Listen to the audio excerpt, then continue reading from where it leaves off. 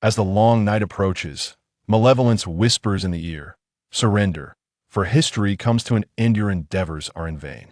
This is fate. Upon hearing this, the youth draws his sword, illuminating the abyss. "I am the true fate." A distant buzzing resonates as if echoing from the horizon. Zhao Yinshan lies on the ground, his pupils unfocused, staring vacantly into the void, his mind a blank slate. "Yinshan, Zhao Yinshan, are you all right?" After several seconds, his scattered consciousness gradually coalesces, the overlapping and indistinct shadows before him slowly sharpening. Upon regaining his senses, Zhao Yinshan is met with a scene that defies description. It transcends human perception, surpassing the dimensions of time and space, eluding the confines of causality, attributes, existence, and non-existency, an ineffable, incomprehensible phenomenon. A mere fleeting glance brings forth a piercing pain in his mind. Zhao Yinshan hastily closes his eyes, daring not to reopen them. "Zhao Yinshan, wake up!" The jarring buzz gradually fades, the surrounding cacophony seeping into his eardrums, accompanied by the sensation of someone forcefully slapping his face, alongside a torrent of disjointed memories. "I, Zhao Yinshan, hailing from the eastern sea county of Lanzhou, in the Great Min Empire, no, that's not right, I am an Earthling, a denizen of the third planet in the solar system, located within the Lania Chaos Supercluster, Virgo Cluster, Milky Way Galaxy, Orion Arm, Gould Belt, and Oort Cloud. The Great Min Empire never existed on Earth." This encounter, far beyond comprehension, leaves Zhao Yinshan in disarray. Instinctively, he opens his eyes to survey his surroundings, only to be pierced once more by the distorted images that stab at his very soul. "Ugh!" He groans softly, furrowing his brow, absorbing the relentless influx of memories, gradually regaining his composure. "Zhao Yinshan, open your eyes." A familiar authoritative voice calls repeatedly in his ear. Zhao Yinshan waves his hand, slowly rising from the ground, accepting the reality of his transference to this strange and wondrous world. "Master, am fine, just a bit dizzy. Please lend me a hand." Huff! Hearing Zhao Yinshan's coherent words, Yuba breathes a sigh of relief, lifting the slender figure with one hand. Tightening his embrace around his disciple, Yuba soothingly reassures him. Nodding absent-mindedly, Zhao Yinshan keeps his eyes tightly shut, and with Yuba's assistance, he sits at the edge of the arena as the intricate memories meld into his soul, merging the personas of two disparate worlds. "Rest for a moment. Once the practice concludes, I will take you to see a doctor." Observing his disciple in quiet contemplation, Yuba pats his shoulder before turning to oversee the next match. As the instructor moves away, the surrounding whispers grow unabashedly loud. He usually acts all high and mighty, thinking he's so impressive, yet he ends up beaten like a dead dog by Brother Jiang. Haha, he's from the authentic sect of the Xianmen, unlike us. Nonsense about being authentic, he's just from a fallen family. Stop talking, be careful, or the star of misfortune might jump up and slap you. Ha ha ha. The sound, neither too loud nor too soft, seemed deliberately intended for Zhao Yinshan, and even with his eyes tightly shut, he couldn't help but furrow his brow. It was rigid. It was rigid. His fists were clenched. Yet, his fury did not in the slightest affect his state of mind. At this moment, Zhao Yinshan's soul appeared as two independent reflections of the same entity, one half seethed with agitation and rage, while the other remained a detached observer, utterly unperturbed. As he matched the voices to their owners, a procession of sharp and scornful youthful faces flashed through his mind, prompting a deep sigh within him. The plight of the orphan child was truly lamentable, particularly when even peers resorted to bullying me. The malice of children can sometimes be more purely cruel than that of adults. They may not even realize how hurtful their words can be, or perhaps they simply do not care. Deprived of the protection of close kin, the young Zhao Yinshan had no choice but to confront the harsh realities of society, and I would inherit all the resulting consequences. Thus, as an elder, I must seize the opportunity to impart some fundamental truths about humanity to these unruly children. Diligently noting the names of each speaker in a small notebook, Zhao Yinshan calmed his mind, momentarily setting aside these trivial matters to ponder his most pressing dilemma. What was wrong with his eyes? Why did the sights before him manifest in such distorted forms? The previous Zhao Yinshun had appeared entirely normal. Why was it that upon his arrival, his vision had become enlightened? Reflecting on the distorted images he had encountered, Zhao Yinshun's mind sparked with inspiration as he recalled a renowned philosophical concept from Earth, the Thingen itself. The Thingen itself refers to the essence of matter, which interacts with human perception, shaping our understanding of external phenomena. For instance, the dimensions of an apple, its height, width, and depth, its texture, color, aroma, and flavor, these are all phenomena. What you see, smell, and taste is merely feedback from your own senses. You may think you comprehend the apple, yet you remain entirely ignorant of its true essence. When a lump of excrement appears like an apple, feels like an apple, smells like an apple, and tastes like an apple, you might believe it to be an apple. However, it could very well be nothing more than excrement. Human perception is inherently limited. The human eye can perceive wavelengths from deep red at 760 nanometers to violet at 390 nanometers. The audible sound wave range is approximately 20 Hz to 20 kHz. Furthermore, constrained by the innate dimensions of time and space, humanity cannot perceive any dimensions beyond the three-dimensional realm. As points become lines, lines become surfaces, and surfaces become solids. What then of the solid? The apple in our hands may merely be a point projected from a higher dimensional continuum into three-dimensional space. Thus, Kant philosophy posits that it is fundamentally impossible for humanity to truly understand the Thingen itself. The universality and necessity we derive from our observations of its phenomena are merely impositions of human subjectivity. There will always exist an insurmountable chasm between knowledge and the Thingen itself. Conversely, Marx's philosophy posits that the unknowable essence of things does not exist. There is no insurmountable chasm between phenomena and the essence of objects. Through social practice, individuals may actively engage with the phenomena of things to penetrate into their intrinsic nature, thereby transforming the essence into existence for me. Based on Zhao Yinshun's own experiences, perhaps, Marx is indeed correct. He seems to have attained a sensory perception that transcends the ordinary, beholding the deeper essence of things. This transformation from essence to existence for me has been realized. Thus, the philosophy of Marx shall eternally reign supreme. Chapter 2. My possession. With a forced smile, Zhao Yinshun took a deep breath, exhaling slowly after what felt like an eternity. The gravest dilemma he faced was his utter inability to comprehend the enormity of what lay before him. Even a fleeting glimpse instilled a profound sense of being crushed by the object of freedom. No, it was not merely an illusion. Should he continue to gaze, he would indeed be pulverized by reality. In that instant, a flicker of enlightenment flashed within Zhao Yinshun's mind. One must not gaze directly upon the truth. Yet, unless he vowed never to open his eyes again, truth was irrevocably before him. Cursed be it. If only truth could be transmuted into something he could grasp as my possession. Just as he sighed inwardly, a sudden jolt coursed through his soul, awakening him to a profound transformation rapidly taking shape. The sharp pain in his eyes began to dissipate, and a wave of clarity surged within him, prompting him to tentatively crack open his eyelids. What unfolded before him was a breathtakingly surreal tableau. The world reconstructed within his gaze. Indescribable, contorted lines writhed and coalesced, assembling into mysterious patterns that converged and contracted, morphing into an increasingly intricate whole.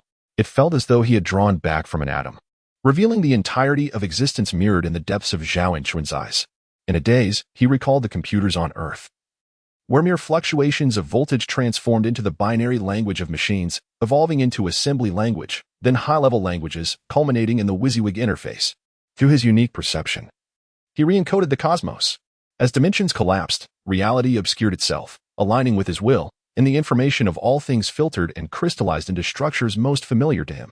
Before him appeared an interface reminiscent of a game panel. At its center arose intricate and esoteric patterns.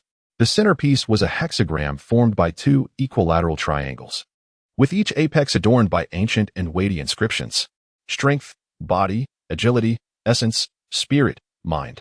Though he had never encountered these characters before, Zhao Yinshun intuitively grasped their meanings. Coupled with the conspicuous numbers beside them, he couldn't help but furrow his brow in bemusement. So, it truly resembled a game panel? Doctor, I find the efficacy of this vaccine perplexing. Is an 80 effectiveness rate too low? Too low? In gaming terms, equipping this vaccine would yield an 80 increase in evasion, a 99 reduction in damage, and a 1 immunity to critical hits. Is that still too low? Goodness, what a bugged god-tier equipment. The arcane jargon is often incomprehensible to the average person, yet when reframed into familiar concepts, it becomes instantly graspable. Thus, the most intuitive and easily comprehensible manifestation of the world has turned out to be a game. Observing the attribute panel closely, Zhao Yinshun pressed his lips together, caught in a strange sensation that was both unexpected yet entirely logical. Zhao Yinshun, possessing a vitality score of 79, is astounded to find himself capable of perceiving his own lifespan. What kind of database is his mind accessing? The very notion of life expectancy, an enigmatic concept, is rendered tangible before him. Could it be that he has transcended dimensions, glimpsing his own conclusion along a continuum of time? Yet, if this conclusion is immutable, then this countdown of life becomes a morbid reminder, each passing day drawing him inexorably closer to death. Perhaps ignorance would be a more blissful state. As memories of martial arts, demons, supernatural calamities, potent elixirs, class awakenings, and extraordinary transcendence unfurl within his mind, they weave a vivid and grand tapestry of a fantastical world. What sort of bizarre realm is this, where even the undead roam? Beyond the monstrous entities, there lies the greater concern of a declining dynasty, beset by internal strife and external threats, where the lives of the common folk are worth less than that of a dog. However, as esoteric knowledge gradually unveils itself, the quandary of lifespan becomes clear. Should one successfully awaken to an extraordinary vocation, life can indeed be extended, ascending to the middle tier to become a legend, or even soaring to the upper tier to become a new myth, could render a few centuries of life entirely feasible. With his worries beginning to dissipate, Zhao Yinshun's heart steadies, and a flicker of excitement stirs within him. To wander the northern sea at dawn, to rest in Kangwu at dusk, with celestial beings blessing me and granting me eternal life. What man has not harbored dreams of immortality? While such aspirations may seem but distant fantasies on earth, here they manifest as tangible reality. For Zhao Yinshun's martial arts academy is dedicated to nurturing extraordinary practitioners. This implies that he has already set foot on the path to the extraordinary world. Lost in reverie about his promising future, Zhao Yinshun's gaze is suddenly obscured by the presence of a robust figure blocking his light. As he looks up along the sturdy legs, he encounters a rugged face gazing down upon him, featuring a pronounced hooked nose and high cheekbones hinting at some foreign lineage. Zhao Shidi, are you all right? I apologize. I may have exerted a bit too much force earlier. I didn't realize you were so frail that a single punch could fell you. I shall be more cautious next time. The newcomer feigns concern, yet his eyes drift to the side. Following his gaze, Zhao Yinshun spots a beautiful maiden with rosy lips and pearly teeth, and he instantly comprehends the man's intentions, suppressing a sigh within. Ah, the throes of youthful infatuation. The sentiments of an adolescent are indeed easy to decipher. This display of attention-seeking behavior is akin to a peacock fanning its feathers, desperate to be noticed, almost shoving its tail into the maiden's face. Yet, while he may flaunt his charms, what right does he have to trample upon me? In keeping with his usual temperament, Zhao Yinshun feels compelled to deliver a sardonic remark to render him speechless. Thank you for your concern, Brother Jiang. I merely felt a bit lightheaded at that moment. I am perfectly fine now. With a forced smile, Zhao Yinshun lowered his eyelids, silently observing this world that was both familiar and foreign. Chapter 3. The Spiritual Six Dimensions in the Expansive Center of the Dojo. Two young boys were engaged in a fervent sparring match, their every movement brimming with energy. Surrounding the makeshift arena, their classmates sat in obvious disinterest, some whispering to one another, others lost in thought, and a few sneaking snacks, reminiscent of mischievous children daydreaming in a classroom in a past life. As he continued to sift through his fragmented memories, Zhao Yinshun quickly reacquainted himself with the situation. Ahem, Zhao Jr., do not be disheartened. You have only been in the martial arts academy for a year. To have withstood 3 exchanges with me is quite commendable, Jiang Alan said loudly while patting Zhao Yinshun on the shoulder. With a furtive glance to the side, he continued to steal glances, further aggravating the situation. Hey, when conversing with someone, do not let your gaze wander aimlessly, Zhao Yinshun retorted. And which of your keen eyes perceived my dismay? You, a nearly 20-year-old university student, defeating me, a 13-year-old elementary student. Isn't that quite the triumph? Observing Jiang Alan's antics, Zhao Yinshun could only muster a polite yet awkward smile. Thank you, Brother Jiang. I will strive to improve. Indeed, Do your best. The future belongs to you. Jiang Alan, seemingly indifferent, failed to cast even a glance in Zhao Yanquan's direction, dismissively waving his hand as he stepped aside. Congratulations, Brother Jiang, on yet another victory. You were truly remarkable, living up to your title as the Academy's champion, tall and formidable. It won't be long before you can attempt your initial awakening, right? By then, you shall be a celestial being. Do not forget to elevate your younger brothers. The very boys who had previously mocked Zhao Yanquan now surrounded Jiang Alan, their faces plastered with flattering smiles. The blatant sycophancy made Zhao Yanquan roll his eyes inwardly, a wave of nausea washing over him. Those who had just recently awakened their ranks were not significantly stronger than ordinary individuals, at best. They possessed abilities that surpassed the mundane based on their respective tiers. Celestial beings, indeed. Suppressing a disdainful smirk, Zhao Yanquan deduced why this group had persistently targeted him, sometimes even with overt hostility. It was clear that he posed a threat to Jiang Alan's position as the Academy's top student. What the once naive and innocent Zhao Yanquan could not perceive, the more mature version of himself now understood with clarity. In this world, animosity does not arise without cause. It is merely a conflict of interests. Casting a glance at the fawning youths, Zhao Yanquan felt a twinge of pity for them. In the egalitarian landscape of China, adolescents should not have to curry favor with anyone. They are the chosen ones, the masters of their nation, and the future belongs to them. Yet, in this rigidly hierarchical and oppressive otherworld, these once simple and innocent youths had learned far too early the ways of superficiality, intrigue, and subservience. If not for the pressures of life, who would wish to live like a dog? A flicker of realization crossed his mind, a sudden understanding dawning upon him. A flush of crimson surged to his cheeks, and a flicker of resentment flashed across his clenched jaw. Zhao Yanquan's heart jolted as the truth became starkly apparent. Perhaps they themselves are unaware that their disdain for others stems from another reason. Their own pride and aloofness starkly contrast with the ordinary, rendering them even more vulgar and unsightly. One cannot advocate goodness to others without having endured hardship oneself. They lack the right to critique. Ordinary individuals in a different realm cannot afford pride or superiority, for the price they may pay could be their very lives, or even something far more precious. However, sympathy aside, discipline must be enforced. This group of young rascals requires guidance. How dare they glare at me? On October 9th, Jiang Alan belittled me, and his sycophant Shen Rong cast a resentful glance my way. As an elder, it is my duty to seize the opportunity to impart some life philosophy to them. With a mental note recorded, Zhao Yanquan swiftly cast these trivial matters aside, focusing intently on organizing his extraordinary knowledge. According to his recollections, he intends to pursue a career in the martial arts department, making the optimal awakening period between the ages of 12 and 18. Awakening too early can lead to a depletion of foundational strength, while awakening too late risks missing the most critical growth phase.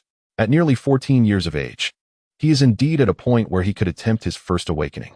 However, awakening is not merely a matter of age. It also depends on whether one's own accumulation meets the advancement criteria for the corresponding rank. In martial arts, physical prowess is paramount, followed by strength and agility. At this moment, Zhao Yanquan suddenly paused, instinctively glancing at an attribute panel invisible to others. Strength, physique, agility, essence, chi, spirit. Isn't this the manifestation of various advancement metrics? Moreover, it aligns perfectly with the spiritual six dimensions summarized by various sects throughout history. The distinction lies only in the terminology. Some sects refer to chi as mana and spirit as mind.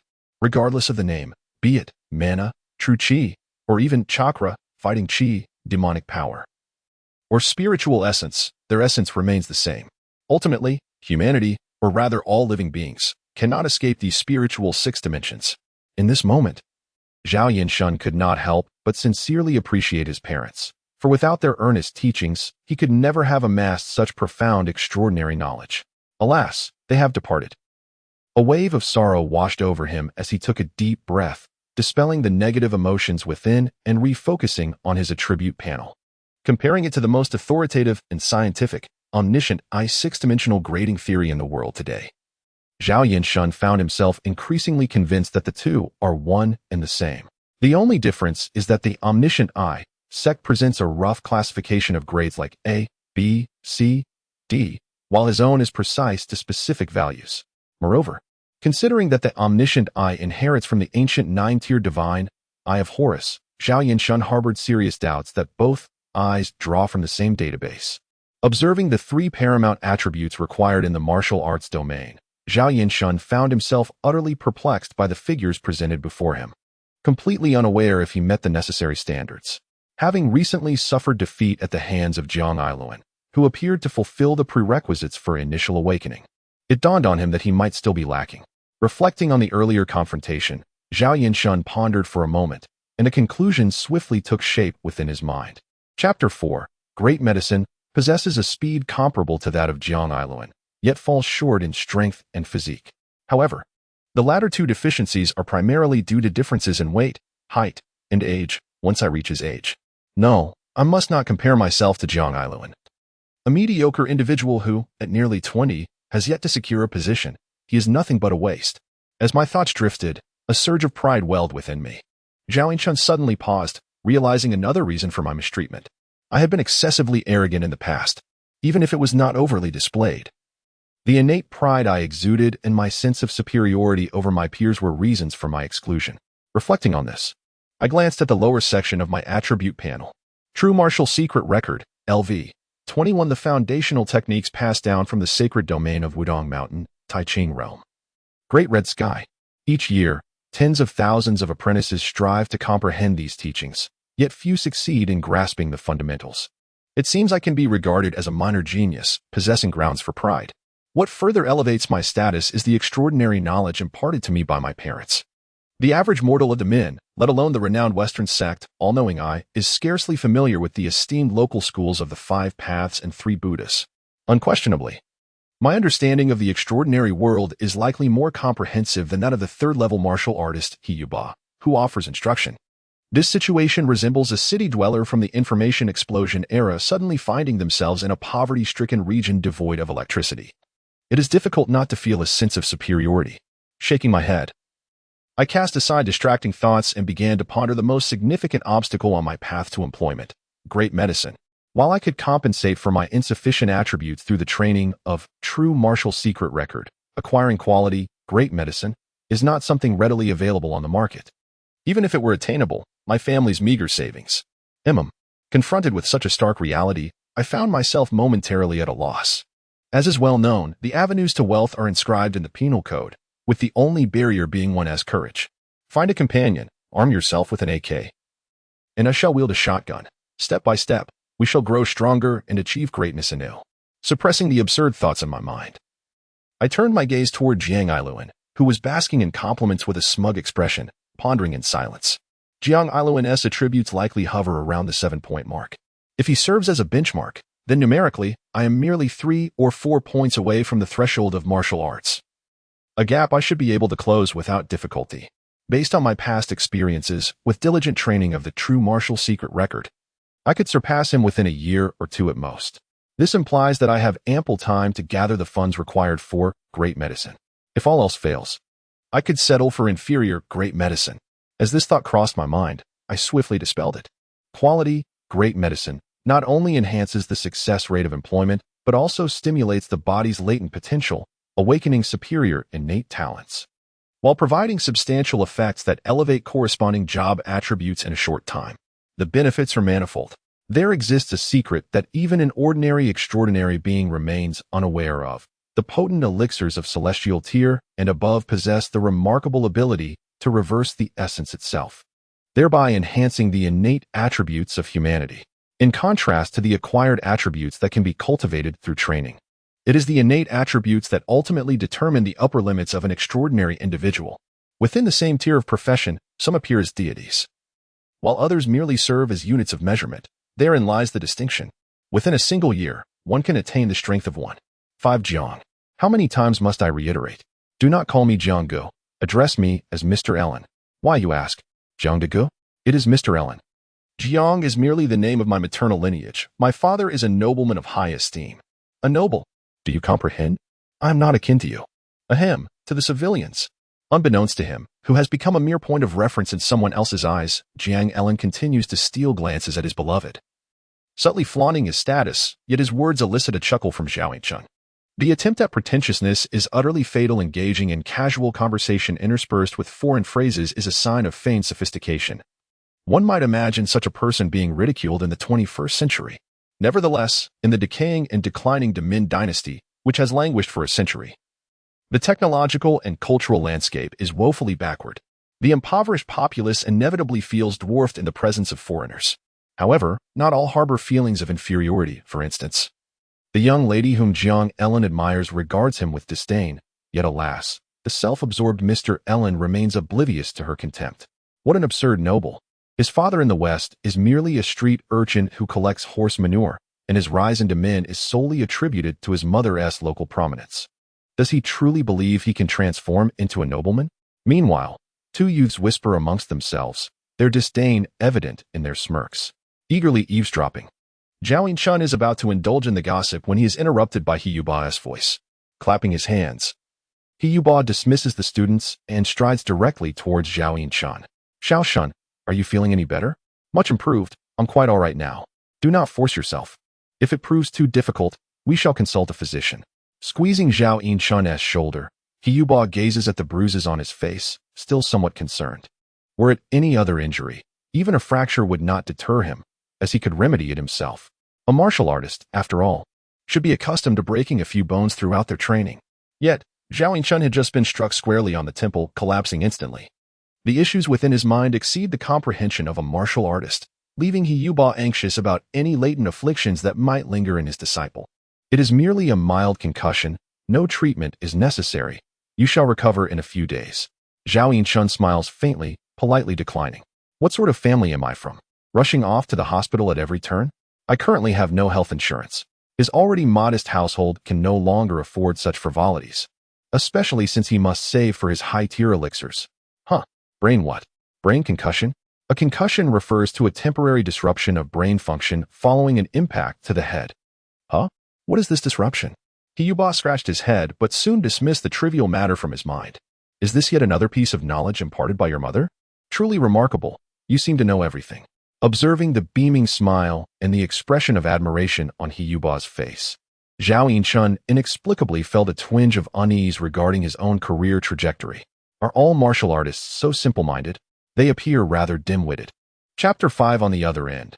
Noticing the profound expression on his disciple's face, He Yuba was suddenly jolted awake to his disciple's sorrowful thoughts and burst into hearty laughter. Ha! How is it already afternoon? Come, let me treat you to a meal. With an awkward and abrupt change of topic, He Yuba pulled Zhao Yinchun along, who felt an irresistible force lift him off the ground, almost dragging him out of the martial arts academy. Before long, at a restaurant half a street away, Zhao Yinchun gazed at the lavish array of delectable dishes spread across the table, hesitating to speak. Master, just the two of us, isn't this a bit excessive? What do you mean? As martial practitioners, if we don't eat well, where will we find the strength to cultivate? How can we build our bodies without sufficient nourishment? Eat up. If it's not enough, we can order more. He Yuba exclaimed, grabbing his chopsticks and devouring the food voraciously, as if he had a vendetta against the restaurant. Amid the clattering of bowls and chopsticks, Zhao Yinchun discreetly swallowed hard. With your eating habits, you would surely excel as a food vlogger. But soon, he found himself engulfed in deeper worries. Should he reconsider his career path? At this rate, not only would he not save enough to buy the elixir, but their household savings wouldn't even suffice for everyday meals. In that moment, Zhao Yinchun grasped, both intuitively and profoundly, the meaning of being rich in martial prowess but poor in scholarly pursuits. What's the matter? Lost your appetite? He Yuba, having swallowed a generous chunk of beef, noticed his disciple hadn't touched his chopsticks and inquired with curiosity. No, just pondering some matters. With a light laugh, Zhao Yinchun diverted the topic, picking up some dishes and eating absent-mindedly. Observing his elegant and composed manner of eating, He Yuba felt a twinge of envy. As expected of a disciple from the Xianmin, with a cultured background, even his table manners surpass those of us common folk. Come, eat more. Only when you're full will you have the strength to cultivate. He Yuba enthusiastically piled Zhao Yinchun's bowl high with food before resuming his own ravenous feast. Several minutes later, Zhao Yinchun was astonished to realize that they had managed to finish an entire table of food between the two of them. Of course, the majority had found its way into He Yuba's stomach, but the remaining portion was still enough for Zhao Yinchun to last several days. Feeling his round belly, Zhao Yinchun sank into contemplation. A true eater, a soul of eating, a person who eats must use a basin. If he could eat this much without awakening his potential, how much more would a high-ranking martial artist consume daily? Wouldn't they resemble a panda, spending most of their time eating? How about it? Are you full? Hiyuba, satisfied and twirling a toothpick, patted his belly. Yes, I'm full. Thank you, master. Why the formality? Focus on your cultivation. The next competition is crucial. Do not lose to Jiang Allen again. Hiyuba waved his hand dismissively, but Zhao Yinchun noticed the slight furrow of his brow when Jiang Allen's name was mentioned, indicating his dislike for that individual. Indeed, I will strive to improve, master. Nodding earnestly, Zhao Yinchun felt a surge of curiosity and tentatively asked, by the way, master, do you know where I can procure the celestial tier elixir? The celestial tier elixir? Hiyubo's expression froze momentarily, and he abruptly sat up straight, regarding Zhao Yinchun with a look of surprise. Have you heard something? He inquired. The heavenly grade elixir is incredibly precious. Can it be procured with mere money? However, there is a place where a few doses occasionally appear. What place? Zhao Yinchun's heart leaped with excitement, but as he raised his gaze, he noticed a peculiar smile lurking in Hiyubo's eyes. The Holy Gold Alliance. Upon hearing this, a wealth of information flooded Zhao Yinchun's mind. The Holy Gold Alliance, officially known as the Holy Covenant Global Financial Trade Union, is a colossal multinational organization that originated in the West. It is said that as long as one has wealth, they will sell anything, even claiming to procure a 9th-grade holy position. It is as if they value money over life itself. Consequently, Zhao Yinchun's scholarly mother had humorously dubbed it the money-hungry. The Holy Gold Alliance, money-hungry. It has a certain ring to it. Blinking thoughtfully, Zhao Yinchun nodded, resolving to investigate the Holy Gold Alliance when he had the chance. As a vast entity with a global presence, the Holy Gold Alliance also has a branch in Honghai City, which is even larger than its counterpart in the inland Donghai County.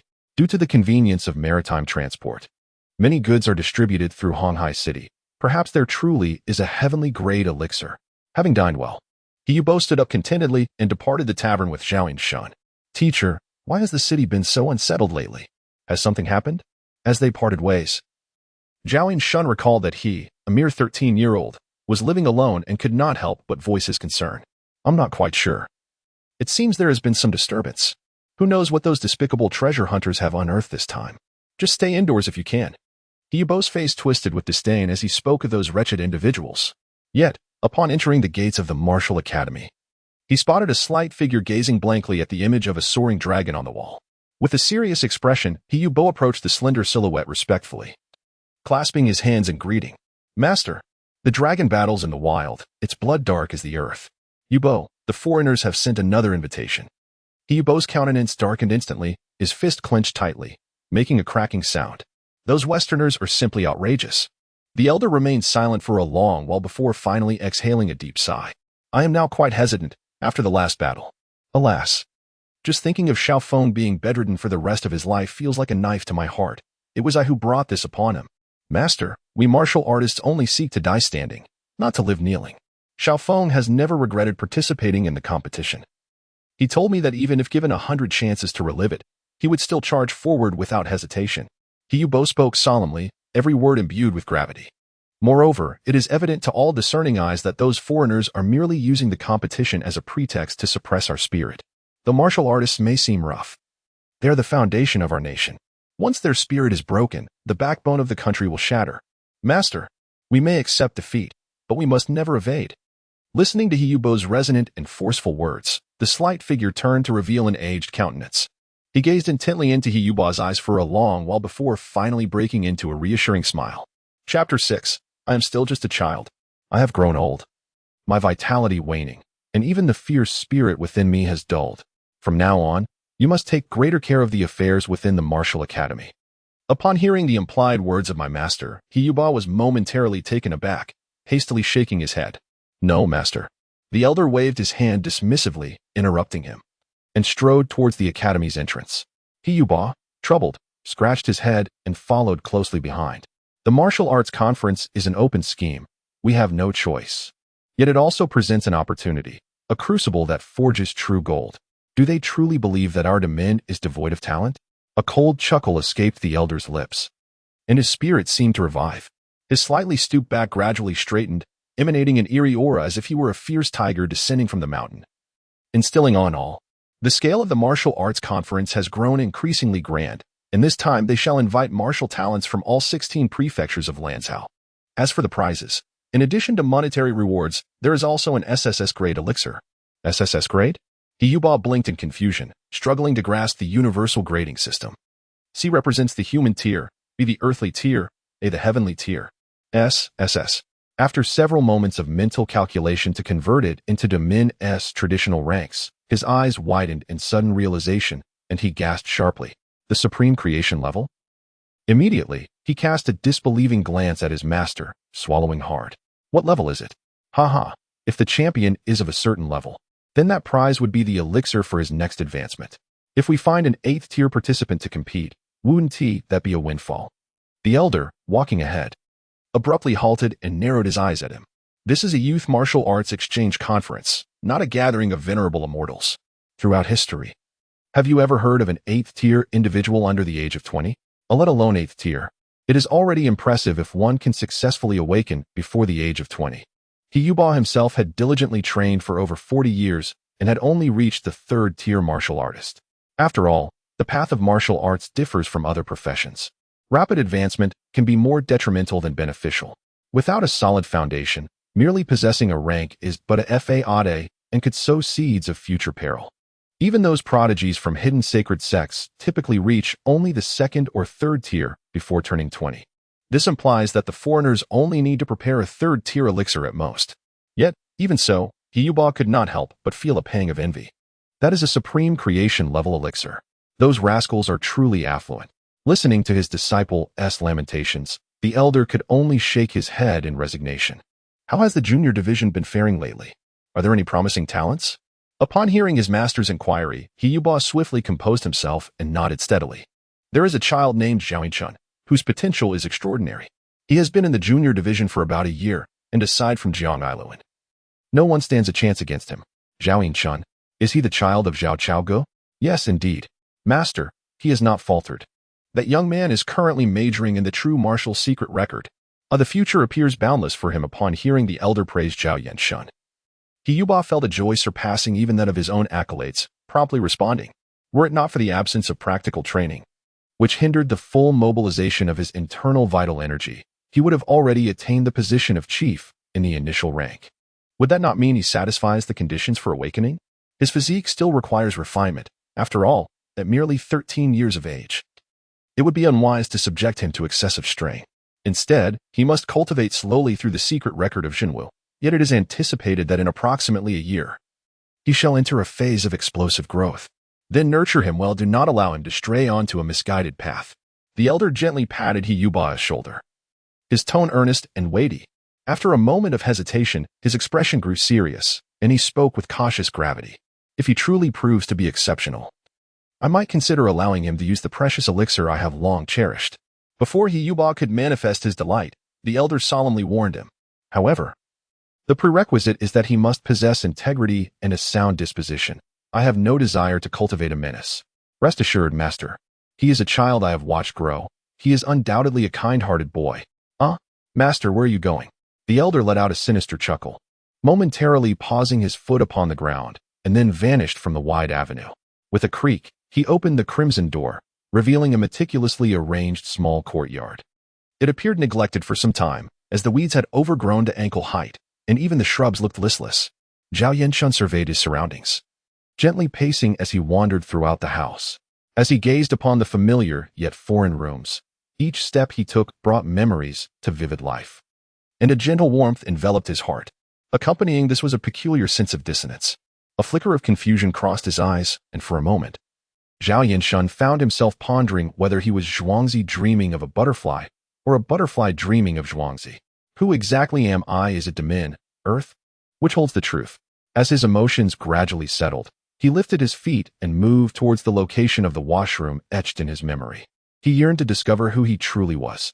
Bathed in the last rays of the setting sun, the mirror reflected a child caught between youth and adolescence, with overlong bangs obscuring his eyes, rendering him somewhat sullen. Although he had mentally prepared for this moment, witnessing his youthful visage plunged Zhao Yinchun into silence. After staring for a while, he turned on the faucet and splashed the icy water onto his face. A sharp sting erupted where his face met the bruise. causing him to grimace in pain.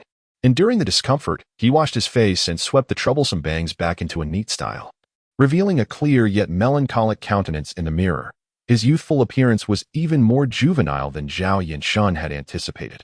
Gazing at the gloomy visage in the mirror, Zhao Yanshun smacked his lips and sighed resignedly. What can I do? I am still but a child. Tired, so be it. Let it be as it will. On the left stands my mother, on the right my father, and in the middle, the grinning little radish head is me. Chapter 7. The divine reigns supreme in the heavens, governing all. A gentle warmth surged within Zhao Yanshun as he extended his finger to caress the silhouette captured in the photograph, his vision blurring slightly. Yet, he swiftly extricated himself from the depths of sorrow, setting down the framed image and lying on his bed, staring vacantly at the ceiling. Being an orphan spared him the complexities of familial relationships. Even the classic act of feigning amnesia was unnecessary. Oh, I haven't lost my memory. Then all is well. As the sun dipped below the horizon, plunging the room into darkness, Zhao Yanshun finally flicked on the light and sat alone by the window, lost in thought. The expensive light bulbs were not only fragile but also came with a hefty electricity bill.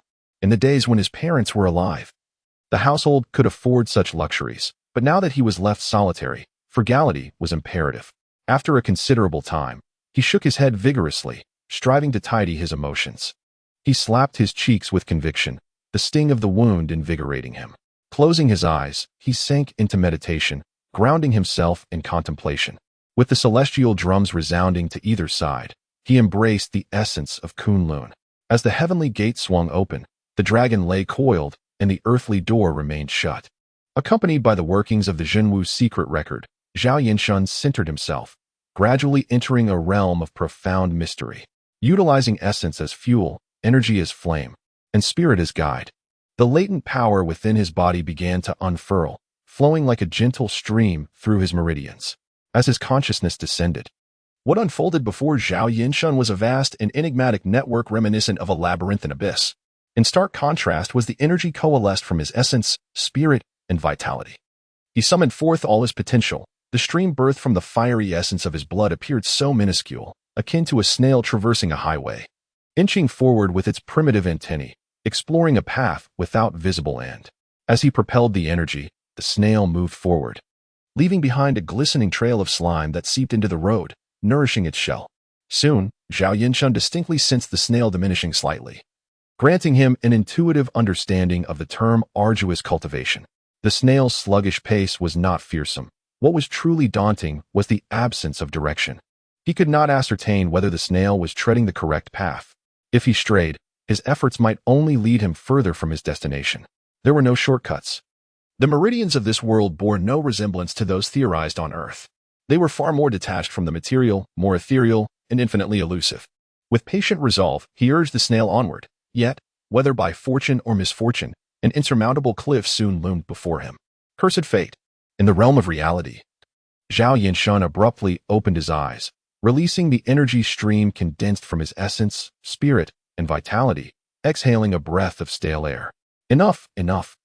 Better to crash against the wall early than to take 10 days only to realize he had strayed, which would truly invoke his ire. Cultivation is not a simple equation of effort equating to reward.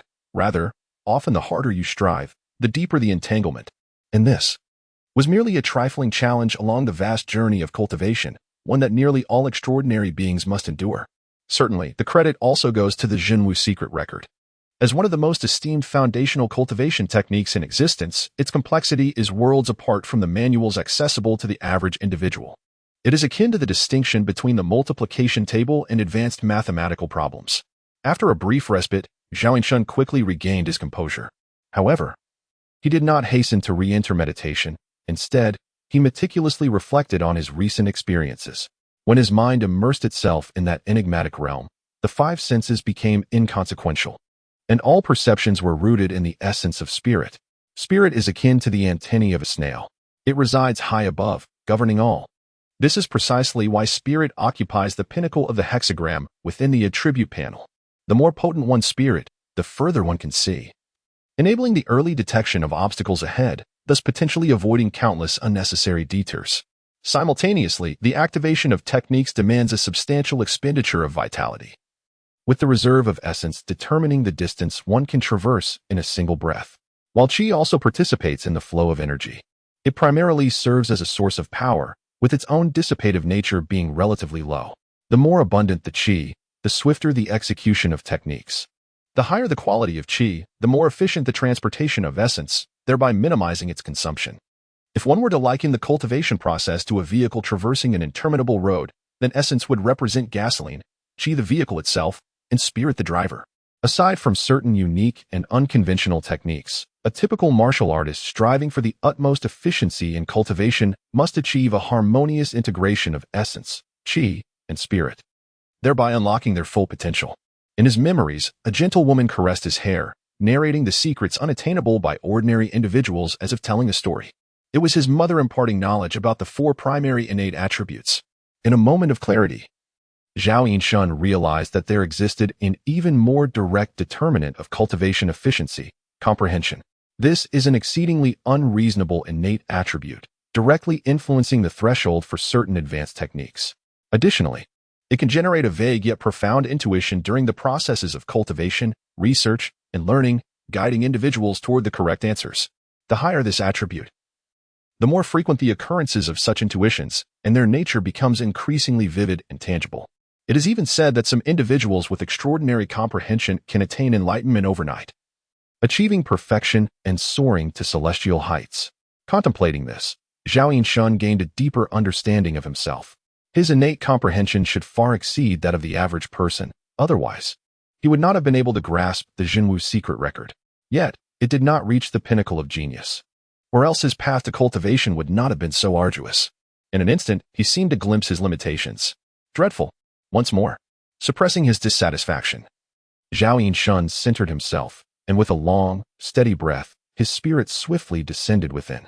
As his essence, qi, and spirit coalesced, the diminutive snail set forth once again, slowly ascending into the unknown depths of darkness, oblivious to the path of right or wrong. Chapter 8, Transcendent Divinity. The monotonous practice persisted gradually. Yet when yet another dead end reflected upon the tendrils of the divine, an immense sense of frustration stirred within Zhao Yinshun, provoking a slight irritation. His thoughts scattered, and inexplicably, myriad images from his past life surfaced in his mind. Those were the moments of his childhood when he traveled to unfamiliar cities. Crowds gathered at the highway exits, each individual holding signs that proclaimed, "This way." They represented the tiers of an era, the earliest forms of human navigation. Subsequently, with the advent of smartphones, location-based navigation systems completely revolutionized humanity's mode of travel. No longer did people feel anxiety when arriving in unknown cities, for they could ascertain their whereabouts, origins, and destinations at any moment. If only cultivation could offer similar guidance. With a sigh of contemplation, as he entertained these impractical thoughts, Zhao Yinshun endeavored to extend the tendrils of the divine, broadening his field of vision. A hum resonated. A convergence of desire and action seemingly activated an indescribable switch. Zhao Yinshun's soul trembled, and his perspective gradually detached. In an instant, he realized this was not his own field of vision, but rather a sensation of his divinity. Instinctively, a projection of an attribute panel emerged within his soul. Atop the enigmatic 6-pointed star pattern, the rune representing divinity vibrated at a high frequency, creating a slight fissure between 2 overlapping images. Without the need for words, Zhao Yinshun comprehended its significance. It represented the divine overlap of 2 distinct worlds, both identified as Zhao Yinshun. One was the being of this dimension, while the other was a transcendent outsider. Without the divinity of this dimension, Zhao Yinshun could not perceive it. Conversely, devoid of transcendent divinity, he could not glimpse the truth of the world. At that moment, Zhao Yinshun understood why, upon his initial arrival, his eyes could gaze directly upon the essence of being. It was his elevated divinity projecting the truths of the cosmos into his soul. Subsequently, following his will, the transcendent divinity descended, merging the 2 resonant links of divinity, commencing observation of this world through the lens of the dimension's divinity. This left him with an attribute panel composed of truthful information that he could bear. Now the outsider, concealed behind the divinity of this dimension, opened its eyes once more, and the entire world deconstructed and collapsed within his gaze. Divinity ascended. Reality re-emerged. Just as Zhao Yinshun believed he would once again perceive the essence of being, the detached perspective abruptly halted. What appeared in his perception was an unfathomable, intricate web. It was rooted in the physical, yet transcended it, The meridians were merely its projection in three-dimensional space. Ascending, it reached into higher dimensions. Descending, it converged into the depths of the void. It possessed neither beginning nor end, containing the entirety of its existence within the cosmos. Just as Zhao Xinshan immersed himself in the sensations of a higher dimensional being, a sharp pain jolted him from the ethereal heights. In the tangible world, he was struck as if by lightning, suddenly opening his eyes, crimson blood trickling from his nostrils, with a gentle massage of his temples. The pulsating blood vessels felt akin to heated steel rods stirring within his mind, and it took Zhao Yinshan a considerable while to regain his composure. Upon wiping the blood from his face, a flicker of understanding dawned upon him as he glanced at his attribute panel. Divinity 6-2 identical runes seamlessly overlapped, eluding detection by any observer, concealing the profound truths hidden beneath. Yet, this phenomenon undeniably exerted its influence upon the material realm. When these runes converged, Zhao Yinshan effectively possessed two identical portions of divinity. In essence, his divinity attribute amounted to 12. However, when these forces began to resonate and even ascend to higher dimensions, Zhao Yinshan could attain the divine essence of a transdimensional being. Nevertheless, while descending into lower dimensions is relatively straightforward, ascending to higher dimensions proves to be a formidable challenge. Once the divinity from two disparate realms unites completely, separating them again becomes nearly an impossible endeavor. However, I need not achieve complete separation. A mere fragment of transdimensional perception will suffice. Just a touch. An exhilarating gleam flickered in his eyes, for during that fleeting experience, Zhao Yinshan had discerned the map clearly. Resuming a meditative posture, he delved into his consciousness, cautiously nurturing the resonance of the two divinities based on his recent experience. Accompanied by a resonating hum, his vision detached, and the fog obscuring his path dissipated in an instant. Simultaneously, an immense pressure enveloped Zhao Yinshan's soul, making him acutely aware of the rapid depletion of his divinity attribute's power. Time was of the essence. He needed to memorize the map.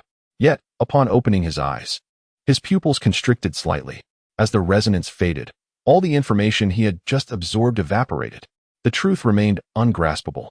An instinctive clarity arose within him. Zhao Yinshan realized that with his current power, he could not retain knowledge beyond his station, nor could he comprehend the incomprehensible. After a moment of contemplation, a new strategy emerged in his mind. Instead of seeking immediate answers, he could expand his vision while cultivating, could he not? Surely, the remnants left by the material world wouldn't be entirely obscured. When his divinity attribute had somewhat replenished, Zhao Yinshan immersed himself in experimentation once more. This time, he meticulously confined the resonance to a minimal range, allowing the network of meridians within his spiritual realm to reveal glimpses of its original form. Although the distant paths remained shrouded in the fog of war, he had already eliminated over 90% of erroneous routes. Among the remaining divergent paths, even a short distance would reveal their endpoints, drastically enhancing his efficiency. Without directly attaining God's perspective, the accompanying energy expenditure diminished, enabling Zhao Yinshan to sustain this state for an extended duration, thanks to his formidable 12 points of divinity. Suppressing his excitement, Zhao Yinshan maintained a broad aerial perspective while urging his snail to race ahead. The visibility, once limited to a mere 1 or 2 meters, had now expanded to an astonishing 1 or 2 kilometers, evoking a sensation akin to unlocking the entire map in a video game. Avoiding the endless crossroads along the way, he paused intermittently, unaware of how many times he had depleted his divine power. After several hours, he finally reached his destination. Exhaling a long, slow breath filled with a fetid miasma, Zhao Yinshan opened his eyes, his bright gaze shimmering with countless glimmers of brilliance, only to be swiftly obscured within the depths of his pupils. The secret record of Zhenwu comprises 36 celestial realms, and it took him nearly 5 years to ascend through just 8 of them, averaging 7 to 8 months to break through each realm. Nevertheless, he could already be considered exceptionally gifted. Yet, what of the 9th small Zhoutian? It could be accomplished in merely a single night. Chapter 9, Sword. Claw. Zhao Yinshan pondered for a moment, silently nodding in his heart.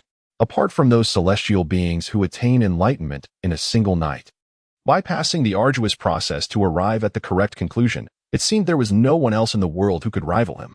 After he digested the gains from the 9-fold minor Zhoutian in a few days and solidified his foundation, he could attempt to break through to the 10th level. With a flicker of thought, Zhao Yinshan glanced at his attribute panel and, indeed, discovered that the level behind True Martial Secret Record had transformed into LV-22. His body attribute also exhibited some changes. Body 51. However, this was contingent upon his ability to provide his body with all the necessary nourishment for growth. As sunlight streamed through the window, Zhao Yinchun realized that he had unknowingly cultivated for an entire night. Gurgle, gurgle. A deep rumble emanated from his abdomen, and Zhao Yinchun's expression shifted as he hurried to the washroom. After a while, he emerged, feeling refreshed. Suddenly recalling something, he lifted his sleeve and sniffed, unable to suppress a frown. Although the impurities from his body had been expelled through the correct channels, there lingered a sour odor on his clothes, evidently a result of the profuse sweating during his cultivation session last night. Lazily eschewing boiling water, he opted for a cold shower, donned clean attire, and gazed at the slender youth in the mirror, nodding in satisfaction. A bit of tidying up made him look quite spirited. Gurgle, gurgle. His stomach growled once more. The sumptuous feast he had indulged in with Master He the previous night had been completely consumed, and his body craved the nutrients necessary for growth, sending a gnawing hunger signal to his brain. As the timing was just right, Zhao Yinchun took some copper coins and set off for school. Though he had not slept all night and his complexion appeared somewhat pale, his spirit was remarkably vibrant, and the brilliance in his crystalline eyes shone like exquisite gems. Steamed buns, juicy and fragrant meat buns. Boss, how much for your buns? 2 copper coins each for these fresh, plump meat buns. Guaranteed to leave you wanting more. If I buy a few more, can you give me a discount? Huh? The owner of the bun shop was about to refuse, but was momentarily taken aback when he met Zhao Yinchun's gaze. What strikingly handsome eyes. The eyes are the windows to the soul, and upon seeing those clear and luminous orbs, the bun shop owner's heart inexplicably softened. A few minutes later, Zhao Yinchun ambled along, devouring 20 large meat buns, having consumed them all before reaching the entrance of the martial academy. Smacking his lips in lingering delight, he finally understood the origins of Master He's impressive appetite. Oh, Xiao Shun, why are you here so early today? Just as if summoned, Master He, clad in training attire, swung open the doors of the martial academy and collided directly with Zhao Yinchun. Good morning, Master He. I went to bed early last night and decided to come for morning practice today. Politely smiling and greeting Master He, Zhao Yinchun was about to step inside when he was abruptly grasped. Your aura is overflowing. You've made a breakthrough? A modest gain. Zhao Yinchun smiled humbly but was eagerly pulled into the martial academy by the excited Master He. The secret record of Jinwu is profound and enigmatic. It seems that you made your breakthrough to the 8th heaven merely a few months ago. I never anticipated you could achieve consecutive breakthroughs in such a brief span. With a foundation in the 9th small celestial cycle, I can finally commence your training in martial arts. Dragging Zhao Yinchun to the dojo, Yuba gestured grandly towards the array of 18 weapons on the sidelines. What would you like to learn?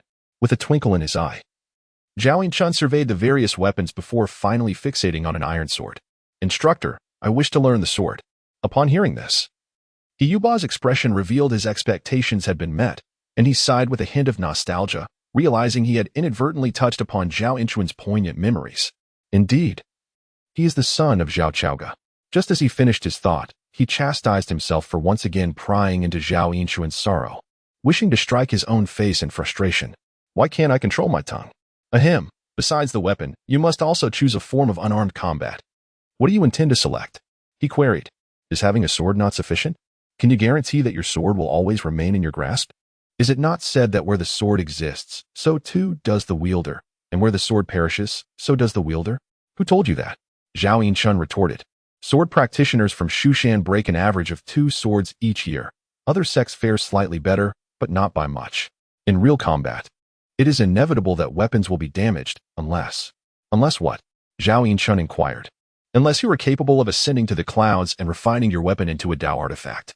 Yet, even then, only the Tao within can attain immortality, not the weapon itself. Seamlessly shifting the topic, Yuba ruffled Zhao Yinchun's hair and solemnly admonished. While you may not need unarmed skills, you must never be without them. In critical moments, they may become your last line of defense. Zhao Yinchun nodded, a flicker of understanding crossing his face. Although he possessed considerable esoteric knowledge, his practical experience was nearly non-existent, leading him to make assumptions. Then, instructor, what unarmed skill do you believe I should learn? Fist, palm, finger, claw, leg, whatever you wish to learn, I can teach. However, if you desire to master something profound, Our director is renowned for his claw techniques. Understood. I shall learn the claw. Wise choice. Satisfied.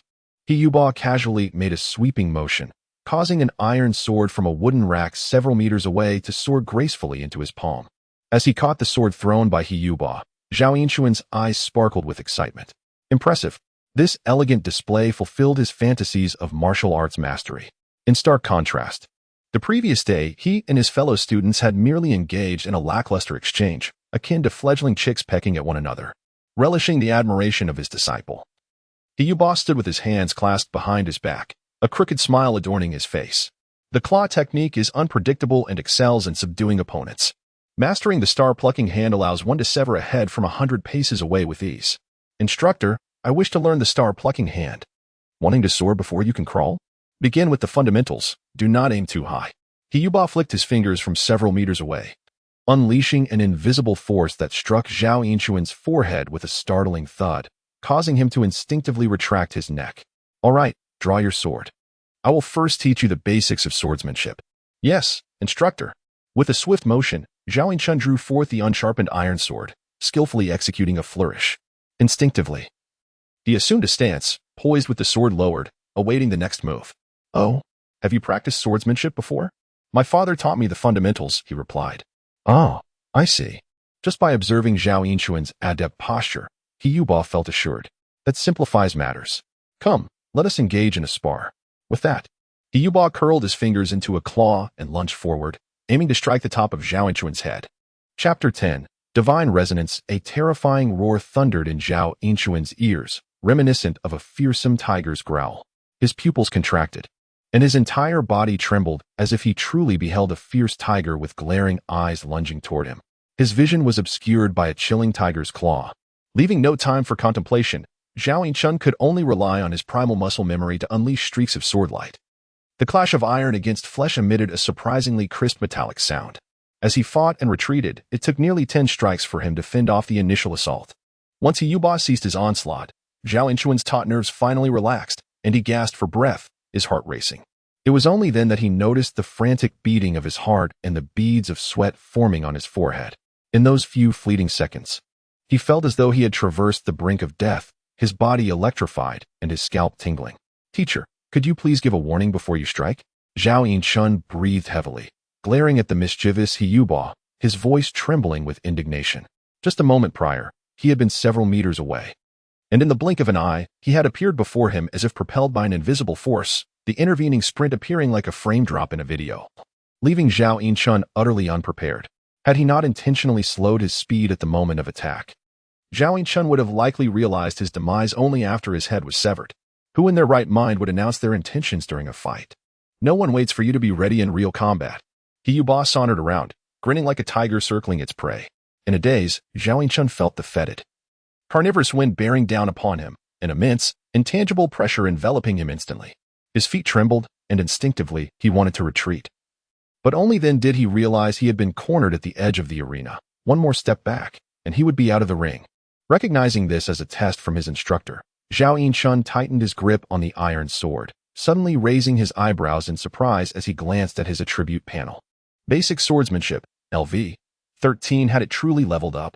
Recalling the harrowing thrill of the near-death experience, Zhao Yinchun grasped the significance and inhaled deeply, a smile involuntarily creeping onto his lips. It's merely practice. What is there to fear?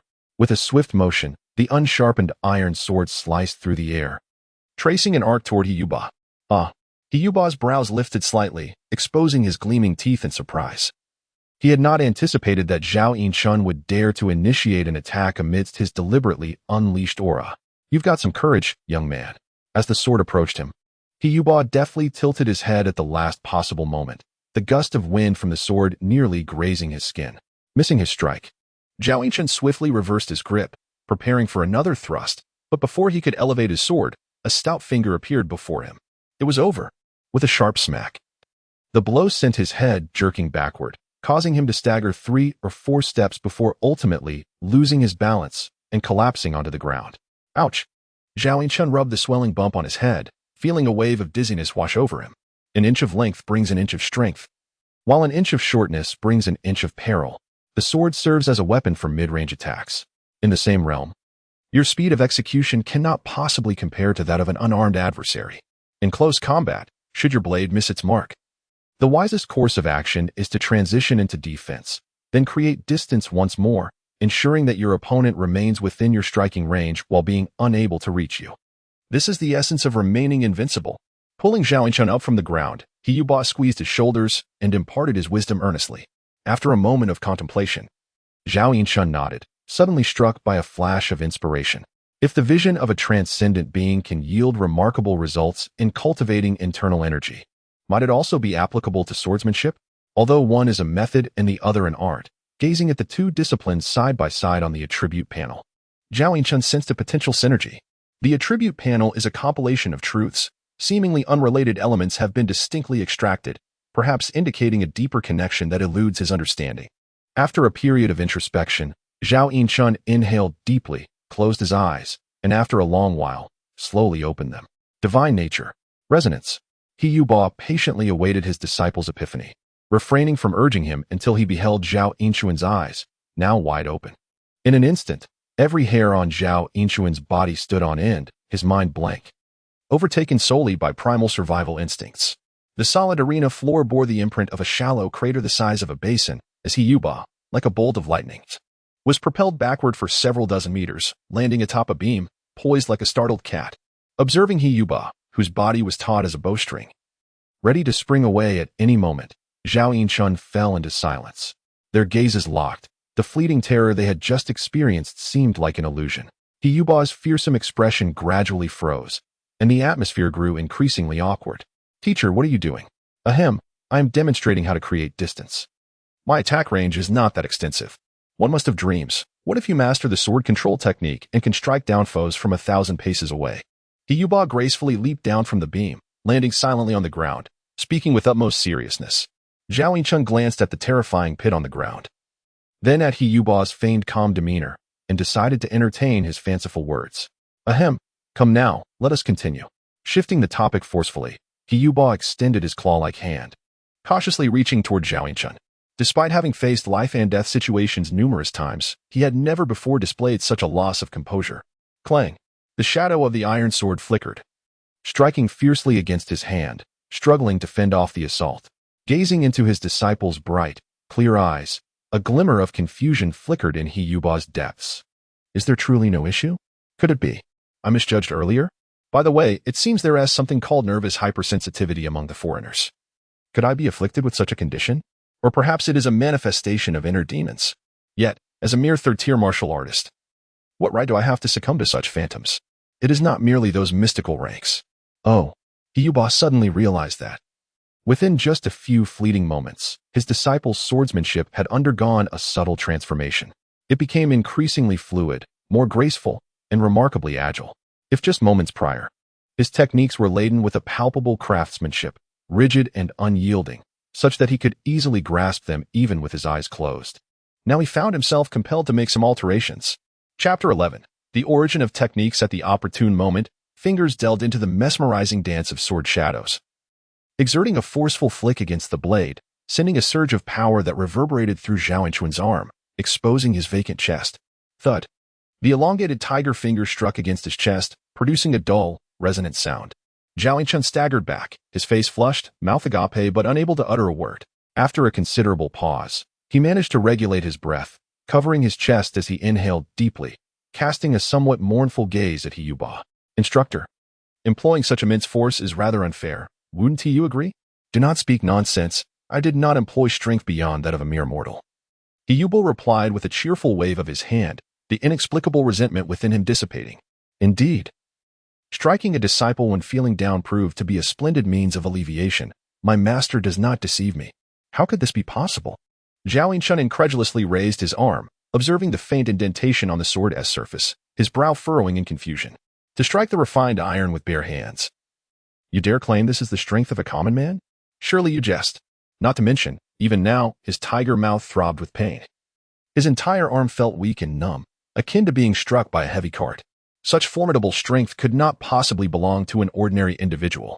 The path of martial arts is vast and profound. With sufficient mastery of technique, one can indeed create miracles even with the strength of a mortal. He Yuba flicked his fingers, and the air erupted with a sharp, thunderous roar. Boom. This was a form of explosive technique within finger arts, where energy is accumulated and contained until it is finally released at a single point, capable of inflicting terrifying damage with minimal force. The explosion resounding in his ears sent a chill down Zhao Yinshun's spine. Had he Yuba employed such a technique against his head, Zhao Yinshun envisioned a watermelon exploding, its crimson and white pulp scattering through the air. Noticing the awe in his disciple's eyes, he Yuba nodded with satisfaction. In truth, there was one detail he had not disclosed to Zhao Yinshun. While he had not wielded power beyond that of a mortal, the physical body capable of withstanding such techniques must far exceed that of an ordinary person. Otherwise, one's fingers would be obliterated in the process. Cough, cough. You are still young. There exists much in this world of which you remain unaware. Shall we continue?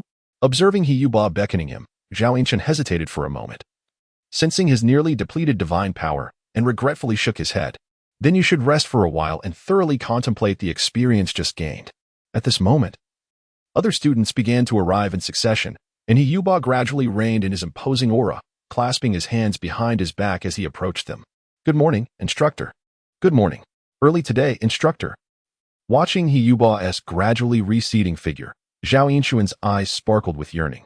If a third-tier martial artist is this formidable, then reaching the 7th or 8th tier must indeed enable one to command the sword in the azure void. That scene, it seems, is not beyond my reach. His gaze shifted, and deep within his pupils, an attribute panel emerged, invisible to others. Strength 61, Basic Sword Technique, LV, 16 to his astonishment. The transcendent senses could even penetrate the very essence of techniques. In the profound depths of this world, the notions of law and technique seemed to subtly converge towards a singular origin. Taking a gentle breath, Zhao Yinshun calmed the excitement within, unable to suppress a soft smile. Within the span of a mere day, both his body and strength had increased by 1 point, a feat that was previously unimaginable. Though it may appear to be a trivial enhancement, such natural growth could take 2 or 3 years to achieve. This is largely attributable to his previously favorable family circumstances and ample nourishment. Many impoverished children of the Damin rarely see meat throughout the year, and by adulthood, their body and strength might not even match his current prowess. Reflecting on this, Zhao Yinshun could not help but sigh. Regrettably, his spirit attribute remained rather feeble. Although it was double that of an ordinary person, it had been somewhat depleted after relentless exertion since last night. It was likely he would need several days to recuperate. Otherwise, with his daytime practice of technique and nighttime training of law, his attributes would surely ascend rapidly. Lost in daydreams of the future, Zhao Yinshun was abruptly jolted from his reverie by a collision, causing him to stumble. Oh, my apologies, Zhao Shidi, I didn't see you there. Raising his head, he found himself gazing at the smirking Jiang Ailuan, prompting Zhao Yinshun to furrow his brow in exasperation. I seek not trouble, yet trouble finds me. With a hand raised to mockingly gesture at Zhao Yinshun's head, Jiang Ailuan and his sycophantic entourage erupted in laughter. Indeed, at the tender age of 13, Zhao Yinshun was one of the youngest students in the martial academy. Despite having been well-nourished from an early age, he stood at a mere 150 centimeters, while Jiang Ailuan, nearing 20 and fully matured from years of martial training, towered at over 190 centimeters. Standing side by side, Zhao Yinshun barely reached Jiang Ailuan's chest, creating a stark visual disparity. Yet, this diminutive figure was poised to exert significant pressure on Jiang Ailuan. At this rate, it would not be long before Zhao Yinshun would permanently surpass him, which surely incited envy in the self-proclaimed elite Jiang Ailuan. Coincidentally, he was soon to undergo his awakening ceremony and leave the martial academy. Thus, he would no longer need to endure humiliation and would naturally cease to be courteous to those he disdained. Gazing coldly at the crowd's mockery, Zhao Yinshun felt no stirrings within, even finding it somewhat amusing. The jealousy of children, truly an unsightly display. However, just as he prepared to impart some life wisdom to this motley crew, a crisp voice echoed from nearby. Jiang Ailuan, is it only children you dare to bully? Zhao Yinshun thought to himself, you call me a child? Your entire family are children. Do you believe I wouldn't scare you to death if I revealed my true self? Turning to see an irate young lady, Zhao Yinshun widened his eyes in surprise. How vexing. He shot her a glare. Xiao He, I was merely jesting with Zhao Shidi. Upon seeing Jiang He's beautiful visage, Jiang Iluan's expression shifted as he put an arm around Zhao Yinchuan's shoulder, feigning camaraderie. Jesting, you say? Jiang He cast a doubtful glance at the two individuals. But before she could voice her inquiry, Zhao Yinchun silently pried open Jiang Iluan's hand and moved aside, not sparing them a single glance throughout the entire exchange. Taken aback by Zhao Yinchuan's audacity to disregard her, Jiang Iluan's brow twitched with suppressed anger, yet he managed to force a stiff smile onto his face. Heh, Zhao. The junior disciple remains as haughty as ever. Have you been bullying him? This feels rather peculiar. Jiang He glared at Jiang Iluan and the group of sycophants behind him, her expression rife with suspicion. Chapter 12, Sixth-Dimensional Expansion. Alas, my lady. Has there ever been a day when he did not regard others with disdain? That fellow's eyes seemed to have ascended to the crown of his head. Indeed. He has never cast a proper glance our way. Not even a sidelong glance. He often treats us as if we were mere air. A few sycophants hastily cried out in protest, yet their words began to spiral into absurdity as frustration surged within them, leaving their eyes inexplicably misty. Does your prestigious lineage truly grant you superiority? Does your mastery of profound teachings render you exceptional? What merit does your knowledge hold? By the heavens, we are all classmates. What gives you the right to look down upon us? All right, you are all on the brink of adulthood. Why do you still bicker like children? Listening to their heartfelt grievances, Jiang He waved her hand in resignation, her gaze inadvertently drifting towards the distant, slender figure, her brows knitting together. Although your prowess is indeed formidable, must you be so arrogant? In truth, she held no particular fondness for this Zhao Shidi. She merely could not abide the sight of adults bullying a child. Meanwhile, not far away, Zhao Yinchun silently recorded his grievances in a small notebook. On October 10th, Jiang Iluan and his sycophants mocked my height. I must find an opportunity to break his legs, so he will be as tall as I am. And then there is that Jiang He. Next time, I shall take her to see the goldfish in a secluded spot. Fuming. Zhao Yinchun jotted down this grudge and furrowed his brows as he stepped outside, gazing at the sky at a 45-degree angle, his profound eyes rippling like water. Just wait until I grow up. You shall not enjoy the fruits of your labor. Gradually, Zhao Yinchun set this matter aside. After all, his energy was far too precious to waste on a jealous little brat. Immersed entirely in his cultivation, Zhao Yinchuan's days were filled with profound fulfillment. As long as the divine attribute restored his vitality, he would promptly activate his transcendent senses, propelling his martial arts to new heights in one fell swoop. Once his divine energy was depleted, he would revert to his regular training regimen, diligently laying a solid foundation and fortifying his realm. When his divine energy once again brimmed, he would embark on the next cycle. Thus, this cyclical endeavor saw Zhao Yinchuan's overall strength expand like a balloon. At the Martial Institute, Hiyuba imparted to him a fundamental claw technique, the eagle claw skill. Initially, it was believed that it would take several months to guide him through the basics. However, with the enhancement of his transcendent senses, Zhao Yinchun mastered the technique in a single night, and within a week, he was able to spar with Hiyuba using the eagle claw skill. Such a terrifying rate of progress prompted Hiyuba to question his own existence. It is worth noting that when he was building his foundation and practicing the eagle claw skill, it took him a full year to reach a level where he could spar with his master. Even more astonishing was Zhao Yinchuan's advancement in swordsmanship.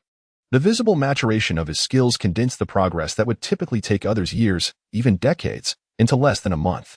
This left Hiyuba in a state of quiet perspiration each day he encountered Zhao Yinchun. He majored in martial arts, with only a modest acquaintance with swordsmanship. At this rate, it wouldn't be long before Zhao Yinchun surpassed him in fundamental sword techniques.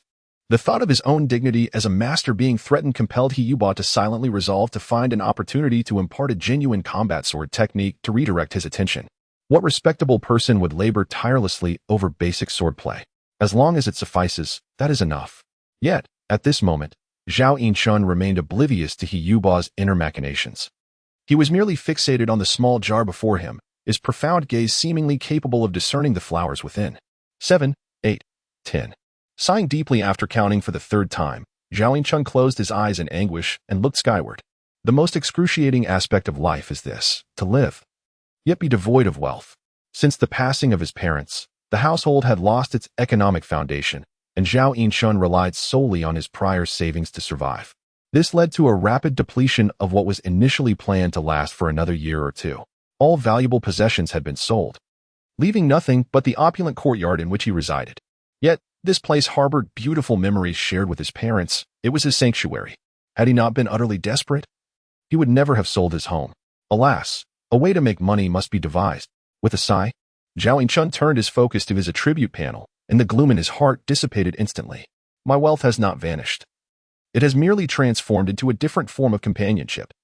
Zhao Yinchun, Divine, 7, AGL, 10, Limit, STR, 8, Spirit, 5, Qi, 5, Body, 7, Lifespan, 79, Zhenwu Secret Record, LV, 30, Bottleneck, Basic Sword Technique, LV, 30, Bottleneck, Eagle Claw Technique, LV, 17. Admiring the significant surge in his six-dimensional attributes, Zhao Yinchun felt an overwhelming sense of satisfaction.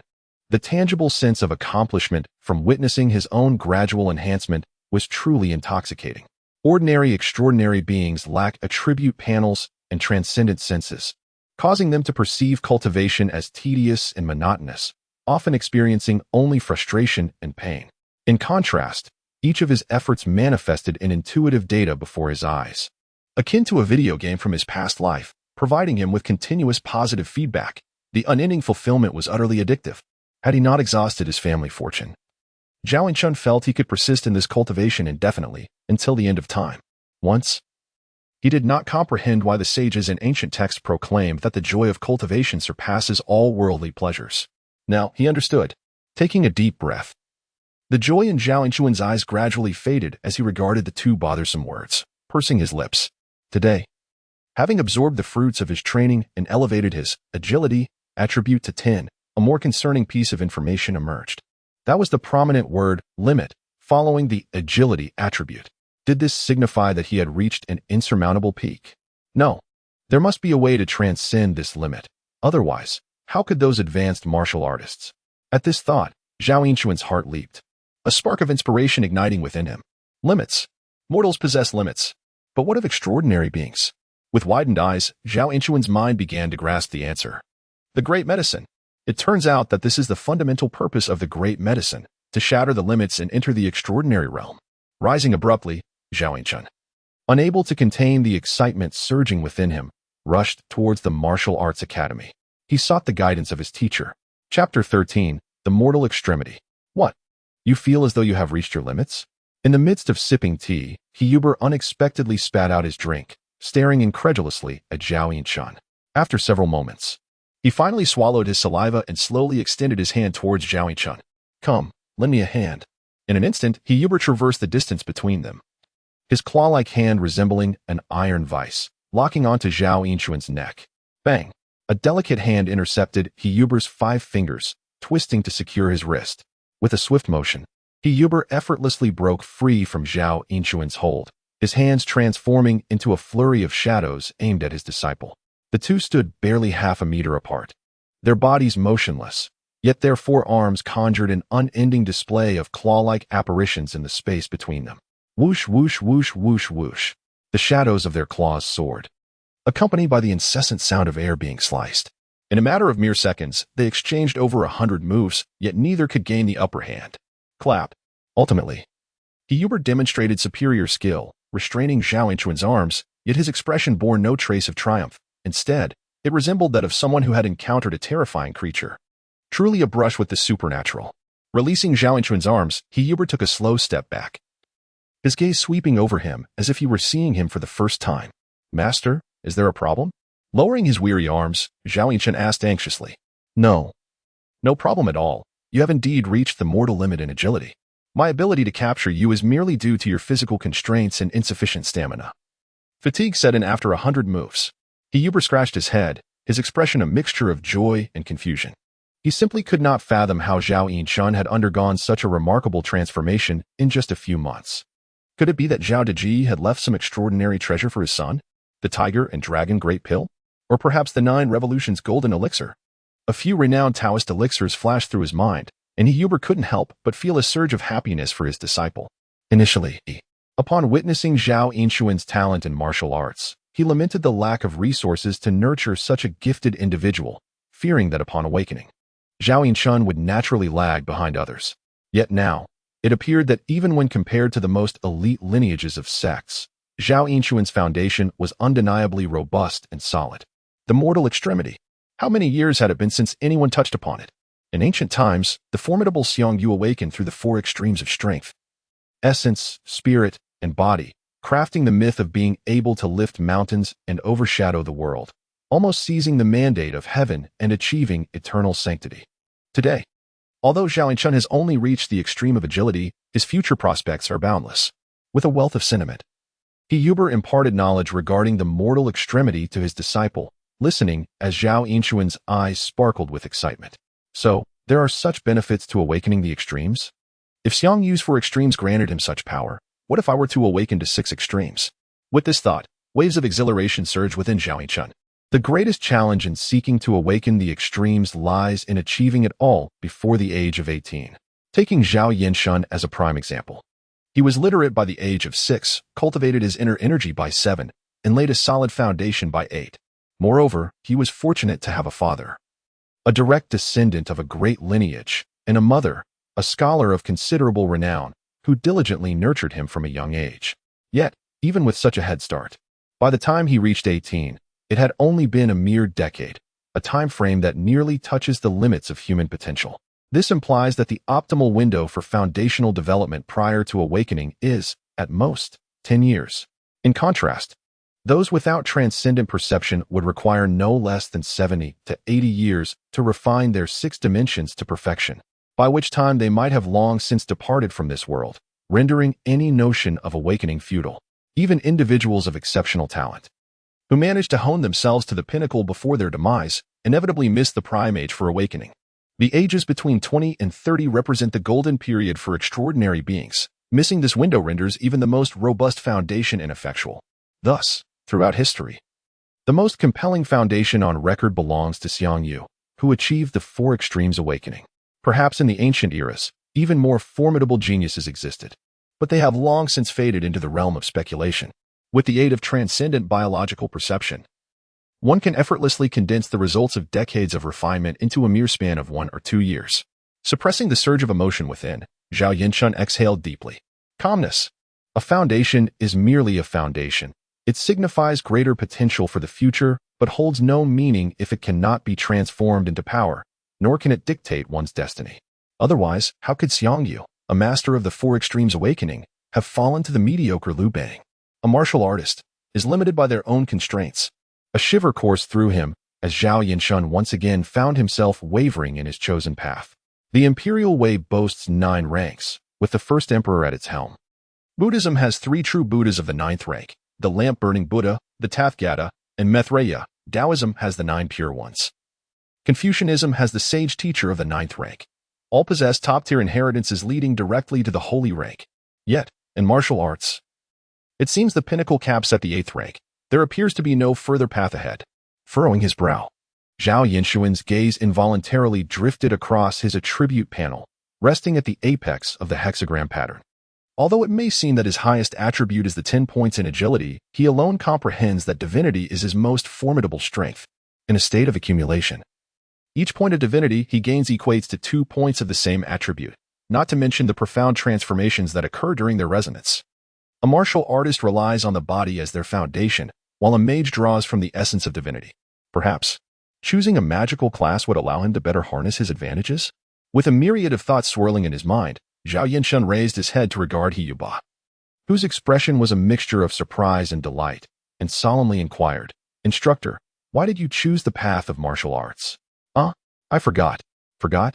Zhao Yinchuan's neck slowly tilted, caught between the urge to speak and the impulse to remain silent. Forgetting seems rather troubling. Martial artists indeed appear somewhat lacking in intellect. Well, I followed my master in martial training from a young age, initially. It was merely to ensure I had enough to eat. After experiencing many events, taking lives, and forging grudges, I too began to waver and question myself. Is there truly significance in the daily skirmishes of the martial world? Is this the life I genuinely desire? Yet, as time progressed, clarity dawned upon me.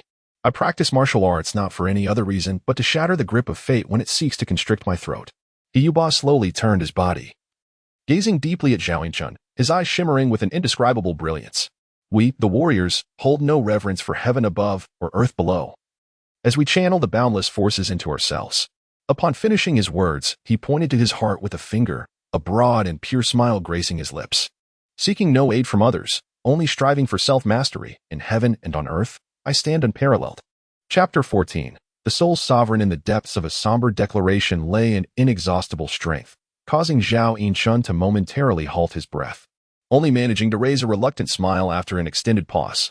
Such words seemed uncharacteristic of Master He. This is what my mentor taught me. Indeed. A wry smile crossed his lips as the confusion in Zhao Yinchun's eyes dissipated, replaced by a tranquil depth akin to an ancient well. What significance do the nine-tiered holy positions of others hold? Should I pursue the path of cultivation, or delve into Buddhism, or perhaps dedicate myself to teaching? To compromise one's true self, what meaning does existence hold in such a case? Moreover, with no path ahead, must I not forge a new one? If others can attain the nine-tiered holy positions, why can't I? In a moment of clarity, Zhao Yinchun seemed to grasp an epiphany. His mind felt light, and his heart was filled with an inexplicable joy. Indeed, I practice martial arts not for any other reason, but to seek enlightenment, to stand alone in my supremacy. Bang! The doors of the martial academy were forcefully kicked open, and a lean figure strode in with the vigor of a dragon and the might of a tiger. Accompanied by a sweet yet pungent aura, Hyubo sensed a familiar presence and was elated, immediately rushing forward.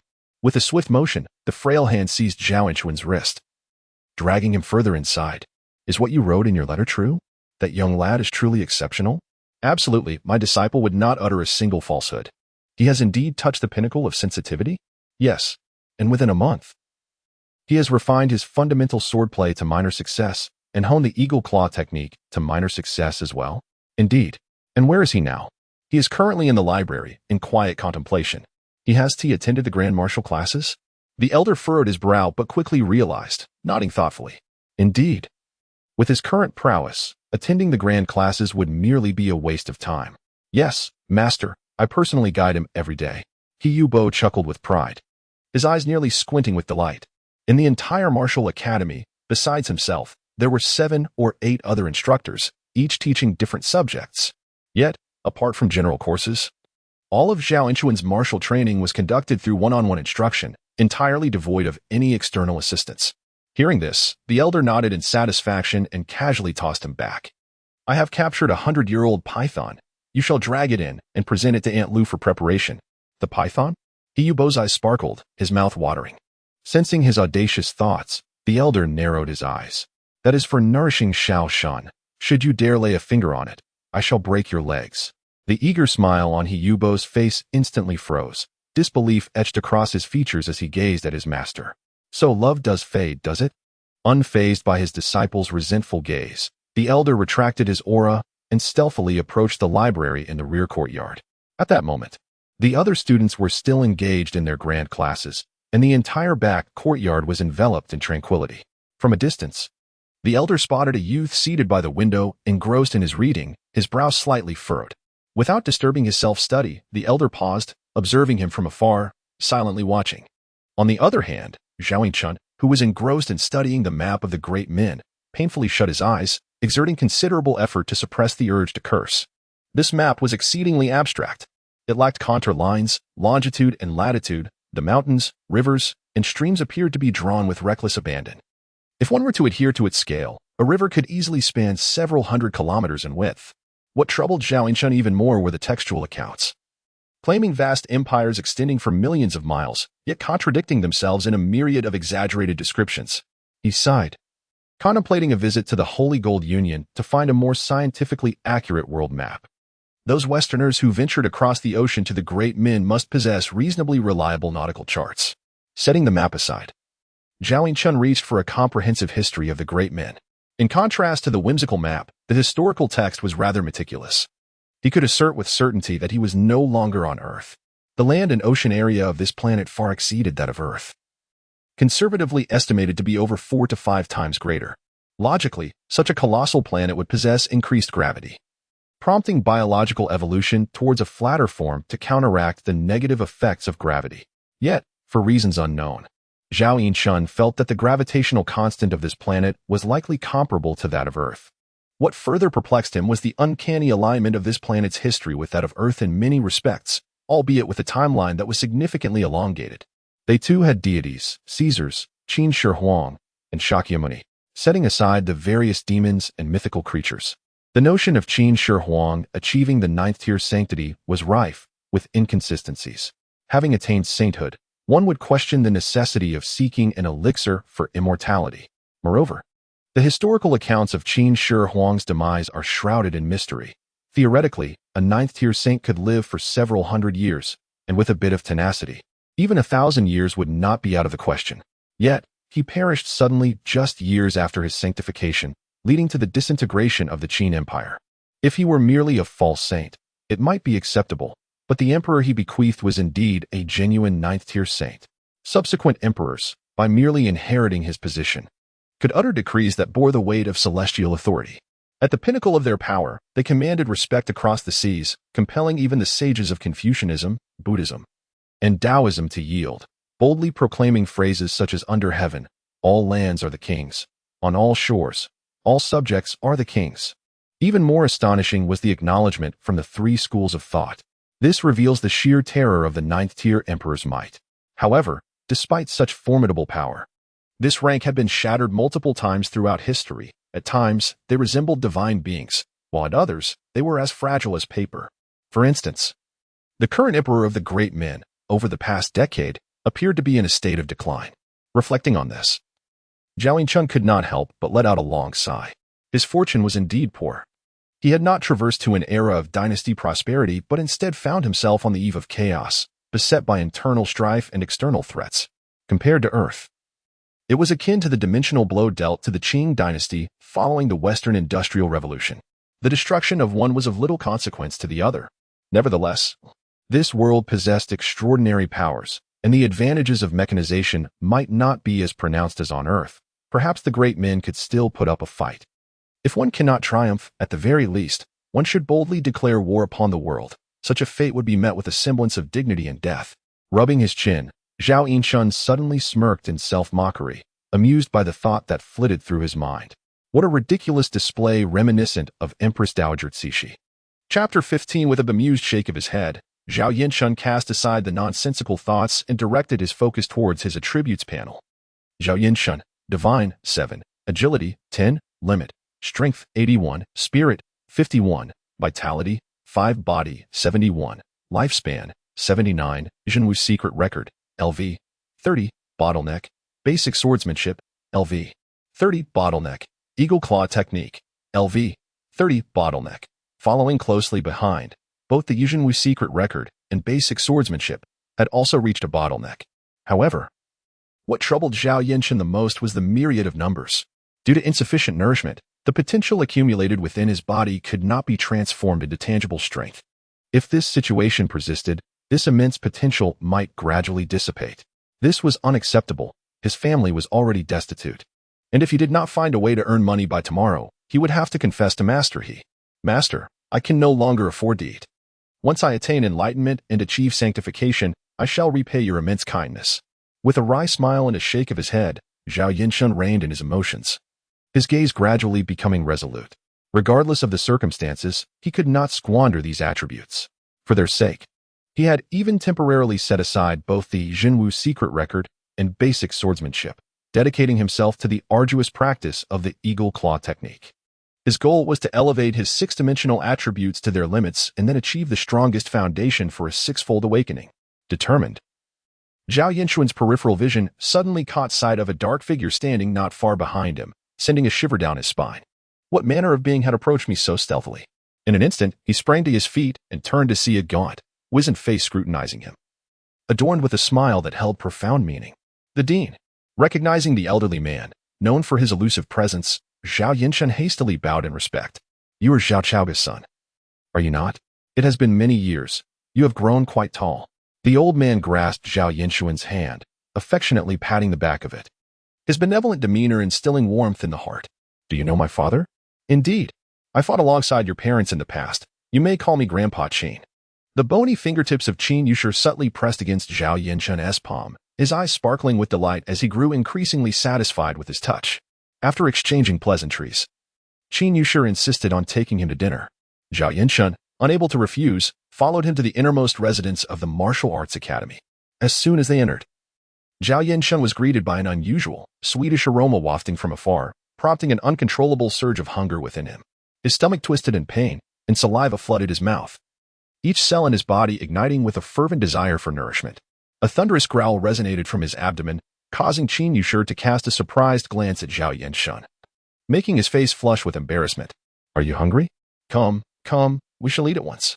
Upon entering the dining hall, Zhao Yanshun was unexpectedly greeted by He Yuba, who hurriedly approached with a platter of dishes, discreetly casting him a bitter glance before swiftly vanishing into the kitchen. Sit, commanded Qin Yushi as he took his place at the head of the table, beckoning Zhao Yanshun to join him. After exchanging a few casual remarks, He Yuba re-emerged from the kitchen, adeptly arranging the bowls, chopsticks, and dishes upon the table. Noticing He Yuba's expressive gestures, Zhao Yanshun pondered momentarily before tentatively inquiring. Isn't teacher He joining us for the meal? He Yuba's expression brightened, eagerly turning his gaze towards Qin Yushi. Humph, what are you standing there for? Do I need to invite you? Qin Yushi glared sharply, prompting He Yuba to promptly take a seat, grinning broadly as he grasped his chopsticks. However, he refrained from being the first to dig in, instead encouraging Zhao Yanshun to take the lead. Young Shun, today you are in for a treat. This meat comes from a python that my master specially hunted for you, boasting over 100 years of cultivation. Do savor it. Zhao Yanshun finally grasped the source of the peculiar, sweet, and fishy aroma he had noticed earlier, casting a surprised glance at Qin Yushi, unable to fathom why this elder was suddenly so generous towards him. Having been at the martial academy for over a year, he had scarcely encountered him on a handful of occasions. Once you join the martial academy, you become half my disciple. You possess talent, do not squander it. Eat up. Qin Yushi declared as he initiated the meal, serving Zhao Yanshun a generous piece of meat. After a moment of silence, Zhao Yanshun understood the underlying meaning and solemnly nodded in acknowledgement. Thank you, Dean. Yes, do eat. It will taste unpleasant if it cools down. Qin Yushi replied with a smile, offering Zhao Yanshun another helping. No longer hesitating, Zhao Yanshun readily began to eat, but as soon as he swallowed his first morsel, his expression transformed instantly.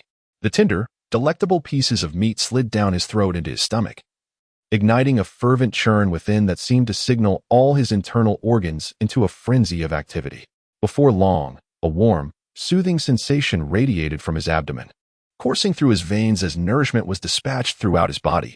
Every cell rejoiced, greedily absorbing the sustenance as if a weary traveler in the desert had stumbled upon a crystal-clear oasis, yearning to plunge his head into the refreshing waters. The voracious hunger in his belly did not disrupt Zhao Yanshun's eating pace. He continued to chew and swallow with measured restraint. Meanwhile, Qin Yushi observed him quietly, a flicker of approval glimmering in his eyes. He then turned to the ravenously devouring He Yuba, a barely perceptible twitch appearing at the corner of his brow. Humph, Dean, why have you stopped eating? Seeing that Qin Yushi had laid down his chopsticks after just a few bites, Zhao Yanshun felt a twinge of embarrassment and also paused.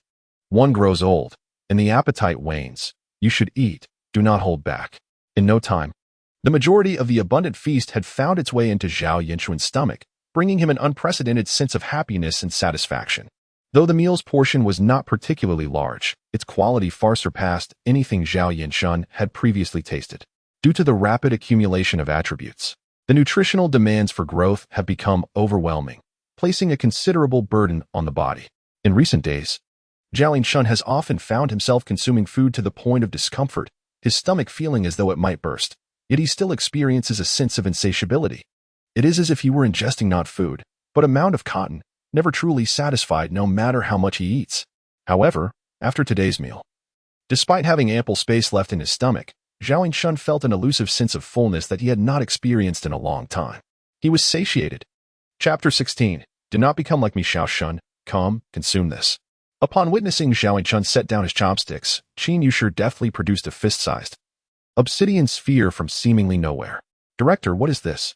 Zhao Yanshun inquired as he accepted the dark orb, feeling its plastic-like texture in his hands. It seemed to contain some liquid, yielding slightly under pressure. This is the gallbladder of a python, a century-old specimen, which can be considered a rare treasure. Consuming it will greatly enhance your endurance. The gift suddenly felt burdensome in Zhao Yanshun's hands. After a moment's hesitation, he did not refuse but instead bowed solemnly to Qin Yushi, expressing his gratitude. Thank you, Director. Qin Yushi smiled and waved his hand dismissively, his expression tinged with melancholy.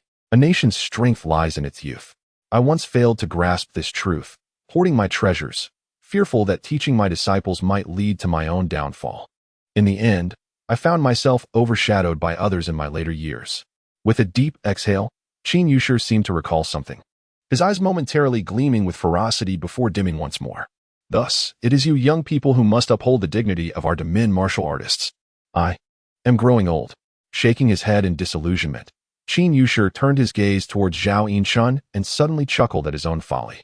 I have been astute my entire life, calculating every move, hoarding all the good things even from my closest disciples. In the end, I discovered that these treasures were left unused. Isn't that laughable? Damin is plagued by too many individuals like me, greedy and self-serving, that it has led our nation to this state. Even the small nations to the west now dare to act brazenly on Damin's soil. Xiao Shun, you must never become like me. Zhao Yinshan cradled the gallbladder, remaining silent for a moment before slowly nodding. Director, I will not disappoint you. At these words, Qin Yushi smiled with relief, his tone shifting to one of lightheartedness. By the way, a century-old python weighs several thousand pounds. I cannot consume it all alone. Henceforth, you shall come here for all your meals. Without allowing Zhao Yinshan a chance to respond, he urged him to swallow the gallbladder, his eyes brimming with anticipation. Zhao Yinshan, unable to decline, tilted his head back and swallowed the glossy, bitter gallbladder, its slippery texture accompanied by a hint of fishy odor, causing his brows to furrow. However, he soon sensed a peculiar energy radiating from his abdomen, coursing through his meridians, gradually warming his body. This intense, viscous energy surged through every cell, akin to molten lava, before slowly cooling and settling deep within his veins. Well, it is getting late. You have a general studies class this afternoon, so I shall not keep you. If you encounter any uncertainties in your training, feel free to seek me out directly. Patting Zhao Yinshan on the shoulder, Qin Yushi appeared to have fulfilled a long-held wish. A look of contentment gracing his face.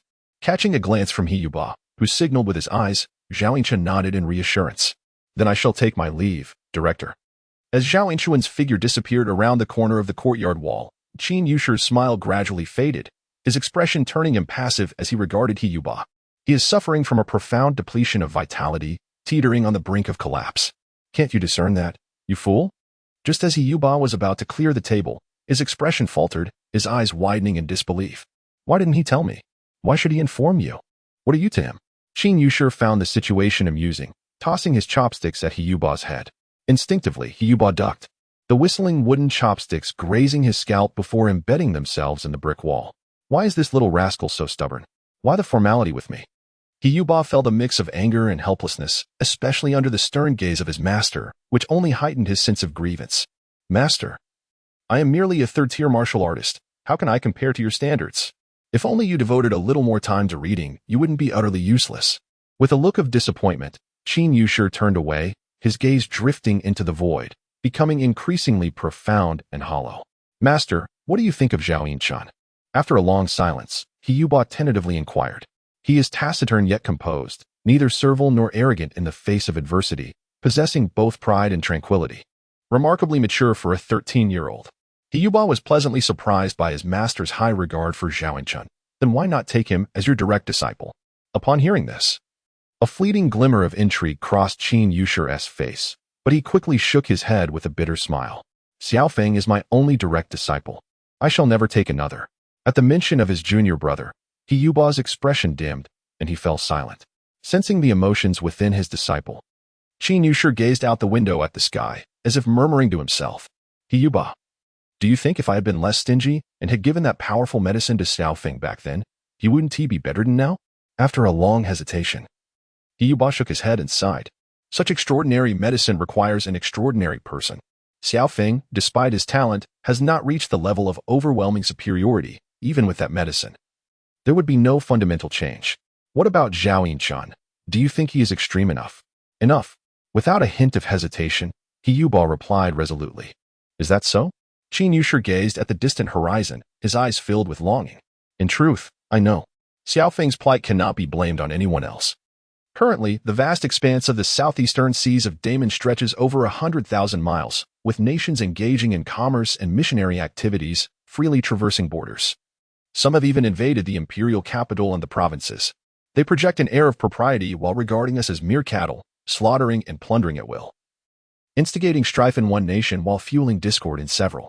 Today they seize land, Tomorrow they capture cities. The once mighty daemon has tragically become a lamb in the eyes of foreign tribes.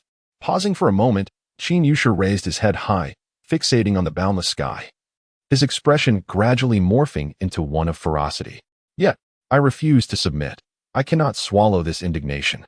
His deep, resonant voice echoed like the growl of a colossal predator, as Qin Yusha slowly but firmly raised his hand, pointing towards the distant sky.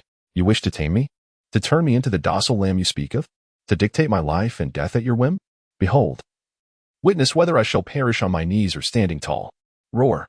A fierce and menacing aura erupted around Qin Yusha as a spectral white tiger, howling towards the heavens, materialized behind him, unleashing a silent roar towards the distant horizon. Chapter 17. The Secret Record of Jinwu. The 13th heaven. A faint buzzing resonated in Zhao Yinshuan's ears, followed by a chilling wave of terror that swept through him like an electric current, causing every hair on his body to stand on end. Yet, this ominous presence arrived swiftly and departed just as quickly, akin to a fleeting illusion, leaving him to question whether it was merely a figment of his imagination. The vibrant red flowers flourished as the world vied to cultivate them, just as his unrefined jade began to reveal its extraordinary essence. It caught the attention of Dean Qin Yusha. This was both an honor and a burden, a matter of cause and effect. Zhao Yinshan was not a mere child. Within him resided a mature soul, fully aware that every gift of fate had already been priced in the shadows. Why then? Would he rather endure hunger than borrow money from He Yuba unless absolutely necessary? Accepting such a gift meant embracing the accompanying consequences. Staring blankly at his palm, Zhao Yinshan suddenly broke into a serene smile. Acceptance is paramount. If one gifts me with peach wood, I shall respond with exquisite jade. Having stretched contentedly, he was abruptly struck by a powerful force from behind. Zhao Yinshan staggered slightly and turned to face the malevolent gaze of Jiang Alan. Zhao Shidi, it has been a while. What have you been busy with every day? Like a dragon that shows its head but not its tail? Are you deliberately avoiding us? Observing his antics with calm detachment, Zhao Yinshan revealed no fear, instead regarding him with the amused eyes of a spectator at a monkey show. After a few moments, Jiang Alan's mocking smile gradually faded, replaced by a sullen expression. Jiang Alan, what are you up to now? At that critical moment, a clear voice rang out from a distance. Jiang He and a throng of classmates were watching the two of them. Oh, nothing, just having a chat with Zhao Shidi. Jiang Alan forced a stiff smile, then turned his back to the crowd, his features twisting into a grotesque mask, in a manner hidden from others. He leaned close to Zhao Yinshuan's ear and ominously whispered, Zhao Shidi, I relish your disdainful demeanor. I hope you maintain this attitude during the grand competition and do not find yourself kneeling in supplication. A laugh escaped Zhao Yinshan at Jiang Alan's threat, though he quickly suppressed his mirth, fixing a serious gaze upon him. My apologies, I was reminded of something amusing. Please, continue. Having never before endured such contempt. Jiang Alan's fists clenched until they turned pale, his eyes glinting with venomous rage, his lips curling into a twisted smile. Very well. I hope you can still smile during the competition. Rest assured, I am professionally trained not to laugh, unless unable to contain myself. With a jolt, Jiang Alan nearly lost his composure at Zhao Yinshuan's earnest demeanor.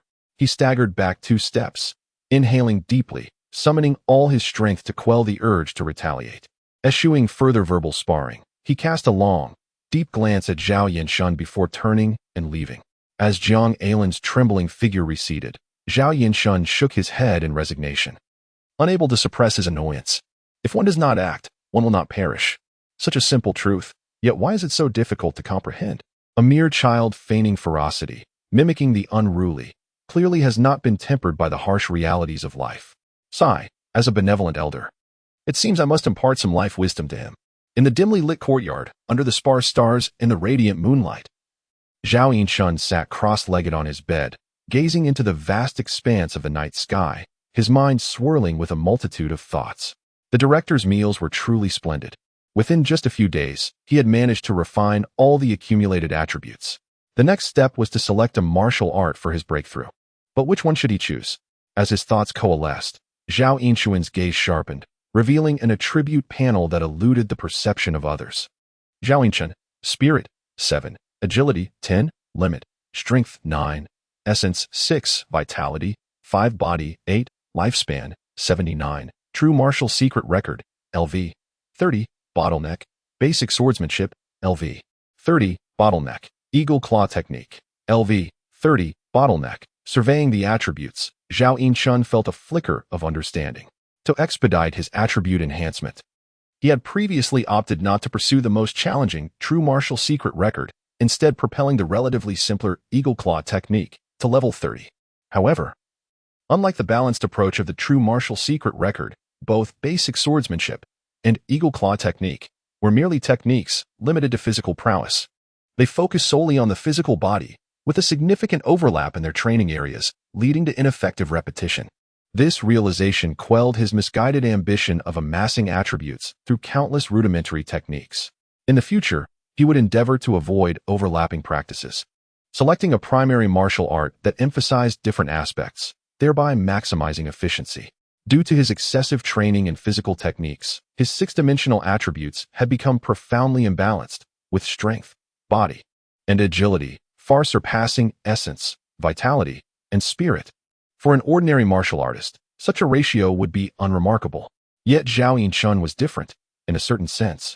The three dimensions of spirit were far more crucial to him than those of body. Consequently, in preparation for the forthcoming Six Extremes Awakening, he could only choose the most arduous breakthrough, the true martial secret record. Fortunately, during these past few days of attribute refinement, he had refrained from utilizing his extraordinary perception, allowing his spirit attribute to rejuvenate to its peak condition, brimming with vitality, sufficient for him to make a fervent attempt at breaking through the bottleneck. Having made his decision, Zhao Yinchun promptly closed his eyes, centering his mind and cultivating tranquility. He settled into deep meditation, grounding himself in stillness.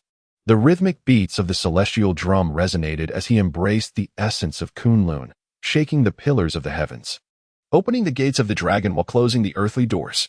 The monotonous training persisted throughout the entire night, and it was not until the sun's rays streamed through the window the following morning that Zhao Yinchun slowly opened his eyes. In an instant, a dazzling brilliance erupted from his crystalline pupils, momentarily obscuring the sun's rays, illuminating the entire room with a pure white glow. Yet, this astonishing phenomenon lasted but a fleeting moment, so brief that even Zhao Yinchun himself was unaware of the magnificent light that emanated from his eyes. A foul, putrid odor erupted visibly from his mouth and nose. An endless wave of joy surged from within his heart. Zhao Yinchun raised a genuine smile that emanated from his very soul and reclined back onto the bed. At last, he had achieved a breakthrough. Chapter 18. Eternal Youth. Rebellion against destiny. As a thought crossed his mind, an ethereal attribute panel unfurled instantaneously before Zhao Yinchun's eyes. Divinity. 71 Strength. 91 Spirit. 51. True Martial Secret Record. LV. 31. To his astonishment, a single breakthrough had remarkably augmented his attributes by 3 points. Indeed, ascending to a higher realm proved to be an extraordinary experience. Delightedly reveling in his progress, Zhao Yinchun abruptly noticed an unprecedented entry on the attribute panel. Eternal Youth, a grade, slightly extends the physiological peak period, lifespan 5. Rebellion against destiny, charm 1, comprehension 1, talent 1, bone quality 1. With a sudden jolt, he sprang from his bed, his breath heavy, eyes aflame. Fixated upon the attribute panel, meticulously reaffirming the information before him. After a prolonged moment, his exhilaration gradually subsided. He inhaled deeply, striving to quell his trembling form. Lifespan 84. Upon reconfirming the extension of his lifespan, Zhao Yinchun tilted his head back, savoring a slow, profound breath, the corners of his mouth involuntarily curving into a wild smile. Eternal Youth. Rebellion against destiny. Is this the legacy passed down by the 9th-tier sage, Taiching Dao Tianzuan? How exhilarating! He had previously believed that only through ascending in rank could one achieve the transcendence of life and prolong existence. Yet the true martial secret record could accomplish this as well. A flicker of thought led Zhao Yinchun's gaze to the other two techniques, both ensnared in stagnation. However, with a moment's reflection, he relinquished his unrealistic aspirations. Only the supreme arts that directly address the essence could facilitate the transformation of spirit and flesh. The basic sword technique and eagle claw technique were merely rudimentary martial arts. In terms of complexity and intent, they resided on a disparate plane from the true martial secret record. In a moment of epiphany, Zhao Yinchun finally comprehended why Taoist transcendents often enjoyed prolonged lifespans. Retaining youthful visages, their techniques were inherently designed for immortality. With a sigh of profound realization, he scanned the entry for eternal youth once more, only to suddenly halt in his tracks. Wait, the extension of the physiological peak period seems to possess a subtle distinction from his initial understanding. Stroking his chin, relevant knowledge began to surface in his mind. The stages of life encompass 0 to 10 for infancy, 10 to 20 for adolescence, 20 to 30 for youth, 30 to 40 for maturity, 40 to 60 for middle age, 60 to 80 for old age, and finally, 80 to 100 for decline. If one were to calculate based on a typical human lifespan of 80 years, this translates to 0 to 8 years for infancy, 8 to 16 years for adolescence, 16 to 24 years for youth, 24 to 32 years for maturity. Once one enters old age, the pace of decline accelerates exponentially, reaching its nadir during the period of demise. From a mathematical perspective, this entire progression resembles a parabolic curve. Aside from the celestial beings who ascend to the upper realms, no life can evade this rule. When they reach the terminus of their lifespan, they must still confront the 5 declines of heaven and man, succumbing to eternal silence. No life can endure forever. What remains immortal is the Tao they have imparted. A sudden realization stirred within Zhao Yinchuan's heart, deepening his appreciation for the preciousness of eternal youth. The 5 years of lifespan had almost seamlessly melded into his periods of adolescence, youth, and maturity. Moreover, he now possessed additional time to ascend the staircase leading to divinity. However, after the initial excitement, a flicker of doubt crept into Zhao Yinchuan's mind. The notion of reversing old age? His heart raced, caught between elation and concern. Men may cherish the notion of remaining youthful until death, yet they do not wish to be forever relegated to the status of a mere boy. As he adjusted his trousers, Zhao Yinchuan glanced down, releasing a sigh of relief. Thankfully, I am endowed with extraordinary talent and possess ample room for improvement. After indulging in a refreshing hot shower that cleansed the impurities from his pores, a fair and delicate youth appeared in the mirror. Gazing at the revitalized figure before him, Zhao Yinchuan momentarily lost himself in thought. Am I truly this handsome? Why did I previously feel so ordinary? It is often said that one tends to feel inexplicably narcissistic after bathing, yet this transformation seems rather exaggerated, does it not? Upon closer inspection, his nose remained the same, his eyes unchanged, yet some imperceptible alterations combined to create a striking chemical reaction in his features, elevating his attractiveness to an astonishing degree. As his brows furrowed, Zhao Yinchuan suddenly recalled his attribute panel. Charm, the sole overt attribute among the 4 innate qualities. In ancient times, it was referred to as natural affinity, and those with extraordinary charisma were often called sons of Gaia by certain Western sections. The enhancement of his appearance was merely one of its most superficial manifestations. In secret, it could directly influence, even distort, the perception of the world around him. Control, summon, enchant, illusion. Across both Eastern and Western traditions, numerous schools of thought have flourished based on this attribute. However, does the effect of a mere point of charm truly manifest so prominently? What was my original charm value? 0? Scratching his head, Zhao Yinchuan swiftly cast aside the thought. For him, a martial artist, charm was likely the most superfluous of innate attributes. If given the choice, he would have preferred to transfer this single point to another innate quality. With a sigh, Zhao Yinchuan exited the washroom, donned fresh attire, and took the time to groom himself properly. Today marked an important occasion, educating the unruly children. It must possess a sense of ceremony. Chapter 19. Blushing for no reason, Zhao Yinchuan. Senior sister Jiang, is there something you need? Oh, are you perhaps misunderstanding Jiang Allen? I heard he intends to teach you a lesson in this competition. Returning to her senses, Jiang He felt an inexplicable flush rise to her cheeks. Shyly averting her gaze from Zhao Yinchuan, had this young lad always been so strikingly handsome? His skin was fair and tender. She felt an urge to pinch his delicate face. As her eyes roamed over Zhao Yinchuan, she noted his most significant transformation. He had swept aside the bangs that previously concealed half his face, gathering them into an elegant topknot. This revelation unveiled his refined features to the world. With sword-like brows and starry eyes, his visage was akin to a flawless jade.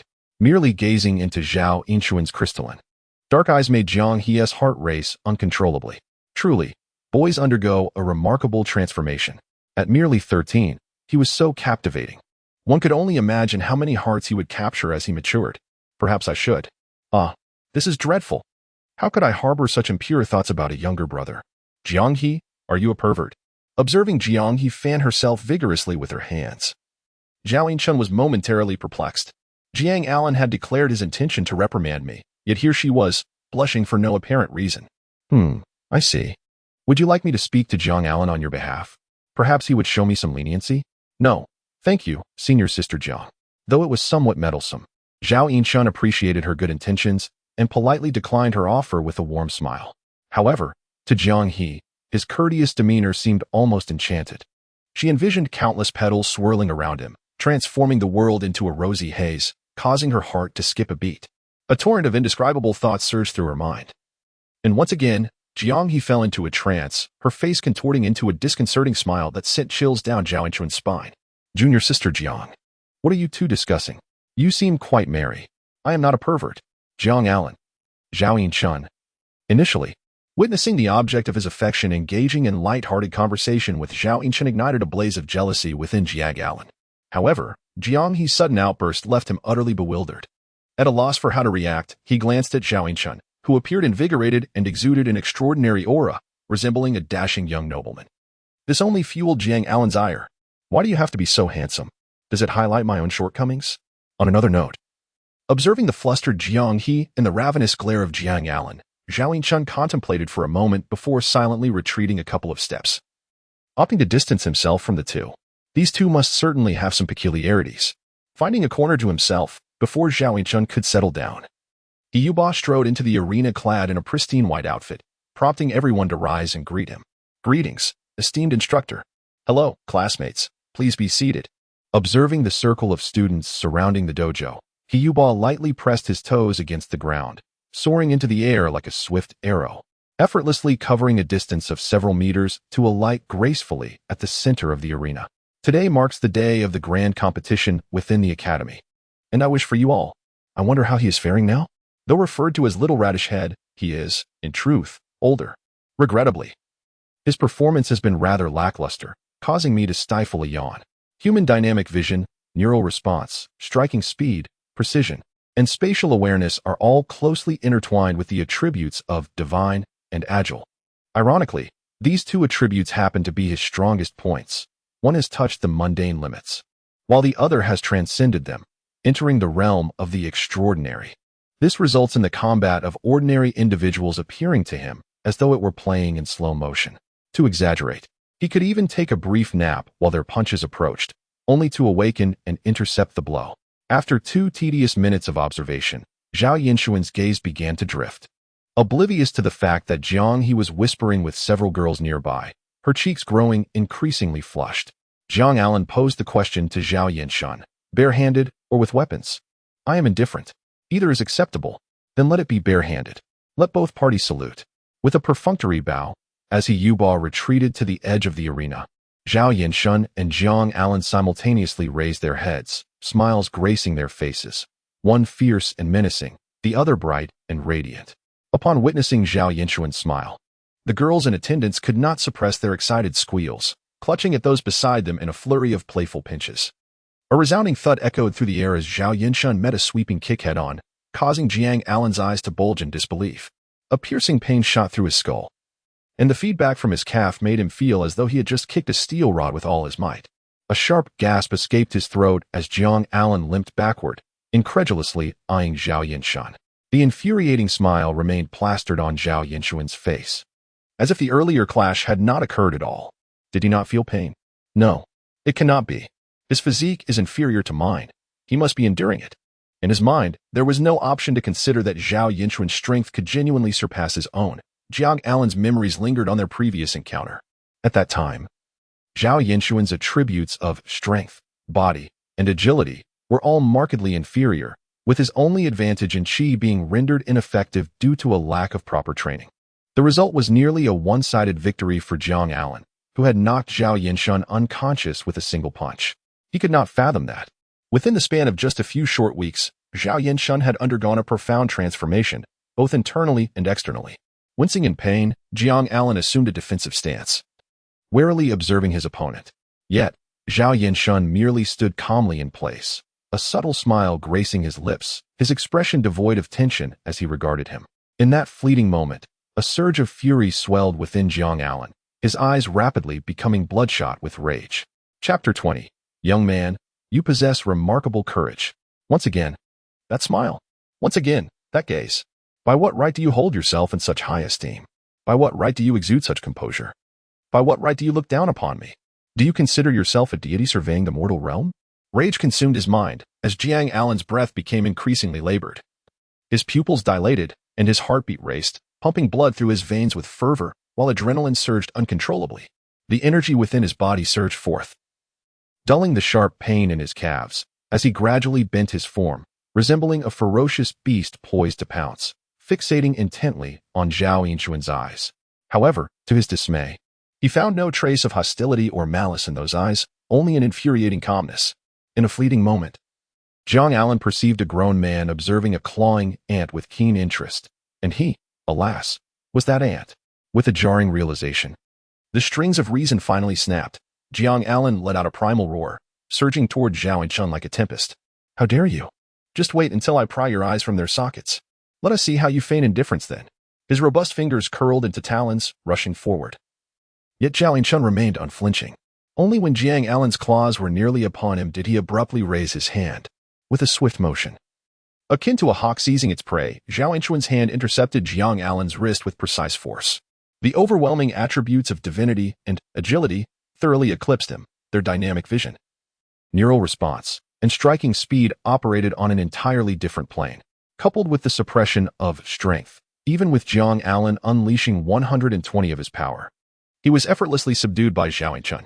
Brother Jiang, Eagle Claw technique is not meant to be wielded in this manner, Zhao Yinchun remarked with a slight smile. Observing Jiang Alan's contorted face and bulging veins, he tightened his grip imperceptibly. Jiang Alan's cries echoed, reminiscent of a hydraulic press compressing, as Zhao Yinchuan's long fingers inexorably sank into his flesh, eliciting bulging eyes from Jiang Alan. Gritting his teeth, Jiang Alan bore the excruciating pain in his hands and, in a desperate act, aimed a vicious knee strike towards Zhao Yinchuan's groin, disregarding the rules of their contest. Yet, with his hands still ensnared, he was rendered akin to a towel flung through the air at Zhao Yinchuan's command. With a deft motion, Zhao Yinchun executed a forceful throw, slamming Jiang Alan's imposing form against the ground. The sharp and resounding thud of flesh meeting flesh caused the onlooking students to flinch. Unable to suppress their empathy for the pain, Jiang Alan lay prostrate before Zhao Yinchun, struggling to raise his head, casting a twisted and resentful gaze upwards along Zhao Yinchuan's legs. At last, Zhao Yinchuan's visage emerged at the edge of sight, bathed in the gentle sunlight that diffused behind him, as if cloaking him in a veil of ethereal gold.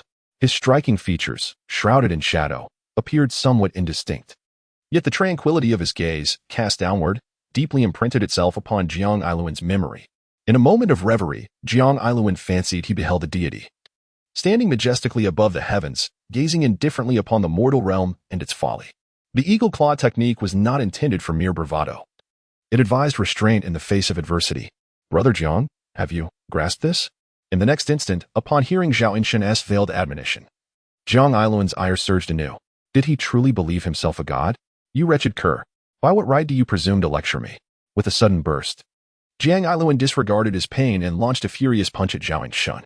Nearby, Hiyubo raised an eyebrow at his outburst, a barely perceptible frown crossing his face. Yet, Jiang Ailuan's reckless strength proved futile. Zhao Yinchun effortlessly redirected his punch, causing him to lose his balance. With a gentle push, coupled with a deft kick to his lower body, the seemingly slight Zhao Yinchun effortlessly sent the towering Jiang Ailuan sprawling to the ground. With a thud, Jiang Ailuan found himself disgracefully on the floor, lifting his head in humiliation, only to be momentarily stunned. Just a short distance away, at the edge of the arena, Jiang Yi stood, hands clasped over her heart, gazing intently at him, but not at him. The gaze of his beloved bypassed him entirely. Her cheeks flushed with excitement, and her eyes shimmering with a rapture he had never witnessed before. Jiang Ailuan felt a wave of humiliation, rage, anguish, and envy wash over him, as if he had discovered his wife in the embrace of another, indulging in pleasures he had never known. In that instant, an inferno of negative emotions converged within him, igniting all his latent potential. Zhao Yinchun, observing the blood-red fury in Jiang Ailuan's eyes, felt a flicker of change in his own demeanor. Such stubbornness. Young man, you are quite brave. With a sharp clap, Zhao Yinchun tore through Jiang Ailuan's defenses, sending him crashing to the ground once more.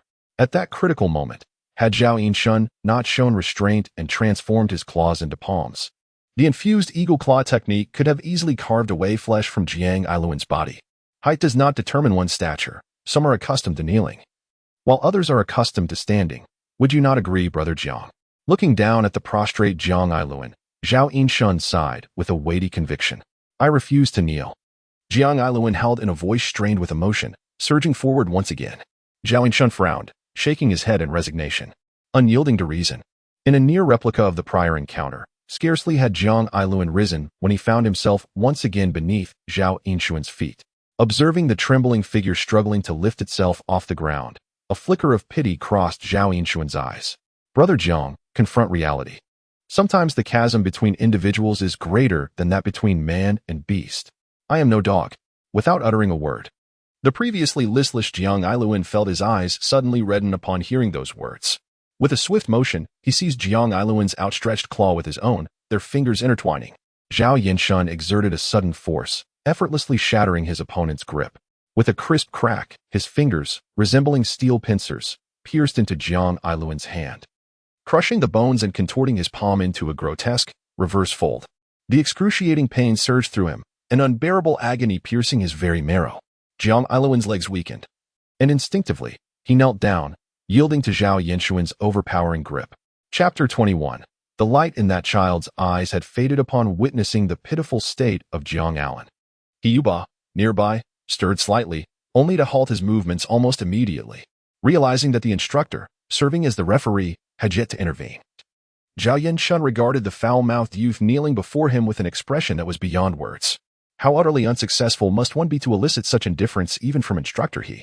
Releasing Jiang Iluan's contorted hand, Zhao Yinshan gently supported his arm, his demeanor grave. Brother Jiang, the people of Damon have risen. You shall not kneel. Ah, Jiang Iluan wailed, striking Zhao Yinshan with his remaining good hand, though his frenzied cries were tinged with a hint of sobbing. With a resounding thud, Jiang Iluan's face met the ground, his body crashing heavily onto the arena floor. Brother Jiang, those who understand the times are the true heroes. Worry not about throwing the match. I am professionally trained and shall not mock you. Go to hell. Thud. Thud. Is that enough, Brother Jiang? Ah. Thud. Thud. Must we continue? Everyone else is waiting to dine. Ouch. Thud. Thud. Thud. Once more, Jiang Iluan was struck down by Zhao Yinshan, his entire form collapsing as if disassembled. Unable to rise no matter how he struggled. Observing the broad-shouldered youth sprawled before him, shoulders heaving, Zhao Yinshan felt a twinge of admiration. Despite his ineptitude and pretentiousness, in his particularly foul mouth, there was a certain raw vigor of a warrior deep within him. How detestable, beastly. The trembling cries pierced Zhao Yinshan's ears, awakening a flicker of guilt within him. Could it be? Have I truly reduced him to tears? It felt akin to mercilessly thrashing an obnoxious child. While the act was gratifying in the moment, it left behind a peculiar emptiness and tedium. Surveying the adoring yet fearful gazes from the sidelines, Zhao Yinshan felt a wave of disinterest wash over him. What was I even doing, competing with a bunch of children? Grasping Jiang Iluan by the collar, he hoisted him up, observing the ghastly mixture of blood, sweat, tears, mucus, and saliva ravaging his face, dripping down in droplets. It felt as though he were grasping a branding iron, and in a panic, he hastily set him upright. Brother Jiang, victories and defeats are commonplace in battle.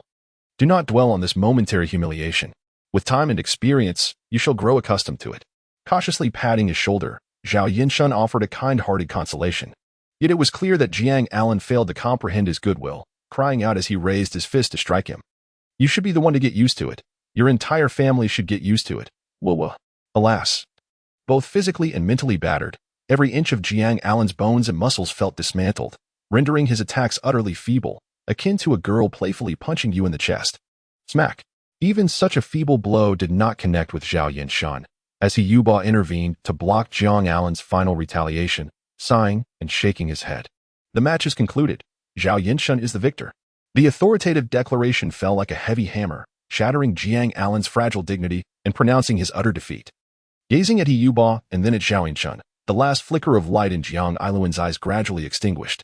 He silently lowered his head and stumbled toward the exit. Along the way, his classmates hurriedly parted to create a passage, their expressions a complex mixture as they watched him depart step by step. Many felt a foreboding in their hearts, sensing that this might be the last time they beheld Jiang Iluan. In the center of the arena, Zhao Yinshan gazed at Jiang Iluan's retreating figure, a deep unease prompting him to ask, "Have I gone too far?" That boy's eyes are devoid of light. Perhaps it would be beneficial for him to learn a lesson. Otherwise, with his temperament, he would inevitably meet his demise one day. Upon hearing this, Zhao Yinshun sighed in relief, watching Zhang Iluan's silhouette vanish beyond the courtyard gate, his face adorned with encouragement. Young man, as an elder, there's little more I can teach you. Master, what do you think? In a display of precision and ease, the performance was nearly flawless. Without years of practical experience, one could only conclude that his talent far surpassed that of ordinary individuals. Minutes later, deep within the martial academy, Hiyubo respectfully poured tea for Qin Yushi, attentively listening to his evaluation of the earlier match. By the way, Yuba, how long did it take you to master the eagle claw technique? At this inquiry, Hiyuba's previously upward curving lips instantly fell. 5 years. Look at him. He has only practiced the eagle claw technique for a little over a month, yet he is just a step away from mastery. How can you compare? Master, I was still young during my foundational years. Can you claim to have been younger than him? As Hiyuba struggled to respond, Qin Yushi rolled his eyes and shook his head in exasperation. I've made a decision. I won't give him the elixir for now. What? Hiyuba was taken aback by this sudden declaration from his master. Why not? Typically, it is best for prodigies to awaken their potential as early as possible. But this young man is not yet 14. The coming years are crucial for his development. Perhaps he might touch upon another limit. Qin Yushi took a sip of tea, gazing out the window, excitement flickering in his eyes. Upon hearing his master's reasoning, Hiyuba instinctively inhaled sharply. It seems not impossible. With a couple more years of training, he would only be 15 or 16, which is indeed the optimal time for awakening. I can sense that his strength and physique are commendable. He might truly reach the peak. If he were to awaken in all three aspects of strength, physique, and agility, even if he does not possess the unparalleled talent of Chuba Wang, he would still have the opportunity to glimpse the pinnacle of martial arts. The mere thought of potentially mentoring an individual who could attain enlightenment stirred waves of excitement within Qin Yushi. Deep down, he even harbored a flicker of hope regarding Zhao Yinshun's attributes. For grand words flashed through his mind, causing even Qin Yushi's steady breath to quicken. To seal the saint with martial prowess, taking the final step at the pinnacle of martial arts, initiating an unprecedented era. A ninth-tier sage.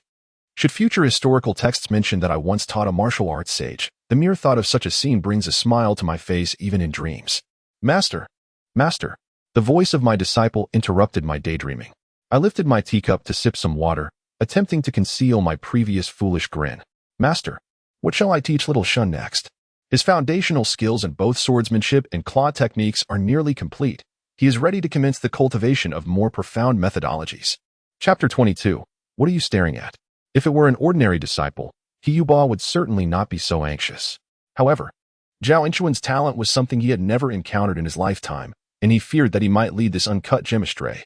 After a moment of contemplation, Qin Yushi gently set down his teacup. There was no rush. He was merely 13 years old. A solid foundation was far more crucial than raw power. It sufficed for him to focus on cultivating the true martial secret record.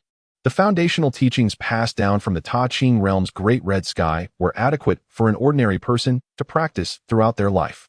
If Zhao could master this profound skill to a certain level, it would greatly benefit him as well. Although he had never practiced Taoist techniques, Qin Yushi had traversed the martial world for a lifetime and was already well aware of the true martial secret record's illustrious reputation, having even caught whispers of its arcane mysteries. However, a hidden concern lingered in his heart. He feared that once Zhao Yinshun learned practical combat techniques, he might become reckless. Anyone who has delved into martial arts knows that possessing a deadly weapon can awaken a murderous intent. Holding a hammer, one tends to see everything as a nail. Even a shepherd boy from a mountain village, given a straight, slender stick, could cleave through flowers and grasses along the way. This instinct is ingrained in a man's very DNA. Qin Yushi himself had committed many follies during his early days in the martial world. Were it not for a blend of caution and luck, he might have been long buried under 2 yards of grass by now.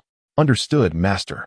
Hiyuba respectfully took his leave, adhering to Qin Yushi's instructions. Once he departed, Qin Yushi gazed towards the horizon, a hint of anticipation dancing upon his face. In 2 or 3 years, would Zhao be able to touch the new pinnacle? Late at night, Zhao Yinshun slowly opened his eyes, awakening from a lengthy period of arduous training. Looking at his newly attained limit attribute, a satisfied smile crept across his face. During the downtime after exhausting his divine attribute, The absence of the enhancements from his superdimensional senses made the conventional training pace rather vexing. Yet, this time was perfect for solidifying his foundation and refining his attributes. Moreover, thanks to the century-old Dragon Gall, his training speed had increased manifold, while it did not directly elevate his attributes. The residual medicinal properties had certainly alleviated much of his toil. Glancing at his relatively feeble essence, chi, and spirit dimensions, Zhao Yinchun began to formulate a plan in his heart. Next, he would devote himself to the rigorous training of the true martial secret record, striving to elevate all 6 dimensions to their limits within 3 months. It would be ideal to procure a heavenly grade or even superior great medicine at that time, ensuring his foundation would be solidified. Envisioning his path of foundation establishment with delight, he was suddenly startled by a dull thud and scraping sound from the street outside the courtyard. What is that noise? Listening intently, Zhao Yinchun cautiously slipped out of bed. His bare feet silent against the floor, and stealthily approached the door. Reaching the tightly locked vermilion gate, he held his breath and pressed his eye against the crack. The desolate street under the midnight sky was devoid of any life, and the absence of light pollution rendered the night pitch black, revealing only a stone slab slightly vibrating. Was that not the cover for a sewer? As a thought crossed his mind, Zhao Yinchun further restrained his aura, lowering his eyelids and casting his gaze discreetly over that area. In this ruthless world, countless creatures and extraordinary beings were sensitive to even the slightest glance. If a northeasterner were to traverse here, they would undoubtedly meet their demise within 3 days. A mere utterance of "what are you looking at?" could spell catastrophe. As the stone slab was slowly pushed aside, 2 slender, desiccated appendages emerged from the sewer, awkwardly propping themselves against the ground. Shortly thereafter, a shadowy mass squeezed its way out from the depths, producing a nauseating sound akin to bones scraping against flesh. With an unsettling crackle, the grotesque form twisted and contorted, finally breaching the narrow confines of the pipe. It was only then that Zhao Yinchun realized that those 2 elongated, withered entities were its arms. Suddenly, it seemed to sense something, pivoting its body abruptly towards Zhao Yinchun. Almost in tandem with its shift, Zhao Yinchun closed his eyes, evading its keen perception. Silence enveloped him, and he feared that by the time he opened his eyes again, the creature would be right at the threshold, engaging in a perilously intimate gaze. The mere thought of such a terrifying scenario compelled him to disregard his still recovering divine attribute and forcibly activated his transcendent senses. A hum reverberated as an indescribable vision expanded beyond his body, revealing a writhing amalgamation of malevolent thoughts. Merely gazing upon its essence sent waves of sharp pain through Zhao Yinchun's mind, and he felt a surge of nausea rising in his chest. The stench of decay wafted through the night breeze, rendering him as motionless as a piece of wood, standing several meters apart from the creature. Fortunately, after probing in his direction for a few seconds, it seemed to find nothing of interest and resumed its predetermined course. With its over 2-meter-long, emaciated limbs flailing, it vanished from Zhao Yinchun's senses in an instant. Suddenly opening his eyes, he retracted his divine essence and remained rooted in place until, after several minutes, his complexion began to pale, prompting him to exhale a long, murky breath. The towering courtyard wall provided no sense of security, given the creature's size. It could easily leap into the yard and capture him effortlessly. What on earth was that thing? In a flash, he recalled the warning from Hiyuba, who had cautioned him against venturing outside at night. Was this the reason? Hadn't they spoken of encountering rice dumplings? That creature was far more abstract than any dumpling. Grinding his teeth, Zhao Yinchun's expression darkened as he gained a newfound understanding of this bizarre and perilous world. Initially, he had surmised that a typical zombie would pose little challenge. Despite its immense strength and imperviousness to weapons, its movements were rigid and slow. With his current abilities, he could surely outrun it, if not overpower it. Yet, the sudden emergence of this creature had imparted a stern lesson. Danger lurked everywhere in this world. Where he had once prepared to leisurely gather his strength, a sudden urgency prickled at his back, sending chills coursing down his spine. His gaze flickered. Unwilling to ignite a light, he stealthily made his way to the chamber, retrieving an ancient and exquisitely crafted longsword. This is the spare sword left by his father. Although it is not a rare treasure, it remains sharp and substantial, a genuine weapon forged for combat. Chapter 23. The damned charisma daring not to close his eyes. Zhao Yinchun clutched his longsword, remaining vigilant until the break of dawn. The crowing of roosters echoed in his ears as sunlight poured through the window, and the distant sounds of bustling streets reached him. Gradually, the tension in Zhao Yinchun's nerves began to ease. After changing into fresh attire, he grasped his long sword and approached the vermilion door, once more peering through the crack to observe the outside. The street was already dotted with a few passers-by, and the shops along the way were preparing to open. Taking a deep breath, Zhao Yinchun swiftly pushed the door open and made his way directly to the martial arts academy. At this moment, only the instructors of the academy, possessing extraordinary powers, could offer him a sense of security. Mere mortals were merely fodder in the face of the terrifying monster. What? There's a monster in the city? Qin Yushi narrowed his eyes and turned to his disciple. Yuba, go to the yamen and instruct them to send people to investigate thoroughly in the direction Xiao Shan indicated. Yes, master. Yuba replied solemnly, bowing, and then departed with a rush of wind.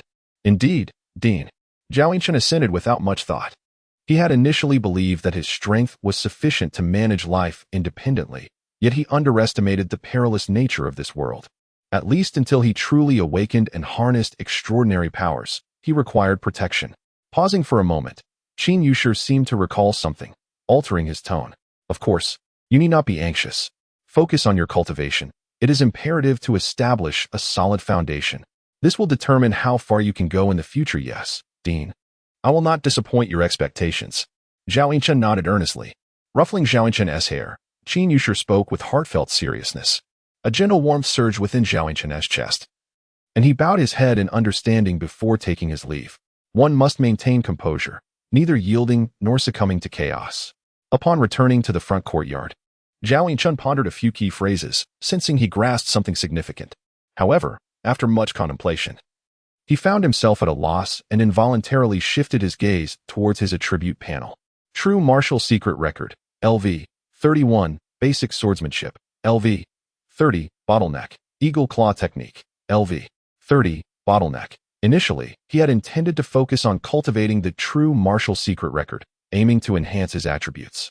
Yet, after experiencing the helplessness of the previous night, he felt it prudent to acquire some martial prowess. That way, even in death, he could meet his end with dignity. He certainly could not confront a monster and resort to a mere slide tackle. Furrowing his brow, Zhao Yinchun dismissed the absurd and comical image from his mind, allowing his gaze to drift between the three techniques. The challenges of basic swordsmanship and eagle claw technique were far less formidable than those posed by true martial secret record. With the recovery speed of his divine attributes, he could break through their bottlenecks in just a few days without wasting much time. Moreover, based on the experience gleaned from true martial secret record, a significant transformation was anticipated after a breakthrough in major realms. Even rudimentary physical techniques ought to enhance his lethality to some degree. With a heart full of calculations, Zhao Yinchun arrived at the dojo, sword in hand. The former sycophants of Jiang Iluan recoiled at the sight of him, as if they had encountered a ghost, hastily retreating to the sidelines. In recent days, they had thoroughly experienced Zhao Yinchun's petty demeanor, as each had been soundly beaten under the guise of sparring. However, Zhao Yinchun did not pursue them relentlessly. After all, these lackeys were far less stubborn than Jiang Iluan. Once they showed signs of capitulation, surrendering to his whims, he found it difficult to hold a grudge. Junior brother Zhao, you've come. A radiant face suddenly appeared before him. Realizing that this change was due to his own charisma, Zhao Yinchun's expression shifted to one of indifference, and he nodded curtly. Good morning, senior sister Jiang. With that, he sidestepped Jiang He and strode directly into the dojo. Junior brother Zhao, you haven't had breakfast yet, have you? Do try our steamed buns. Zhao Yinchun paused, eyeing the steaming meat bun before him, slowly narrowing his eyes. A young man must safeguard himself when away from home. He could not allow these peculiar sisters to take advantage of him. Did they think a mere few buns could win him over? How infuriating. Yet, their aroma was simply irresistible. A few minutes later, having finished the meat buns Jiang He had offered, Zhao Yinchun felt his demeanor warm slightly as he nodded in gratitude. Thank you, senior sister Jiang. Although this peculiar sister occasionally wore a disconcerting smile, her buns were undeniably delectable. As the daughter of the wealthiest merchant in Honghai City, the nourishment she provided, though not as potent as Dean Qin's python meat, far surpassed the fare offered by ordinary taverns.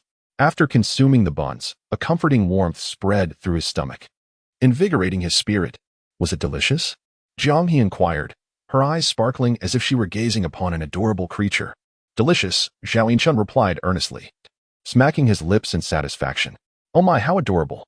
An excited yet stifled squeal erupted from the side, as a swarm of female disciples could no longer contain themselves and rushed toward him. Junior brother Zhao, I have pastries from Sushang Pavilion for you. I have zongzi. I possess delightful Western treats. Before long, Zhao Yinshun found himself encumbered with an abundance of goodies. He surveyed the eager faces of the disciples surrounding him and managed to force a faint smile. This infernal charm. Meanwhile, the male students watched Zhao Yinshun become engulfed in a floral frenzy, unable to suppress their envious gazes. However, they understood that they could not compete with this paragon of excellence in either strength or appearance, and thus felt little jealousy. After all, envy only arises between those who are closely matched. When one party is as distant as an unreachable star in the sky, admiration and longing replace jealousy. Having finished the snacks provided by the sisters, Zhao Yinshun struggled to break free from the throng of admirers and exchanged his practical sword for a training sword. Still dull from lack of use. After a moment's hesitation, he approached Jiang He, who was discussing tomorrow's feeding schedule with her friends, and issued a challenge to spar. Junior brother Zhao, what made you think to seek me out for a spar? In the envious gazes of her friends, Jiang He and Zhao Yinshun took their positions on the arena, standing opposite one another, swords at the ready. Within the martial arts academy, when it comes to the mastery of swordsmanship, none can surpass Sister Jiang. I humbly request your guidance, esteemed sister. Ha ha, junior brother Zhao indeed possesses discerning eyes. My family has engaged a renowned instructor from Mount Shu. Chapter 24. Expertise, Mastery of Swordsmanship. Jiang He effortlessly twirled her sword, her expression is suddenly sharpening. The longsword in her hand transformed into a streak of flowing light, tracing an elegant arc as it pointed toward Zhao Yinshun's neck.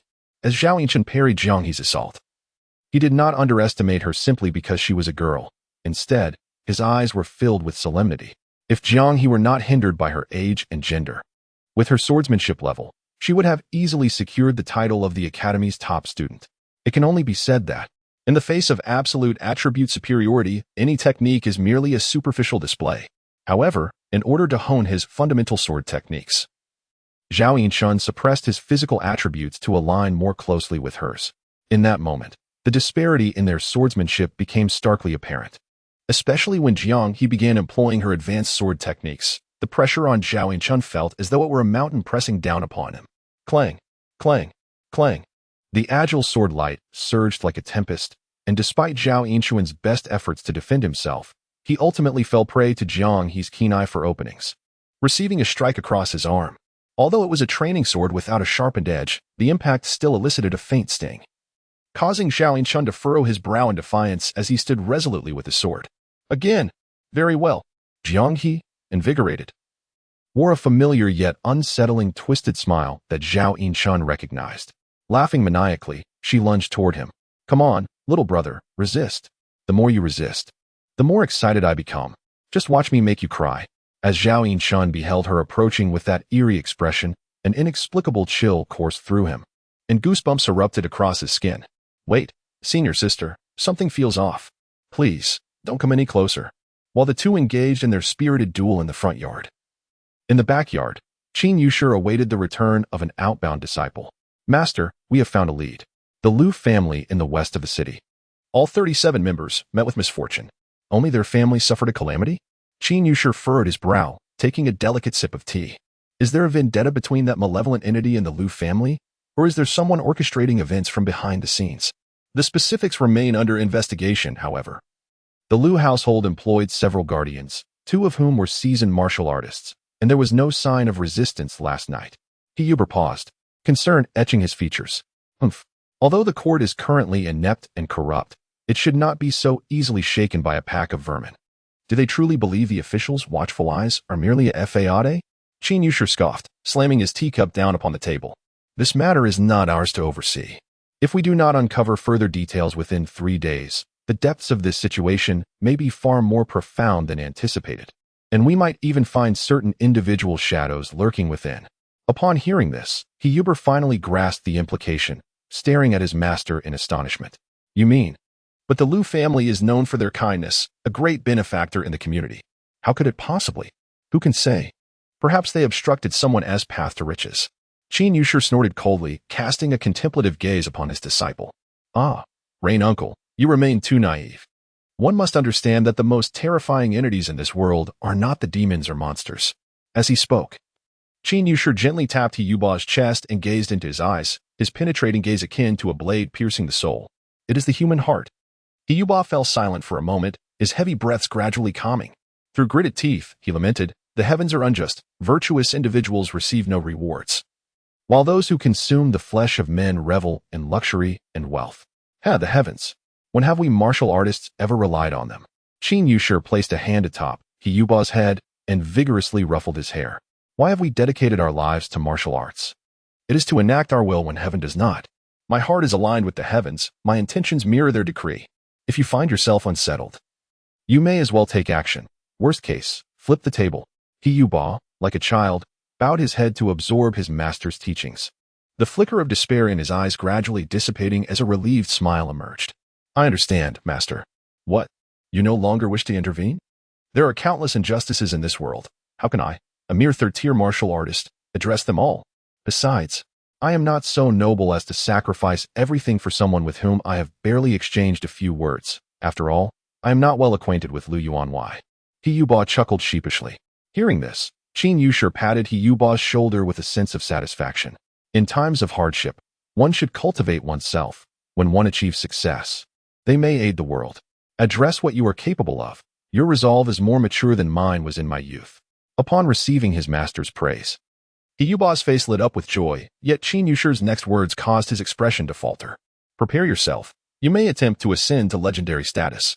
After several seconds of stunned silence, Hyuba slowly regained his composure, his face radiant with delight. "Yes, master." Zhao Yinchun inhaled sharply, slowly shedding his last layer of clothing, revealing a body marred with scars.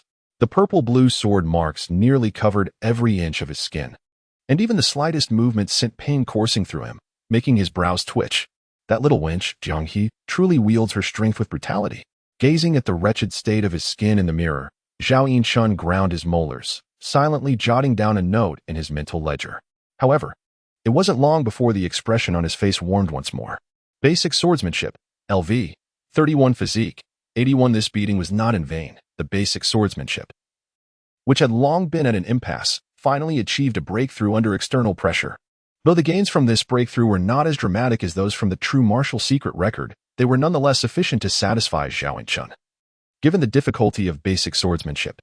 Moreover, there was an unexpected surprise. With a thought, Zhao Yinchun's gaze flickered toward a new entry on his attributes panel. Sword Mastery, C grade, Sword Power, 5 Sword Training Speed, 25 as expected. The rudimentary, basic swordsmanship did not possess the innate ability to transcend and elevate the essence of life. It lacked the direct approach to the source that the true martial secret record provided, yet in terms of technique, the specialty of sword mastery proved to be quite practical. The 5 enhancement in power may appear insignificant, yet its practical effects are remarkably pronounced. The most crucial aspect is the 25 increase in training speed, which may not seem extraordinary to others. However, when applied to Zhao Yinchun, who possesses transcendent sensory abilities, this 25 effect could potentially be magnified to an astonishing 250. Or even 1,000. This is indeed quite gratifying. With a sense of contentment, Zhao Yinchun carefully indulged in a warm bath. The purple and blue sword scars on his body gradually fading as his vital energy circulated, the needle-like pain dissipating along with it. Chapter 25, Senior Sister. I implore you to assist me in my cultivation. Hyuba secretly admired Zhao Yinchun, realizing how his extraordinary rate of progress came to be. In his own youth, Hyuba had engaged in childish pursuits, chasing cats and dogs, climbing mountains to catch birds, and wading into rivers to catch fish. He even managed to plunder uncooked wild fruits. Without supervision, he would have disturbed the tranquility of the area for miles around. It was only after experiencing certain events that he matured, gradually understanding the significance of cultivation. In contrast, Zhao Yinchun, at the same age, could endure solitude and disregard monotony, dedicating himself to arduous training day after day. This commanded Hyuba's deep respect. With exceptional talent and extraordinary comprehension, coupled with unparalleled diligence, such a person is destined to become a legend. However, what outsiders do not realize is that Zhao Yinchun's resolve is not as unwavering as they presume. His ability to devote all his energy to cultivation stems solely from the joy and satisfaction he derives from it. Those who understand are not as good as those who enjoy, and those who enjoy are not as good as those who find joy in it. What others deem painful, Zhao Yinchun embraces with delight, a disparity in realms that is difficult for others to comprehend. As he exhaled a murky breath, Zhao Yinchun, in a state of meditation, slowly opened his eyes, revealing a glimmer of brilliance within his pupils. Despite having witnessed this several times, Yuber, standing by, could not help but feel a surge of emotion. Master, if Xiao Shun awakens, his innate talent will likely manifest in those eyes. Qin Yushi nodded in agreement. His gaze towards Zhao Yinchun filled with anticipation. The spiritual light flickered, visible to the naked eye. It remained uncertain which ocular technique he would awaken. Teacher, director, what brings you here? Zhao Yinchun, having awakened from his meditation, promptly saluted and inquired. Did you not mention that the claw technique was obscure and difficult to break through? I have brought you something good. Qin Yushi chuckled, tossing a palm-sized glass jar. Zhao Yinchun hastily caught it, glancing at Yuber with a questioning look. With a slight nod, Zhao Yinchun solemnly acknowledged Qin Yushi. Thank you, director. You're welcome. I hope your eagle claw technique can soon reach a breakthrough. Let us see if this simpleton dares to be smug in the future. Qin Yushi waved his hand nonchalantly, then playfully patted Yuber on the back, causing him to stumble slightly. Master, back in the day, I was indeed the fastest among my peers in mastering the eagle claw technique. Yuber retorted, drawing back his neck somewhat, unwilling to concede. Fast. Look at Xiao Shun, and then look at yourself. It took you 4 to 5 years to achieve minor success. And you still dare to claim speed? He is a prodigy. How can a normal person compare to him? Zhao Yinchun remained silent. Teacher, I offer you an opportunity to reorganize your words. Otherwise, do not blame me for noting you down. After sending off the noisy duo of teacher and disciple, Zhao Yinchun finally had the leisure to examine the precious item in his hands. Upon lifting the lid, a faint medicinal fragrance wafted through the air. The ointment within the glass jar shimmered with an amber hue, and when slightly tilted, it flowed like viscous honey. Applying a small amount to his hand, a chilling sensation spread across his skin. Yet, as he gently massaged it in, the medicinal properties gradually permeated, leaving his entire palm tingling with a delightful numbness that lingered for quite some time before it faded away. Flexing his fingers, Zhao Yinchun couldn't shake the feeling, perhaps a mere figment of his imagination, that his meridians and muscles had become slightly more agile than before. It dawned on him that apart from diligent self-cultivation, there existed an external force to aid in his training. A thought struck him. For significant characters flashed in his mind: wealth, companionship, method, land. In light of this revelation, he realized that among the 4 essential elements of cultivation, he had only truly grasped the aspect of method. Even that could only be considered half. As for fundamental swordsmanship and eagle claw technique, they scarcely qualified as methods. They were merely skills for self-defense. Contemplating this, Zhao Yinchun felt a headache creeping in again. After all, he was merely 13, and all of this revolved around a single word: wealth. With the growth of his attributes, the pinnacle of the 6 dimensions seemed increasingly within reach. Yet, instead of saving money, he found himself in debt to the Martial Arts Academy, unable to repay a significant favor. Was he truly to seek a loan from the Holy Gold Alliance to purchase medicine? The annual interest rates would make any capitalist weep. Rubbing his temples, Zhao Yinchun couldn't conjure a viable solution, so he momentarily set this matter aside and scrutinized his attribute panel. Zhao Yinchun, Divinity, 89, Agility, 10 limit, Strength, 10 limit, Spirit, 68, Qi, 69, Physique, 9 Lifespan, 84, True Martial Record, LV, 36, Fundamental Swordsmanship, LV, 31, Eagle Claw Technique, LV, 30, Bottleneck, Specialties, Eternal Youth, A Class, Mastery in Swordsmanship, C Class, since the True Martial Record advanced to the 12th tier. The difficulty of cultivation had surged significantly. However, the returns were proportional to the efforts expended. Merely elevating from level 31 to level 36 had resulted in a staggering increase of 6 points in his attributes. This achievement likely equated to several years of arduous training for an ordinary Transcendent. Pursing his lips, Zhao Yinchun admired his attributes when suddenly, the bell for class rang nearby. Initially disinterested in the afternoon's practical training session, a vivid image flashed in his mind. A blushing Sister Jiang, her face adorned with a twisted yet captivating smile, lunging toward him. His fingers tingled with excitement at the thought. How he longed to rue something, with his heart set. Zhao Yinchun's lips curled into a mischievous grin as he stood and made his way outside. The day was bright and beautiful. A perfect harmony of the heavens and earth. A splendid day for hunting. Sister, I seek your assistance in my cultivation. Upon reaching the dojo in the front courtyard, Zhao Yinchun spotted a charming figure eagerly approaching him, her beautiful eyes sparkling with surprise. He recalled that he had yet to express his gratitude for Sister Jiang's guidance during their last encounter. Chapter 26. Perish, you wretched creature. Ha ha ha, what a delightful jest. Indeed. Jiang Yi chuckled shyly, completely oblivious to the hidden malice behind Zhao Enchuan's smile. Is my senior sister occupied at present? Why? I wish to seek your guidance once more. Splendid. Splendid. I shall fetch my sword at once. Upon hearing such a fortunate proposition, Jiang Yi's eyes sparkled with excitement. Hee hee. This time we shall not spar with swords, but rather engage in unarmed combat. I recall that you have practiced the eagle claw technique, have you not? Observing Zhao Yinchun's warm smile, Jiang Yi's exuberance gradually faded, her heart sinking as an inexplicable chill enveloped her on this hot day. Swallowing hard, she forced a strained smile. Zhao Shidi, I just remembered I have some matters to attend to at home. Without allowing her to finish, Zhao Yinchun firmly led Jiang Yi onto the stage, disregarding the tears welling in her eyes. As they ascended the platform, the idle students suddenly became animated, gathering around the edges to witness the spectacle. Yinchun, go for it. If you win, your sister will reward you handsomely. I'll reward you too. With something splendid and ample. Sister, teach you to kick like a champion. Oh, how shameless. Listening to the excited shrieks of the girls, Zhao Yinchun felt an unsettling chill, as if encircled by a pack of wolves, causing the hair on his neck to bristle. You all are so bold. It seemed that in this world, the extraordinary prowess had rendered gender distinctions irrelevant, empowering the girls to embrace their desires with greater fervor and confidence than in his past life. Moreover, when a group of girls congregated, their courage and audacity multiplied exponentially. Coupled with his youthful appearance, it fostered a delusion of dominance over him, culminating in the present absurdity. Zhao Yichun touched his cheek, his mouth twisting in indignation. How is it that I, a grown man, am being teased by a gaggle of young ladies? How infuriating. I shall glare at you all.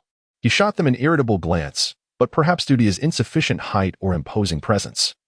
His fierce expression only served to excite them further. Zhao Shidi, don't leave after class. I have much to teach you. What sort of lesson? A lesson in physiology. Perhaps? Aha, I want to join too. Don't rush. We shall take turns. Zhao Yinchun, take turns? Are the young ladies of this world truly so audacious? How could they, who once exhibited such aloofness, grace, and gentility, now be so brazen? I warn you all, anyone under 14, regardless of consent, is subject to severe consequences. A shiver coursed through him, and he dared not meet their gaze any longer, focusing instead on the source of his plight. If not for you sowing such mischief among them, how could they possibly behave in such a manner? Perish, you wretched creature. Zhao, my junior. My skills in unarmed combat are truly lacking. Perhaps you should seek another partner.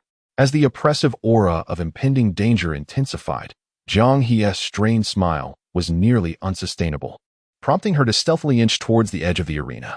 Fear not. I never expected your hand-to-hand prowess to be exceptional. Just do your best to resist. Crack.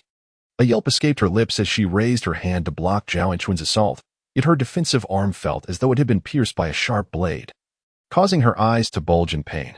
Before she could adapt her strategy, Zhao Yinchun yanked down her arm, targeting an acupoint at her wrist with a forceful squeeze. The excruciating pain reverberated through her consciousness, rendering Jiang Yi numb, oblivious to the fact that she had been pulled into Zhao Yinchun's embrace. Gazing at the human punching bag before him, Zhao Yinchun gritted his teeth, a sinister grin emerging as his fingers curled into sharp claws, itching to unleash their fury. Senior Jiang, prepare to receive my split tendon and bone dislocation technique, with the rare opportunity to practice on a partner devoid of psychological burden. Zhao Yinchun meticulously revisited the knowledge of meridians and acupoints he had memorized, applying it to her with precision. His formidable attributes allowed him to pinpoint each acupoint accurately, delivering a mixture of exquisite agony without inflicting any actual harm upon her. Veins pulsated violently on her forehead as Jiang Yi gasped, yet no sound emerged. Her body convulsed uncontrollably under Zhao Yinchun's relentless manipulation. Dazui, Shinshu, Ji Yang, Giyu, Ganyu, Gao Wang, Zhishi, Lai Ya Qi, Shimin, Shisanli, Chengshan, Jieshi, Yinlingquan. Zhao Yinchun's movements became increasingly fluid, his hands transforming into a blur of shadows that enveloped Jiang Yi before the captivated audience. With Zhao Yinchun's support suddenly withdrawn, Jiang Yi collapsed to the ground as if struck by a barrage from a Gatling gun. Her voluptuous form lay contorted in an unnatural posture, reminiscent of a frog deprived of its tendons, occasionally twitching and convulsing. So painful, so painful. Transparent saliva trickled down Jiang He's lips, her eyes slightly rolling back as she gazed vacantly at the ceiling. An unprecedented, bizarre sensation coursed through her body, oscillating between pain and pleasure, as if she were dancing between realms of heaven and hell. Senior Jiang, are you all right? A handsome, serene face appeared before her, and Jiang He's unfocused eyes slowly narrowed. With her lips flushed and moist, she whispered a few words. Zhao, don't stop. Senior, do not fear. The match is over.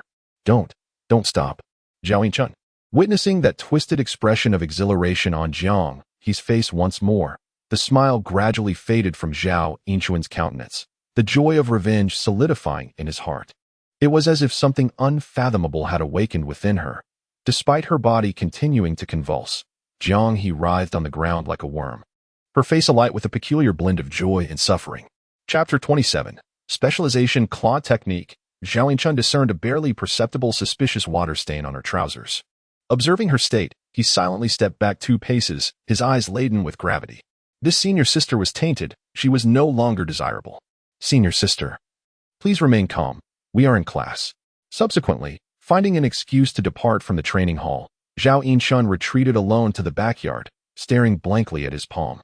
After a considerable pause, he approached the wooden dummy he regularly practiced with, slowly raising his hand.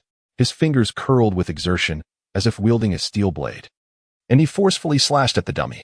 With a piercing screech, 5 deep claw marks appeared on the wooden figure, as if inflicted by some colossal feline beast. A jolt coursed through Zhao Yinchun as he beheld the damage wrought upon the high-quality ironwood, unable to fathom the effect such a strike would have on a human. With sufficient internal energy, disemboweling and extracting vital organs would likely pose no challenge. Suppressing the tumultuous thoughts within, Zhao Yinchun could not help but glance at his attribute panel. Eagle Claw Technique, LV, 31 Body, 91 Claw Technique. C-grade claw strength becomes formidable, slightly enhancing hand strength when exerting energy, with an added cutting effect, inflicting extra damage on unarmored targets. Formidable claw strength? Raising his arm, Zhao Yinchun gazed at his elongated fingers, infusing them with unreserved, surging internal energy. The swelling power caused his palm to warm slightly, and as he pushed his strength to the utmost, he could faintly perceive the air around his fingernails vibrating and distorting minutely. Above his wrist, it felt as though an invisible membrane enveloped him, endowing him with a sense of solidity, as if he could grasp a keen blade. Perhaps it was not merely an illusion. With a focused gaze, his 5 claws cut through the air, gleaming coldly, as they penetrated the chest of the ironwood dummy. With a resounding crash, the wooden piece was crushed into fine debris. Zhao Yinchun, feeling the tactile sensation in his palm, was filled with astonishment. The amalgamation of agility, strength, chi, and body, magnified by the claw technique, could yield such effects. How devastating could the higher-level techniques and attributes be? Were the martial artists of this world akin to flesh-and-blood mechas? Yet, within this realm where such terrifying martial artists resided, they languished at the lower end of the hierarchy. What other professions wielded such extraordinary powers? Envisioning the 9th-rank saints effortlessly reshaping mountains and seas, Zhao Yinchun felt a mix of exhilaration and trepidation. At that moment, Hiyuba stormed in, his anger palpable. Upon inadvertently catching sight of the wood shavings in Zhao Yinchun's hand and the battered ironwood dummy behind him, his expression shifted dramatically. Sean, have you broken through an eagle claw technique? Hiyuba's breath hitched, his gaze sweeping over Zhao Yinchun with a complex scrutiny before suddenly raising his hand to deliver a claw strike. As Hiyuba's fingers lunged towards him, Zhao Yinchun maintained his composure, channeling his internal energy to meet the strike head-on. The clash of their palms resonated like the sound of heavy iron colliding, and sparks erupted from Zhao Yinchun's fingertips, leaving trails of brilliance across Hiyuba's hand. After testing the waters, Hiyuba quietly withdrew his hand, observing the young man before him, now caught in a web of self-doubt. I just applied the ointment to him in the morning, and by afternoon, he had already broken through.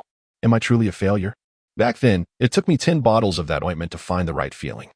If Zhao Yinchun's talent in swordsmanship merely instilled a sense of urgency in Hiyuba, then the shock Zhao Yinchun delivered in his area of expertise, bare-handed combat, was enough to make Hiyuba question his very existence. Master, why were you so agitated earlier? Did something happen? Noticing Hiyuba's fluctuating expression, shifting from pale to flushed, Zhao Yinchun took the initiative to change the subject. The foreigners have set up a challenge in the city, and their audacity knows no bounds. With a violent kick, He Yuba shattered the tiles beneath him and turned to stride deeper into the martial academy. Zhao Yinchun, intrigued, followed closely behind. Before long, He Yuba found Dean Qin and hurriedly relayed the news he had heard. It turned out that the foreigners were warming up for next year's martial arts exchange conference. Collaborating with the Damin dynasty's government, the All-Knowing Eye Sect, the Holy Gold Alliance, and other organizations. They had established arenas in over 100 cities across the 16 counties of Lanzhou, inviting all untapped martial talents for exchange and competition. The ultimate victor would not only receive substantial prize money sponsored by the Holy Gold Alliance, but also a precious elixir provided by the Damin government, along with a chance to gain fame on the All-Knowing Eye Rookie leaderboard. As Zhao Yinchun listened, his eyes began to shimmer with excitement. He was not particularly interested in fame, but the prize money and elixir were precisely the resources he urgently needed. After a moment's contemplation, he resolutely decided to participate in the competition. With his almost six-dimensional attributes, entering a contest meant for those yet to awaken would likely yield an effortless victory. However, he quickly realized that such an enticing competition must have hidden drawbacks, especially given He Yuba's evident disdain. Could there be ulterior motives at play? The court is utterly foolish. How could they lend the government's credibility to support such an event? Do they not recognize the foreigner's sinister intentions? Qin Yushi sipped his tea, a cold smile creeping onto his lips. Dean, why do you oppose this competition? I find it quite promising. Zhao Yinchun hesitated before finally voicing his thoughts. Qin Yushi and He Yuba exchanged a knowing glance, both letting out a simultaneous sigh. Yinchun, you are still young and unaware of the treacheries of the world. Many despicable and vile motives lie concealed beneath the guise of lofty justifications. The foreigners have engaged in their share of vile deeds under the banner of noble righteousness over the years. Qin Yushi placed a comforting hand on Zhao Yinchun's shoulder, his gaze heavy with gravity. Zhao Yinchun fell into silence, reflecting on the century of humiliation endured by his homeland, recognizing the nature of the foreigners' actions on Chinese soil. It was not just the 19th and 20th centuries. Even in the 21st century, certain nations, cloaked in the guise of civilization, have committed heinous acts. They have incited divisions, overthrown governments, and perpetrated atrocities against civilians, leaving behind scorched earth, shattered families, and fratricidal strife, all while masquerading it as spring. Chapter 28. Stepping out to face the challenge suddenly, a phrase flashed through Zhao Yinchun's mind. Freedom, oh freedom, how many evils are perpetrated in your name? Shaking his head with a heavy heart, Zhao Yinchun pondered for a moment before slowly raising his gaze to inquire, Director, what exactly are their intentions? At this, Qin Yushi let out a cold laugh, his gaze drifting toward the sky outside the window. Who knows? Suppressing the spirit of the Damin people, crafting an image of their superior civilization, destroying the aspirations of martial talents among the populace in advance, recruiting untamed martial geniuses, or executing targeted eliminations. Or perhaps all of the aforementioned are part of their scheme. I never hesitate to assume the worst malice when it comes to foreigners. As he listened to Qin Yushi, Zhao Yinchun's mind inexplicably conjured the name Hui Yuanjia. In that era, foreigners went to great lengths to undermine the confidence of the Chinese populace, even fabricating the term sick man of East Asia, intending to psychologically dismantle a nation. To some extent, they succeeded, as even into the 21st century, one can still find disparaging remarks that emulate the West online. However, with the rise of national strength, such self-deprecating sentiments have gradually lost their foothold. Yet, during Hui Yuanjia's time, figures like him who were defiant and unyielding, even founding the Jingwu Sports Association to mentally fortify a nation, were seen as thorns in the side of the invaders. And his fate, well, is well known. If you can't win, resort to poison. Zhao Yinchun pursed his lips, contemplating for a moment, then gazed earnestly at Qin Yushi. Director, what do you think about my participation in the competition? You? Absolutely not. Before Qin Yushi could voice his thoughts, He Yuba leapt up in a panic, exclaiming, You know the organizers harbor ill intentions, yet you still wish to participate? Are you out of your mind? Qin Yushi regarded Zhao Yinchun in silence, clearly sharing the same sentiment. However, Zhao Yinchun did not waver. He met their gazes directly and spoke confidently. Precisely because they harbor ill intentions, I must participate. Who better than I to unravel their conspiracy? Why do you believe you are the most suitable candidate? You are only 13, and your body has yet to fully mature. Qin Yushi furrowed his brow, scrutinizing Zhao Yinchun with a hint of disappointment rising in his heart.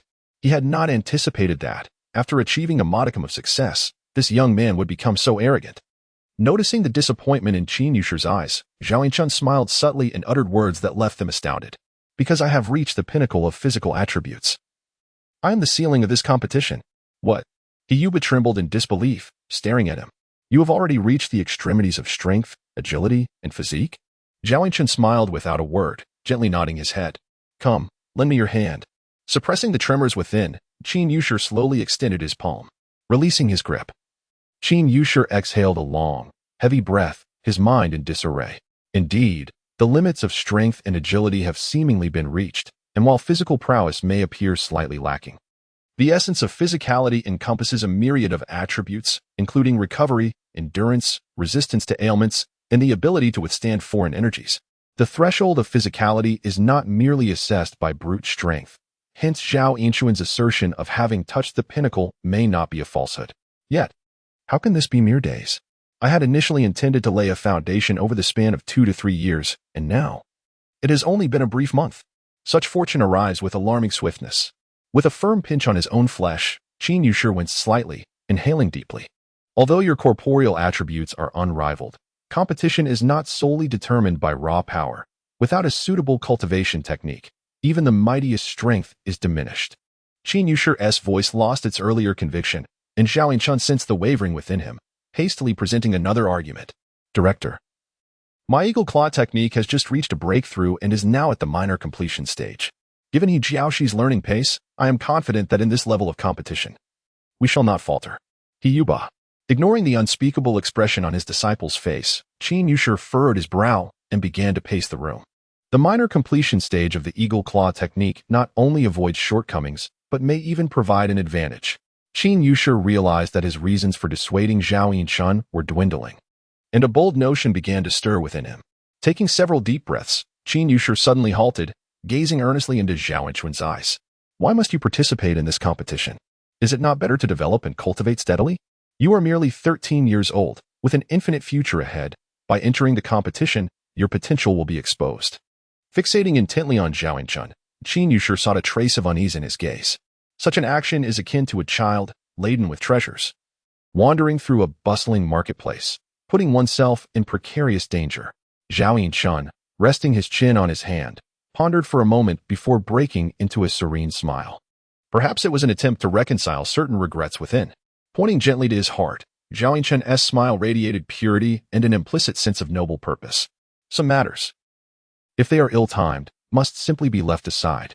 Yet, possessing such capability and choosing to conceal it for the sake of self-preservation, what purpose does my training serve? Avoidance is not only shameful but futile. Once you evade once, the temptation to flee again will arise. If every hero in the world were to deliberate in such a manner, calculating and self-serving, this nation and its people would inevitably march toward ruin. At this juncture, Zhao Yinchun recalled the revolutionary pioneers of Earth, who bravely rose in defiance even amidst despair, undeterred by the specter of death. And here I stand, equipped from the outset with unparalleled prowess. If I do not dare to step forth and confront challenges, I might as well dash my head against a wall. Naturally, these thoughts remained unvoiced. Instead, he fixed a penetrating gaze upon Qin Yusher and posed a question that shook the very foundation of his resolve. Dean, you once imparted to me the wisdom of not becoming a cunning individual. Why, today, do you urge me to embrace such a persona? Thunder. These words struck Qin Yusher's mind like a bolt of lightning, causing his steadfast form to tremble uncontrollably, his sharp gaze gradually losing focus, and his chest heaving violently. Master. Sensing the uncontrollable and tumultuous energy swirling within Qin Yusher's body, Yuba gasped in alarm, raising his hand to assist in calming his internal flow. However, before his hand could even graze Qin Yusher's skin, an invisible and sharp protective energy sliced through the air, leaving a grievous mark upon the back of his hand from a distance of merely a foot. Chapter 29, Destiny with a resounding crack. It was as if a high-voltage wire had been touched in midair, unleashing visible shockwaves that erupted through the atmosphere. Yuba was instantaneously propelled backward, crashing into a large tree in the outer courtyard, snapping it in half, and skidding across the ground for several meters until he collided with the courtyard wall. Finally coming to a halt, Qin Yusher suddenly expelled a mouthful of dark, congealed blood, his dilated pupils swiftly contracting into slits reminiscent of a feline predator. The chaotic and tumultuous aura surrounding him rapidly coalesced, forming a translucent phantom of a white tiger behind him. Ha ha ha, how foolish I have been. How utterly mistaken. It was as if decades of pent-up frustration had been expelled in that moment. Qin Yushi, whose back had been slightly hunched, gradually straightened, exuding an overwhelming aura of authority and dominance. An oppressive force bore down upon Zhao Yinchun, making his exposed skin feel as though it were being sliced by blades. Invisible waves of energy crashed against him, compelling him to retreat step by step until he found himself cornered against the wall. Master, Hiyuba, blood trickling from the corner of his mouth, rushed into the room and, upon witnessing the formidable presence of Qin Yushi, his anxious gaze transformed into one of ecstatic joy. Who would have thought that after a lifetime of confusion, it would be a young friend who awakens me in my old age? Yinchun, please allow me to pay my respects. As he spoke, the earth-shattering aura abruptly receded, and Qin Yushi clasped his hands together in a gesture of reverence. Slowly bowing to Zhao Yinchun, Director, this cannot be permitted. Zhao Yinchun exclaimed in alarm, hastily attempting to intervene. Yet the weight of Qin Yushi's bow was as heavy as a mountain, beyond his capacity to obstruct. Master, are you? Hiyuba wiped the blood from his lips, leaning closer to Qin Yushi, his voice tinged with excitement as he inquired. Before he could finish, Qin Yushi nodded, a smile gracing his lips, and turned again to Zhao Yinchun. The sparrow cannot comprehend the ambitions of the swan. Young Shun, you are destined for greatness. Follow your heart. Even if it costs my life, I shall protect you. He clapped a hand on the young man's shoulder, his smile warm and encouraging. At these words, Zhao Yinchun scoffed, shaking his head in disbelief. That is unnecessary, Director. The foreigners, while cloaked in the guise of civilization, dare not openly commit acts of violence and plunder. It is not out of shame, but rather fear of the power we wield. They are arrogant and malevolent. Wherever reason can be cast aside, it surely will be. If they are forced to act reasonably, it will be out of sheer necessity.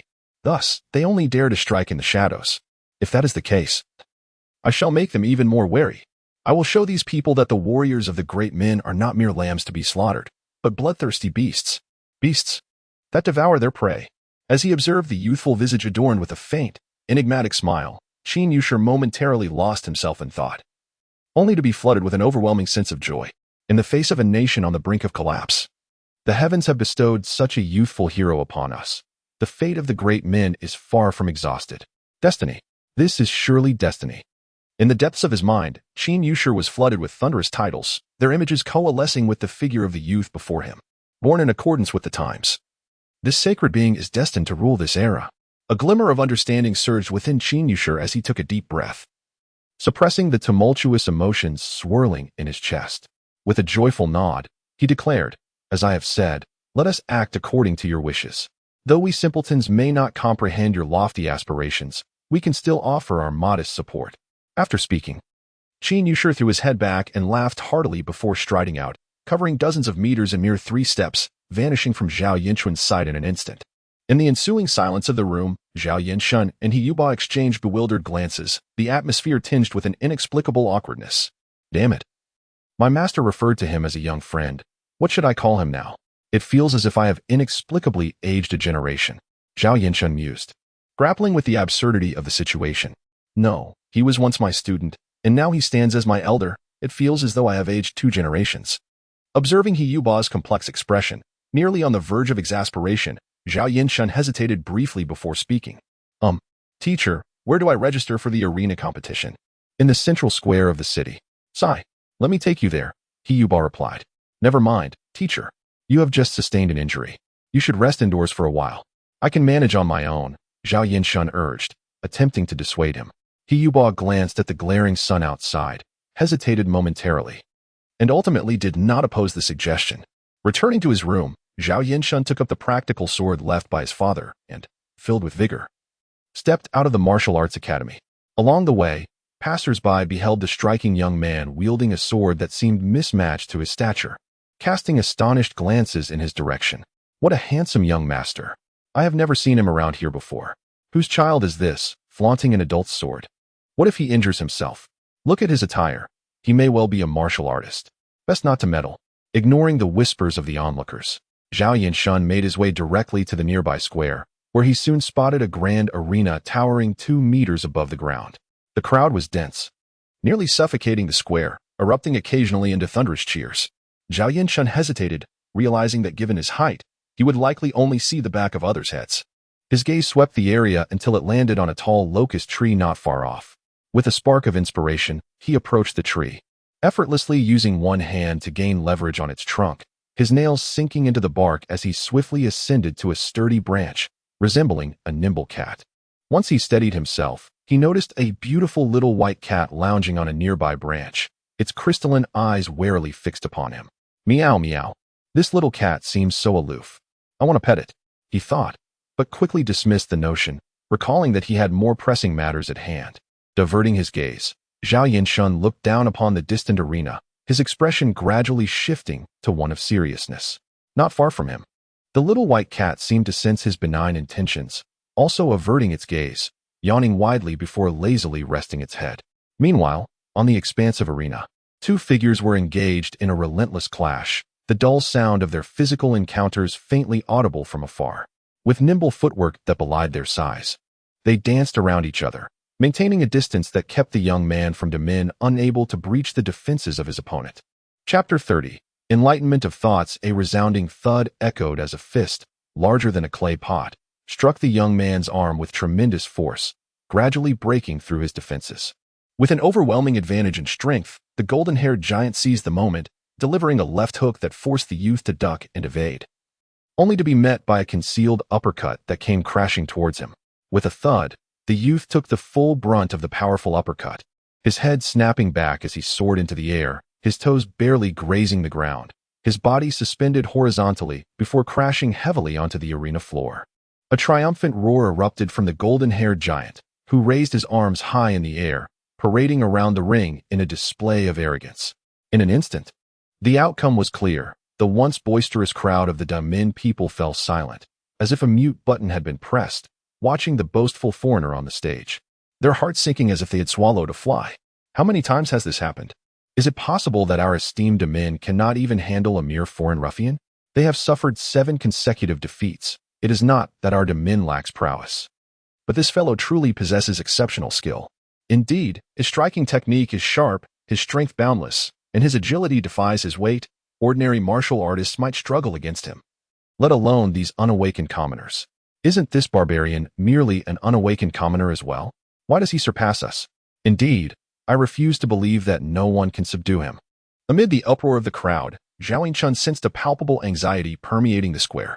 On the arena, a judge clad in Damin official attire examined the bloodied youth, gravely shaking his head before formally declaring the victory of the golden-haired giant. This outcome quickly reflected on the 2 prominently displayed boards, where a white man donned in mysterious religious garb waved his hand, causing one of the names to ascend 2 places instantly. With another roar, the golden-haired giant, brimming with exhilaration, pointed his thumbs at his chest, then twisted his body, turning his thumbs downward in a triumphant gesture, shaking them boastfully toward the audience outside the ring. You all are hopeless. His peculiar taunt ignited the crowd's emotions, a cacophony of curses erupting in response, as the giant's ancestry was thoroughly insulted within mere moments. Yet, the golden-haired giant remained unfazed, a foolish grin plastered across his face. After a brief outburst, the audience's enthusiasm waned. Many, unwilling to endure the frustration, departed angrily, resulting in a noticeable reduction in attendance within a matter of minutes. Observing the dejected figures leaving the square, Zhao Yinshun sensed that something intangible had been drained from them, their spines seemingly bending imperceptibly under the weight of despair. Turning his gaze back to the 2 unyielding boards, he focused intently and noticed that they were predominantly filled with foreign names, with scarcely a few Damin names visible. Something feels amiss. Propping his chin on one hand, Zhao Yinshun furrowed his brow. The martial potential of Damin cannot possibly be so thoroughly overshadowed. It is important to recognize that the number of foreigners who travel thousands of miles to seek their fortunes in Damin is inherently limited. In contrast to Damin's population of at least several hundred million, the proportion of talent is negligible. Yet the current situation presents a strikingly different narrative. As if a superior civilization has descended upon an inferior one, with each individual seemingly capable of overcoming 100 adversaries, delivering a decisive blow. Has there truly emerged a fundamental disparity in martial arts education between the East and the West? With a flicker of contemplation, Zhao Yinshun pondered deeply, yet could not unravel the enigma. Lightly springing from a branch, he agilely descended to the ground. If one cannot fathom the mystery, it is best to let it be. Let us confront one another, where the strong stand firm and the weak lie down. A subtle smile graced his lips as he suddenly halted, becoming acutely aware of a certain delicate issue within his mindset, an issue he had subconsciously overlooked. Life is singular, and competition is no trivial matter. Why had he chosen to face the tempest head-on without hesitation? It is essential to remember that Damin is not Huaxia. He bears no obligation to sacrifice himself for it. The scant reasoning he possessed was merely a simple, unadulterated sense of belonging. Yet, he had resolutely opted to confront the challenges ahead. There was no fear, no trepidation. What filled his heart most was, surprisingly, a pure sense of joy and exhilaration. Clutching his chest, Zhao Yinshuan's gaze became unfocused as he drifted into contemplation. In a moment of clarity, he recognized this familiar joy.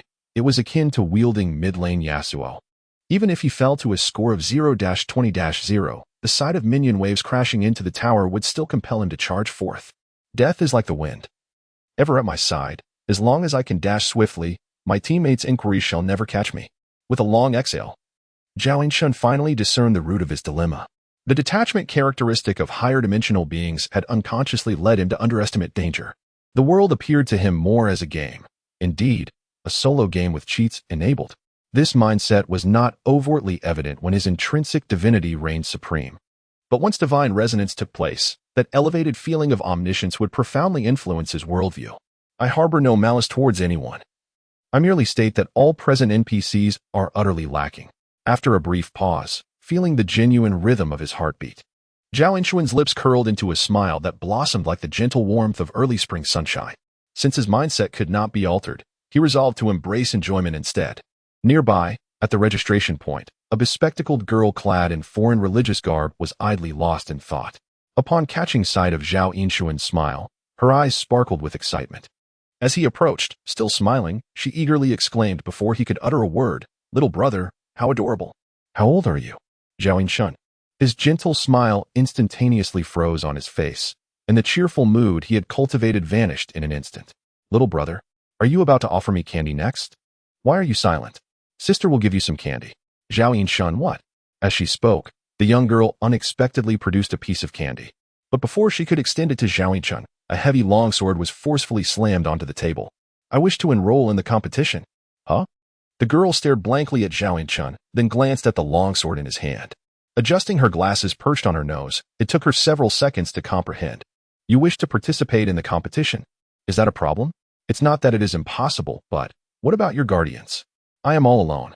Suddenly, the bespectacled girl covered her mouth, her large, glistening eyes filled with remorse. Chapter 31. The Gifts of a Sage. Zhao Yinshuan. I initially had no issues, but your actions have suddenly made me feel rather peculiar. Well, I am here to participate in the competition, so please expedite my registration. No. The bespectacled girl's expression hardened as she asserted decisively. Why? Little brother, do not jest. This competition is no trifling matter.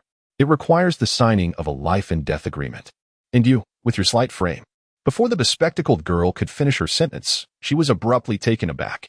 Zhao Yinshuan had effortlessly carved 5 deep claw marks into the wall beside her, with lime dust cascading down. I have practiced martial arts since childhood. I know my limits. Just register me. Gulping, the bespectacled girl swallowed hard, her mouth opening as if to dissuade him.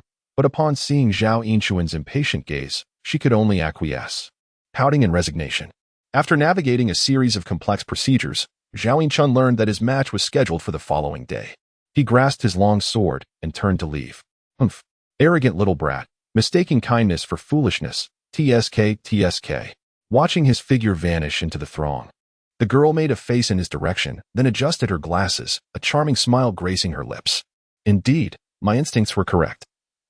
This remote little town harbors mysteries beyond my comprehension. I am quite exhilarated. Within the inner side of her lenses, an esoteric luminescence coalesced and distorted, forming a series of bizarre hieroglyphs.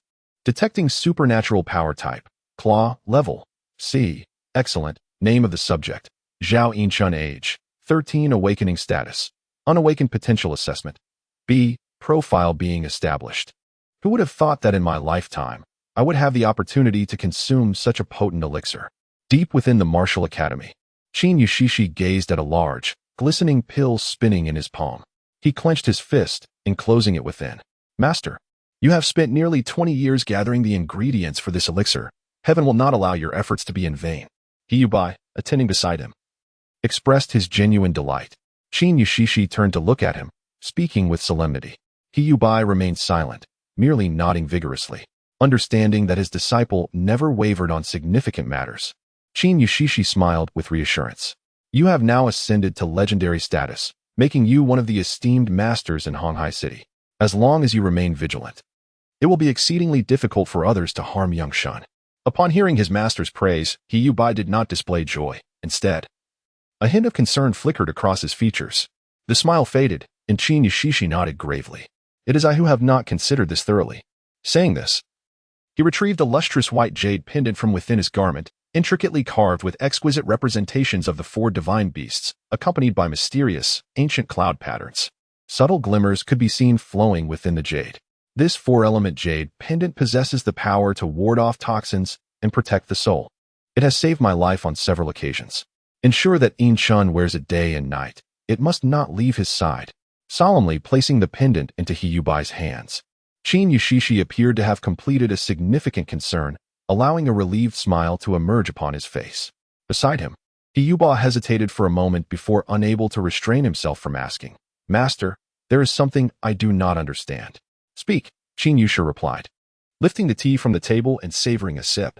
Previously, when I did not pursue the matter of Lu Yuanwai's family being harmed by malevolent forces, you praised my mature sense of purpose. Yet now, Xiaoshan has actively provoked those foreign individuals.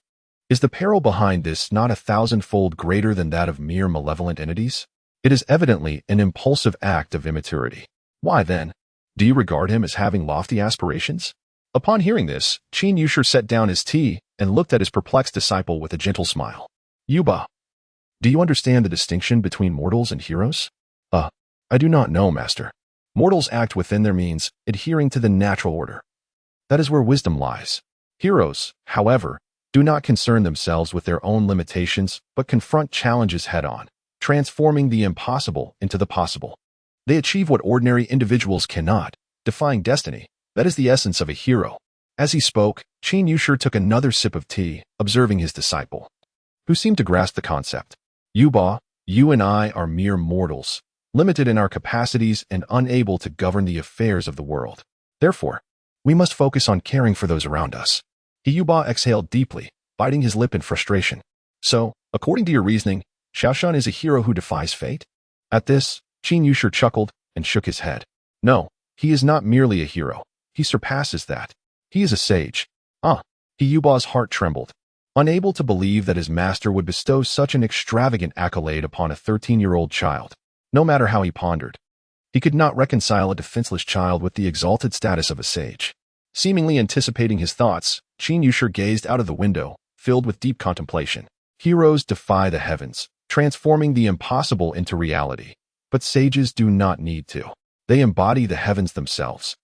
Their will is the very principle that governs the world. They do not adapt to this world. Rather, the world must adapt to them. Hearing Qin Yusha's astonishing assessment, Hiyuba fell into a prolonged silence, ultimately shaking his head gravely. Master, I must disagree with your perspective. Although Xiaoshan is exceptionally gifted and possesses remarkable abilities, he has yet to reach the level of a sage. Your words are too exaggerated. Faced with his disciple's direct rebuttal, Qin Yusha showed no sign of anger. Instead, he regarded Hiyuba with a look of heartfelt appreciation. Of course, I do not claim that he is a sage at this moment. Rather, I see in him the qualities that are essential to a sage, qualities that transcend mere ability and talent, embodying a certain detachment of spirit. Have you not noticed how lightly he regards everything? Initially, I thought him to be mature for his age, neither servile nor arrogant. Yet gradually, I realized that it is not so. It seems that deep within him, he is indifferent to this world. He perceives the cycle of life and death from a higher dimension, gazing down upon the mortal realm as if he were a celestial being. As he spoke, Qin Yusha glanced at his astonished disciple before shifting the topic. Yuba, do you know what is most crucial for ascending to enlightenment, or even achieving the immortal status of a sage? Strength, potent elixirs, techniques, innate talent, fortune. Various terms flickered through his mind. Yet Hiyuba felt an underlying dissonance, plunging him into a moment of silence. Chapter 32. The Heart of the Tao, observing the hesitation of his disciple, Qin Yushi offered a gentle smile and gestured to his heart. It is indeed the heart of the Tao, like a thunderbolt piercing through the fog. A flicker of enlightenment surged within He Yuba, compelling him to clench his fists in excitement. You have just ascended to the third tier, and your feelings are yet to be fully realized. However, once you reach my level, you will comprehend that the Tao you uphold will ultimately dictate the distance you can traverse. In contrast, before our awakening, we could barely grasp the fierce spirit within us, lost and bewildered. Now, looking at Xiaoshan, do you not understand why I regard him as possessing the qualities of a sage? There are myriad paths to the Tao. Some enter through hatred, others through greed. Some through sin, and yet others through love. But Xiaoshan is different. Heaven and earth are unkind, treating all beings as mere fodder. The sage is unfeeling, regarding the populace as mere straw dogs. The great Tao does not speak, great debates are silent, and great compassion is unfeeling. Only through transcendence, viewing all lives as mere straw dogs, can one perceive the unity of all things, achieving true equality and justice. If Xiaoshan triumphs in this competition and solidifies his heart of the Tao through this opportunity, supplemented by a triadic awakening, then his path to future advancement will be unimpeded, leading straight to the realm of legends. His abilities, comprehension, foundation, and innate talent have reached the limits of my imagination. Yet, I never anticipated that his understanding of the Tao would be so profound, even beyond my reach.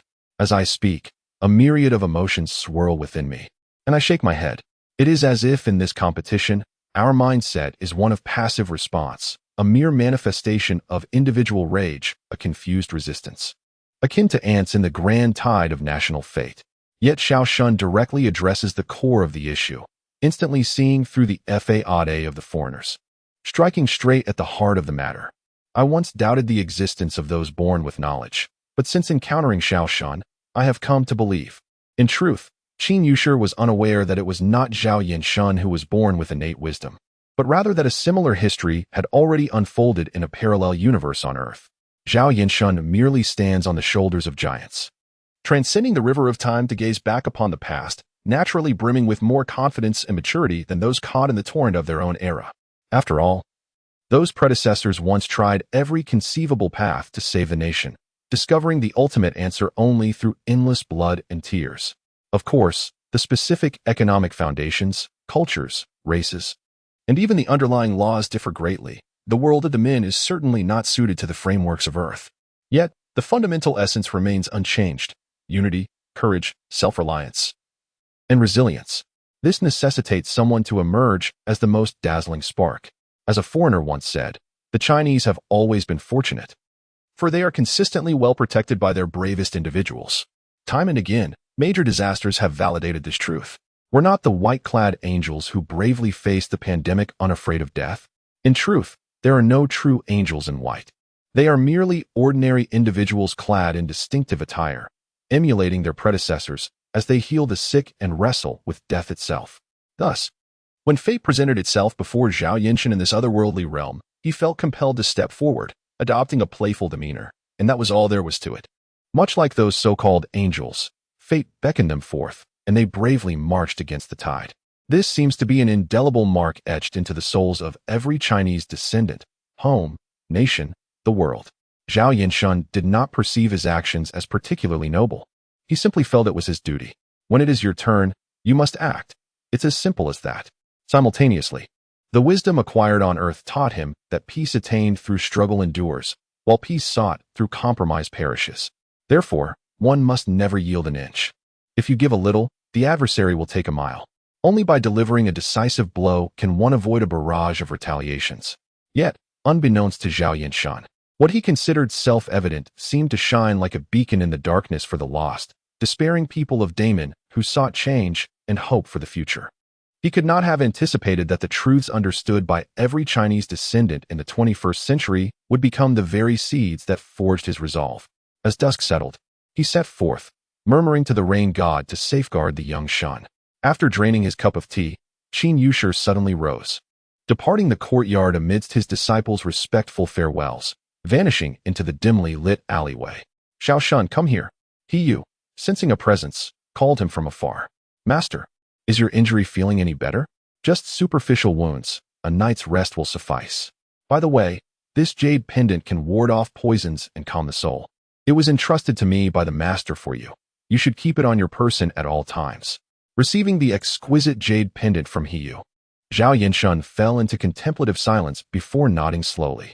As Zhao Yinshun fastened the pendant at his waist, the delicate tassels cascaded gracefully, reminiscent of a noble young man from ancient scrolls. A hint of envy flickered in Hiyu's eyes. Why did Zhao Shun appear as a gentleman adorned with the pendant, while he felt so out of place wearing it? Did all those endowed with the wisdom of sages possess such striking looks? How vexing. Such formidable talents indeed. By the way, Zhao Shun, how did your observations go this afternoon? Did you register? With the topic turning serious, Zhao Yinshun's expression grew grave as he recounted the intelligence he had gathered. Master, the situation appears quite peculiar. Jiabi Sto ranks only third on the arena leaderboard in Honghai City and does not appear at all on the overall leaderboard in Lanzhou. Yet he has remarkably defeated 7 opponents. This is not something an ordinary person could achieve. Supporting his chin with his hand, Zhao Yinshun's gaze was intense. The crux of the matter lay in their competition system, which resembled the yellow ranking mechanism, pairing opponents with equal expected win rates. In such a system, how could a skilled fighter achieve 7 consecutive victories while being merely a lowly contender? When did so many unawakened talents emerge among the foreigners? Even though the season has just commenced and everyone is engaged in placement matches, the situation seems somewhat exaggerated. Listening to Zhao Yinshun's murmurs, Hiyuba initially wore a serious expression, but soon the conversation veered beyond his comprehension, and his gaze began to reflect confusion. Wait a moment, Zhao Shun, what is this yellow you mentioned? I find it rather perplexing. You can perceive it as a ranking system, a method of evaluating the level of various competitive activities through mathematical algorithms. Hiyuba, I understand each word he uttered, yet somehow, when they are strung together, it eludes my understanding. Chapter 33. A resounding victory. Observing Hiyuba's bewildered expression, Zhao Yinshun could not help but sigh inwardly. The educational system of Damon lagged significantly behind the rest of the world, particularly in the realm of mathematics, where foreigners had already forged ahead. Anticipating that Hiyuba would struggle to comprehend any elaborate explanation, Zhao Yinshun opted to bypass the topic entirely. By the way, instructor, I noticed that the Holy Gold Alliance is offering betting near the arena. You should place a wager on my victory tomorrow. I assure you, it will yield substantial profits. The mention of money instantly captured Hiyuba's attention, his mind racing to contemplate where he might procure the necessary funds. The following day, Zhao Yinshun donned the pristine martial arts attire that Hiyuba had prepared for him, adorning himself with the 4 symbols jade pendant and strapping his longsword across his back. He beamed at the handsome young man reflected in the mirror. Impressive. It seems that charm, as an innate trait, is not as futile as I once believed. With a playful pat on his cheek, Zhao Yinshun stepped into the morning sun, his youthful and striking visage radiating an almost ethereal glow, drawing the gaze of passers-by. Having gradually acclimatized to being the focal point of attention, Zhao Yinshun walked purposefully toward the center of the city, his eyes fixed ahead. After several minutes, the bustling square came into view, and from a distance, he could already hear the fervent shouts and cheers of the crowd. Unlike the one-sided matches of the previous day, today featured 2 Damon participants, with many spectators holding their betting slips, their faces flushed with excitement as they shouted passionately. In this charged atmosphere, the combatants on stage began to unleash their full prowess, their techniques no longer restrained, as if they were sworn enemies intent on annihilating one another. Noticing the frenzied display of gambling slips among the spectators, Zhao Yinshun furrowed his brows. Wealth can drive people to madness. This competition has taken a turn for the worse. Before he could ruminate further, the 2 competitors on the platform executed lethal strikes, simultaneously targeting each other's vulnerabilities. And both collapsed onto the stage. Who won? Who won? Get up, you scoundrel. Stand up. Don't be cowardly. Ultimately, one of the fighters managed to rise from the ground with great difficulty, though his face bore horrific injuries. One of his eyes had been brutally destroyed, leaving behind a gory socket, and the other half of his face had sustained catastrophic fractures, exposing stark white bone in numerous areas, grotesquely contorted. As the crowd momentarily fell silent at the sight of such a gruesome injury, those who had wagered on his victory erupted into thunderous cheers. Meanwhile, not far away, the referee examined the pulse of the other combatant, who lay lifeless with a gaping wound in his chest, shaking his head at the doctors who rushed over. This was a contest devoid of victors. One participant lay dead while the other was grievously injured, leaving only the Holy Gold Alliance seated firmly, as the ultimate winner. Zhao Yinchun gazed solemnly at the arena before turning to head toward the registration desk. It was the same bespectacled girl from the previous day. Upon seeing the young man clad in dazzling white, her eyes sparkled, and a smile crept across her lips before she quickly composed herself, straightening her posture and clearing her throat. Ahem, you have finally arrived. When does my match commence? Your adversary has also arrived, and the next match is about to commence. Nodding slightly, Zhao Yinchun crossed his arms and gazed into the distance, his thoughts seemingly adrift. Sensing his discontent, the bespectacled girl hesitated for a moment before finally speaking up. Little brother, it's not too late to reconsider. You witnessed the previous match. A moment's carelessness could lead to death or disfigurement. Why wade into this murky water? Upon hearing the girl's insinuating words, Zhao Yinchun cast her a surprised glance, his icy demeanor softening just a fraction. Are you a follower of the all-seeing eye? Yes. Wouldn't a greater number of participants benefit your cause? Why then do you advise me against it? Because you are still young. Some burdens do not need to rest upon your shoulders. A soft chuckle escaped Zhao Yinchun's lips, though little mirth resided in his eyes. The criteria for bearing responsibility is never age, but rather capability. With that, he averted his gaze, leaving the bespectacled girl feeling a sense of loss. Before long, the arena was swiftly cleared, and amidst the synchronized jeers of the onlookers, a round iron canister swaggered onto the stage, emitting a defiant roar towards the crowd below. Regrettably, his bellow was met with even louder curses as numerous citizens of the great men resorted to eloquent invectives aimed at his female relatives. However, when Zhao Yinchun ascended the platform, an immediate hush fell over the crowd, all eyes incredulously fixed on the striking young man, who eventually drew a reaction after a prolonged silence. What a calamity! I should never have wagered on the great men. Am I not offering my head on a platter? Whose child is this? Is there no one to intervene? Quickly, pull him down. How infuriating! Had I known, I would have bet on Cremans for certain profit. Are there truly no capable fighters left in the great men? Are we reduced to sending children into the fray?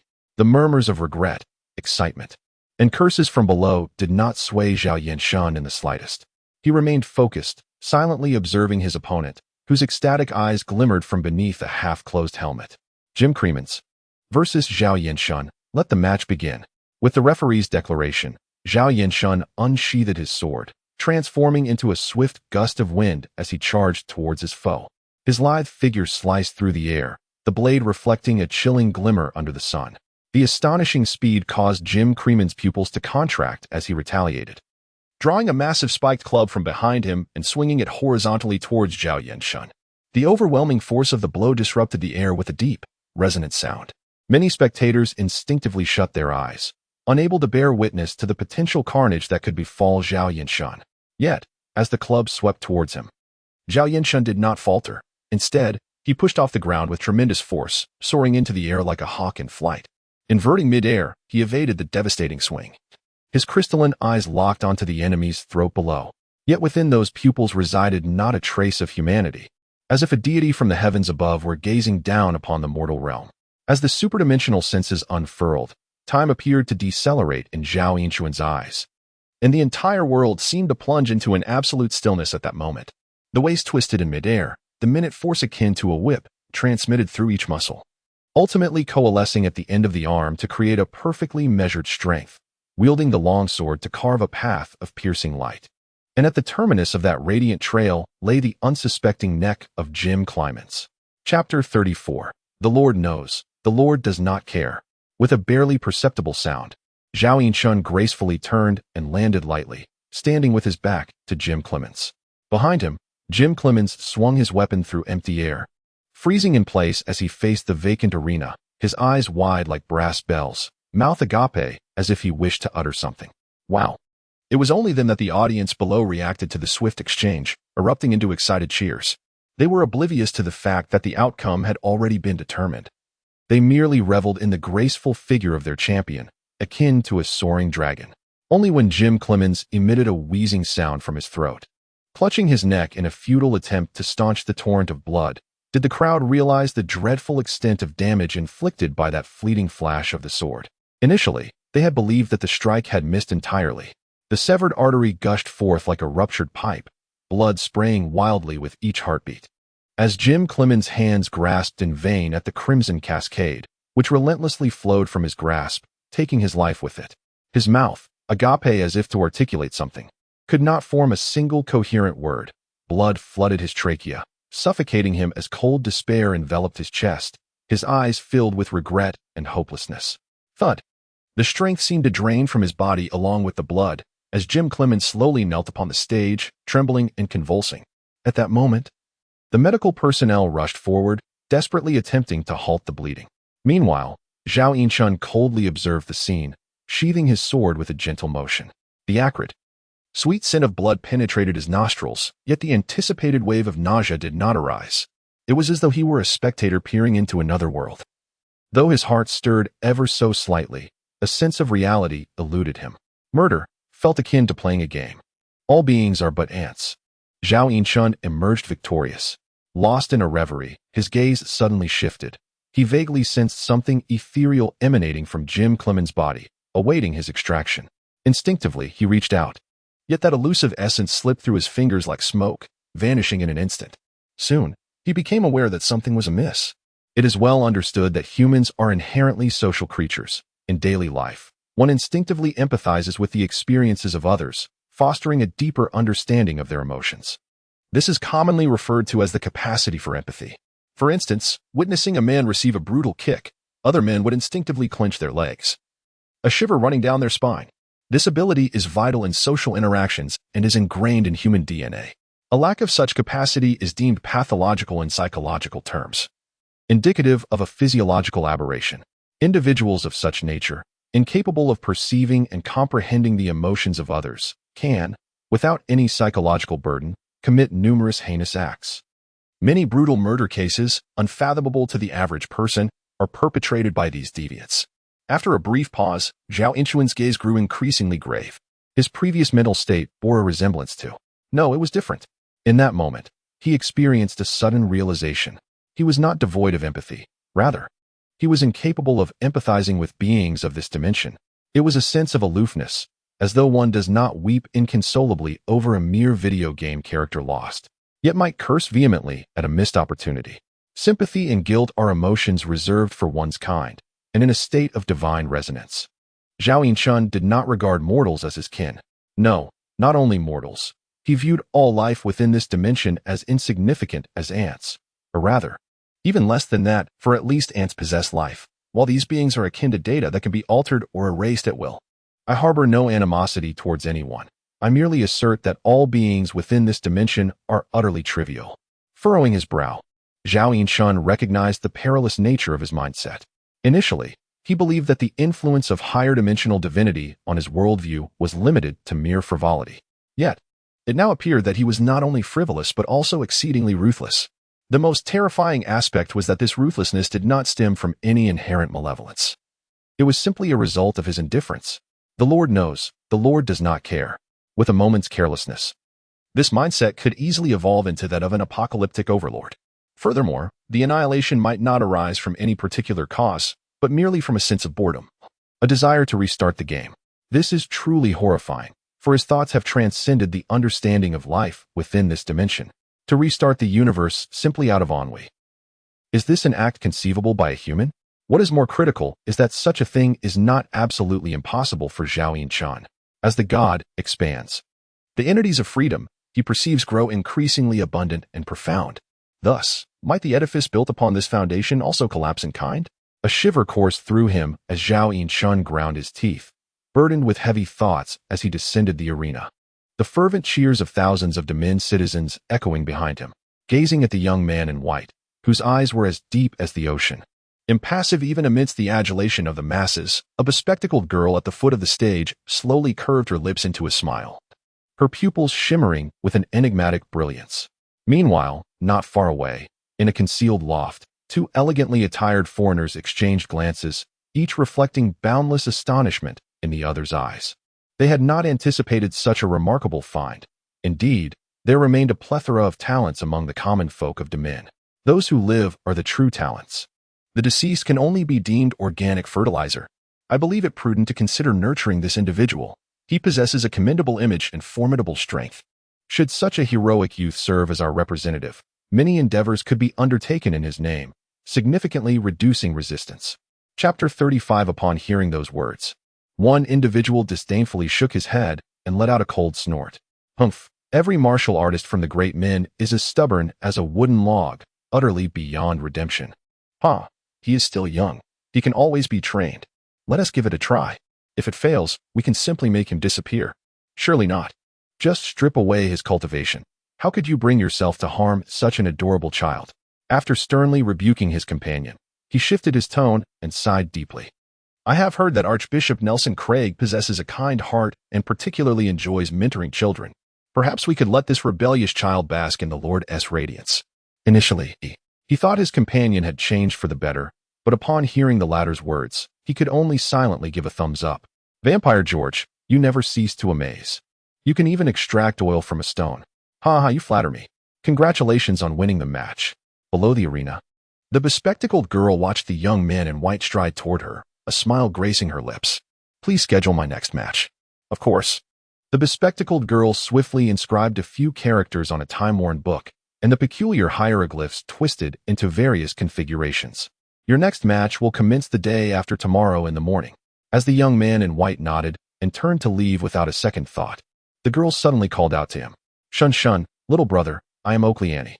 If you have any questions, feel free to come to your sister. Shun shun, little brother. Zhao Yinshan jolted, nearly stumbling at the overly affectionate title, a chill running down his spine. The turmoil in his mind dissipated instantly, as though he had transitioned from existential worries about the universe's entropy to the stark realization that his credit card bill remained unpaid, and his bank balance had dwindled to a mere 2 digits. How painfully real. Why was I fretting over nothing before? The power lies in my hands, and I can do as I please. With a sense of relief, Zhao Yinshan slowly turned around, casting a discontented glance at Oakley Annie. Why add little brother when you can just call my name? Oakley Annie? Aren't you from the great men? Why would you assume I am from the great men? Your appearance, along with your flawless Mandarin accent. Ha ha ha, learning a language is quite simple.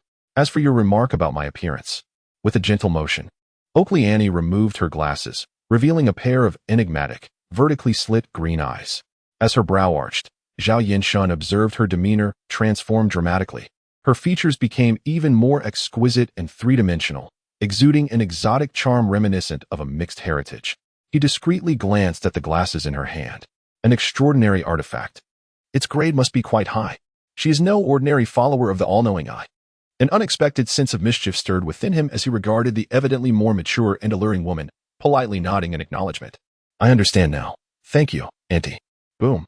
Zhao Yinshan seemed to witness a bolt of lightning strike Oakley Annie's crown, her enchanting smile instantly freezing upon her visage. Hey, Aunt. Yes. Is there a problem? Aunt? Call me sister. Zhao Yinshan had intended to tease her a little, to vent the frustrations that churned within him, when he suddenly felt an unprecedented sense of oppression enveloping the atmosphere. The surrounding clamor gradually faded into silence, the light dimmed, and the entire world receded, leaving only a pair of cold, otherworldly, emerald vertical pupils intensely gazing at him. Call me sister. The gentle yet unyielding voice echoed in his ears. And Zhao Yinshan swallowed hard, his body stiffening, akin to a frog ensnared by a venomous serpent, a flicker of regret surfacing in his heart. Indeed, regardless of one's possession of extraordinary power, a woman's age remains an absolute taboo. Yanni sister, uttering a title that made him feel nauseous. Zhao Yinshan's toes curled in embarrassment, wishing fervently to burrow into the ground and create a 3-bedroom apartment. That's more like it. Come on, darling. Sister has some candy for you. The oppressive aura surrounding him vanished in an instant as Oakley Annie unceremoniously shoved a piece of candy into Zhao Yinshan's mouth, sweetly pinching his cheek. Dear Lord, you little brat. Forcing a strained smile, Zhao Yinshan took a few steps back, then promptly turned to leave, while Oakley Annie waved goodbye, reluctant to part. Little brother, don't forget to come for the competition the day after tomorrow. With his back turned, Zhao Yinshan waved dismissively, gradually quickening his pace until he vanished amidst the encroaching crowd. That young man is quite impressive. Which martial arts school does he belong to? Young master, please wait. My lord wishes to speak with you. Hero, don't go. Ignoring the cacophony around him, Zhao Yinshan maintained a stoic expression, forging ahead like a sharp blade, effortlessly cleaving through the throng and escaping the encirclement. Upon reaching the end of the path, a familiar figure awaited him quietly, and Zhao Yinshan finally exhaled a sigh of relief. I thought I would have to go through a fierce battle, I didn't expect you to dispatch your opponent with a single strike. With a smile, Hyuba affectionately ruffled Zhao Inchuan's hair, his face aglow with pride. Yet, his mind was consumed by the bewitching emerald vertical pupils of Okliani, and Zhao Yinshun offered a perfunctory smile, quickly lapsing into silence. What is the matter? You seem rather downcast. Hyuba noticed his disciple's mood and inquired with curiosity. Teacher, do you know the background of that all-knowing eye cultist responsible for registration? Generally, such minor tasks are handled by newly awakened lowly figures. Is there a problem with her? She is quite unsettling. Briefly recounting the earlier incident to Hyuba, Zhao Yinchuan's expression grew complex. Children must protect themselves when out in the world. They shouldn't be lured away by a strange aunt. Strange sister with a mere lollipop. Contemplating this, Zhao Yinchun clenched his fists in frustration, swallowing the melted sugar in his mouth. How infuriating. Why can't I control my tongue? But her candies are truly delectable. Which brand are they? Wait a moment. Could she have laced them with something sinister? A shiver ran down Zhao Yinchuan's spine as he sensed that the force-symbol jade pendant on him remained utterly unresponsive, allowing him to finally breathe a sigh of relief. It seems there are no peculiar substances involved. Upon hearing this, Hyuba instantly adopted a serious demeanor. However, after a prolonged whispered discussion, the two could not decipher what her intentions were or the true nature of her offerings. All they could do was proceed cautiously, taking each step as it comes while remaining vigilant in their future encounters. Chapter 36, A Physical Examination. Yinshun, you should not have provoked her. If she truly is a capricious, high-ranking, extraordinary being, what transpired moments ago could have easily incited her to take your life. After departing from the square, Hyuba expressed his apprehension. Indeed, it was a lapse in my judgment, Zhao Yinshun acknowledged sincerely, though he felt little trepidation within. He sensed that Aurelia Yani harbored numerous peculiar thoughts about him, yet none bore the intent to harm. From their initial interactions, it was evident that her persistent attempts to dissuade him stemmed from a fundamentally kind heart. Even when she appeared irate at being addressed as auntie, the most threatening glint in her eyes lacked any ferocity. Even when he reluctantly called her sister, suppressing his revulsion, the joy and affection that graced her countenance were undeniably genuine. Wait, if she is coveting my body, that would be rather cruel, wouldn't it? The connotation of cruel is rather ambiguous. A chill surged from his tailbone to the crown of his head, causing Zhao Yinshun to shudder inexplicably, his body prickling with unease. Why do you peculiar sisters enjoy driving those little cars so much? I am still a child. Why must I bear burdens beyond my years? Meanwhile, as Zhao Yinshun trembled with anxiety, a middle-aged Caucasian man adorned in ornate religious garb approached Aurelia Yani respectfully, bowing his head to whisper, High Priestess, the results of the recent competition have been transmitted. Yes, I am aware. You may leave, she replied, dismissing him with a wave of her hand, her gaze lingering on the direction from which someone had departed, a seductive and enchanting smile gracing her lips. The middle-aged man inadvertently caught sight of this scene, his heart racing as he quickly lowered his head, retreating in trembling haste. Within the inner lens, a mystical brilliance, invisible to others, twisted and coalesced into strange, minuscule characters. Detected supernatural power type, sword, level, C, excellent. Owner's name, Zhao Yinshun, age, 13 rank, unawakened initial evaluation of spiritual 6 dimensions completed, divine, a level, perfect, agility, a level, perfect. Strength C level, excellent. Spirit, D level, ordinary. Chi, D level, ordinary. Body, B level, outstanding. Overall potential assessment adjusted. B.A. disregarding the astonished gazes of onlookers. Aurelia Yani gazed into the abyss, licking her plump, rosy lips, murmuring inaudibly to others. Having consumed sister's candy, you must allow me to conduct a thorough examination of your body. Basic swordsmanship, LV, 3133 in the tranquility of the Martial Arts Academy. Zhao Yinshun contemplated the changes reflected in his attribute panel, lost in thought. Unintentionally, he had achieved a remarkable leap in basic swordsmanship, advancing 2 levels in the heat of battle. All things considered, he had only executed a single strike to date. It seems that a moment of enlightenment can sometimes surpass the value of prolonged toil. Reflecting upon the transcendent moment when he soared into the air during the competition, Zhao Yinshun seemed to grasp a profound understanding and could not help but nod slightly. His 6 dimensions of agility were perfectly unified and coordinated, with his consciousness intensely concentrated.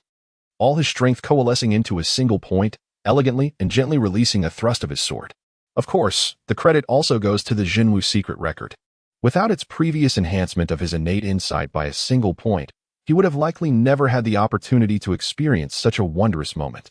Although this beauty was built upon the foundation of brutal slaughter. As this thought crossed his mind, the image of his trembling adversary in a pool of blood surfaced in Zhao Yinchuan's mind, prompting a sigh of reflection. Though there was no enmity between us. Once we stepped onto the arena, our battle became a microcosm of a conflict between two clans, determining both victor and vanquished, life and death. My apologies.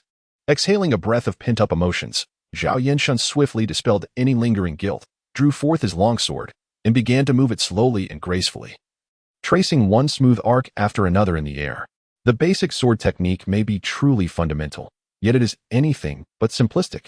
In certain specific situations, it presents the most succinct solution, much like the sword he executed today while twisting his body mid-air, devoid of any superfluous force. Even his arm exerted little effort, merely leveraging the inertia from the swing, the blade gliding through the air like a gust of wind across his opponent's throat.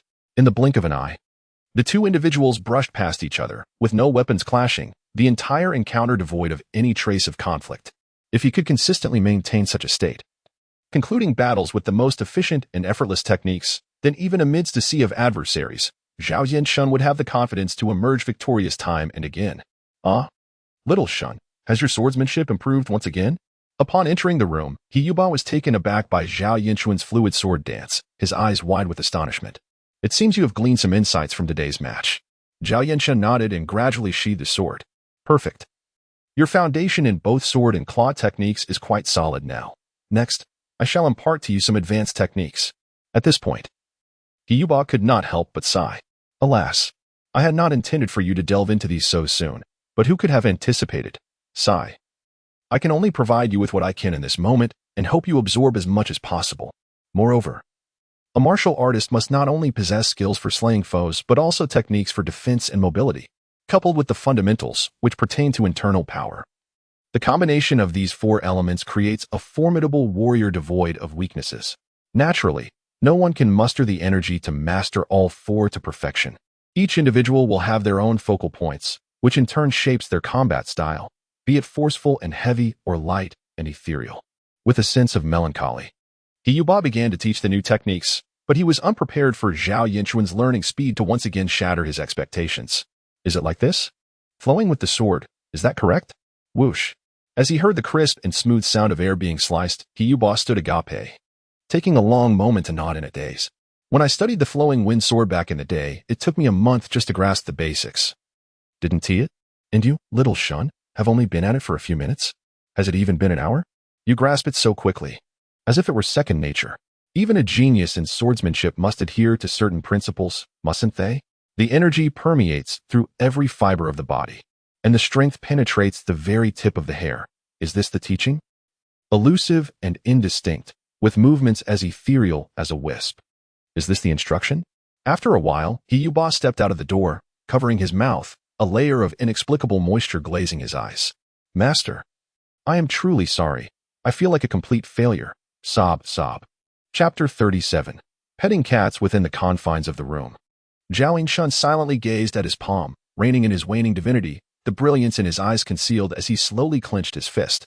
Hard Qi Gong, LV. 1. Steel Claw, LV. 3. Flowing Wine Sword, LV. 3. Phantom Steps, LV. 1. Thanks to the foundational skills of basic swordplay and eagle claw technique, the advanced techniques of sword and claw consumed little of his divine attributes, allowing for a seamless learning experience. Conversely, the lack of foundation in Hard Qi Gong and Phantom Steps drained a significant amount of his divine energy. Moreover, Zhao Yinchuan could distinctly perceive the extensive overlap between the advanced techniques of sword and claw and their foundational counterparts, implying that before surpassing the foundational skills, the advanced techniques could enjoy an extraordinarily rapid cultivation speed boost. However, the attributes obtained from practicing the foundational techniques could not be acquired again through the advanced techniques, limiting them to the benefits from the non-overlapping regions. Upon careful consideration, it became evident that focusing on the cultivation of higher-level techniques would yield the most efficiency. Yet, Zhao Yinchuan found it difficult to part with the specialized skills of the foundational techniques, for they represented exceedingly practical supernatural powers. especially with passive specialties like swordsmanship mastery from basic swordplay, which magnified the speed of sword cultivation several times under the enhancement of higher dimensional perception. If he could attain even more powerful swordsmanship specialties, the efficiency loss from dual cultivation could be entirely mitigated, perhaps even reversed to enhance efficiency. With a deep breath, a hint of a smile emerged in Zhao Yinchuan's eyes. At such a moment, techniques capable of amplifying various attributes would become his ultimate survival weapon. If all else failed, mastering lightness skills would allow for a tactical retreat. "Doctor, how is my son?" In the grand residence, a woman of unremarkable appearance but adorned in resplendent jewels grasped the doctor's hand, her voice laced with urgency. "Madam, your son's injuries have long since healed, but the psychological scars will require him to confront them on his own. There is nothing I can do," the doctor replied, waving his hand in resignation. "How infuriating. It is all that Yeshi Martial Academy fault. I have donated so much money to them over the year, and this is how they repay me regarding my son." Once the doctor departed, the jewel-laden woman, her teeth gritted in fury, shattered a fine porcelain vase, her eyes gleaming with hatred. "Chinga, what are you throwing a tantrum about now?" An elderly man, his hair and beard white as snow, entered the room and, upon seeing the scattered shards, could not help but frown. "Father, you must stand up for your daughter. Your grandson has been bullied at the academy, his hand broken. Our Jiang family's honor is being trampled upon, and you remain indifferent?" Hearing his daughter's tearful complaints, the elderly man wearily rubbed his forehead. "Children merely quarrel. If adults intervene, it would disrupt the established order and only serve to further humiliate Alan. Woo woo woo. I do not care. I want that little brat to experience the pain my son endured. I will find someone to break his limbs. Enough of this nonsense." At his daughter's venomous outbursts, the elderly man glared fiercely, slamming his hand on the table with force. A resounding thud startled the woman, causing her to shrink her shoulders, bow her head in sorrow, and sob quietly into her handkerchief. "Oh, my poor child." Her daughter's cries echoed like a lament, and the elderly parent rubbed her temples in distress. Letting out a deep sigh, from within her grasp, she retrieved a heavy, dark sandalwood box and pushed it toward her daughter. Heavenly grade elixir. The woman's tear-streaked face suddenly lit up with joy. "Father, I shall deliver this to Alan at once." Observing his daughter's excited and hurried retreat, the elder furrowed his brow deeply, sighing with concern. A doting mother often spoils her child. There stood the sturdy old locust tree once more. Zhao Yinchun nimbly ascended its branches and once again discovered the pure white kitten basking in the sunlight. "Mimi," he exclaimed softly, squatting down to extend a hand, only to be met with a disdainful glance. Yet, noticing that the little white cat did not flee, he tentatively stretched his hand toward it, gently scratching its chin. Purr. Purr. Purr. The kitten closed its eyes in bliss, and Zhao Yinchun, emboldened, cradled it tenderly in his arms while sitting cross-legged on the branch, stroking its fur. With the cat nestled against him, Zhao Yinchun felt a sense of tranquility wash over him. The anger and stress in his gaze faded, replaced by a carefree and relaxed demeanor as he observed the distant commotion. While the humans fought fiercely, the wise ones were already indulging in the simple joy of petting a cat. The little white cat lay in Zhao Yinchuan's embrace, its eyes half closed, lazily watching the lively arena. After a considerable time had passed, sensing it was nearly time, Zhao Yinchun gently released the kitten, caressing its small head. "Farewell, until next time." With a light push off the branch, he gracefully arced through the air and landed softly on the ground. "Xiaoshun, you have finally arrived." A few minutes later, the stunningly beautiful Oakley Annie waved enthusiastically at Zhao Yinchun, her ample bosom noticeably bouncing, drawing the attention of the surrounding crowd. "Xiaoan."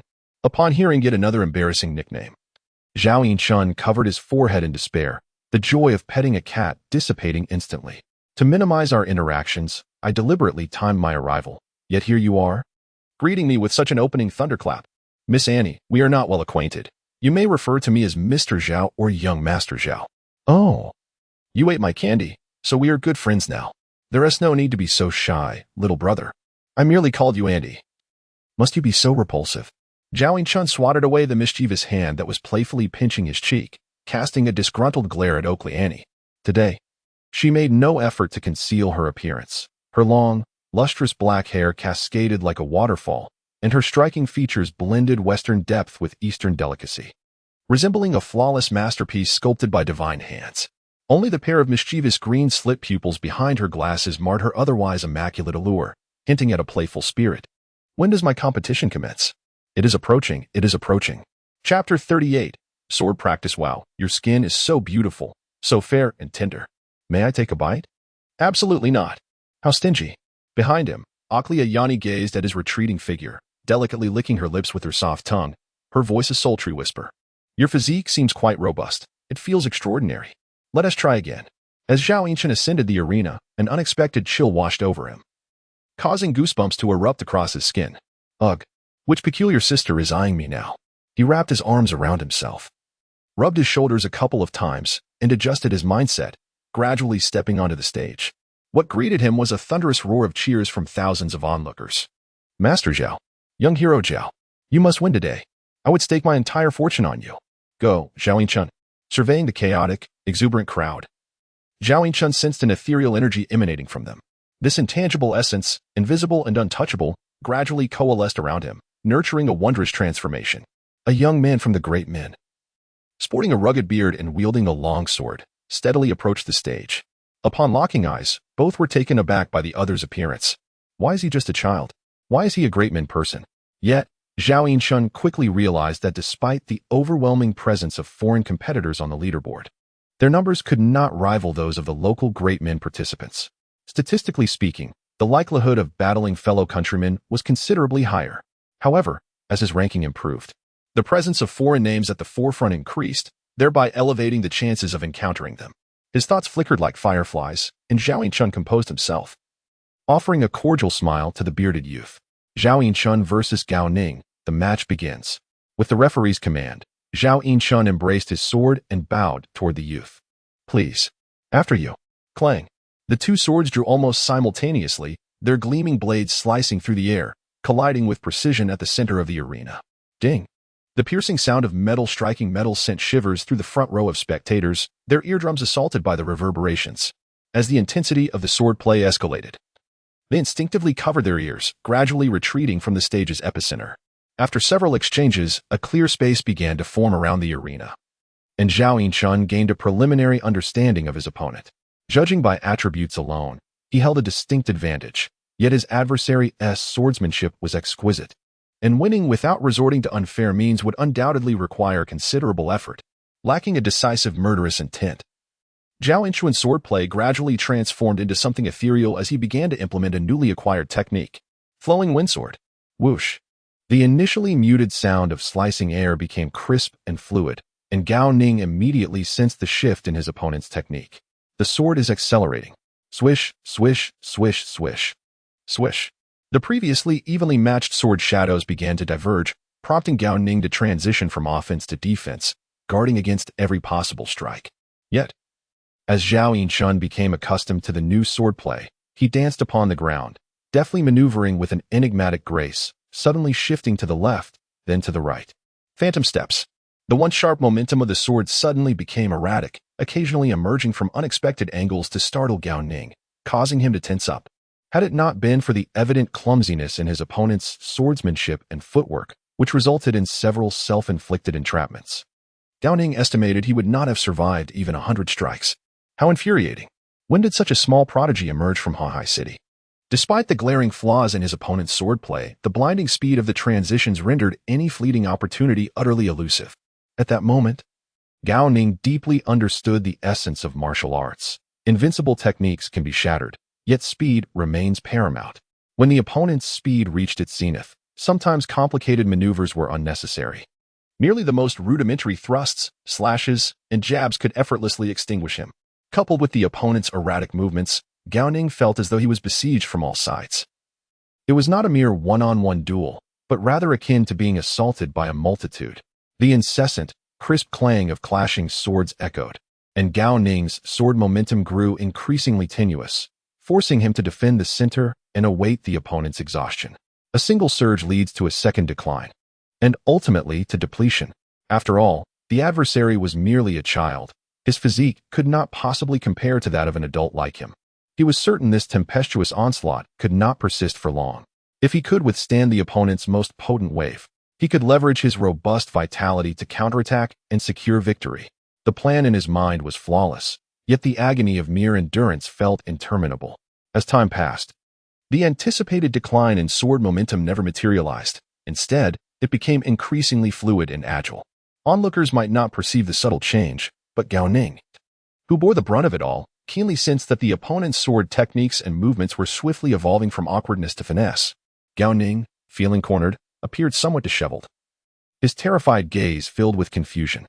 He could not fathom why this seemingly delicate young noble possessed seemingly boundless stamina. Merely holding his ground without attacking had left his arms beginning to tingle. The opponent's expenditure should have been significantly greater.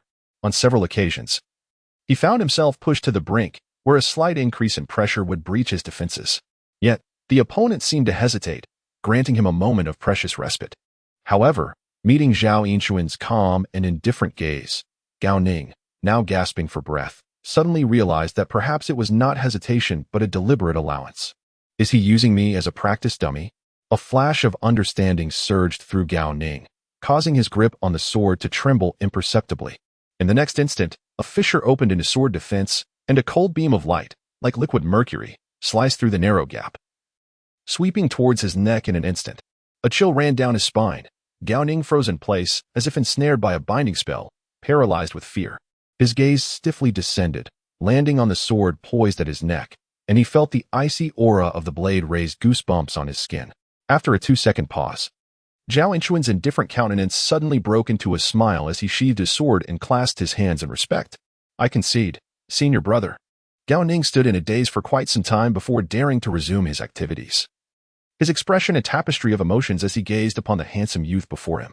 How exceptional my junior brother's skills are. I am truly humbled.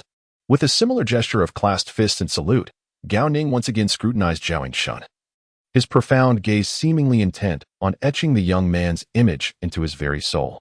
Soon after, he let out a deep, heartfelt sigh, turning on his heel to depart. Chapter 39, S-Class, Supremacy, Zhao Yinchuan, victorious. With the referee's proclamation, an eruption of cheers reverberated from the audience, akin to thunder splitting the sky. Although the match did not exude the fervor of a fierce confrontation nor the scent of blood, the exquisite swordplay was undeniably captivating. Experts discerned the nuances while novices merely relished the spectacle. Thousands of citizens from Damon, lacking comprehension of the perilous intricacies of the swordsmanship, could only marvel at the dazzling display of clashing blades, thoroughly entertained. Furthermore, Zhao Yinchuan, possessing both charm and grace, triumphed against the odds, which naturally heightened the excitement and satisfaction of the spectators. Unperturbed by the exhilaration of the onlookers, Zhao Yinchuan silently absorbed the lessons of battle as he gracefully descended from the stage. Lost in contemplation, he failed to notice the radiant oculi Yanni rushing towards him, colliding directly into his embrace. What? Has the sky darkened? As he found himself enveloped in a fragrant, sweet embrace, Zhao Yinchuan instinctively attempted to free himself, only to be ensnared further by the exuberant oculi Yanni, who held his head firmly against her chest, drawing him deeper into her embrace. Little Shun's, you were amazing. With great effort, he managed to extricate his head, his face flushed as he glared at oculi Yanni. Are you trying to suffocate me? Ha ha. I merely wish to congratulate you on your victory. Oculi Yanni giggled, reaching out to link arms with Zhao Yinchuan, but he deftly evaded her grasp. I warn you. Such intimacy is inappropriate. Wait, do not come any closer. Hee, are you shy? Little Shuntan is quite adorable. Avoiding her once more, Zhao Yinchuan swiftly leaped away, a hint of panic urging him to flee. Behind him, oculi Yanni tiptoed, waving goodbye with lingering affection. Don't forget to come back for the next match. Meanwhile, amidst the envious gazes of the crowd, Zhao Yinchuan sprinted several hundred meters, finally exhaling in relief upon exiting the square. It seems my concerns were unfounded. That girl poses no threat. No, in a sense, she is particularly dangerous. Casting a sidelong glance at Yuba, who leaned against the wall with a teasing grin, Zhao Yinchuan discreetly rolled his eyes. At that moment, he harbored an intense resentment towards his age and height, lamenting that he had unwittingly stumbled into such an overwhelming predicament. Curse it, do all extraordinary beings consume some sort of growth-enhancing elixir? Even the females tower over me, often standing at a staggering height of 1 meter 80 or more. Yet, upon observing Yuba's towering figure exceeding 2 meters, Zhao Yinchuan could only sigh in resignation. Once awakened, extraordinary beings could shatter the limits of human physique, thus it's no wonder they tower over mortals. To exaggerate, higher-tier individuals and ordinary humans might as well belong to entirely different species. Meanwhile, several hundred meters behind Zhao Yinchuan, Oculi Yani adjusted her glasses, gazing in the direction he had departed, a seductive smile playing upon her lips. Quite strong, my dear little brother. Behind the cold lenses, myriad delicate hieroglyphs shimmered with mystical brilliance within Oculi Yani's emerald pupils. Name: Zhao Yinchun. Age: 13 years. Rank: Unawakened. Spiritual Dimension Assessment Revision completed. Spirit: A grade, Perfect. Agility: A grade, Perfect. Strength: C grade, Excellent. S grade, Supreme. Precision: D grade, Ordinary. Energy: D grade, Ordinary. Body: B grade, Outstanding. A grade, Perfect. Overall Potential Assessment Adjustment: S-. Fragmented and esoteric glimmers flickered within the verdant vertical pupils, ultimately delving deep into the depths of Oakley Annie's eyes. The Supreme Scion, it seems, this is not your entirety. How many more surprises do you conceal? Accompanied by a gentle murmur, Oakley Annie narrowed her eyes, her lips curving upwards in an uncontainable smile, her pupils concealed in shadows radiating with joy. Basic Swordsmanship, LV, 33 LV, 34, Flowing Wine Sword, LV, 3 LV, 5, Mystic Footsteps, LV 1 LV, 3. Gazing at the tangible progress displayed on the attribute panel, Zhao Yinchun stroked his chin, lost in thought. The essence remains unchanged. Employing any sword technique in actual combat seems to simultaneously enhance the progression of basic swordsmanship. If I utilize claw techniques, will it concurrently impact Eagle Claw skill and Steel Breaking Claw? Deeply pondering, Zhao Yinchun soon reached an epiphany. The overlapping portions are likely to be the ones that simultaneously improve. As for the non-overlapping areas, they would require separate cultivation. Moreover, as the levels of the techniques rise, the vertical overlap between them will inevitably diminish, for the aspirations of advanced techniques will surpass those of their lower-tier counterparts. Conversely, the horizontal areas of lower-tier techniques may be broader, much like basic swordsmanship, which has maximized its breadth. Any profound sword technique is constructed upon its foundation. It resembles the multiplication table in mathematics, seemingly simple yet serving as the starting point for all intricate knowledge. Reining in his wandering thoughts, Zhao Yinchun cast his gaze upon the yet-to-be-reached precision, energy, and spirit, inhaled deeply, and began to meditate on the true martial secret record. With closed eyes and a tranquil heart, he held firm in contemplative stillness. Left and right, the heavenly drums resounded, hands cradling Kunlun. Shaking the pillars, the heavenly gates opened. While the dragon lay subdued, the earthly doors sealed. Time flowed like a fleeting shadow, as Zhao Yinchun focused on breaking through the new limits. The ripples he stirred began to ferment, gradually spreading from Honghai City towards Donghai County, even encompassing the entirety of Lanzhou. Many discerning individuals became aware of the emergence of a prodigious talent in Honghai City, drawing countless curious gazes towards this remote town. Tap, tap, tap. Clad in an opulent tailcoat, the beardless George Hopkins squinted his eyes, appearing to drift in and out of slumber. George. More and more individuals are starting to take notice of him. We must seize the moment before he becomes renowned and extinguish him in his cradle. Upon hearing this, George Hopkins ceased his tapping, shaking his head in resignation. It is not that simple. He is a student of the Rainstone Martial Arts Academy, and throughout LNZHU. If you dare to confront that old lion. Huh? ISNT at a tiger? How has it become a lion?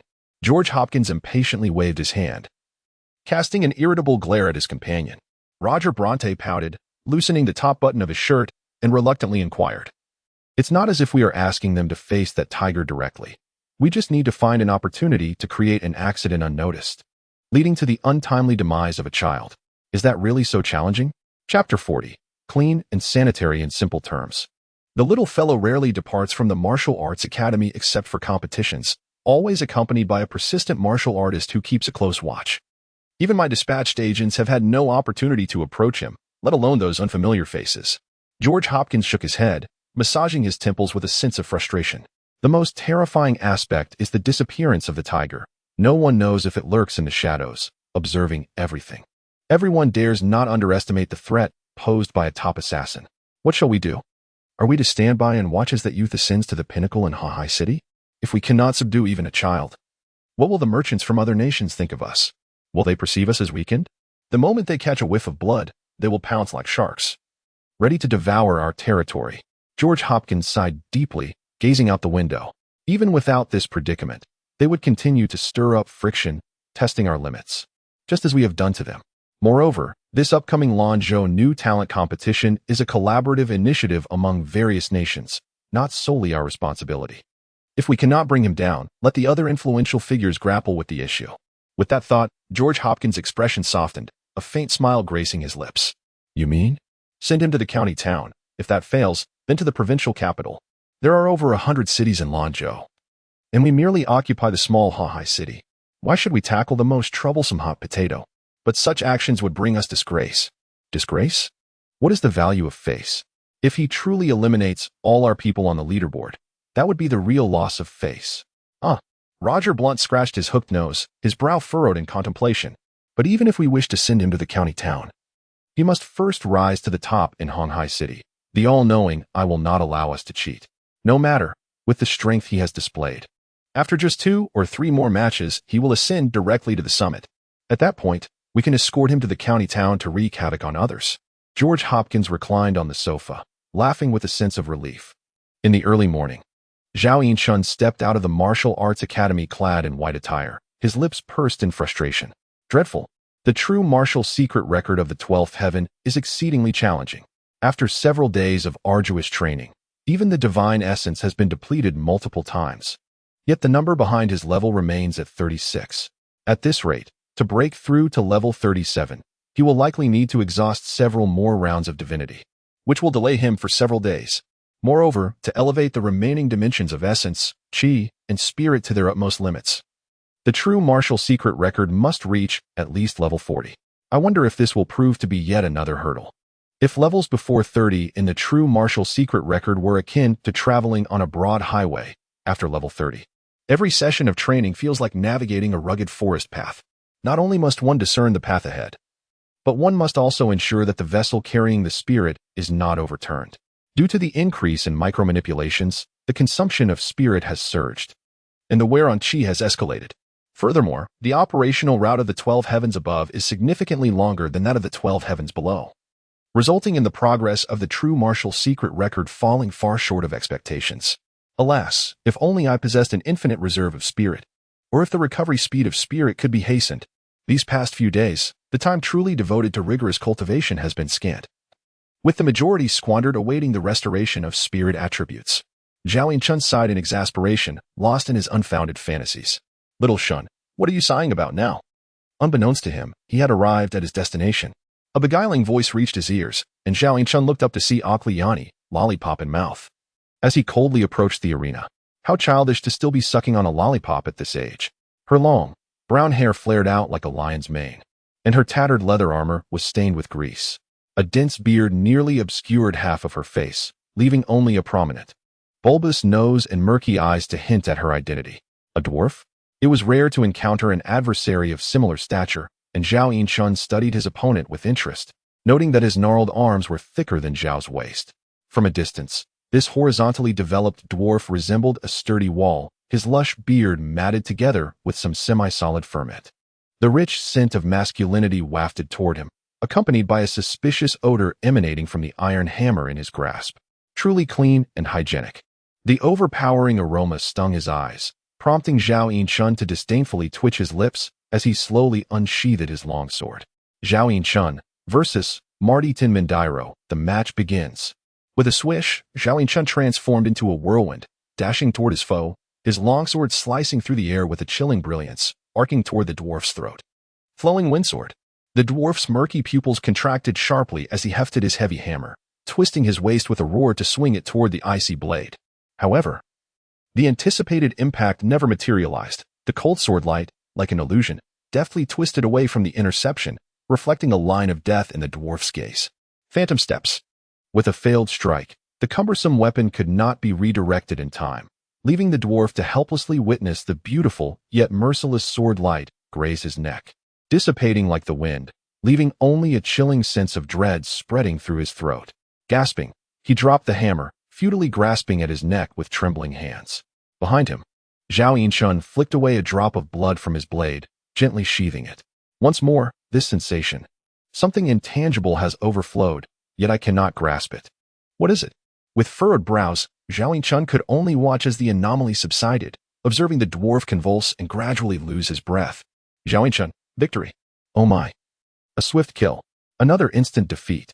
With the referee's announcement, the deafening cheers of the people of Damon caused the very arena beneath their feet to tremble slightly. You foreigners are truly inferior. Even a mere child from our land could easily triumph over you. Chapter 41. Kindred Spirits. Xiao Shun's Hun is truly remarkable, possessing a keen sense to evade the oncoming assault of facial cleanser. Zhao Yanshun scoffed disdainfully, sheathing his sword and striding away. The strange ant with fish-like lips dares to employ the same tactics against me? However, behind him, Okuliyani adjusted her glasses, sucking on her lollipop with a sly grin as she produced a cloth bag, rattling it to reveal the crisp sound of metal clinking within. Xiao Shun's, have you no desire for the advancement bonus? Zhao Yanshun, confidently marching forward, suddenly halted, his expression turning serious as he slowly turned his head. I received a bonus after merely 3 matches? Foolish child, it is not the number of matches that matters, but the caliber of your opponents. Have you not realized you have already ascended to the pinnacle of Honghai City? Okuliyani approached him, her bag in hand, and playfully pinched his fair cheek. At that moment, Zhao Yanchuan's gaze drifted to the towering leaderboard not far away, and indeed, he spotted his name at the very top. This should not be. According to his estimations, it would take nearly 10 matches to reach the first place in Honghai City. How could he achieve such a feat after only 3 encounters? Even the ranking matches do not conclude so swiftly. With a frown, Zhao Yanshun scrutinized Okuliyani, his suspicion evident as he appraised her. Could it be that she possessed some hidden scoring advantage? What are you doing? Do you wish to eat? Okuliyani seemed to misinterpret his expression, extending the lollipop from her mouth towards Zhao Yanshun. Confronted with the drool-covered candy, Zhao Yanshun did not conceal his disgust, retreating a couple of steps. If you want to eat it, then go ahead, don't be shy. Yet, Okuliyani, grinning mischievously, advanced, persistently attempting to thrust the saliva-coated lollipop towards Zhao Yanshun's lips. With agility pushed to its limits, Zhao Yanshun narrowly evaded her prank, stepping aside as an odd phrase echoed in his mind. A mop dipped in filth, like Elbu reborn, before he could exhale in relief. Okuliyani's eyes glinted mischievously, and the lollipop in her hand vanished from sight in an instant. His heart raced. Zhao Yanshun instinctively unleashed his divine resonance. Perceiving the world around him slowed down, finally identifying the lollipop aimed at his mouth. Eyes, I see it, evade. Body, how absurd, I can't move. Exceeding his own agility limits, Zhao Yanshun turned his head with all his might, yet could only watch helplessly as the saliva-laden lollipop arced gracefully, precisely forcing his lips apart and slipping into his mouth. Zhao Yanshun. As the divine essence dissipated and time resumed its normal flow, Zhao Yanshun stared in disbelief at Okuliyani, his stomach churning violently. Ugh, you mustn't vomit. Is my saliva so repulsive? I specially crafted this candy for you after a sleepless night. Others would covet it but cannot obtain it. Seeing the look of profound nausea on Zhao Yanshun's face, Okuliyani scrunched her nose in discontent. However, her words only exacerbated the situation. Zhao Yanshun felt as if the late-night snack he had consumed was staging a rebellion. You mustn't vomit. Otherwise, you shall lose your money. At a critical moment, Okuliyani, disregarding all else, began to issue threats openly. Zhao Yanshun, bent over and on the verge of retching, paused, his trembling fingers slowly rising in disbelief. You demon, he exclaimed. Humph, there are quite a few golden coins in here. Okuliyani said, shaking the pouch of coins in her hand with a triumphant jingle, having noticed Zhao Yanshun's apparent obsession with wealth. Drawing a deep breath, Zhao Yanshun fought to suppress the surge in his throat, glaring furiously at Okuliyani. Do you think a few golden coins can make me bow down? Suddenly, his expression shifted as he sensed a wondrous, cool fragrance emanating from the lollipop in his mouth, rushing through his nostrils and invigorating his nearly depleted divine essence. This candy could rejuvenate his divinity and accelerate recovery. In but a moment, Zhao Yanshun realized this, and the nausea in his stomach dissipated somewhat.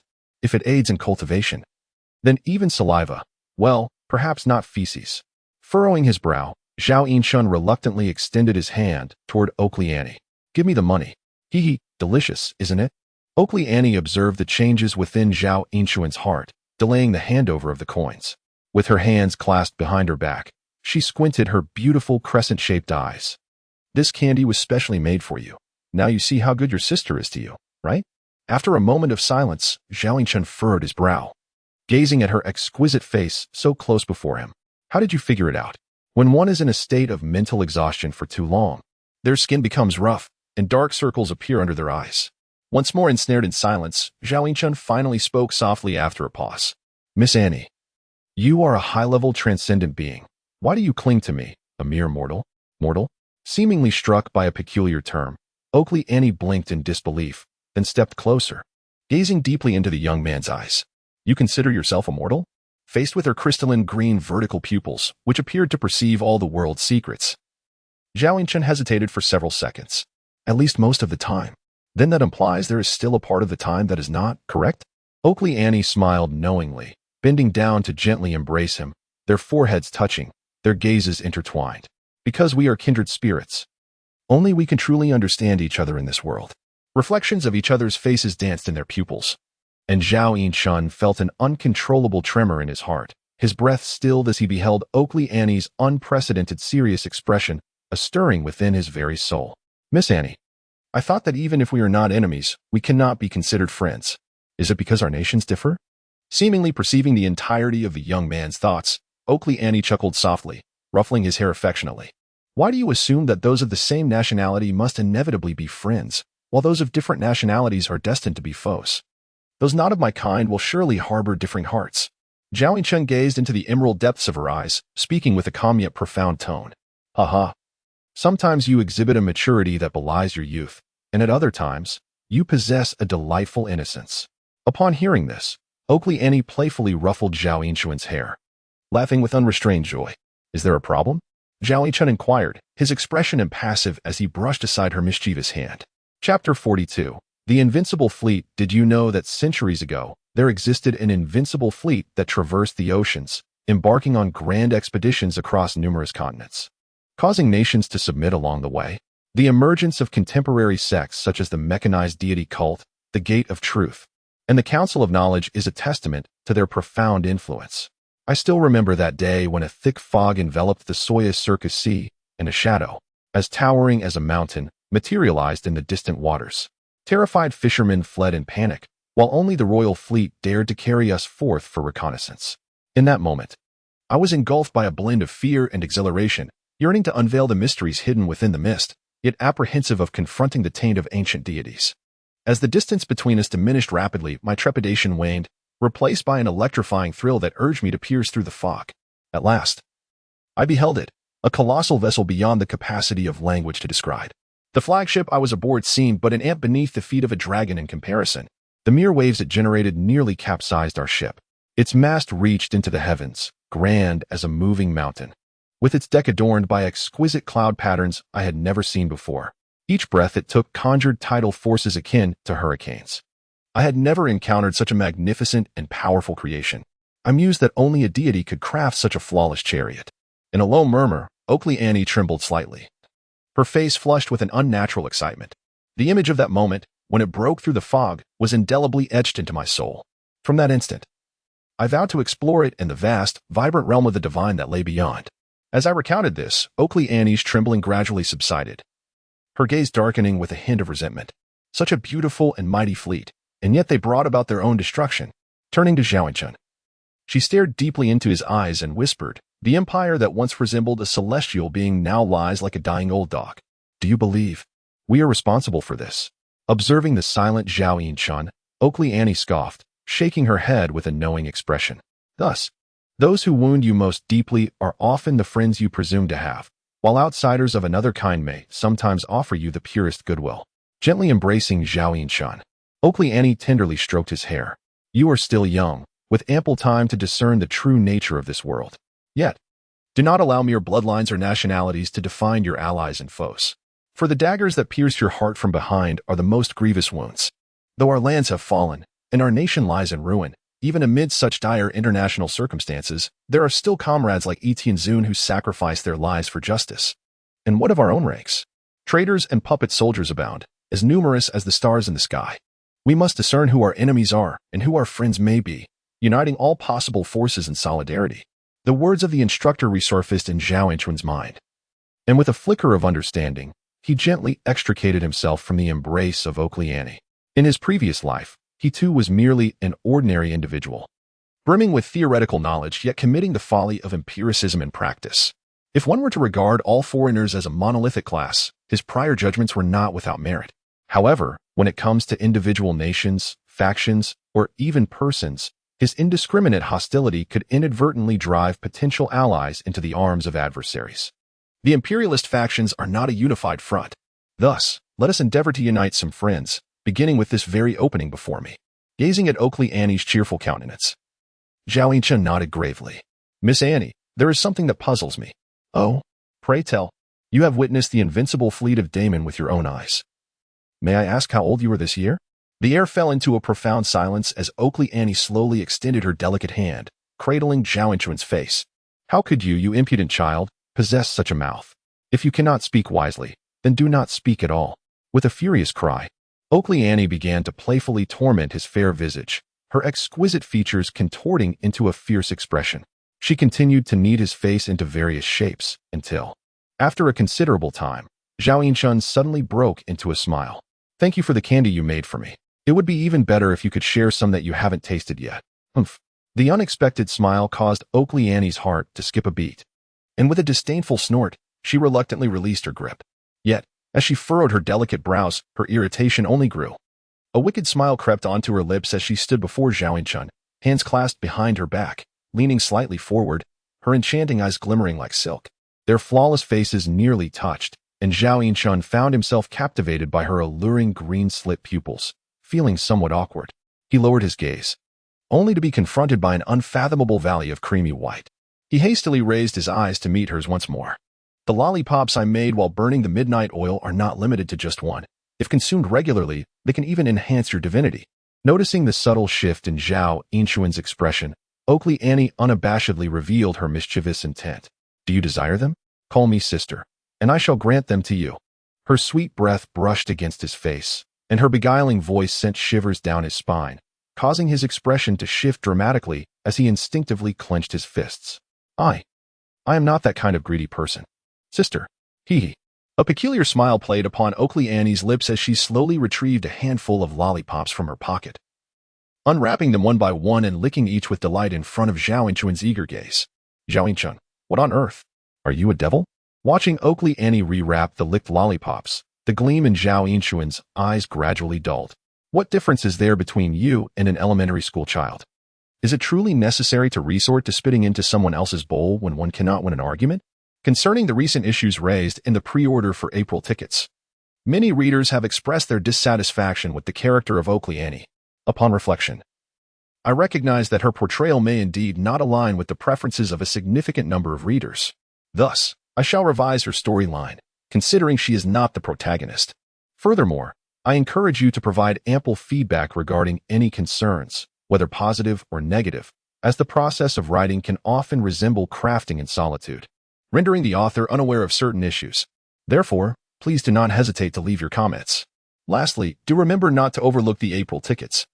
Chapter 43, New World Order. Oakley Annie lightly bit her rosy lip, humming an unknown tune with a sense of pride, murmuring to herself, with the arrival of the mundane boundary, the completion of the physical realm cannot be far off. Perhaps I have already reached it? Her vitality and spirit were not as lacking as they appeared. She was indeed someone I had set my sights on. Adjusting her glasses with a flick of her fingers, Oakley Annie gazed eagerly into the horizon. Humph. Though I am unaware of the means by which you have veiled my sight, the allure of the unknown is all the more exhilarating. In Honghai City, there are no rivals left for you. It is time to venture to the provincial capital, where a grander stage awaits. By the way, you seem to be impervious to my charm. Surely, there must be something exceptional within your soul. Oh, how long it has been since I encountered someone so entertaining. Damon truly is an intriguing place. Letting out a joyful whimper, Oakley Annie stretched her arms widely, her graceful and voluptuous silhouette captivating the onlookers, leaving them entranced.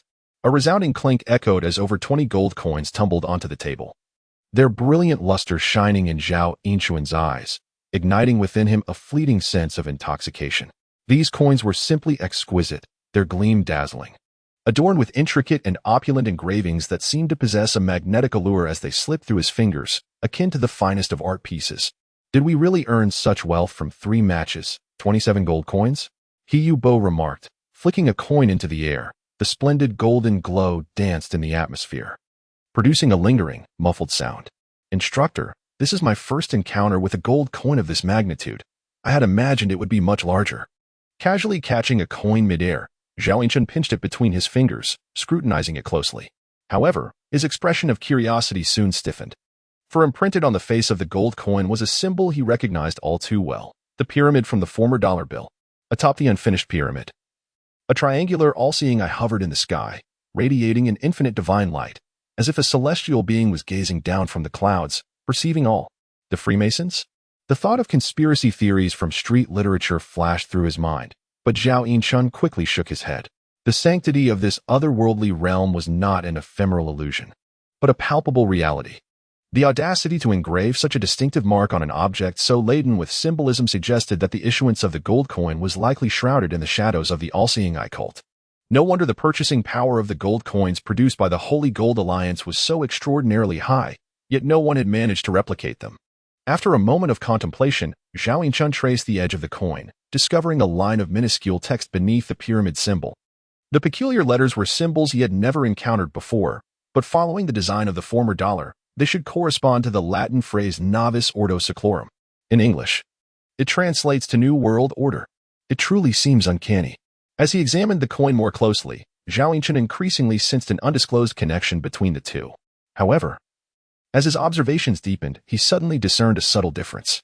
The unfinished pyramid on the previous world S-dollar bill boasted 13 tiers, while the gold coin, due to its diminutive size, bore a somewhat indistinct engraving.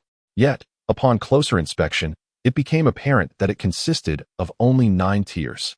A jolt of realization coursed through Zhao Yinshan as he contemplated the extraordinary system of this realm. The incomplete 9-tiered pyramid, with the omniscient eye hovering above it in the heavens, seemed to possess a profound symbolism. Clenching his fist, he gripped the gold coin tightly in his palm. Zhao Yinshan's expression turned grave as he sensed he was grasping something elusive, though he struggled to articulate it clearly. A fleeting glimpse of inspiration flickered and vanished, leaving him in contemplative silence for some time, until he reluctantly shook his head in defeat. "What's wrong? Aren't you happy with all this money?" observed Yuba, noticing Zhao Yinshan's inscrutable demeanor. "No, I'm quite pleased. By the way, do you know what forces lie behind the Holy Gold Alliance?" "Huh, why the sudden inquiry?" "Just a bit curious." Such trivial matters. How would I know?" Yuba scratched his head, sporting an awkward smile. Zhao Yinshan retorted, "If only you had some usefulness beyond martial training, it wouldn't be so disheartening." The following day, Zhao Yinshan emerged from his room with a refreshed countenance, stretching luxuriously in the morning sun. True martial secret record, LV, 36 LV, 37, essence, 89 with both, essence, chi, and spirit, reaching 9 points. He was on the cusp of a breakthrough. At this rate, the day of his ultimate achievement would likely arrive sooner than anticipated, provided, of course, there were enough lollipops. As this thought crossed his mind, the visage of a stunningly beautiful face flashed before him. In an instant, that exquisite countenance twisted and solidified, accompanied by a teasing smile. "Little Shun, thinking about your sister so early in the day?" Zhao Yinshan exclaimed. "Is that really you? How did you get in?" I simply walked through the front door, but the inner courtyard's gate is closed. Moreover, I never told you where I reside." Zhao Yinshan regarded Oakley Annie with a penetrating gaze, choosing not to confront her directly. "What brings you here?" "I was worried you might miss me, so I came to check on you." "Then you may leave now." "Oh, come now, we're beyond such formalities," Oakley Annie said, casually bypassing Zhao Yinshan and exploring the surroundings with curious eyes, leaving him in a state of utter confusion. "What sort of relationship are you implying? Clarify yourself." A tremor of anger surged through Zhao Yinshan. "Beast, drop that lollipop. If you have something to say, come at me directly." In a swift motion, he dashed in to snatch the candy away, inhaling deeply before fixing a calm gaze upon Oakley Annie. "What do you truly want? Can't I visit you without a reason?" "Miss Annie, if you continue to be so unreasonable, I shall take my leave." "Wah, little Shun has turned rebellious. Just yesterday, you called me sister, and today you—" "Hey, don't go." The performance of feigned tears, lacking in any semblance of skill, had yet to conclude when Zhao Yinshan decisively turned to leave. Quickly, Aokili Yani grasped his arm. Observing his expressionless, indifferent gaze, Aokili Yani pouted in disinterest. All right. I am here to inform you about the next competition. There was no need for you to come in person. However, the upcoming contest will be held in Lanzhou Prefecture, and I wish to inquire if you would like to accompany me there." A moment of surprise flickered across Zhao Yinshan's face, but he swiftly regained his composure. He realized that in Hawhai City, he had no rivals left. To continue ascending the ranks, his only option was to venture to the county city or the prefectural capital. Chapter 44. Ziming, I need to contemplate this. Not immediately acquiescing, Zhao Yinchun merely dismissed Eau Claire Annie with a perfunctory wave and turned to consult He Yuba. So soon? Although mentally prepared, he did not anticipate that this day would arrive much earlier than planned. He Yuba felt a mix of excitement and pressure. Not to worry. Master has already arranged everything before leaving. I shall accompany you to Lanzhou Prefecture. But in the Martial Institute, there are other instructors. My absence will not be detrimental. Xiaoshun, let us share a carriage. He Yuba, you are the instructor, correct? Please take the carriage behind. He Yuba, I can ride with the instructor. That is not possible. That carriage only has one seat. Glancing at the opulent carriage, which could comfortably seat 7 or 8 individuals, Zhao Yinchun forced a smile. But there are several other carriages behind. I can just sit in one of those. That will not do. Those carriages are filled with servants. Observing Eau Claire Annie's earnest absurdities, Zhao Yinchun opened his mouth, hesitating to speak. Noticing He Yuba's mischievous grin, Zhao Yinchun sensed that his notion of safety diverged from the conventional understanding of personal security. And your swift justice, is it truly honorable? Alas. If we do not depart soon, we shall have to camp in the wild tonight. Let us hurry. Without allowing for further discourse, Eau Claire Annie pulled Zhao Yinchun onto the carriage. At her command, the luxurious convoy gradually departed from the street. Upon crossing the threshold, Zhao Yinchun was astonished to discover that the interior of the carriage was significantly more spacious than it appeared from the outside. The space had been expanded. With a height exceeding 3 meters, the entrance led into a roomy lounge, and a door within seemed to lead to other chambers. A mere visual estimation confirmed that the ratio of interior to exterior space was vastly different, expanded by at least tenfold. With a slight sniff, he noticed a subtle sweet aroma pervading the air, reminiscent of Eau Claire Annie's own fragrance. Humming a cheerful tune, Eau Claire Annie swayed her slender waist and settled onto a sofa by the window, beginning to fiddle with an unknown beverage. After some time, she noticed Zhao Yinchun still idly observing the intricate patterns and lighting on the ceiling, and she beckoned him with a light laugh. Xiaoshun, come sit with me. Gradually accustomed to Eau Claire Annie's peculiar endearments, Zhao Yinchun warily took a seat opposite her, only to realize through the window that the carriage was swiftly traversing the road. Yet inside, there was not the slightest sensation of jostling. If he were to close his eyes, Zhao Yinchun would believe he was seated in a sturdy building rather than a moving vehicle. Gazing out at the rapidly receding scenery, Zhao Yinchun maintained a composed exterior while his heart was profoundly shaken. The productivity of this world is indeed peculiar, with heights unbounded and depths unfathomable. High-ranking transcendents travel in such lavish mobile abodes, while certain regions still rely on primitive agricultural methods. In terms of comfort, even the pinnacle of technological achievement from the past pales in comparison to this carriage. The only conceivable advantage lies in speed. What are you thinking? Come, let us enjoy some tea. A cup of rich purple tea was pushed towards him, and after a moment's hesitation, Zhao Yinchun cautiously lifted the cup and inhaled its aroma. It was indeed quite fragrant. Observing Eau Claire Annie sip delicately from her cup, Zhao Yinchun felt reassured and took a tentative sip himself. Although it was hot tea, it imparted a sensation of coolness upon his palate. The refreshing fragrance of the tea seemed to penetrate his very being, invigorating his spirit. The divine essence that had been depleted the previous night suddenly felt revitalized, eagerly absorbing these invisible energies. Like a parched sapling quenched by rain, Zhao Yinchun experienced a profound satisfaction emanating from his soul, prompting him to close his eyes in bliss. How is it? Does it taste good? Upon opening his eyes, he met Eau Claire Annie's gaze, her chin resting on her hand, a smile illuminating her features. Zhao Yinchun's previously aloof demeanor softened slightly as he sincerely nodded, a gentle smile gracing his lips.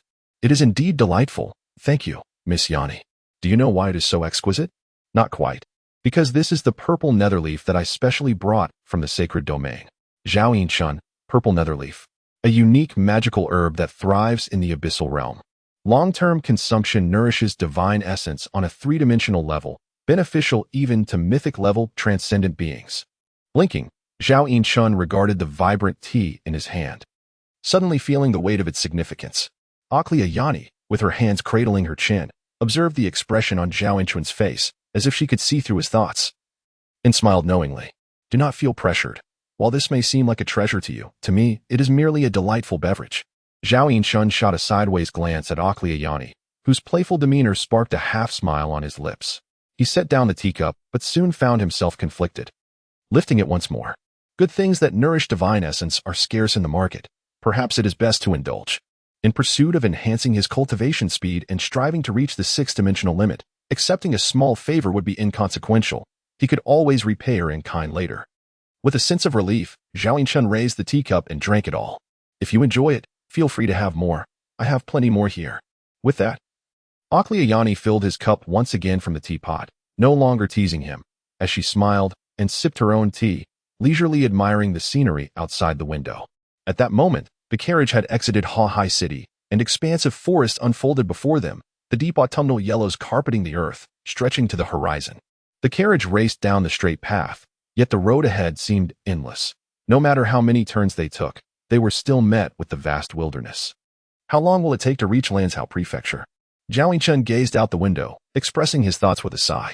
At our speed, it should only take about half a month. The straight roads of Damon are quite convenient. Half a month. This answer exceeded Zhao Yinchun's expectations. From a previous abstract map, it appeared that Ha-Hai City was not particularly far from Lanzhou Prefecture, and he had thought they would arrive in just a day or two. Chapter 45. The mortal perspective. Gazing silently out of the window, Zhao Yinchun calculated the speed of the carriage and gradually grasped the vastness of this otherworldly realm. At approximately 20 kilometers per hour, estimating a daily travel time of 10 hours, one would cover around 200 kilometers a day. The majestic horses pulling the carriage appeared to be extraordinary, potentially even faster. Conservatively estimating, in half a month, one could traverse 3,000 kilometers. The Damon Straight Road resembled a primitive expressway, with few winding detours, even accounting for discrepancies in the route. The straight-line distance between the two locations likely exceeded 25 kilometers. If his memory served him correctly, the entirety of the Jingguang Railway was just over 230 kilometers long, suggesting that a single Lanzhou might surpass the size of the entire China he knew. How terrifying must the expanse of the Damon Empire be? More alarming was how such a colossal empire maintained its existence without fracturing. The concept of imperial boundaries does not bend to the will of human resolve.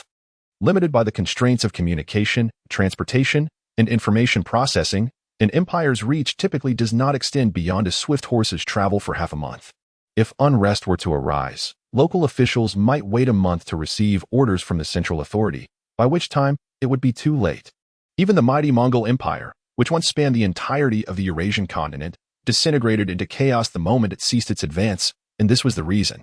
The British Empire, at its zenith, encompassed over 30 million square kilometers, stretching across the globe. Where the sun never set on its territories, truly the first empire on which the sun never sets in human history. Yet, in comparison to Damon, the British Empire seemed trivial. Just the area of Lanzhou likely surpassed 10 million, while Damon's 36 provinces, simply performing a rough calculation, left Zhao Yinchun feeling a sense of dread. How immense could this cursed planet be? Why did its gravitational constant remain similar to that of Earth? With such a vast expanse, how could the population only number in the mere hundreds of millions? The average population density was single digits per square kilometer by earthly standards. The entirety of Damon resembled a desolate wasteland. A myriad of questions swirled in his mind, yet no reasonable answers emerged, no matter how Zhao Yinchun pondered. What is the matter? You seem rather troubled, observed Aucliayani, seemingly sensing Zhao Yinchun's distraction as she rested her chin on her hand, gazing at him thoughtfully. It's nothing. Just that the journey feels incredibly long. Unable to articulate the questions swirling within, Zhao Yinchun shook his head, intending to dismiss the matter lightly. Ha. What do you consider long? I traveled all the way from the western lands by ship, day and night, for over 2 years. A mere half-month journey on the Damon Straight Road pales in comparison, yet a lifetime is but a fleeting few decades. And many individuals may never stray far from their birthplace. Zhao Yinchun shook his head pensively, only to suddenly notice Aucliayani regarding him with a peculiar expression. What is it? He inquired. Little Shun's Hun, you have yet to adjust your mindset, she replied. What do you mean? Our lifespan is exceedingly lengthy, distinct from that of ordinary individuals. Henceforth, you must refrain from perceiving this world through the lens of mortals. The gentle words pierced the soul like a sharp sword, causing Zhao Yinchun to shudder, a moment of enlightenment flashing through his mind. The perspective of mortals. The perspective of mortals. Every doubt he harbored stemmed from observing the world through a mortal viewpoint, which rendered everything contradictory and incomprehensible. If I were to adopt a different perspective, standing from the vantage of the extraordinary, in an instant, the heavens and the earth unveiled their secrets as the fog that enveloped his vision seemed to part, granting him a glimpse into an entirely new universe. With a deep, forceful breath, Zhao Chun calmed his excited emotions and offered a faint smile to Auxiliary Annie. Until I awaken my vocation, I am merely immortal. Yet again, even in your unawakened state, you remain beyond the realm of mortals. Auxiliary Annie gazed intently into his eyes, her solemn gaze seemingly penetrating his very soul. Some are born sacred, like you and I, existing in stark contrast to this mundane world. Zhao Chun. After a prolonged silence, Zhao Chun began to comprehend why Auxiliary Annie had been so persistent from their first encounter. Despite the vast disparities in their power, status, identity, and age, they might share a wondrous commonality that others could scarcely fathom. In truth, Zhao Chun harbored similar sentiments. Otherwise, he would never have allowed Auxiliary Annie's audacious conduct. He instinctively sensed the purity deep within her heart, akin to his own transcendent disposition, a fellow reveler. After finishing her dessert, Auxiliary Annie contentedly stretched, her voluptuous figure accentuating the graceful contours of her robe. I am weary. I shall take a nap now. Would you care to join me, little Shun? Turning away, she playfully teased Zhao Chun. With an exasperated glance, Zhao Chun managed to squeeze out a single word through gritted teeth. Go away. But there is only one bedroom. You will inevitably have to sleep with me. No need. I shall meditate in the living room. Then I shall trouble you, little Shun, Mua. Once she departed, the sense of helplessness in Zhao Chun's eyes gradually faded, and he turned to gaze out at the mountains and rivers. A plethora of scenery flashed past his eyes like flowing light, yet it failed to stir even a ripple within him. Although the dangers along the way had been vanquished repeatedly, Zhao Chun and his companions still encountered several demonic beasts. However, before he could alight to observe, Auxiliary Annie's servants swiftly reduced them to fragments, seemingly without diminishing the speed of their convoy. Realizing that this group of servants were also high-ranking martial transcendents, Zhao Chun's conjectures about the eccentric lady's identity deepened. Under the protection of such formidable martial prowess, the subsequent journey unfolded with tranquility. Zhao Chun diligently practiced the true martial secret record every day, and finally, as he entered the territory of Lanzhou Prefecture, he ascended to a new realm. The secret record of Jinwu, LV, 37 LV, 38 Divine, 910 Limit. Oh, little Shun's Han, open your eyes and let me have a look. In the moment of breakthrough, a certain profound transformation was sensed brewing within Zhao Chun. Meanwhile, the curious Auxiliary Annie, indulging in snacks, licked her fingers and crawled in front of him. Chapter 46. Martial arts cannot save the people of Damon. No. From the moment Zhao Chun learned from He Yuba that during his breakthrough, his eyes would emanate divine light, he resolutely refused. Open your eyes. Let me see. Auxiliary shook Zhao Chun's shoulders from behind, but he remained steadfastly with his eyes tightly shut. It was not until all divine fluctuations had subsided that he suddenly opened his eyes and leapt up from his position. Ani, stop your nonsense, Zhao Chun admonished with irritation. After days of close companionship, a subtle change had occurred in their relationship. Zhao Chun had shed his initial wariness and had even grown accustomed to Auxiliary's affectionate gestures at any moment. Though they were two individuals from vastly different backgrounds, they interacted as equals, enjoying each other's company without the weight of pressure. At times, Zhao Chun felt as though he were the more mature adult, while Auxiliary resembled a capricious child. What do you mean I am being unreasonable? You are the one hiding things from me. Don't speak as if we have some unspeakable relationship. I don't care. If you want to let me see, then you are in the wrong. After a lengthy exchange, realizing that reasoning with this woman was futile, Zhao Chun sighed wearily. Ah, the old yet childlike, this creature, having lived for hundreds of years, sometimes possessed a mindset not dissimilar to that of a child. Could this be what Taoism refers to as the Yuan-Ing realm? A heart like that of an innocent child? I will show you next time. Really? Yes, definitely next time. He waved dismissively, aware that this extraordinarily curious woman could not tolerate secrets, and thus he chose to placate her for the moment. As he shifted his gaze to the window, the distant skyline came into view, with numerous skyscrapers piercing the clouds, gradually unfolding a grotesque tableau of urban extravagance before Zhao Chun. Backward yet advanced, impoverished yet opulent, richly adorned nobles laughed as they strolled past the streets, alongside rows of filthy, emaciated beggars. Among the beggars were men, women, and even children, their faces etched with numbness and despair. devoid of the emotions characteristic of a normal human being. Merely crossing gazes with them through the window stirred a sense of suffocation within Zhao Yinshan. And this was not an isolated incident. Entering the Lanzhou prefecture, one would find homeless individuals everywhere. Some rummaged through garbage heaps, while others begged along the streets, their faces only revealing a flicker of happiness when they received a few coins or stumbled upon discarded scraps of food. Such heart-wrenching happiness. What's wrong? Are you unhappy? Sensing Zhao Yinshuan's emotions, Aokiliani embraced him from behind, resting his head against her chest. The polarization of wealth. The nation is on the brink of collapse. Huh? Your statement is quite intriguing, polarization. Aokiliani pondered Zhao Yinshuan's words, her beautiful emerald eyes growing increasingly bright. Annie, do the nations of the West resemble this as well? Many years ago, it was even more chaotic and filthy. People would simply dispose of their excrement in the streets, leaving no place to step. Have you ever witnessed mountains of waste? Ugh, it conjures unpleasant images. Zhao Yinshan felt a shiver run through the delicate figure behind him. However, the past few decades have been different. The sewage system has been connected to the slums, significantly reducing plagues and diseases, and the populace has been herded into factories, making the streets nearly devoid of the homeless. At this, Zhao Yinshan let out a sigh tinged with envy. That's rather good. Good. A cold smile crept across Aokiliani's face, and for the first time, Zhao Yinshan sensed a profound disdain emanating from her. I would rather they wander and beg on the streets. Why? Zhao Yinshan furrowed his brow, perplexed, because in that case, they could at least still live as human beings, rather than as mere fuel for the boilers. A sudden tightening in his chest reminded Zhao Yinshan of certain eras from his past life when the average lifespan of workers in Liverpool was merely 15 years. Even ancient feudal dynasties boasted lifespans of 30 or 40 years. With advancements in productivity, how could average life expectancy plummet so drastically? This was nothing short of cannibalism. A chill crept up his spine as he inhaled deeply, suppressing the tremors within. Being immersed in this era, he seemed to grasp the gravity of certain statements more profoundly. Capital arrives in the world, dripping with blood and filth from head to toe. Teacher Ma did not deceive me. Do you wish to save them?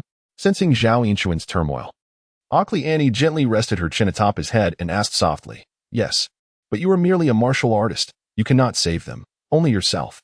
What? Learning martial arts cannot save the people of Damon.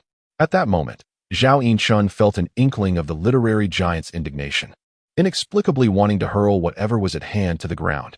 Then who can save them? Only the emperor. Only the emperor can subdue the divine and the demonic. Only a great emperor can deliver salvation to the world. The emperor. Zhao Yinshan frowned, instinctively feeling a twinge of aversion. There has never been a savior, nor does one rely on deities or emperors. Yet, the thought of the world as tangible ninth-tier deity emperor made the international anthem choke in his throat. Respect the laws, seek truth from facts, and analyze specific issues in their specific contexts. The foundational logic of the lowest strata in the two worlds is fundamentally different. One cannot rigidly impose past experiences onto this realm. We have an emperor. Zhao Yinshan clenched his fists in defiance. Indeed, you possess an emperor, the mightiest of them all. The first emperor, sovereign of the Central Empire, ruler of the 4 seas and 8 wastelands, the most sacred of the sacred, the king of all kings. But look at those outside. Do you believe they would lend their strength to your emperor? Alas, conversely, their simmering resentment will gradually erode the divine mandate, leading to the inexorable decline of your emperor. Moreover, the usurpers within the court are loath to witness the rise of a formidable sovereign for their own selfish gains. They would not hesitate to dismantle the very walls that safeguard them, disband all loyal forces devoted to the emperor, and incite the populace's ire, feasting voraciously upon the lifeblood of the nation. It is reminiscent of centuries past, when your invincible fleet once sailed triumphantly to the shores of the western continent, causing nations to tremble and submit. Yet now, where do they reside? Chapter 47, The Covenant of the Saints. As she spoke, a hint of sarcasm tinged Aokiliani's tone. With usurpers lurking in the shadows and foreign powers pressing at the gates, it is indeed no easy task for you, esteemed emperor. Upon hearing these revelations, Zhao Yinshan gazed into the distant horizon, suppressing his emotions and burying his concerns deep within. He had yet to complete his awakening. The notion of saving the world felt exceedingly distant to him. Furthermore, while he harbored sympathy for the common folk of this realm, the prospect of exhausting all his efforts and dedicating his life to their salvation seemed a tad too noble for his disposition. Ultimately, he was but an outsider, a being elevated above the dimensions, observing the mortal world with a detached amusement. His choice of path from the very beginning had indicated his desire for personal transcendence. To draw upon immense power for himself rather than to embrace the collective aspiration of sanctity and take on the world's burdens as his own. Having clarified his true intentions, Zhao Yinchun shook his head regretfully, his gaze towards the window devoid of any ripple of emotion. What is it? Have you given up? Sensing the shift in Zhao Yinchun's mindset, Oakley Annie inquired with curiosity. It is not a matter of giving up. Rather, it is a recognition of my original intent. Zhao Yinchun replied, fixing his gaze ahead and suddenly letting out a light chuckle. Moreover, once I ascend to the pinnacle of martial arts and seal my sanctity through strength, my every word and action shall become edicts of authority, potentially swaying the tides of fate. Cradling the child in her arms, Oakley Annie felt an unprecedented wave of formidable confidence emanating from him. No, this was no longer confidence. It bordered on arrogance. Here was a child yet to complete his awakening, boldly proclaiming his intent to attain sanctity through martial prowess. What was even more astonishing was that Oakley Annie considered this a matter of course. With her legs tightly crossed, an unusual excitement surged within her. Her cheeks flushed as she pressed Zhao Yinchun firmly into her embrace. Little Shun's Han is so handsome. The fervor within him dissipated in less than a second. As Zhao Yinchun found himself enveloped in an indescribable softness, overwhelmed by a sweet, intoxicating fragrance. After a brief and futile struggle against Oakley Annie's immense strength, he resigned himself to her whims, maintaining a stoic expression as she playfully toyed with him. Only after she had her fill did Zhao Yinchun manage to extricate himself from her embrace. Calmly wiping the crimson lipstick mark from his face and taking a small sip from the teacup on the table. Were it not for these nourishing treasures, he could never have achieved a breakthrough in such a short span of half a month. As they neared their destination, this journey of indulgence was coming to an end. A little more consumption would only benefit him. With a serene energy coursing through him, Zhao Yinchun cast a calm glance at Oakley Annie and inquired languidly, "Annie, what level of extraordinary being are you? To treat a treasure like the purple underworld leaf as mere tea, one could believe Oakley Annie was a saint." As Oakley Annie fiddled with the desserts, she looked up, blinking her eyes before breaking into a mischievous smile. "You wish to know, do you? I want to tell you." Taking a deep breath to suppress the impulse to strike the woman, Zhao Yinchun gazed at her with a stoic expression. "Did you not say that I could inquire about anything I do not understand? However, that does not extend to my secrets. If I divulge them, you would be able to deduce my age, and I am not so foolish." Oakley Annie pushed up her glasses with a sly smile. Raising an eyebrow, Zhao Yinchun shifted the topic. "Then tell me, why does the great golden circle bear the emblem of the all-seeing eye?" Oakley Annie's expression momentarily stiffened, and after a brief hesitation, she slowly replied, "Because the Holy Golden Alliance has bound all celestial beings and demons together through mutual interests, which includes our all-seeing eye." Interests? Zhao Yinchun furrowed his brow, a flicker of understanding dawning upon him. Indeed, all sentient beings have their needs, as long as there are needs. The Holy Golden Alliance can fulfill them. Much like the carriage we are currently riding in, do you truly believe that we, the all-seeing eye, possess the technology to forge such a contraption? Seeing the astonishment on Zhao Yinchun's face, Oakley Annie found the situation both amusing and exasperating. "Did you genuinely think this was crafted by our own hands? Well, are not you high-ranking extraordinary beings quite formidable?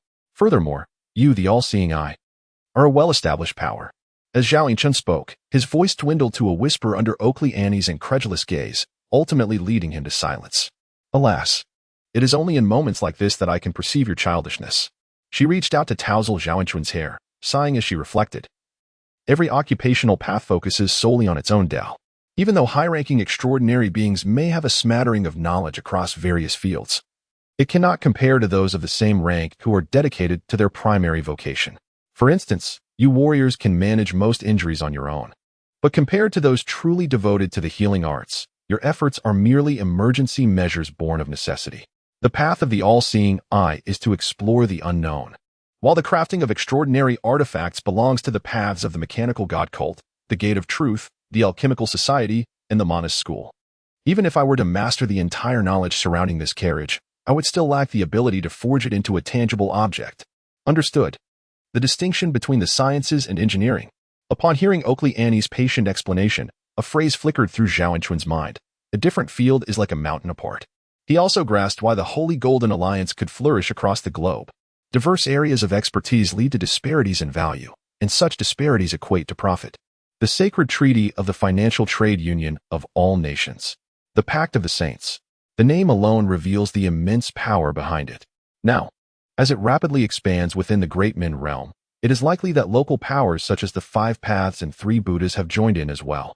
In truth, it is not solely the all-knowing eye. The Great Golden Circle also bears the sacred emblems of numerous other sects, alluding to the covenant of the saints. However, the limited surface area of the coin renders these symbols indistinct. Listening to the words of Iokiliani, Zhao Yinchun felt a stir in his heart and produced a great golden circle, pointing to the faint, almost imperceptible ancient script inscribed upon it. What do these characters signify? They represent the primordial magic script, denoting the New World Order, or the Order of the New World. Chapter 48. The Black Box Indeed. Zhao Yinchun tightened his grip, clenching the large gold coin in his palm, the immense force causing a slight ache in his flesh. What's wrong? Noticing Zhao Yinchun's unusual expression, Aokiliani blinked in curiosity. It's nothing, just some intriguing rumors came to mind. A faint smile curved Zhao Yinchun's lips as he tucked the gold coin into his pouch, his gaze drifting contemplatively out the window. Clatter, clatter, clatter. The streets began to fill with carriages, a stark contrast to the seclusion of Hanhai City. Zhao Yinchun observed numerous beings with non-human traits striding confidently along the thoroughfare, while those around them appeared utterly unfazed. Those are the elves of the Taisai continent. Aren't they splendid? Aokiliani remarked, following the direction of Zhao Yinchun's astonished gaze. Is that creature with the bull's head a monster? Zhao Yinchun pointed at a towering figure over 3 meters tall, possessing the body of a man yet crowned with a bull's head, its muscles rippling under its skin. Yes, the Daemon region also has bull-headed monsters. But look at its horns and the hooves on its lower limbs. That must be a minotaur from the Uralfi continent. They're naturally strong, said to possess the bloodline of ancient deities, yet are known for their volatile temper and lack of intelligence, often employed by merchants as enforcers. This bull likely traveled to Daemon with its employer, Uralfi continent, Minotaur. As Aokiliani spoke, an unimaginably vast tapestry unfolded before Zhao Yinchun's eyes. This world was far grander and more vibrant than he had ever imagined. Simultaneously, an indescribable impulse began to take shape deep within his heart. Clatter, clatter, clatter. Aokiliani pinched Zhao Yinchun's cheek, reluctant to part. All right, you go on with your business. In contrast, Hyuber politely bid farewell to Aokiliani, only to find her gaze lingering mournfully on Zhao Yinchun's retreating figure, completely ignoring him. Hyuber, I should be beneath the carriage, not here. This way, esteemed guest. Upon entering the establishment, a quick-witted attendant immediately guided them, warmly welcoming the pair. Arriving at the counter, they secured a luxurious room. And as Hyuber attempted to pay, Zhao Yinchun deftly flicked a hefty gold coin that landed precisely in the innkeeper's hand. It was rare to witness a guest so generous. The plump innkeeper's eyes sparkled with delight as he cautiously stowed the coin away. Once everything settled, Zhao Yinchun and his companion sat by the window in the suite's parlor, gazing at the gradually illuminating homes outside, both exhaling deeply. Although their bodies remained unscathed after the fortnight's journey, they felt mentally fatigued, especially Zhao Yinchun, who had been incessantly pestered by Aokiliani, feeling as if no part of him was untouched. Truly, this is the capital. Every household is lit by electric lights. The electricity here is much cheaper, otherwise. So many people wouldn't be able to afford it. Hyuber yawned, speaking casually. Are you familiar with the Lanjiao prefecture? Yes, I lived here for a few years. Why then must one relocate to Hanhai City?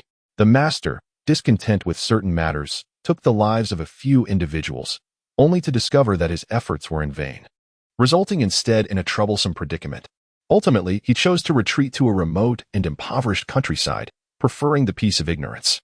Upon hearing Hyuber articulate these sentiments in a light-hearted manner, Zhao Yinchun found himself momentarily silenced. Noticing his grave expression, Hyuber laughed heartily. Ha! Such trivialities. Why wear a mournful countenance? Trivialities? It is as though taking a life is as inconsequential as slaying a chicken. Wait, for those of their elevated martial status. Perhaps killing a man bears little distinction from killing poultry. Recalling his own experiences in the arena, where he too had treated human lives as mere trifles, Zhao Yinchun began to grasp the mindset of a high-ranking warrior. Unfettered by taboos, they stood supreme. Very well, let us bathe and retire for the night. The pressures you are to face ahead are formidable. It would be wise to conserve your strength. The following midday, having indulged in a rare slumber, Zhao Yinchun awoke to find the sun high in the sky. He swiftly rose, opening the window to bask in the gentle morning sun, stretching with a satisfied sigh as the fatigue of recent days seemed to dissipate, leaving him revitalized. Pushing open the bedroom door, he was greeted by an unexpected and voluptuous figure engrossed in reviewing documents in the living room. With a resigned sigh, Zhao Yinshun heard her call, "Little Shun's Han. You're awake. Come and have breakfast." "No, this must be lunch." Taking a seat across from Oakley Annie without ceremony, Zhao Yinshun savored a sumptuous meal while surveying his surroundings. "Where is he, Yuber?" he inquired. "He has stepped out and instructed you not to wander."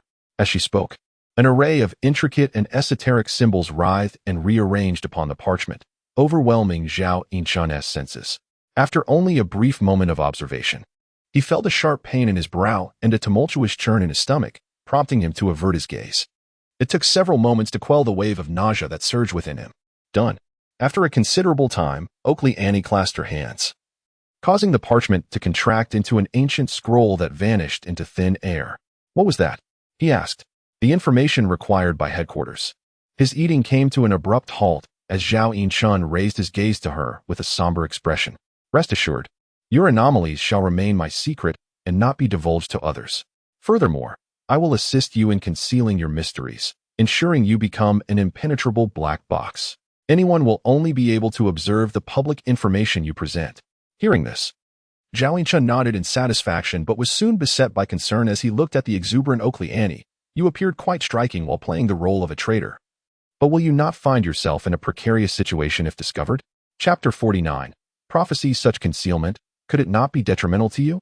Although the all-seeing eye is an established divine institution, it is unlikely to be lenient towards traitors. "Oh, is little Shun concerned for me? How touching." Oakley Annie cupped her cheeks with her hands, her face radiating a joyous bashfulness. Ignoring her playful banter, Zhao Yinshun simply gazed at her calmly, awaiting further elaboration.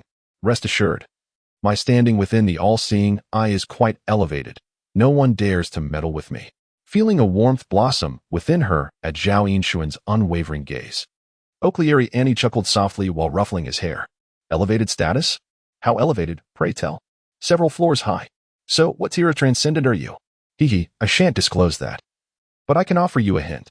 There are 8 paths within the all-seeing eye, of which only one leads to the 9th tier." Zhao Yinshun, rubbing his temples, he raised an eyebrow at Oakley Annie, giving her a cold smile. "Well, allow me to share a secret with you." What? Do tell." Upon hearing of a secret, Oakley Annie's eyes lit up with excitement as she leaned closer. After teasing her for a few seconds, Zhao Yinshun lowered his voice, leaning in to whisper mysteriously in her ear. "In the realm of the Great Tang, there are 8 professions, one of which is the healer." What on earth is he talking about? I think I comprehend, yet I also feel lost. I am satiated. You may amuse yourself. I shall practice my skills now. Turning his back to Oakley Annie, Zhao Yinshun locked the bedroom door and sat cross-legged upon the bed, closing his eyes to meditate. He sought tranquility. Alas, before he could reach a state of calm, he felt a fragrant breeze wafting across his face. Zhao Yinshun opened his eyes to behold a stunning visage less than 5 centimeters from his own, both parties seemingly able to sense each other's breath. What did you mean by that just now? Is it some sort of prophecy? Glancing at the unscathed bedroom door, Zhao Yinshun furrowed his brow. How did you enter? I walked in. Now quickly explain what you meant. I locked the door. How did you come in? Oakley Annie clung to Zhao Yinshun, playfully pouting, her soft warmth nearly enveloping him entirely. Secrets of the universe must not be divulged. One must seek understanding on their own. Shoving Oakley Annie aside gently by her chin, Zhao Yinshun tidied his disheveled attire and swiftly unlocked the door to escape the room.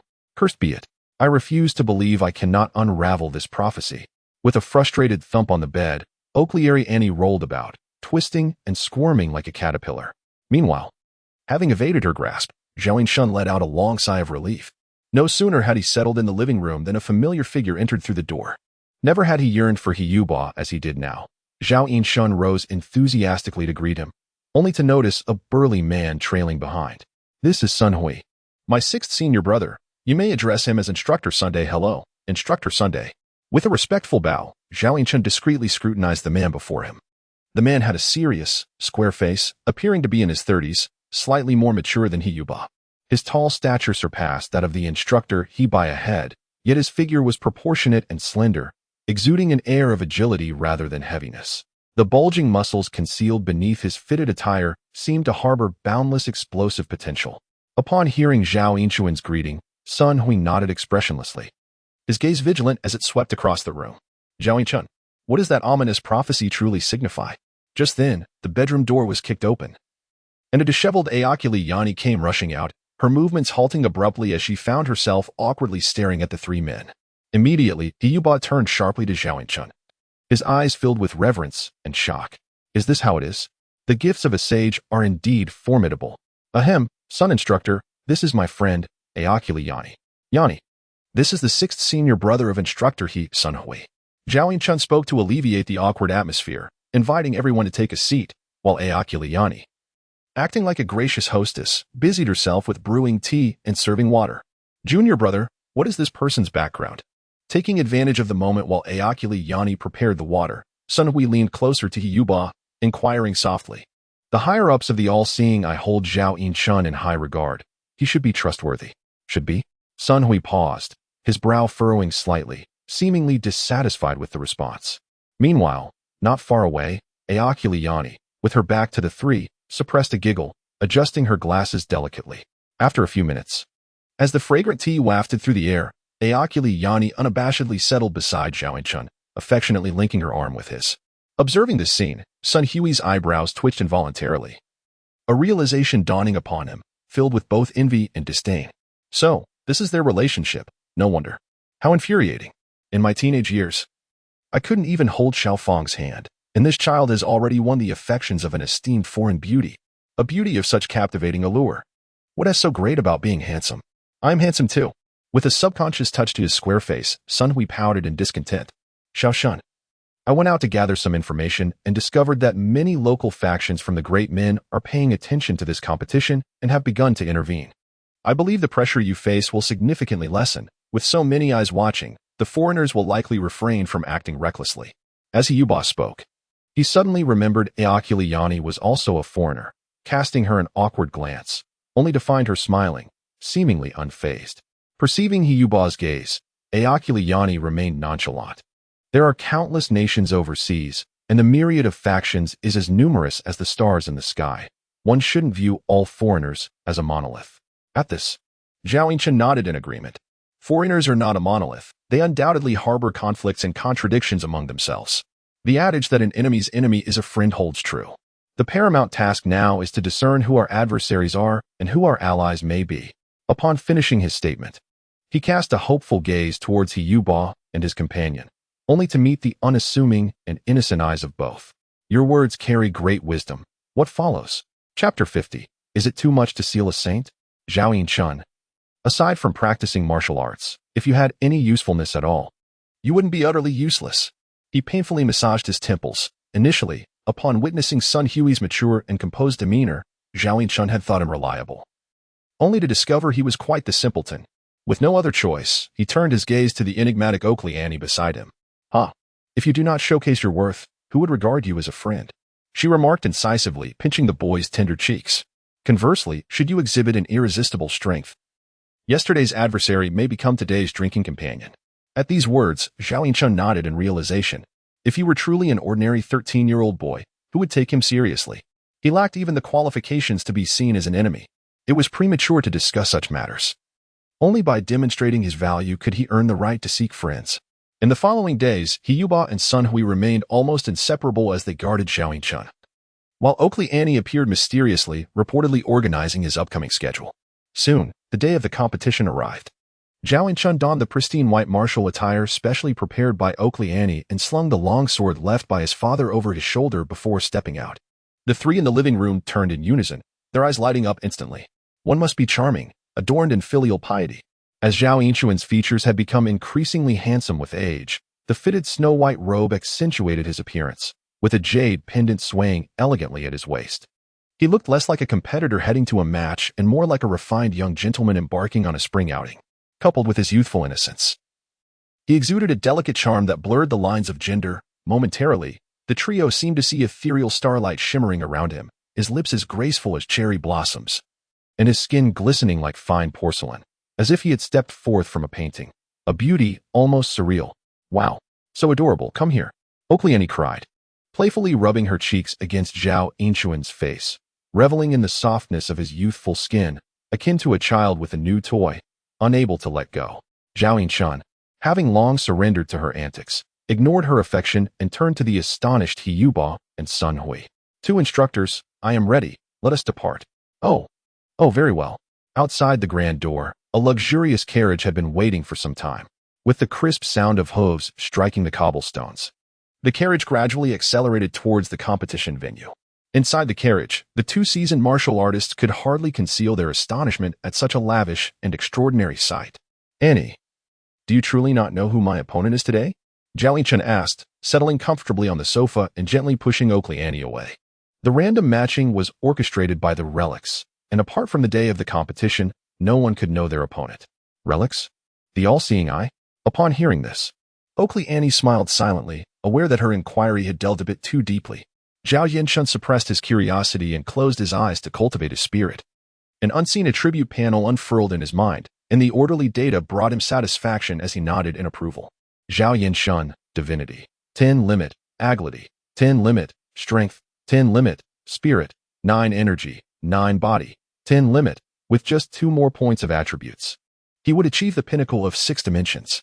Once his Divinity attribute reached perfection, his cultivation speed would correspondingly escalate. Had it not been for the competition slightly diverting his focus, he estimated that within a mere 10 months, he could attain an unparalleled foundation, while Xiang Yu's awakening of the 4 extremes earned him the title of Overlord. Could it be too much to aspire for a holy designation upon awakening the 6 extremes? Admiring his own data, Zhao Yinchuan's lips curled into a wistful smile. Just as he reveled in his self-admiration, the carriage came to a halt at a plaza on the city's outskirts. Not far away, a colossal foreign edifice loomed like a small mountain by the sea. Regaining his composure, he alighted the carriage. The closer he approached, the more he felt an overwhelming sense of oppression. A peculiar expression flickered in his eyes. A Roman Colosseum? Although magnified several times. The architectural style was undeniably that of a gladiatorial arena. Along the way, countless citizens in traditional daemon attire eagerly entered, and the lively shouts of vendors added a touch of surrealism to the scene. This atmosphere seemed somewhat bizarre. Pressing his lips together, Zhao Yinchuan grinned, revealing an odd smile. "Annie, who constructed this?" "The Holy Gold League. They profited immensely from this Colosseum." "Profited?" "Certainly. Who do you think was the driving force behind this competition? Just from the betting in the more than 100 arenas in Lanzhou, the Holy Gold League has reaped a fortune." As she spoke, a hint of envy crossed Oakley Annie's face. More critically, the Holy Gold League had established its name throughout the Lanzhou region. In the future, when the daemon populace considered transactions, savings, or loans, they would instinctively think of them. Financial encroachment. The term suddenly sprang to Zhao Yinchuan's mind, and his expression grew even more peculiar. Would these entities begin speculating in daemon real estate? Perhaps introducing 30-year installment loans, and consumer loans, credit loans, auto loans, medical loans, cosmetic loans. Good heavens, the imagery is vivid. Scratching his head, Zhao Yinchuan recalled the relentless grind of his previous life, involuntarily chewing on his cheek. Wouldn't this drain the very marrow from the common folk? Defaulting on payments? Absolutely not. Even the indigenous extraordinary forces had begun to join in. If one dared to renege, they would face a united front of all sects in the world pursuing them. This was a colossal entity bound together by interests, a grotesque and distorted amalgamation, a source of evil with immense positive economic benefits. A flicker of enlightenment crossed his mind, and Zhao Yinchuan's gaze ahead deepened with contemplation. Although it currently exists merely in its nascent form, once it matures, the entire world may find itself prostrate in its shadow. Yet, the people of this era remain blissfully unaware of the terrifying force that lies behind it, much like the insatiable envy reflected in the eyes of Okriani. Even the Holy Golden League may not fully grasp the extent of its ultimate form's dreadfulness.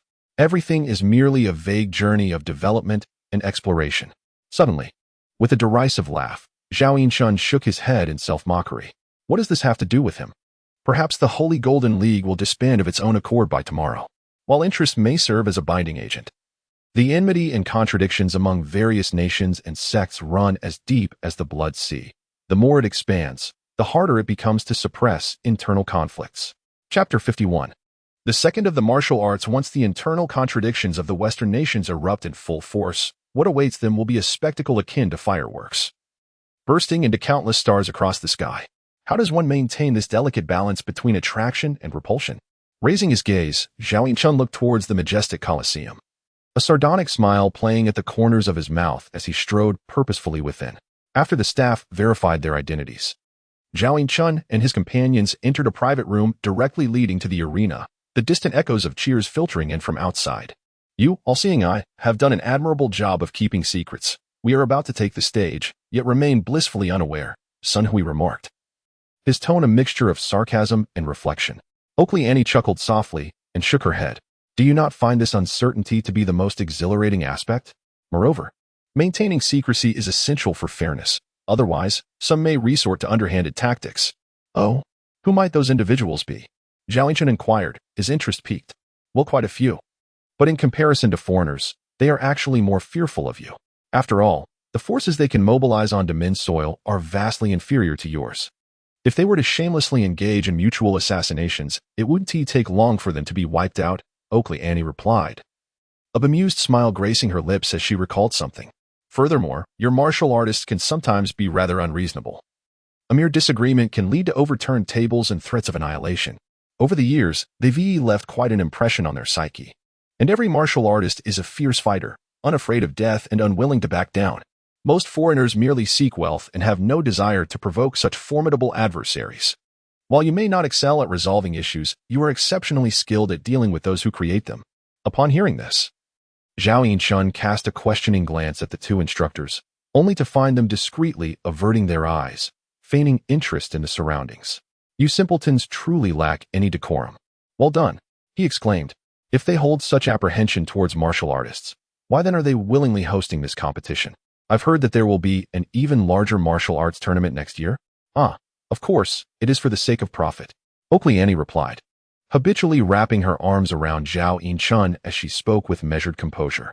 Financial incentives are the most direct motivators, and secondly, they seek to gauge the scale of your martial artists. Ideally, they wish to incite conflict amongst you, for as the saying goes, in literary pursuits, there is none above the first. In martial arts, there is none above the second.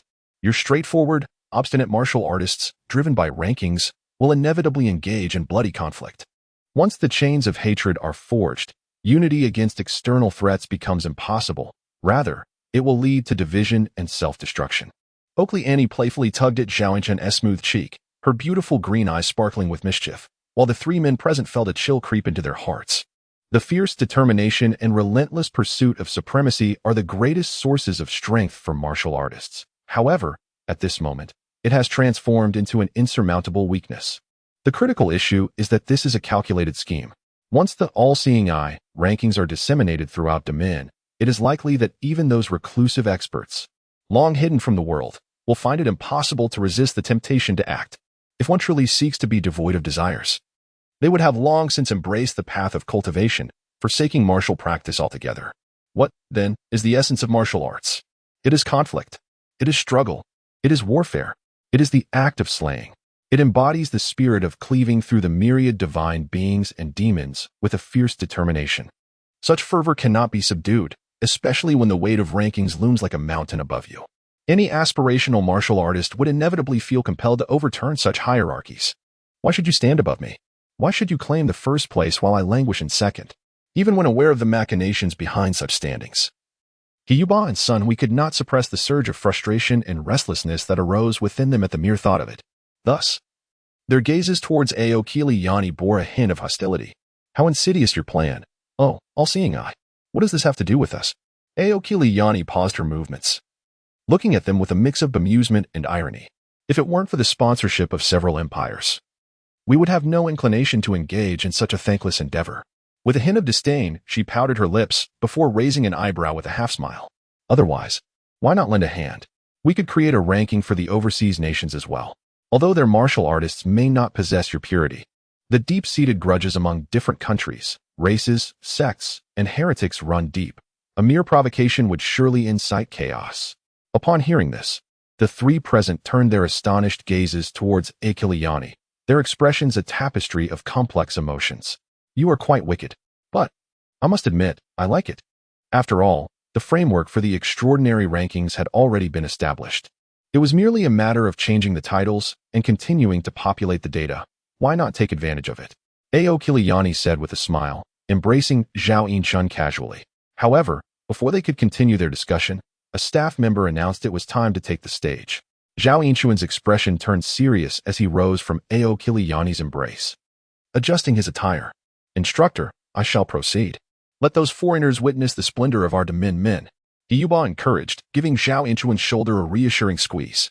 With a slight smile, Zhao Yinchun grasped his long sword and strode purposefully out of the room. Walking down a dim, damp corridor, the distant cheers and roars gradually became clearer. At the end of the tunnel, radiant sunlight poured in at an angle, as if slicing through two realms. The moment Zhao Yinchun stepped out of the passage, it felt as though he had traversed an invisible membrane. The deafening cheers surged into his ears, the cacophony of tens of thousands of voices rebounding within the structure, causing the very air to tremble, resonating within him. A tingling sensation coursed over his skin, and Zhao Yinchun inhaled deeply, a wicked smile spreading across his face. What force beckoned forth his destructive urges? But it mattered not. He reveled in this sensation. In the game of life, the paramount goal is to find joy. Presenting Zhao Yinchun, the contender from Honghai City. The host on the podium just shouted Zhao Yinchun's name, and the grand, magnificent arena fell into a momentary silence, as everyone gazed in disbelief at the boy whose beauty seemed almost unreal. Chapter 52. The young tiger. Which young master has come to experience life here? The arena is certainly no playground for children. It is a place where lives are lost. Zhao Yinchun, a contestant aged merely 13, boasts a record of 3 victories in 3 matches, placing him at the 98th position on the Lan Prefecture rookie list, making him the youngest participant to ever appear on the rankings. The host, upon reviewing the information, displayed a hint of astonishment. Having not anticipated Zhao Yinchun to be so youthful, he had presumed the boy merely appeared young. The audience erupted in a cacophony of discussion, struggling to accept the notion that even a child could participate. Is this not an abomination? There are no age restrictions for the competition. Even an infant could enter. 3 wins for a rank of 98? Surely this must be purchased with money. Had I known earlier, I would have backed the foreigner. I am familiar with Dan Easy, who is quite formidable. Ha ha ha. I knew the Damon people were unreliable. The expansive arena dwarfs the football fields of the past, encircled by stands nearly 10 meters high. Obscure and enigmatic inscriptions flicker on the walls, pulsating with visible energy. Beneath, the soft sandy ground reveals dried, dark red stains in certain areas. Each cardinal direction boasts a massive passageway, from which a shadowy figure emerges from the tunnel opposite. On the other side stands Dan Easy from the Raedric Empire. Currently, he holds a record of 21 victories and 3 defeats, ranking 95th on the list. Are you in Shaoxin? Dan Easy, with a mane of golden hair, glared at Zhao Yinchun, addressing him in a heavily accented Damon dialect. Nothing much. Just reflecting on some pleasant thoughts, Zhao Yinchun replied lightly, drawing his long sword and nodding politely at Dan Easy. For reasons unknown, that handsome, serene smile appeared particularly grating to Dan Easy, who felt as though he were merely a trivial figure in the other's eyes. Is that so? You shall soon find your joy dissipating. Dan Easy raised his spear, its sharp tip aimed directly at Zhao Yinchun. He detested the boy's extraordinary beauty and harbored a desire to pierce him repeatedly, eager to witness whether that smile would persist. Match. Begin. At the host's command. Dan Easy propelled himself forward, kicking up a storm of yellow sand, resembling an arrow shot towards Zhao Yinchun. The glinting spearhead sliced through the air like a venomous serpent, striking with lightning speed towards the enemy's throat. A resonance of profound divinity reverberated, as Zhao Yinchun's eyes radiated a vast, chilling light, enveloping him in a state devoid of joy or sorrow. The repetitive thrusting motions had become instinctual for Dan Easy in mere seconds. The spear's brilliant glint morphed into a dense array of afterimages, nearly engulfing Zhao Yinchun's form entirely. Yet, the sensation in his hands perplexed Dan Easy. It was as if he had thrust into a rapidly spinning propeller, each strike repelled forcefully aside, leaving his hands numb from the impact.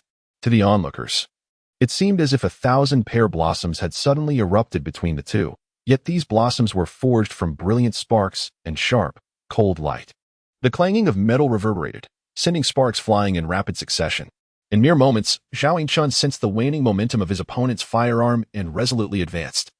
With a deft movement, he controlled his sword, dispersing the gun's threatening presence, revealing a slight flaw in its spiny defense. The keen edge of his blade slipped through, flowing upstream along the gun's body. Dan Iki's pupils constricted slightly as he exerted force, sending the originally empty gun muzzle into an exaggerated arc, akin to the venomous tail of a scorpion, insidiously aimed at Zhao Yinchuan's nape. However, Zhao Yinchuan's heightened perception transcended dimensions, allowing him to foresee the peril. In Dan Iki's gaze, Zhao Yinchuan's figure appeared to momentarily blur and freeze. Phantom steps. The treacherous gun muzzle grazed his throat, the supple barrel coiling around his neck but failing to inflict any harm, ultimately bouncing away in defeat. With his final trump card thwarted, Dan Iki released his long spear without hesitation, his hand instinctively reaching for the short sword at his waist. Yet, Zhao Yinchuan perceived this futile struggle as if it were in slow motion, exposing the vulnerable targets of his opponent. With a swift dash, Zhao Yinchuan surged forward like a tempest, his sword leaving a fleeting trail of light in the air before silently returning to its sheath. Turning to face Dan Iki, who trembled with his back turned, Zhao Yinchuan once again sensed that peculiar and strange dissipating energy. Gushing blood erupted from the severed artery, quickly staining Dan Iki in a crimson hue. Zhao Yinchuan, suppressing his divine aura, calmly walked past him, as Dan Iki knelt slowly, clutching his throat, his severed trachea rendering him speechless, while the yellow sand beneath him gradually soaked up the blood.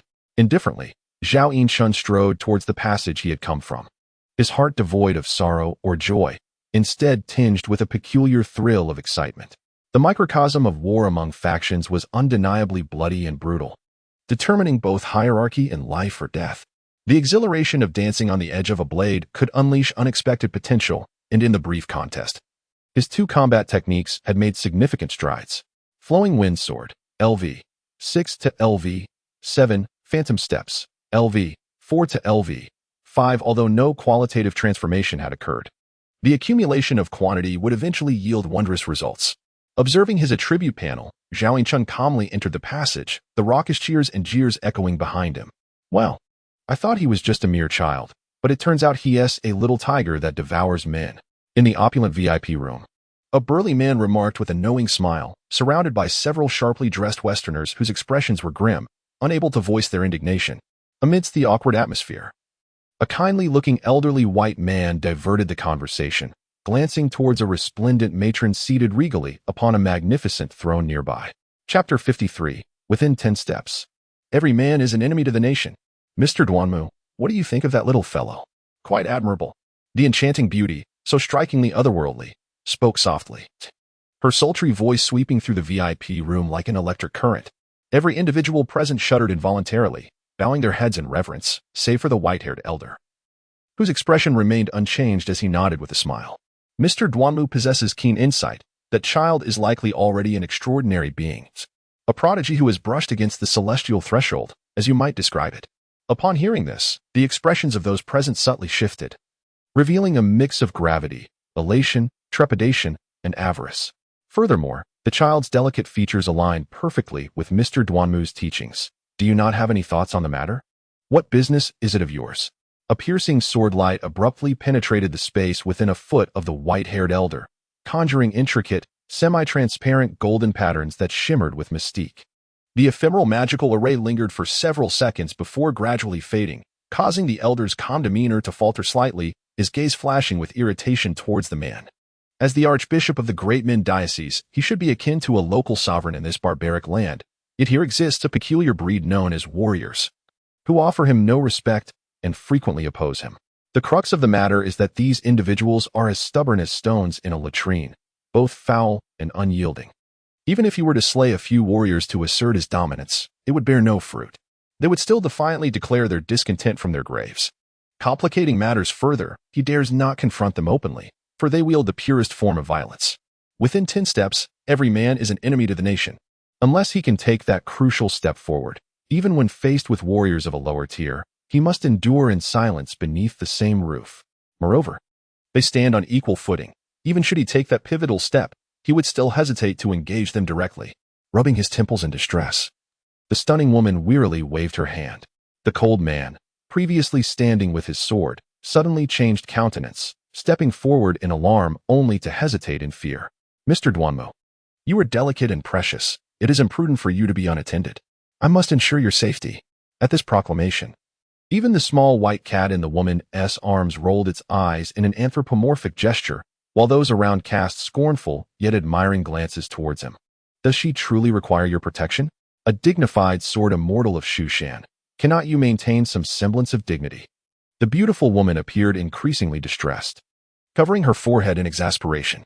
I require no attendance, nor do I need your protection. Could you perhaps keep your distance? I implore you. Upon hearing her soft entreaty, Chen Wenyu fell into silence. Just as the crowd assumed he would concede, he solemnly nodded. I understand. I shall silently guard you from the shadows. At this, the beautiful woman was rendered speechless, tightly clutching her trembling white cat. Help me. There's a weirdo here. Suddenly, Chen Wenyu vanished into the shadows, leaving the surrounding crowd casting admiring glances in the direction of his departure. Truly shameless. Yet, deep down, everyone understood Chen Wenyu. They lacked even the courage to meet the woman's gaze directly, daring only to steal furtive glances, fearful of being ensnared by her boundless allure. Only that peculiar old fellow, Nelson Craig, could resist her charm to some extent. Master, what do you think of that fellow? A crisp, youthful voice echoed in the noblewoman's mind, causing her vacant gaze to refocus. She bit her plump lips in contemplation. Yes, all right, but not particularly beautiful. Not beautiful? His potential is remarkable even without awakening. Once he cultivates the celestial witch's breathing visualization method, he will undoubtedly become even more exquisite. But I still want a little sister. The woman pouted, feeling somewhat aggrieved. Where am I supposed to find you a girl who is both beautiful and talented? The little white cat stood up furiously, glaring at the noblewoman. This is the 9th one. The last boy was so talented, his attributes were off the charts. Yet you criticized him for smiling like a successful baboon in mating. Now you find fault in this one's looks. Are you looking for a suitor or a disciple? A warrior only needs to be strong. Yet aside from this child, the others are all rather uncouth. After a moment of silence, the little white cat leaped from the noblewoman's embrace and dashed out the door in a huff. I don't care anymore. You can find whoever you wish. With an echo of anger, the little white cat swiftly vanished from the noblewoman's perception, unaware of the conversation between the woman and the cat. The onlookers exchanged puzzled glances, uncertain of what this peculiar duo was up to. Well done, Xiao Shun. With enthusiasm, He Yuba embraced Zhao Yinshan's shoulders and shook him vigorously, his face brimming with delight. Even the usually stern son, we couldn't help but smile. Yes, mainly because their side isn't particularly strong, Zhao Yinshan replied with a modest smile. Don't be humble. Their physical attributes are not fundamentally different from yours. Your victory was purely a matter of technical superiority. It's vexing. At your young age, you can't possibly have extensive combat experience. It must be your divine aspect that is exceptional. Let me check your condition.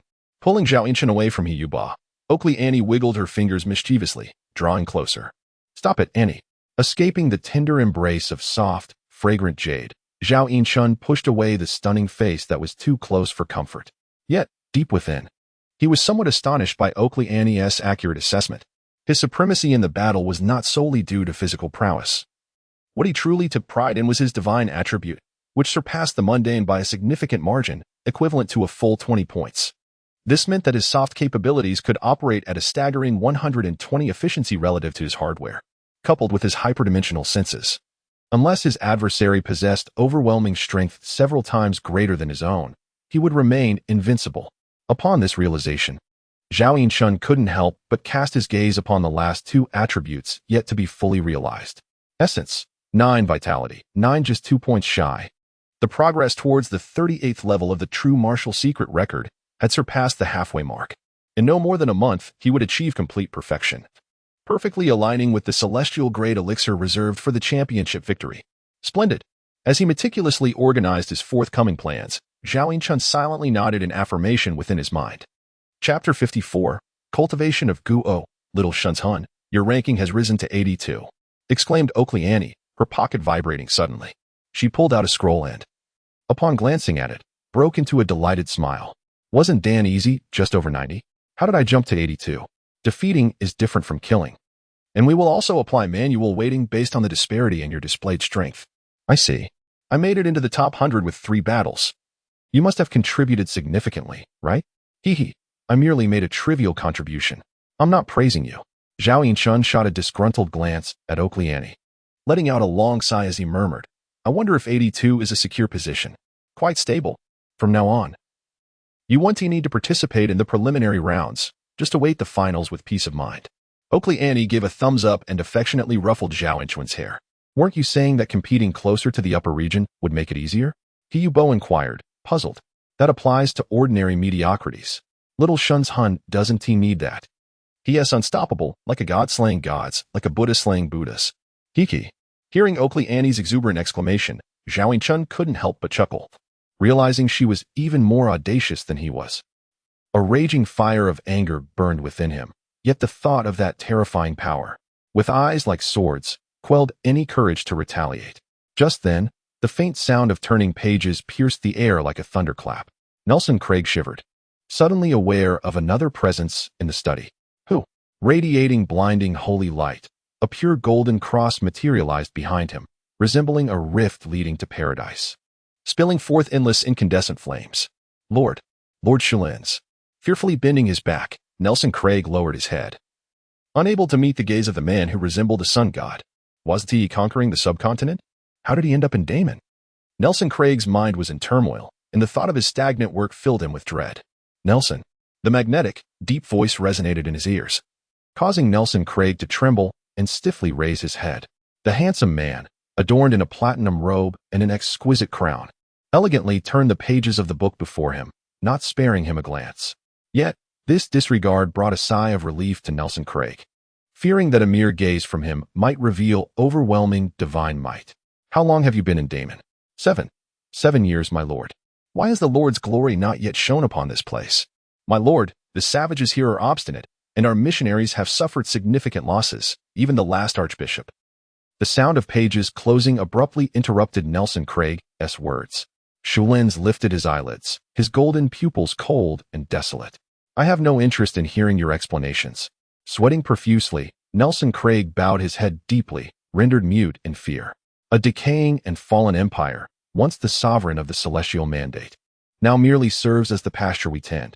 Yet why do I see so few docile lambs?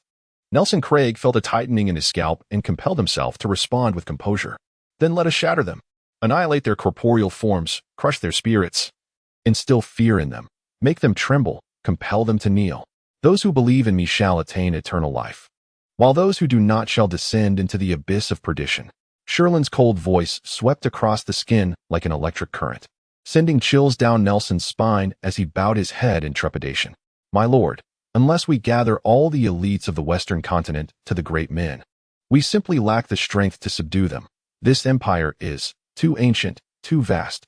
Discontented glances, like tangible beams of scorching light, swept across him, and Nelson swallowed hard, daunted into silence. The Lord's power is preoccupied with exploring new territories, and our warriors are scattered across every land where the sun rises. We cannot muster too many troops for you. Acknowledging the low priority of his parish, Nelson nodded bitterly. I understand, my lord. Hence I plan to subtly tame them psychologically and incite them to slaughter one another physically, aiming to dismember and divide this fallen empire without shedding blood. This aligns with the interests of the major empires of the West. They will provide all necessary support. Upon hearing this, Sherlins merely smiled coldly. They too are busy with colonization, far removed from us, seeking to push us out as scapegoats. Indeed, my lord, but as long as we seize the initiative, when it comes time to reap the spoils of victory, we shall undoubtedly capture the largest share of the bounty. After a moment's hesitation, Nelson Craig mustered his courage to whisper, My lord, if my plan proceeds smoothly, I am confident that in the coming decades, the Lord's glory will shine upon this barbaric land. Tap, tap, tap. I have reviewed your proposal. Exploiting the contradictions among the warriors is indeed a clever strategy. But there is one concern. Observing Nelson Craig's trembling form, Sherlin suddenly shifted his tone and asked softly, Have you ever heard of cultivating poison? Placing a multitude of poisonous creatures in a vessel to consume one another may swiftly reduce their numbers, yet their strength could converge, ultimately, forging the most powerful poison king. Nelson Craig shivered, abruptly realizing the perilous possibility. The poison king possesses formidable symbolic power, capable of inspiring a spirit of resistance and obstructing the taming of the lambs. At this, Sherlins gazed at him intently. Therefore, have you encountered anyone with the potential of a poison king? A youthful face, as handsome as jade, flashed through Nelson's mind, and he gritted his teeth. responding in a low voice. Today, there is a child. Chapter 55. News from the Jianghu. Listening attentively to his subordinate's account, Xiaolan's eyes flickered with an uncertain gleam. A cold smile gracing his lips. The all-knowing eye, List must not allow the people of Damon to ascend to the pinnacle. The Taisai must monopolize the upper echelons, precluding any risks of backlash. At the same time, we must forge an indomitable ideological stamp of our superior civilization. Let them never dare to harbor a rebellious thought for all eternity. Cold sweat suddenly broke forth from Nelson Craig's forehead as he comprehended the deeper implications of his words. Lowering his head in trepidation, he stammered, "My lord, far too many are watching us." Without hesitation, Shylans waved his hand to interrupt him. His voice deep and resonant, as if echoing from distant skies. Nelson Craig swallowed hard, caught in a moment of indecision. The warriors of Damon do not engage in reasoned discourse. Sensing his subordinate's anxiety, Shylans spoke gently yet unhurriedly. "Of course, your covert schemes are merely precautionary. To truly conquer a nation, one must shatter all their pride into dust. We must trample their dignity into the ground. Let them realize that what they take pride in is but a jest in our eyes." As he spoke, he snapped his fingers, and the door to the study creaked open, revealing a young girl clad in elegant armor, who respectfully stood beside him. "Iris." "Yes." The girl tightened her grip on the ancient sword sheath at her waist, her voice as melodious and bright as a lark. "You are the favored one of the master, the most talented paladin in decades. If you can conquer the entirety of Damon in this competition, you shall forge a core of Holy Crown caliber. Therefore," turning to gaze at the beautiful girl, Shylans' expression softened, a faint smile gracing his lips. "Ascend the staircase paved with the bones of heretics and claim that exalted throne." Listening to the lyrical whispers in her ear, the radiant girl displayed neither joy nor sorrow, simply responding in a subdued tone, "Yes." As time flowed like a swift river, more than half a month slipped by unnoticed. After his stunning debut in Lanzhou, Zhao Yinshun vanished from the public eye like a shooting star across the sky. Countless discerning individuals sought his whereabouts, various supernatural forces converging in droves, yet were met with the concealed information of Oakley Annie, leaving them empty-handed. The scouts who ventured towards Honghai City had likely yet to reach their destination, rendering them unreliable for the moment. Unperturbed by external distractions, Zhao Yinshun devoted himself to the cultivation of the true martial secret record, with only a single step remaining to reach the final destination. True martial secret record, LV, 38 LV, 39, essence, 910, limit. Another attribute had reached its peak. Yet the joy it brought Zhao Yinshun was fleeting, for he discovered a significant bottleneck between levels 39 and 40 of the true martial secret record. To transcend it would require considerable effort. "I hope to accomplish this before the finals. It would seamlessly coincide with the champion's elixir." Thoughts flickered in his mind as Zhao Yinshun gradually opened his eyes, his pupils reflecting the shimmering surface of the sea. The winter sea breeze caressed his cheeks, infused with a briny essence. Yet, situated in the southern part of Damon, Lanzhou's winter temperatures remained above freezing, rendering it far from bleak. As Zhao Yinshun quietly admired the vast and magnificent ocean, he felt his spirit expand, as boundless as the sea itself. Taking a deep, satisfying breath, he rose to his feet. "Have you made another breakthrough?" Behind him, not far away, Sun Hui leaned against a tree trunk, engrossed in reading a newspaper. Noticing Zhao Yinshun's vitality, he raised an eyebrow and inquired. "A small gain," Zhao Yinshun replied with a smile, nodding. "By the way, where is instructor He?" "He took the children out for a while." "Children?" Zhao Yinshun blinked in surprise, struggling to envision Sun Hui's offspring. "The students at the Martial Arts Academy have stirred up some trouble in the city and require mediation." Sun Hui waved his hand, folding the newspaper and preparing to stow it in his backpack. However, sharp-eyed Zhao Yinshun caught a glimpse of a familiar name on the newspaper, causing his heart to skip a beat. "Wait, instructor, what newspaper is this? Why is my name on it?" "Oh, this? It's a publication under the Damon Times called Rivers and Lakes News. They have been closely following the Lanzhou rookie competition, and your last performance was so stunning that they have been monitoring you as a potential seed candidate." As he casually handed the newspaper to Zhao Yinshun, Sun Hui suddenly recalled something and grinned broadly. "Now, there's quite a buzz about you in the streets. Some believe you've employed unscrupulous methods to reach this point, with the evidence being that you've only participated in 4 matches, while others argue that you are a prodigy, destined to ascend without the struggle that ordinary folk endure." Currently, both sides are entrenched in their views, unable to persuade one another. And it's only a matter of time before a real confrontation ensues. Once big data technology emerges, it will be able to precisely stimulate every nerve in your body, remedying your long-standing hypotension. Opening the newspaper, Zhao Yinchun quickly located his name. Gazing at the intricate six-dimensional analysis and evaluation adjacent to it, he was momentarily flooded with reminiscent images from a previous life in a fantastical realm. There's still a chance if I can exploit my opponent's weaknesses. Let us see what flaws he possesses. This, a full six-dimensional rating, utterly devoid of weaknesses, truly deserving of the title. World S number 1, the Dragon of Destruction. Of course, his own six-dimensional attributes were not as extraordinary as the Dragon of Destruction. The newspaper merely designated his agility as S grade, granting him full marks. It seemed Annie had concealed her abilities well, otherwise her six-dimensional attributes would not have eluded the perception of high-tier extraordinary beings, particularly the Order of All-Knowing Eyes, whose name alone suggested expertise in surveillance. Indeed, only magic can triumph over magic. Zhao Yinchun clicked his tongue, shaking his head as he continued to read. Although supernatural powers could not pry into his essence, his combat performance remained undeniable. The overall evaluation was an A. Chapter 56, The Ancient Artifact Beneath Zhao Yinchun's Commentary. An intriguing piece of trivia surfaced.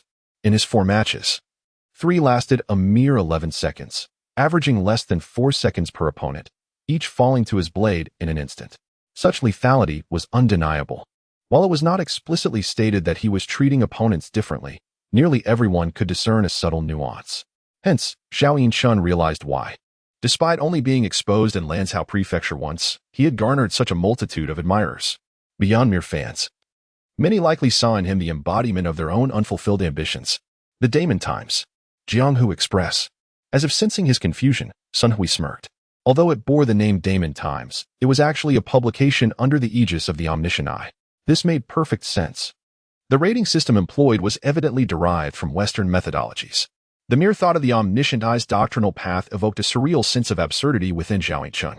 If this continued, could the Omniscient Eye evolve into a colossal media conglomerate? Would this constitute a professional alignment? The fleeting thoughts vanished, and Zhao Yinchun chuckled, shaking his head. As he walked from the damp seaside toward the city center, he noted the numerous small factories lining the route. A thick plume of black smoke mingled with peculiar chemical odors, casting the sky in a muted gray hue. The streets of the industrial area were nearly devoid of pedestrians. Even the occasional worker leaving for the day appeared weary and numb, dragging their bodies like automatons. The entire district felt cold and bleak, as though ensnared by an invisible cage that obscured the world above. Upon traversing the industrial zone, the colors around him brightened instantly, alleviating some of the oppressive mood. Returning to the inn, Zhao Yinchun discovered He Yuba tinkering with an exquisite monocle, prompting a bemused furrow of his brow. "Teacher, what are you doing?" he inquired. He Yuba raised the monocle in his hand, affixing it to his right eye, his robust physique juxtaposed against the delicate nature of the eyewear, creating an amusing dissonance. Yet, this peculiar contrast only deepened Zhao Yinchun's bewilderment. He feared that Sun Hui behind him might also produce a monocle and flash him a synchronized, devilish grin, leading him to believe he was experiencing a form of PTSD. Fortunately, such a surreal scenario did not unfold. Ao Kiliani emerged from the bedroom, still in a daze. Pointing at the monocle on He Yuba's face, Zhao Yinchun scrutinized it, failing to discern anything extraordinary. "Oh, this is an extraordinary artifact we have co-developed with the Holy Golden Alliance over decades, which has only recently entered mass production. When worn, even an ordinary person can glimpse the secrets of the supernatural." Ao Kiliani lightly tapped the monocle, causing He Yuba to exclaim in astonishment. "Oh, I can actually see the spiritual 6 dimensions of others." "What?" Zhao Yinchun and Sun Hui trembled in unison, turning their gazes toward Ao Kiliani. However, she merely shook her head with calm composure. "Inaccurate. Such rudimentary fragments can only glimpse the most superficial information, unless one is a beast incapable of self-restraint. It is impossible to discern the true nature of another, let alone for beings of your formidable prowess rooted in the corporeal realm." After a moment's pause, Oakley Annie's expression grew increasingly grave. "However, when 2 extraordinary beings are pitted against each other, or even engaged in combat, it becomes exceedingly valuable." A mere whisper illuminated Zhao Yinchun's understanding, for in battle, one cannot perpetually conceal their hand, particularly when two adversaries of comparable strength engage with full force. Should a bystander possess such an extraordinary artifact, they could effortlessly unveil the cards held by both participants. Moreover, Annie mentioned this as the most basic of fragments, implying that there exist even more advanced versions. Yet why is it referred to as a fragment? A flurry of chaotic thoughts raced through Zhao Yinchun's mind. And before he could grasp the implications, Oakley Annie discreetly ushered him into her bedroom. With a click, she locked the door, adjusting her glasses as an enigmatic aura radiated from her, merging seamlessly with the walls. A translucent azure film visibly spread across the surfaces, swiftly transforming the bedroom into an impenetrable sanctum. Having never witnessed Oakley Annie so meticulously cautious, Zhao Yinchun instinctively stood upright. "Little Shun, do you comprehend what we have disturbed?" Oakley Annie adjusted her glasses, her voice a blend of excitement and unease. "Please, remain calm and articulate," he urged. Taking a few deep breaths, Oakley Annie's emotions steadied slightly, though her eyes sparkled with fervor. "You are aware that this tournament serves to generate momentum for next year's martial arts conference, correct?" "Indeed. To this end, our all-knowing eye has crafted an extraordinary entity known as the Destiny List, which is the object I previously mentioned. Initially, our interest in this list was minimal, yet unexpectedly." As she spoke, her excitement surged once more, her body trembling with exhilaration. "Upon its completion, we inadvertently triggered the true essence of the heavenly laws, causing the Destiny List to undergo a transformation, merging with the unique ancient artifacts you possess, resulting in the birth of something new." "What is that?" Zhao Yinchun's curiosity was piqued by Oakley Annie's disjointed narrative. Taking a deep breath, she gazed at him and slowly articulated 3 words. "The God-sealing list." "The audacity of foreign savages to pry into the divine artifacts of celestial law shall be met with annihilation. Beyond the material realm lies a wondrous dimension, where a seething blade of fury rends the very fabric of existence. Yet, before it could unleash its wrath, a gentle, ethereal radiance dissolved it into the void. The God-sealing list has merged with the essence of heavenly law for millennia, and it is only now that it has coalesced into manifestation, thus must not be recklessly disturbed." A voice, neither male nor female, whispered softly, followed by an array of grand intentions manifesting from afar. "The true sage has not emerged for 1,000 years. Perhaps we may seize this opportunity to glimpse the supreme path." "Excellent. This is a great fortune. However, how could the investiture of the gods fall into the hands of savages? Not at all. The investiture of the gods is the manifestation of truth and the embodiment of heavenly principles. Who presides over it is of little consequence." Chapter 57. Insights into Reality. Gazing at truth. Amidst heated debates, a solemn voice suddenly spoke. "In ancient times, the saints collectively forged the list of deities, marking the transition from the Zhou to the Shang dynasties. Now, as the great destiny of the Damin approaches its end, the chaos of the mortal realm resurfaces, casting a foreboding shadow over the future. In that instant, the world fell into silence. After a considerable pause, someone responded softly. "This iteration of the list of deities, intertwined with the spiritual essence of the transcendent sages, is bound to provoke unpredictable changes. It can no longer be deduced through ordinary logic. Nonetheless, within it lies the ultimate truths of the heavenly way, offering boundless benefits. We must dispatch our disciples to seize this opportunity. It is imperative that we do not allow those barbaric outsiders to gain an advantage." The list of deities. Such an ancient mythological artifact truly exists. Moreover, with the conclusion of the selection process, the 128 finalists have emerged, among whom is himself. For the first time, Zhao Yinchun felt the closeness of myth to his own existence. If he were to claim victory in the competition, would that not mean he ascends the list? Yet, according to the myths of his past life, being listed is not a fortunate event, unless absolutely necessary. One should strive for the goal of transcending mortality as an immortal sage. His mind in disarray, Zhao Yinchun pondered for a long time without clarity and ultimately decided to cast these thoughts aside. There is insufficient information at present. Overthinking is futile. One must take it step by step. After all, the boat will naturally reach the bridge. Releasing his fixation, Zhao Yinchun felt a wave of lightness envelop him, allowing him to focus on the monocle in his hand. Upon placing it over his right eye, the world appeared as if dust had been wiped away, becoming vivid and transparent. Though it could not compare to his own transcendent senses, Zhao Yinchun genuinely experienced the illusion of reality sharpening. As his gaze shifted, he noticed the figure of He Yuban nearby, subtly exuding a sharp spiritual radiance. With concentrated thought, he even discerned distinct six-dimensional patterns manifesting. Rank level? Divinity? Agility? Strength? Essence? Spirit? Body? Overall threat level? Although he had examined it numerous times, Zhao Yinchun still grimaced in disdain. Rubbish. Perhaps due to the low rank, as long as the subject does not take the initiative. This device reveals nothing but question marks. Currently, the primary function of the monocle for him is to enable him to cosplay as a Mon. Bored. He removed the monocle and casually returned it to his companion, Akliayani. Not playing anymore? It's of no use. Hey, taking the monocle from his hands. Akliayani hesitated for a moment before presenting him with a more ornate gold-framed monocle. Try this one? Is there any difference? High-tier bifocal. I've always wanted to ask. Why is it called bifocal? Because, after a few seconds of contemplation, Akliayani resolved to whisper in Zhao Yinchun's ear. It is a manifestation of some sacred force, a tangible embodiment of the celestial truth. A chill surged from his back, and a horrifying conjecture flickered through Zhao Yinchun's mind. It is the entirety.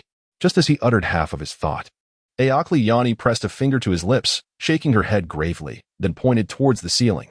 Instantly realizing, Zhao Yinchun inhaled deeply, as if he felt an omniscient eye gazing down upon him from the heavens. You should not have divulged this matter to me. Understanding the gravity of the situation, Zhao Yinchun glared at Akliayani with a mix of anger and concern. It's all right. I only confided in you, and for the upper echelons. This is hardly a clandestine affair. Akliayani calmly shook her head. Squeezing the gold-rimmed monocle in his hand, Zhao Yinchun sighed resignedly and returned it to her. Not playing anymore? Is it wise to toy with such things? It poses no real danger. Here, let me show you mine. With that, Akliayani removed her black-rimmed glasses from her nose and gently placed them upon Zhao Yinchun's face. In an instant, the entire world unveiled its true form before him. A torrent of profound and esoteric information surged ceaselessly into his mind. The incomprehensible knowledge traversed his soul like steel needles, and within mere seconds, a piercing pain shot through his brain, compelling him to hastily remove the glasses. How is it? You've never seen anything like it, have you? You were constantly receiving these messages, aren't you? After a considerable pause to regain his composure, Zhao Yinchun opened his eyes, gazing at Akliayani with newfound admiration. I filter out over 90 of the irrelevant content automatically, and my capacity to analyze and process information far exceeds yours. Akliayani pinched Zhao Yinchun's delicate cheek and gestured towards her temple. The soul of a high-level mage is akin to the body of a warrior. It is inherently a form of supernatural power. Thus, I can maintain my sanity amidst the torrent of information. It's akin to the distinction between a supercomputer and an ordinary human brain. Nodding, Zhao Yinchun struggled to sit up from her embrace. His anticipation for the impending awakening heightened. In the fleeting glimpse he had just experienced, he realized that his transdimensional perception likely tapped into the same database as the all-knowing eye. Perhaps he could even see further. Understanding the immense benefits that such extraordinary perception would bestow upon his future, particularly during awakening and breakthroughs, he must not forget. Upon hearing Akliayani's earnest advice, a peculiar expression crossed Zhao Yinchun's face. It shouldn't be necessary, should it? What did you say? Nothing, by the way. If you ascend to the 9th tier, will you see even deeper truths? Certainly. At that time, I shall pierce through all illusions, perceive the real, and behold the truth.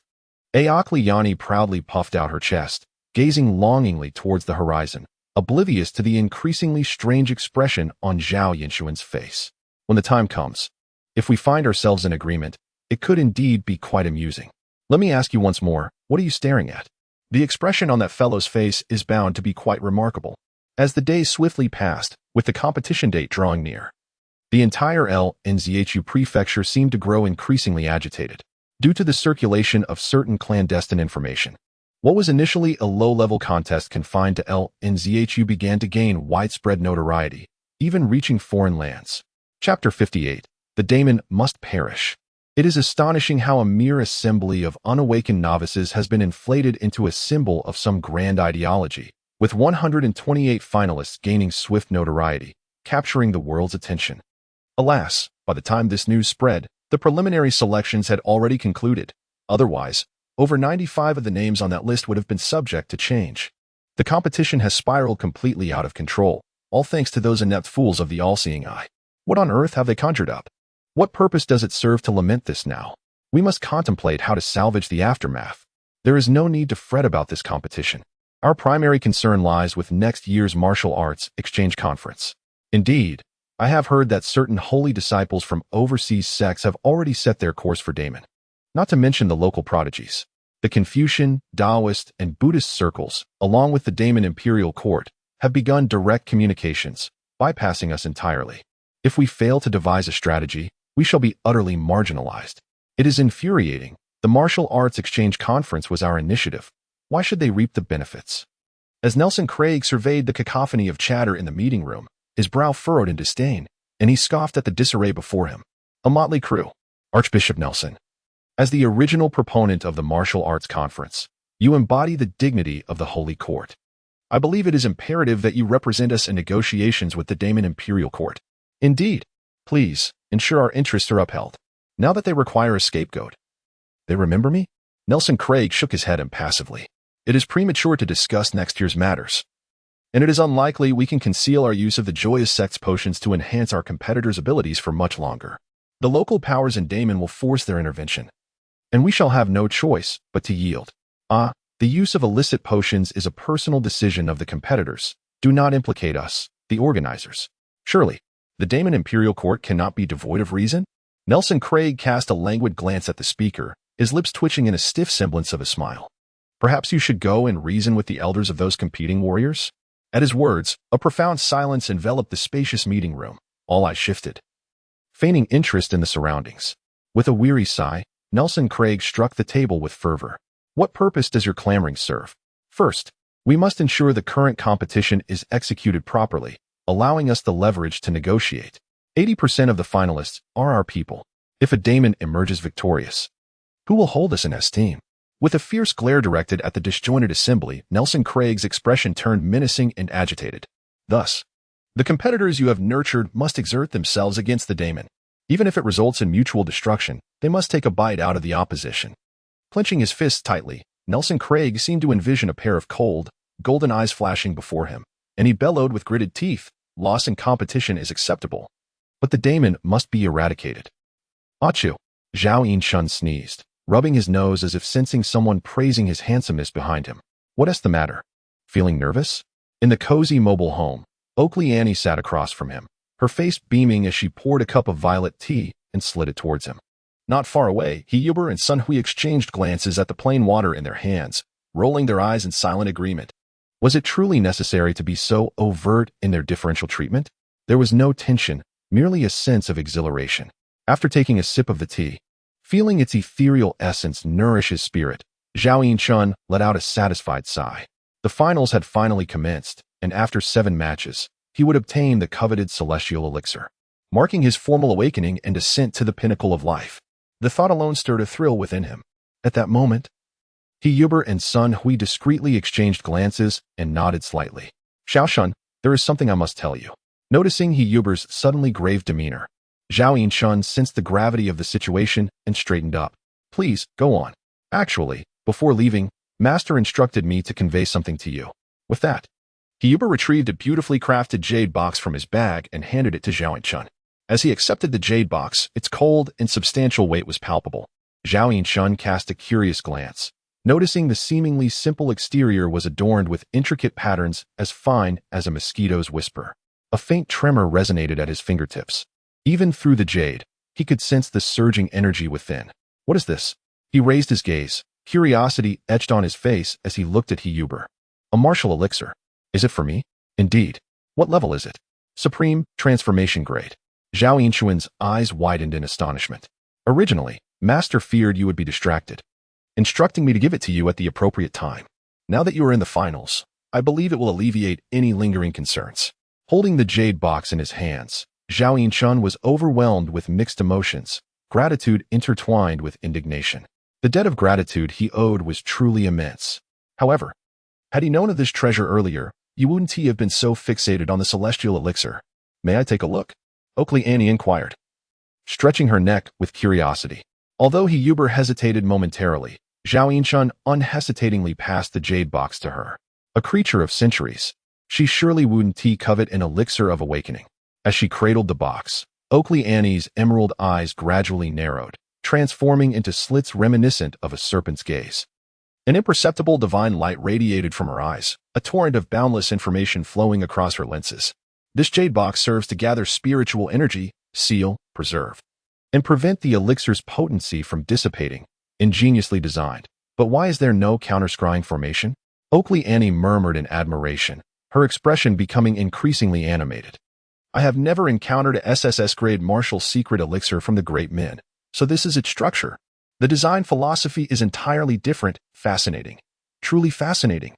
After scrutinizing the box from every angle, Oakley Annie finally returned it to Zhao Yinshan, as if completing a most delightful exercise, letting out a satisfied and contented sigh. Is there anything wrong? No problem. This potion is indeed a rare SSS-grade elixir, known here as Supreme Transformation, whereas we refer to it as Holy Seal Crown. Holy Seal Crown. Upon hearing this unfamiliar term, the three simpletons present raised their eyes in curiosity, much like students in a classroom gazing at their teacher. Bathed in the eager gaze of inquisitiveness, Oakley Annie organized her thoughts and began to speak eloquently. Chapter 59. The Ascension Ceremony. This tale requires a lengthy discourse. In the ancient era, regardless of the East or West, the classification system for potions was exceedingly chaotic, primarily driven by instinct.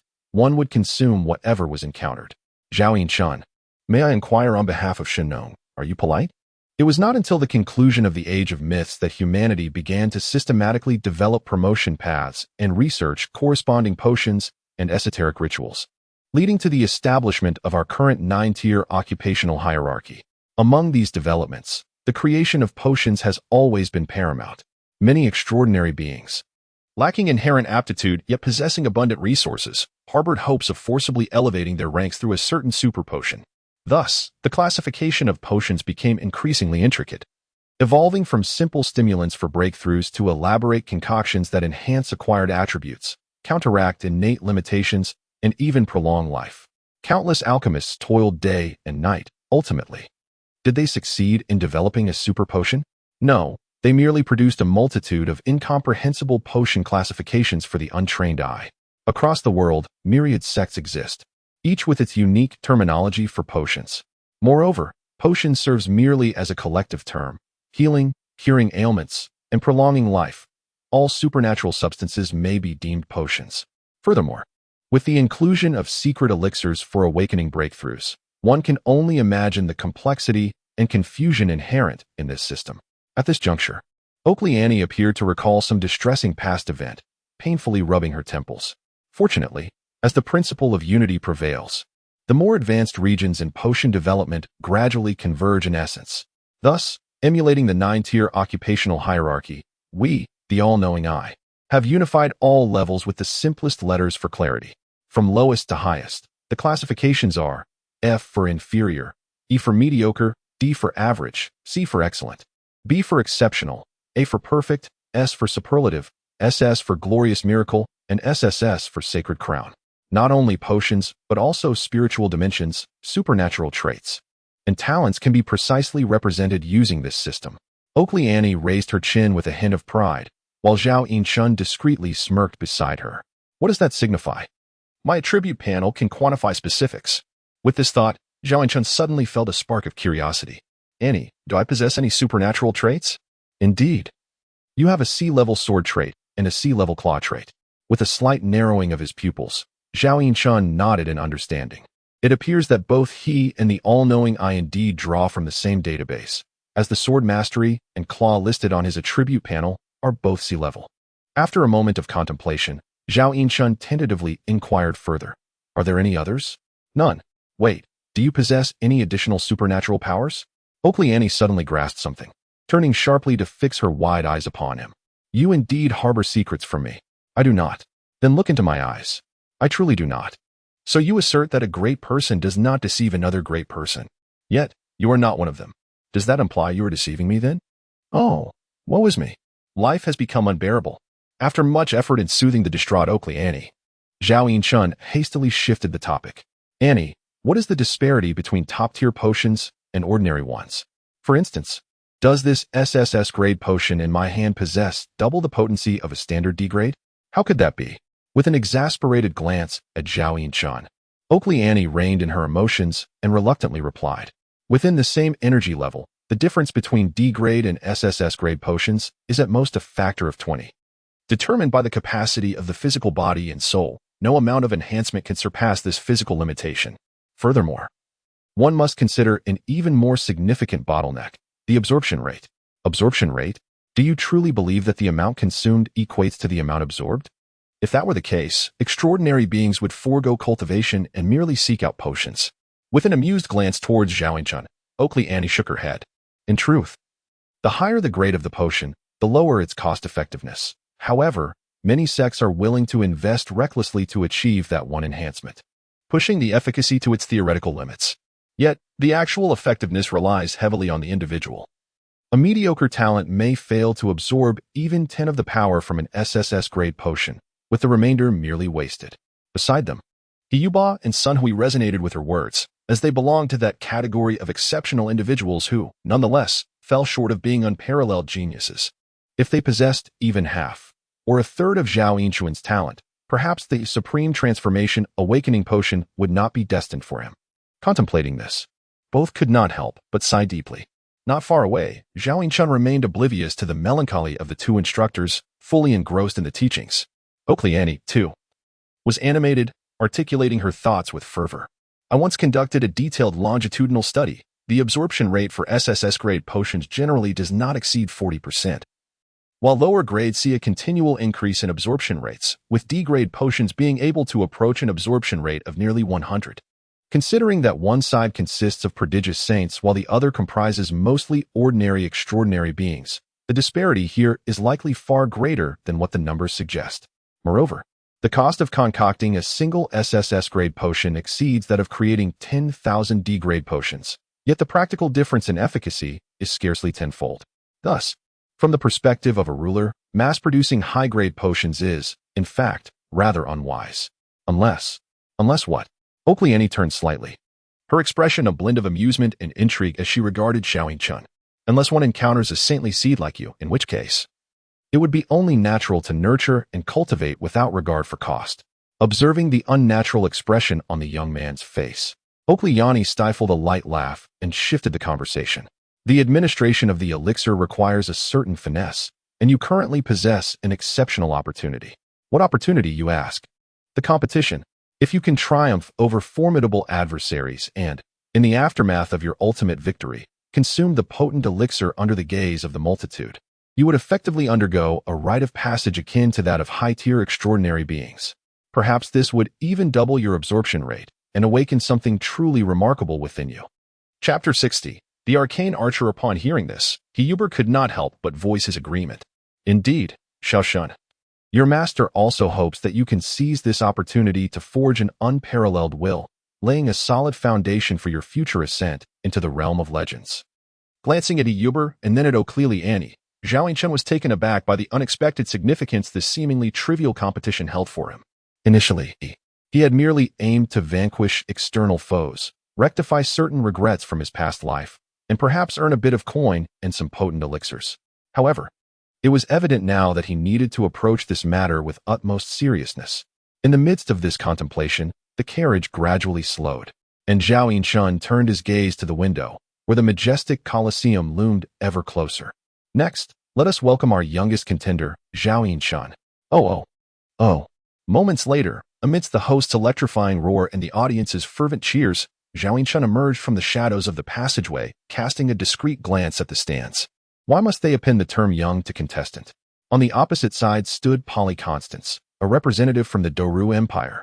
Her applause, no less thunderous than his own, surged skyward as Zhao Yinchun beheld a tall, exquisitely featured woman with porcelain skin, reminiscent of a woodland sprite, gracefully appearing from the opposite passage. With a resigned sigh, he observed her. The striking beauty halted across the expansive arena, eagerly waving to the surrounding spectators.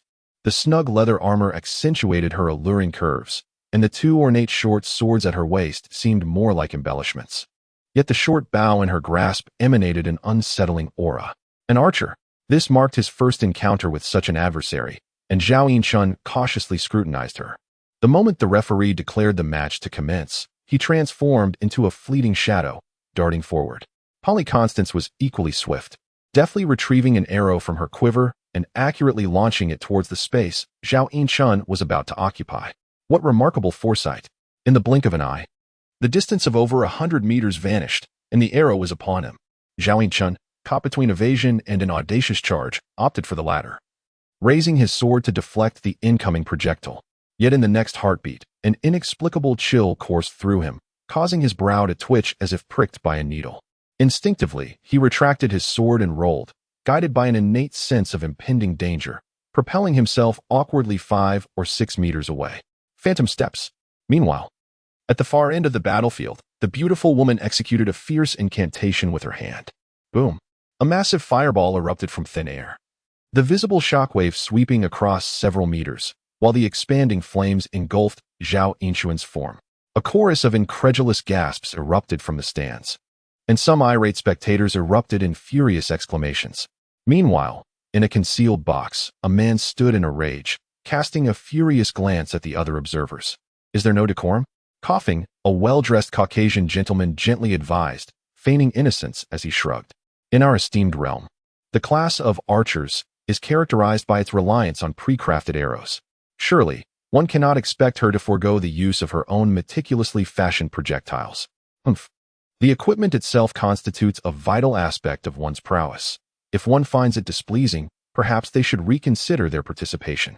At that moment, a Caucasian gentleman clad in a tailcoat let out a derisive laugh, stepping forth to take on the role of the antagonist. You, roared Luo Cheng, pointing an accusatory finger at his adversary. Before he could finish his retort, a sultry voice, rich and commanding, resonated in the ears of the assembly. Silence. The child has yet to be defeated.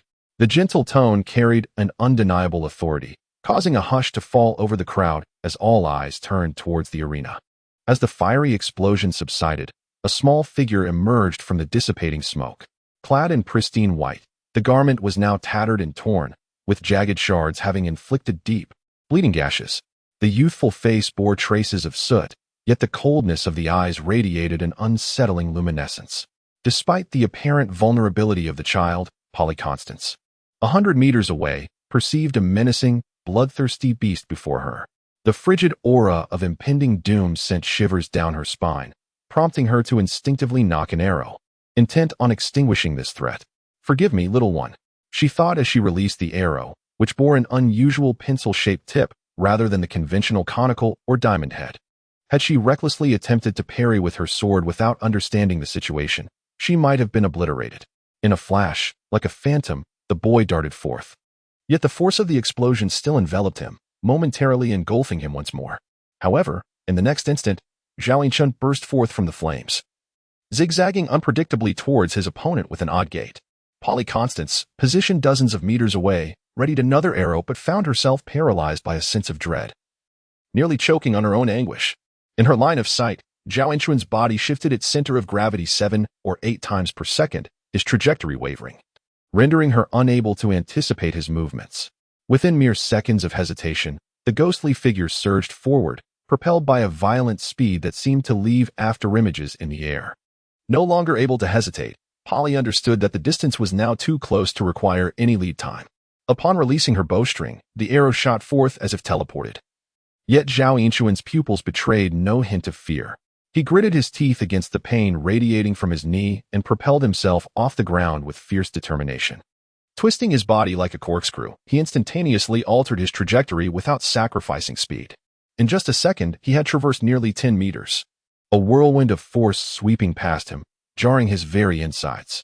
Yet, the physical discomfort did not impede the fluidity of his movements. Under the governance of heightened senses, all pain and negativity were muted, leaving only a chilling resolve to kill.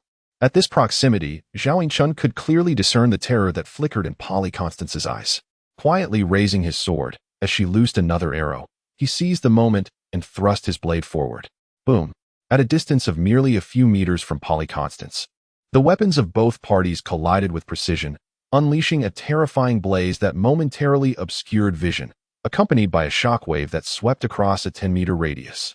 The oncoming blast of air carried with it searing heat and metallic shrapnel, forcing Polly Constance to awkwardly shield her face, her entire body racked with sharp pangs of pain. She was acutely aware that some fragments had pierced her leather armor and embedded themselves in her flesh. Yet the looming sense of peril left her no time to dwell on such injuries. Should she concede defeat? That little fellow was rather formidable. Chapter 61. External forces. A fleeting emotion of timidity washed over Polly Constance, yet the promises made by her benefactor behind her plunged her back into a state of indecision. However, in that brief moment of hesitation, a lithe figure burst through the haze, suddenly appearing before her. Unarmed. I possess a sword. Her pupils constricted, and long-standing combat experience prompted an instinctive reaction. She had no time to discard her bow. With her other hand, Polly Constance instinctively drew her short sword from her waist, thrusting it toward the direction of her adversary. But in the next instant, her heart seized with dread, a chilling sensation creeping over her back.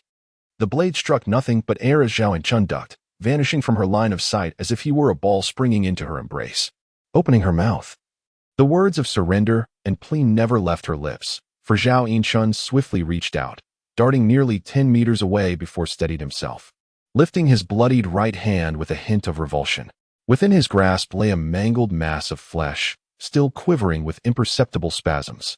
Not far behind him, Polly Constance's throat bore the mark of some unseen beast, a gaping, fist-sized void torn into her flesh, discarding the remnants of the gruesome encounter. Zhao Yinchun slowly raised his gaze, his eyes traversing the considerable distance towards certain private rooms. There, he sensed a plethora of unmasked malice, the most formidable of which loomed like a sun, exuding a pressure that seemed to dominate the very heavens. Under his transcendent perception, he appeared to discern the chain of events leading to this moment, a cold smirk gradually curling his lips as his bloodied hand beckoned toward that direction, his arm twisting to display a downward thumbs up. Within the spacious private room, a group of impeccably dressed foreigners shifted in discomfort, acutely aware of his scornful derision. Nearby, an exquisitely beautiful woman straightened her posture for the first time, keenly observing the defiant young man. To her surprise, the little fellow exhibited such fierce tenacity, proving to be quite intriguing. In another small chamber, Nelson Craig stood beside Shu Lin's, incredulity etched across his face as he surveyed the arena. Is he provoking us? Ha ha ha, what an amusing child. Is he the Zhao Yinchun you mentioned? Indeed, my lord. A bead of cold sweat trickled down Nelson Craig's forehead as he sensed the volcanic wrath simmering beneath Shullin's light-hearted tone. This mere ant dares to challenge the apostle of my master. Do all the Damin people possess such foolishness? Nelson Craig bowed his head deeply, not daring to respond. He could not presume that the presence of an omniscient I would conceal his secrets from him. With a soft sigh and a shake of his head, Shullin's pure golden eyes emitted a chilling glimmer, a derisive laugh escaping his lips. He had initially contemplated taking him as a shepherd dog, but it seemed he lacked the fortune for such a fate. Ah, Yanni, be gentle. Zhao Yinchun gasped, pain causing his brow to twitch. Yet he found himself firmly pinned to the bed by Oakley Yanni, unable to move. The ointment must be allowed to dissolve, otherwise, scars will remain. Ouch! A sharp pang coursed through Zhao Yinchun's body as he felt the salve, applied by Aokili Yanni, enveloping the multitude of minute wounds scattered across his skin, gradually seeping into his flesh. A refreshing coolness spread across his epidermis, swiftly alleviating the acute pain, replaced by an itch indicative of flesh healing. The salve, mingling with his blood, formed scabs, and within a mere 10 minutes, Zhao Yinchun sensed a remarkable improvement in his external injuries. Open your mouth. What for? To take your medicine. You have minor internal bleeding in your organs. To fully recover will take at least 10 days to half a month. You wouldn't wish to compete while injured, would you? Reluctantly swallowing the oddly shaped salve, Zhao Yinchun shuddered at its viscous and peculiar texture. However, in stark contrast to its appearance, the medicinal effects were soothing, a warm current swiftly alleviating the discomfort within his organs, nurturing the cells as they mended. Take it once daily, both internally and externally, and I assure you will be fully revitalized before your next match. With a gentle ruffle of Zhao Yinchun's hair, Aokili Yanni finally stood up, satisfied. Thank you, Yanni, Zhao Yinchun expressed sincerely as he donned his clothes. It's nothing. Your injuries are not severe. With your physique, you would heal without medication. I merely expedited the process. As she spoke, Aokili Yanni suddenly pinched Zhao Yinchun's cheek. Indeed, your physique is ranked S in all dimensions. Do you harbor any secrets from me? Speak up. I have none, truly. What about your divine attributes? Are they also S-ranked? Not at all, I swear.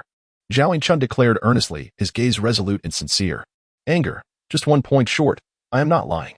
With a mix of skepticism and resignation, Aokiliani released him and hurried away, a hint of anxiety flickering in her eyes as she turned her back on the youth. Unaware of her unease, Zhao Yinchun exited the bedroom and found Hiyuba, who was engrossed in a newspaper. "Teacher, how are your injuries faring? Thanks to Yanni's treatment, they are no longer serious." Setting aside the newspaper, Hiyuba regarded Zhao Yinchun's hesitant expression, giving his shoulder a firm pat. "Speak your mind." After this battle, I've realized I have certain shortcomings." "Indeed." With a heavy sigh, Hiyuba shook his head gravely. "How do you intend to address them? Through concealed weapons or archery?" I'm uncertain." Within, Zhao Yinchun felt a twinge of confusion, struggling to find direction. "Useless. By the time you learn concealed weapons or archery, you will discover that a mage's attack range is even more terrifying.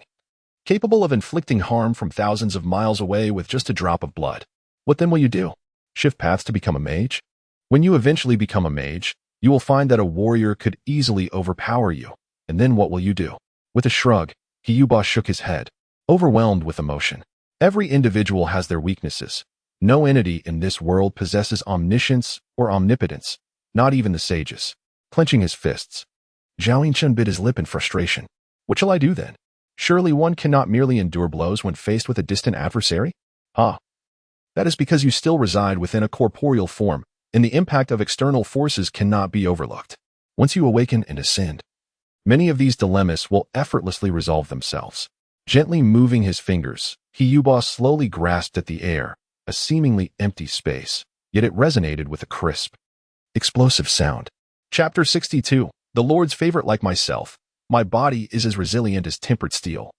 Capable of moving with such swiftness that mere moments suffice to close the distance to an adversary and sever his head from his shoulders. As he spoke, Hiyuba cast a glance at Zhao Yinchun and offered a faint smile. "Have you not already begun to accomplish this? What remains is merely the transition from quantitative to qualitative change." Hiyuba's words plunged Zhao Yinchun into silence, and in the haze of realization, he seemed to grasp something profound. Indeed, had it not been for the iron body technique, which fortified him at critical moments, the impact of shockwaves and metallic shrapnel would have inflicted far greater damage. The burns from searing flames would not merely linger on the surface of his skin, but would penetrate deep into his muscles, effectively roasting him to a crisp. Simultaneously, the deceptive maneuvers of Shadow Step played a significant role, rendering his next move unpredictable to his enemies. Otherwise, he would have surely endured at least 2 or 3 more arrows. Reflecting on this, Zhao Yinchun could not help but glance at his attribute panel. Iron Body Technique, LV. 3 LV. 7 Shadow Step, LV. 5 LV. 8 Under the duress of imminent death, these 2 techniques had broken through repeatedly. Yet Zhao Yinchun sensed that his foundational attributes constrained their full potential. Hiyuba squeezed Zhao Yinchun's shoulder and then, with a hint of hesitation, cautioned him. "However, this technique of exertion belongs to the realm of the extraordinary. It should ideally be imparted post-awakening. Yet, given your current physique, employing it once or twice in a critical moment should pose no issue."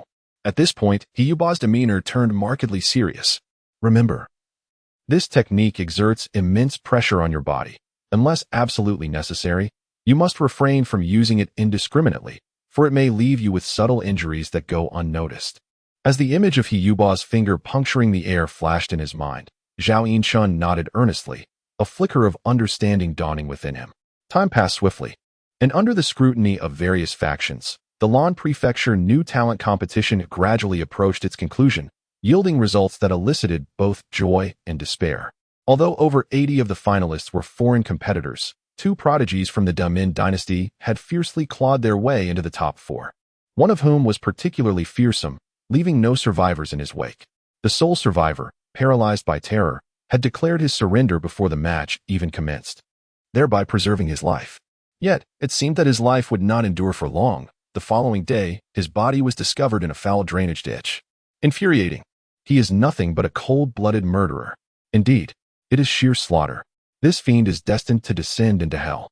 Within the opulent and clandestine conference room, a cadre of sharply dressed individuals seethed with indignation, their teeth gritted in fury.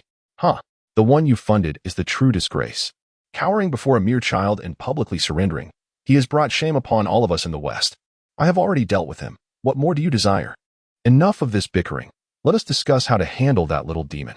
An elder statesman among them massaged his temples, weary yet composed in his demeanor. Certain individuals have sensed ominous portents from the recent tides of public opinion. The spirits of the common folk, which had been suppressed, seemed to be rising anew.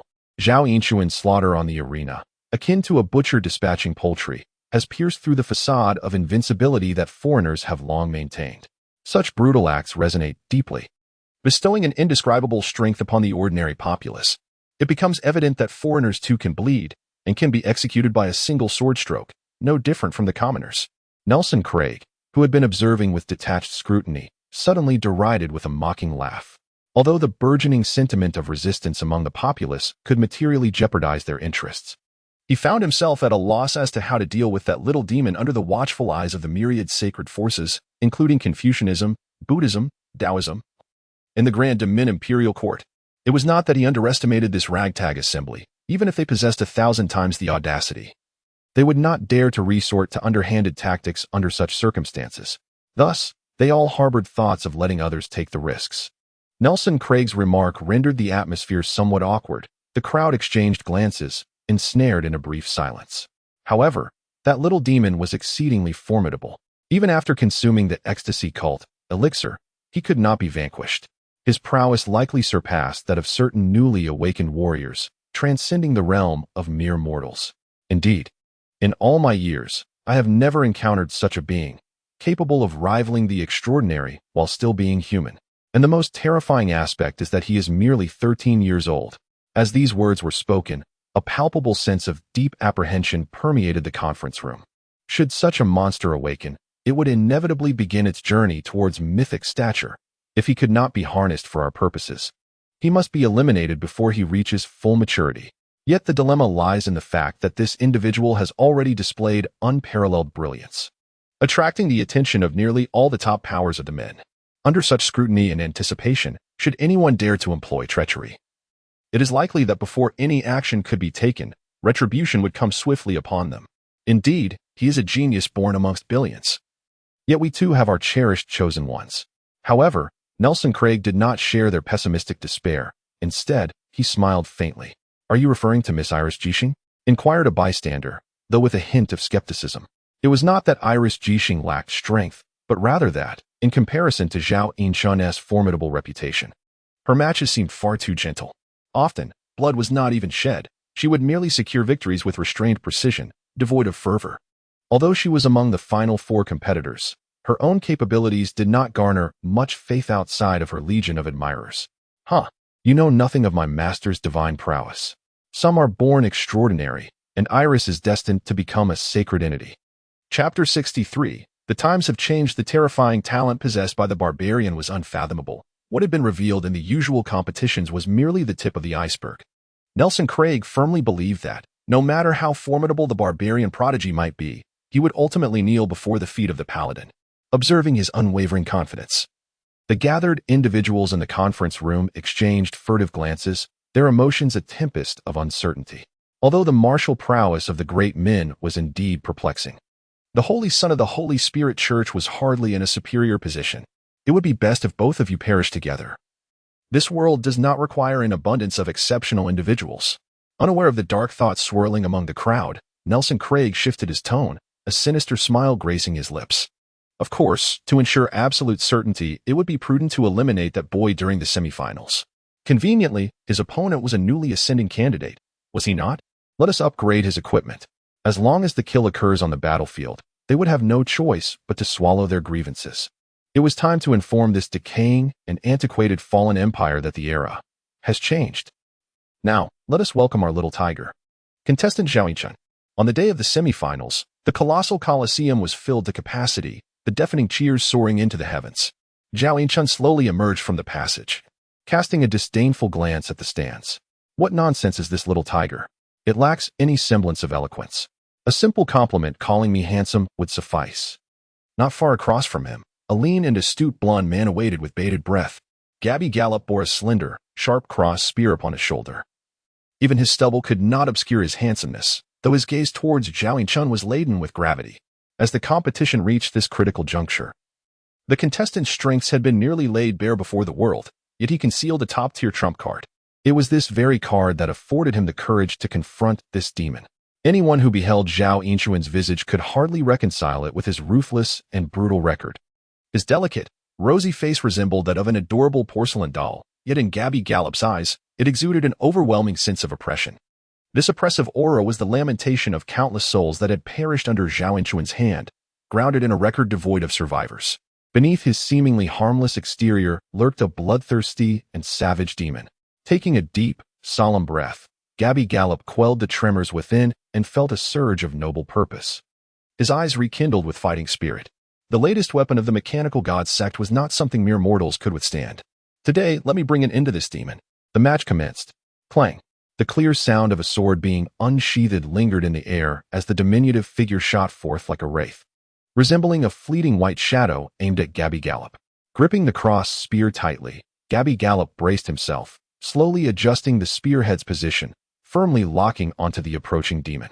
As the distance between them narrowed to the range of attack, Zhao Yinchuan's form suddenly became erratic, swaying back and forth as if to deceive the senses, enticing his opponent to strike first.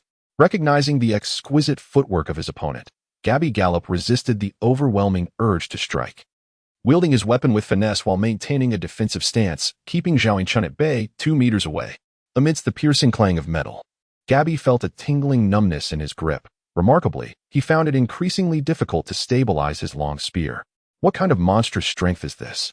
Although he was already aware of Zhao Yinchuan's extraordinary physique, it was only through personal experience that Gabby grasped the terrifying force concealed within that seemingly fragile frame. It was not merely strength, speed, endurance, skill, or mentality. Zhao Yinchuan had displayed a crushing prowess in their previous encounters that was utterly despairing. It is not the sheer magnitude of attributes that is frightening, but rather his ability to seamlessly integrate them, committing no errors whatsoever. When confronted with those indifferent, icy eyes, reminiscent of ancient glaciers, Gabby Gallop faintly sensed the terror experienced by those who had perished at Zhao Yinchuan's hands. Even one who had long been accustomed to the specter of death could not suppress an impulse to submit. He faced not merely a man, but a soulless demon. Yet, that tremor of fear dissipated as Gabby tightened his grip on the cross spear, a flicker of resolve igniting within his gaze. Piercing light of death. Supernatural power erupted from his very being, the slender, sharp cross spear transforming into a chilling beam of light, enveloping the surrounding area in an instant. A cacophony of spear strikes surged forth like a tsunami. Nonetheless, Zhao Yinchuan remained unfazed, his demeanor as calm as a still pond, his defenses impenetrable. This feeble assault would not breach his guard. Once his opponent faltered, a thunderous retaliation awaited.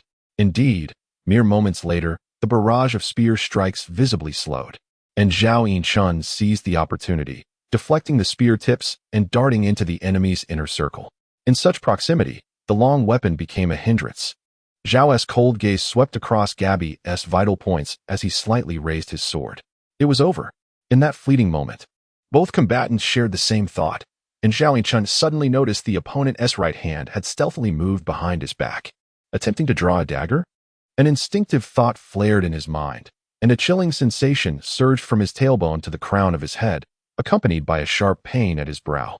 The resonance of higher-dimensional divinity enveloped him, drowning out the cacophony around him. The world slowed in Zhao Yinchuan's perception, allowing him to clearly see what his opponent had drawn. A Smith Wesson M19. The classic revolver design bore a striking resemblance to a renowned firearm from a past life. The menacing aura of death emanating from it underscored its lethal potency. As the dark muzzle inched toward him, time decelerated further, and Zhao Yinchuan's mind raced, calculating furiously. With all his might, he hurled his sword while channeling power into his lower limbs. Each muscle coiled like a spring, the surging strength accumulating to its zenith. Then, it erupted. He lunged. Boom. A column of sand erupted beneath him, propelled by the raw force, and Zhao Yinchuan, as though severing the intervening frames of reality, vanished into Gabby Gallop's embrace in a flash. Almost simultaneously, a blinding flash of fire erupted from the muzzle of the gun, sending the sword that stood in the path of the bullet soaring through the air. The shattering metal fragments scattered like flowers cast by a celestial maiden, leaving both individuals, who were perilously close, soaked in blood. Yet, such flesh wounds were of no concern. Zhao Yinchuan, propelled by an unstoppable force, wielded his hands like hydraulic pincers weighing several tons, delivering a devastating strike to the enemy's neck. His razor-sharp grip tore through skin, muscle, blood vessels, trachea, tendons, and ultimately severed the spine, brutally ripping the enemy's head from its body. Chapter 64. A firearm is still a gun, like a ferocious tiger pouncing upon its prey. Zhao Yinchun pressed down on the lifeless body, gasping for breath. The cold, indifferent glimmer in his eyes gradually faded as he gazed upon the head that still bore the expression of terror from its final moments. A cacophony of thoughts swirled in his mind. Are you the Sword Saint, Immortal? How dare you, a scoundrel, ambush this 13-year-old elder? Had I not been vigilant? Would you not have struck me with a lightning-fast six-shot barrage? The distance at that moment, the revolver was not only swift, but nearly impossible to evade. A vague discomfort settled in his stomach, the metallic tang of blood in the air, the sticky sensation on his hands, and the severed head mere inches away all contributed to an unsettling turmoil within him. Aside from his previous encounter with that female archer, Zhao Yinchun had never felt so beleaguered. Blood spread across the sandy ground beneath him as he inhaled deeply, reining in his emotions and slowly rising to his feet. Momentarily entranced by the sight of his blood-soaked hands. Broken steel claw, LV. 5 LV. 7 claw. C-grade. The strength of the claws enhances slightly when using power, providing a cutting effect that inflicts additional damage on unarmored targets. The invisible attribute panel vividly detailed this extraordinary ability. But it was only at this moment that Zhao Yinchun truly grasped its potency. This specialization could be layered upon higher-level techniques, rendering him a formidable weapon even without his longsword. His bare hands could rend enemies apart. Roar. Only a few extraordinary beings perceived the underlying changes and exchanged bewildered glances. What sort of concealed weapon is that? It resembles a firearm. But how can a firearm be so small? It must be at least a meter long and require a match. Regardless, was this not cheating? Indeed. The rules stipulated that foreign objects were prohibited. These foreigners were utterly shameless. The previous magical archer was one thing, but how would they wriggle out of this? Meanwhile, in the spacious VIP hall, a group of individuals desperately attempted to restrain the enraged Luo Cheng, fervently explaining, Mr. Luo Cheng, the mechanical sect's class paths are structured this way. Some individuals even augment their bodies with machinery. Exactly, this does not violate the rules. Mechanical enhancements are their source of extraordinary power and cannot be deemed foreign objects. Brother, let it go, let it go. We have already won. 4 or 5 individuals clung to Luo Cheng like octopuses, some hugging his arms while others embraced his waist, managing to finally subdue him. On the opposite side of the VIP hall, a dozen suit-clad merchants huddled in a corner, trembling in fear, taken aback by the intensity of the reaction. It was not until Luo Cheng regained his composure that one of them bravely ventured to explain, Mr. Luo Cheng, Gabby Gallop's gunslinger class has been public information from the outset. Firearms are his weapon of choice. However, the moment he spoke, Luo Cheng's anger flared anew. A firearm is still a gun. Of course, a firearm is merely another type of weapon, no different from a bow or a concealed weapon. Mr. Luo Cheng, the times have changed, and we, the Taishi people, have progressed with the times by developing a new hierarchy based on the advancements in weaponry. Is there any issue with that? You, on the other hand, the people of Damon, seem to cling to antiquated practices. Are we not allowed to advance? Listening to their shameless arguments, Luo Cheng felt as if words transformed into an intangible, extraordinary force that disturbed his thoughts and twisted his will, rendering him momentarily speechless. His countenance darkening. You should consider yourselves fortunate that there is not a single Damon warrior in this room today. Otherwise, Hiki. The self-satisfied Taishi merchant's expression suddenly shifted, beads of sweat breaking out on his brow, filled with trepidation. Indeed, had there been a Damon warrior present, blood would likely have flowed like a river by now. The merchant class represents the realm of rules, capable of transforming intangible regulations into tangible shackles that bind their foes. However, those barbaric warriors heed no rules, a mere fleeting thought, and they would unsheath their swords with the intent to kill. This realization sent a shiver through the group. While there may be no warriors in the room, there exists a presence far more formidable than even a high-ranking warrior. Turning stiffly, they beheld not far away a captivatingly beautiful woman, languid and enchanting, sitting upright, her keen gaze fixed upon the arena, seemingly indifferent to their ruckus. A collective sigh of relief escaped them. Yet, their relief was short-lived as they witnessed Luo Cheng respectfully approach the woman, bowing deeply. Mr. Duanmo, I implore you to deliver justice for my Damon's son. The moment their tension had eased, it suddenly intensified, their eyes fixed anxiously upon the delicate, yet powerful woman. Mouths agape, but no sound emerged, a flicker of despair igniting within them. The will to influence reality was palpable. She did not appear as calm as she seemed. She was enraged. The seconds of silence stretched into what felt like an eternity, an invisible pressure rising like an inexorable tide, slowly engulfing them. The chests of the Taishi individuals heaved wildly, as if they could draw no breath. The suffocating sensation of anguish spread relentlessly until their faces began to turn purple, finally broken by her soft, magnetic voice. Firstly, while they engaged in sophistry, some of their words held truth. Damon indeed must shatter old conventions and progress with the times. Secondly, throughout history, the favored have been shielded by fortune, transforming calamities into blessings. It is not so easy for them to meet an untimely end. The sinister machinations of demons and specters merely serve as tools for their honing. The only true threat to their lives is another favored child of destiny. Lastly, there is no need for me to deliver justice. There are naturally others queuing up to settle the score with them. The Taishi merchants, who were gasping for breath, suddenly froze, exchanging terrified glances, a spark of realization flashing through their minds. That scoundrel, Nelson Craig, has not been watching the matches with us lately. Has he foreseen this situation all along? Oh no, we have become scapegoats. Meanwhile, in a nearby private room, Nelson Craig lamented with a sigh. What a pity. They have not perished. Use this robust lamb as a sacrifice for your awakening. Iris, are you satisfied? Upon the opulent high-backed chair, the golden-haired and golden-eyed Shulins, adorned with an exquisite crown, pointed towards Zhao Yin's son in the arena, casting a light laugh towards the beautiful maiden beside her. Her lofty demeanor resembled that of a merchant selecting a robust beast in the marketplace. Iris Jixing tightened her grip on the ancient longsword in her hand, her brow furrowing slightly. Chapter 65. The innate divine body. This contest is rife with injustice. Yet, the gunslinger truly represents the extraordinary path of the mechanical divine cult. One must acknowledge the immense potential they possess in the later stages. There exists no absolute fairness in this world. The decayed and fallen empire, unable to keep pace with the progress of the times, is destined for eradication. Remember, survival of the fittest. Iris, listening intently to Shulin's solemn whispers, gripped her longsword tightly, her slender fingers turning pale from the pressure. She had begun to discern that many actions of the Holy Court stand in stark contrast to the beliefs she upholds. Is it her path that is flawed, or is it the world that is in disarray? She longed to retort, if indeed survival of the fittest prevails, then centuries ago, when the invincible fleet of Damin reached Taisai, it should have been we who were purged. How has this come undone again? Yanni meticulously applied ointment to Zhao Yinchuan's face, covering the delicate traces of blood. Yanni, are firearms now prevalent in Taisai? Zhao Yinchun inquired with a hint of concern, allowing Yanni to tend to his face.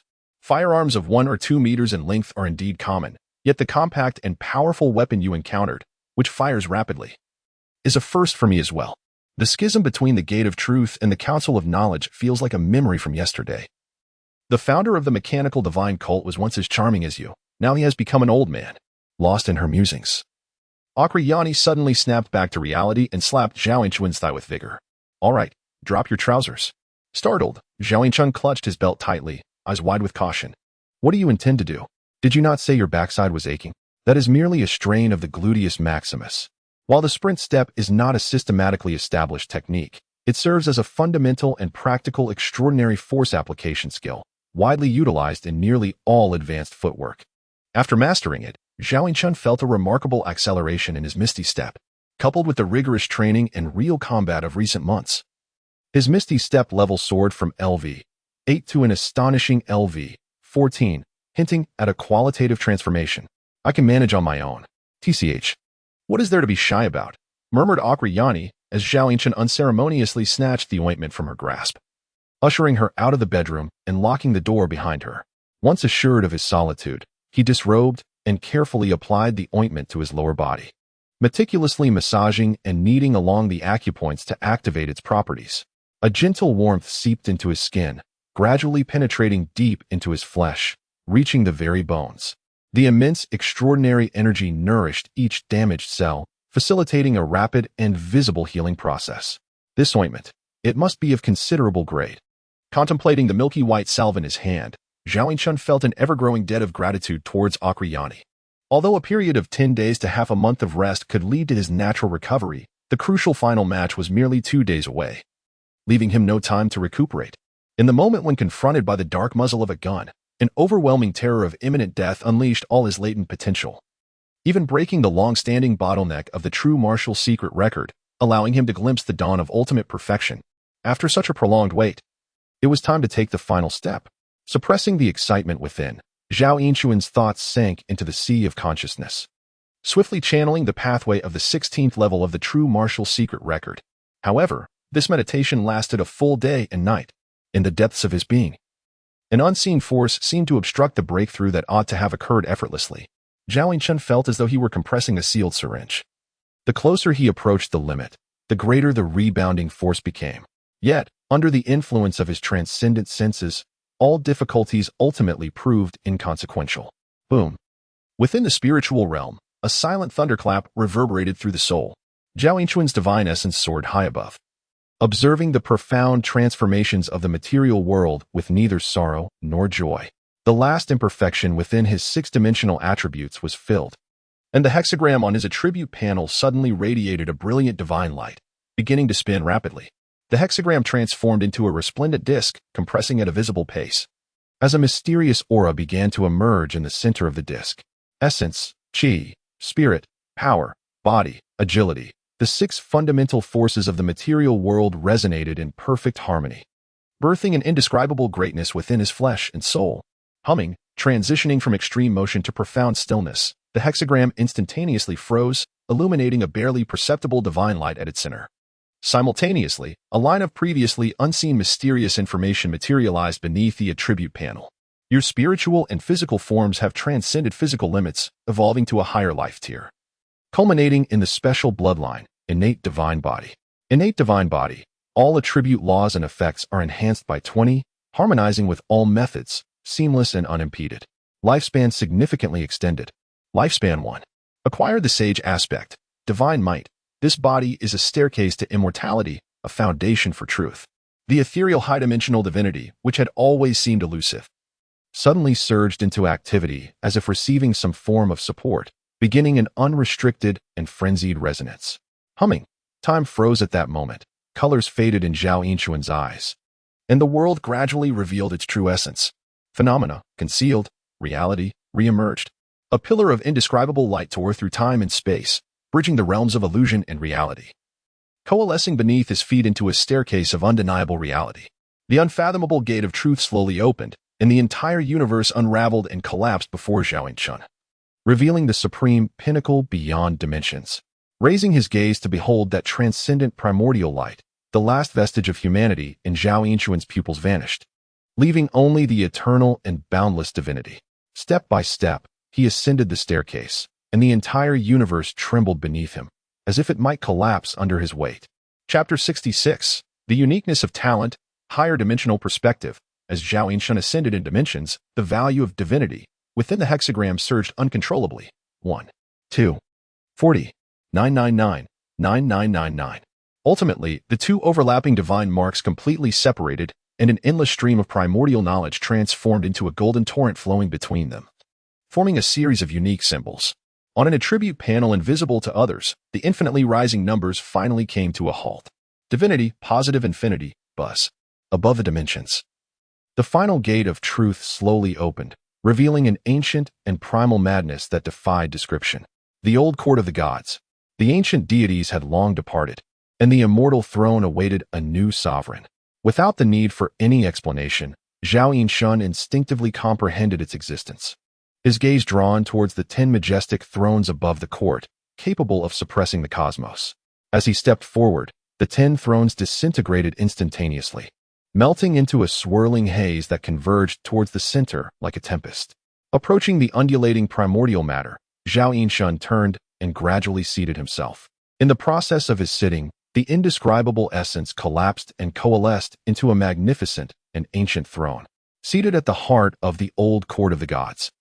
Zhao Yinchun gazed down upon the vast universe, with no secrets left within the entire dimension. The past, present, and future. From the dawn of time to its conclusion, the intertwining of fate and existence, all living beings and things, lay before him as if viewed within the palm of his hand. Yet, in that fleeting moment, Zhao Yinchun sensed the foundation of his existence crumbling. The minuscule essence of spirit and flesh could scarcely bear the weight of infinite divinity. Even the so-called innate divine body could only sustain a fleeting glimpse of the boundless.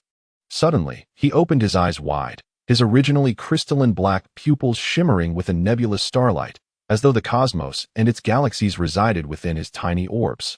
Resplendent and beautiful. Clutching his own form tightly, Zhao Yinshun collapsed onto the bed, silently convulsing and trembling, a wave of dread washing over him. The six-dimensional foundation filled, and the transdimensional divinity became the key that allowed him, in that instant, to unlock the gate of truth and glimpse the supreme secret. However, such power was beyond his capacity to endure, had it not been for the peculiar nature of his transdimensional senses.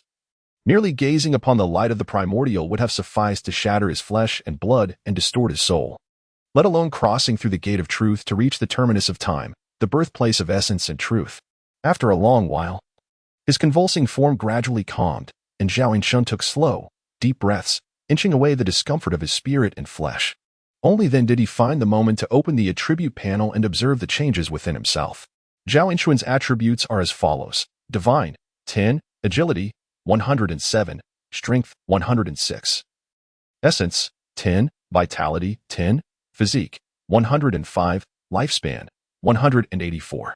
His skills include True Martial Secret Record, LV, 40, Basic Swordsmanship, LV, 38, Eagle Claw Technique, LV, 33, Hard Qigong, LV, 11. Steel Breaking Claw, LV, 9, Flowing Wind Sword, LV, 12, and Misty Steps, LV, 14.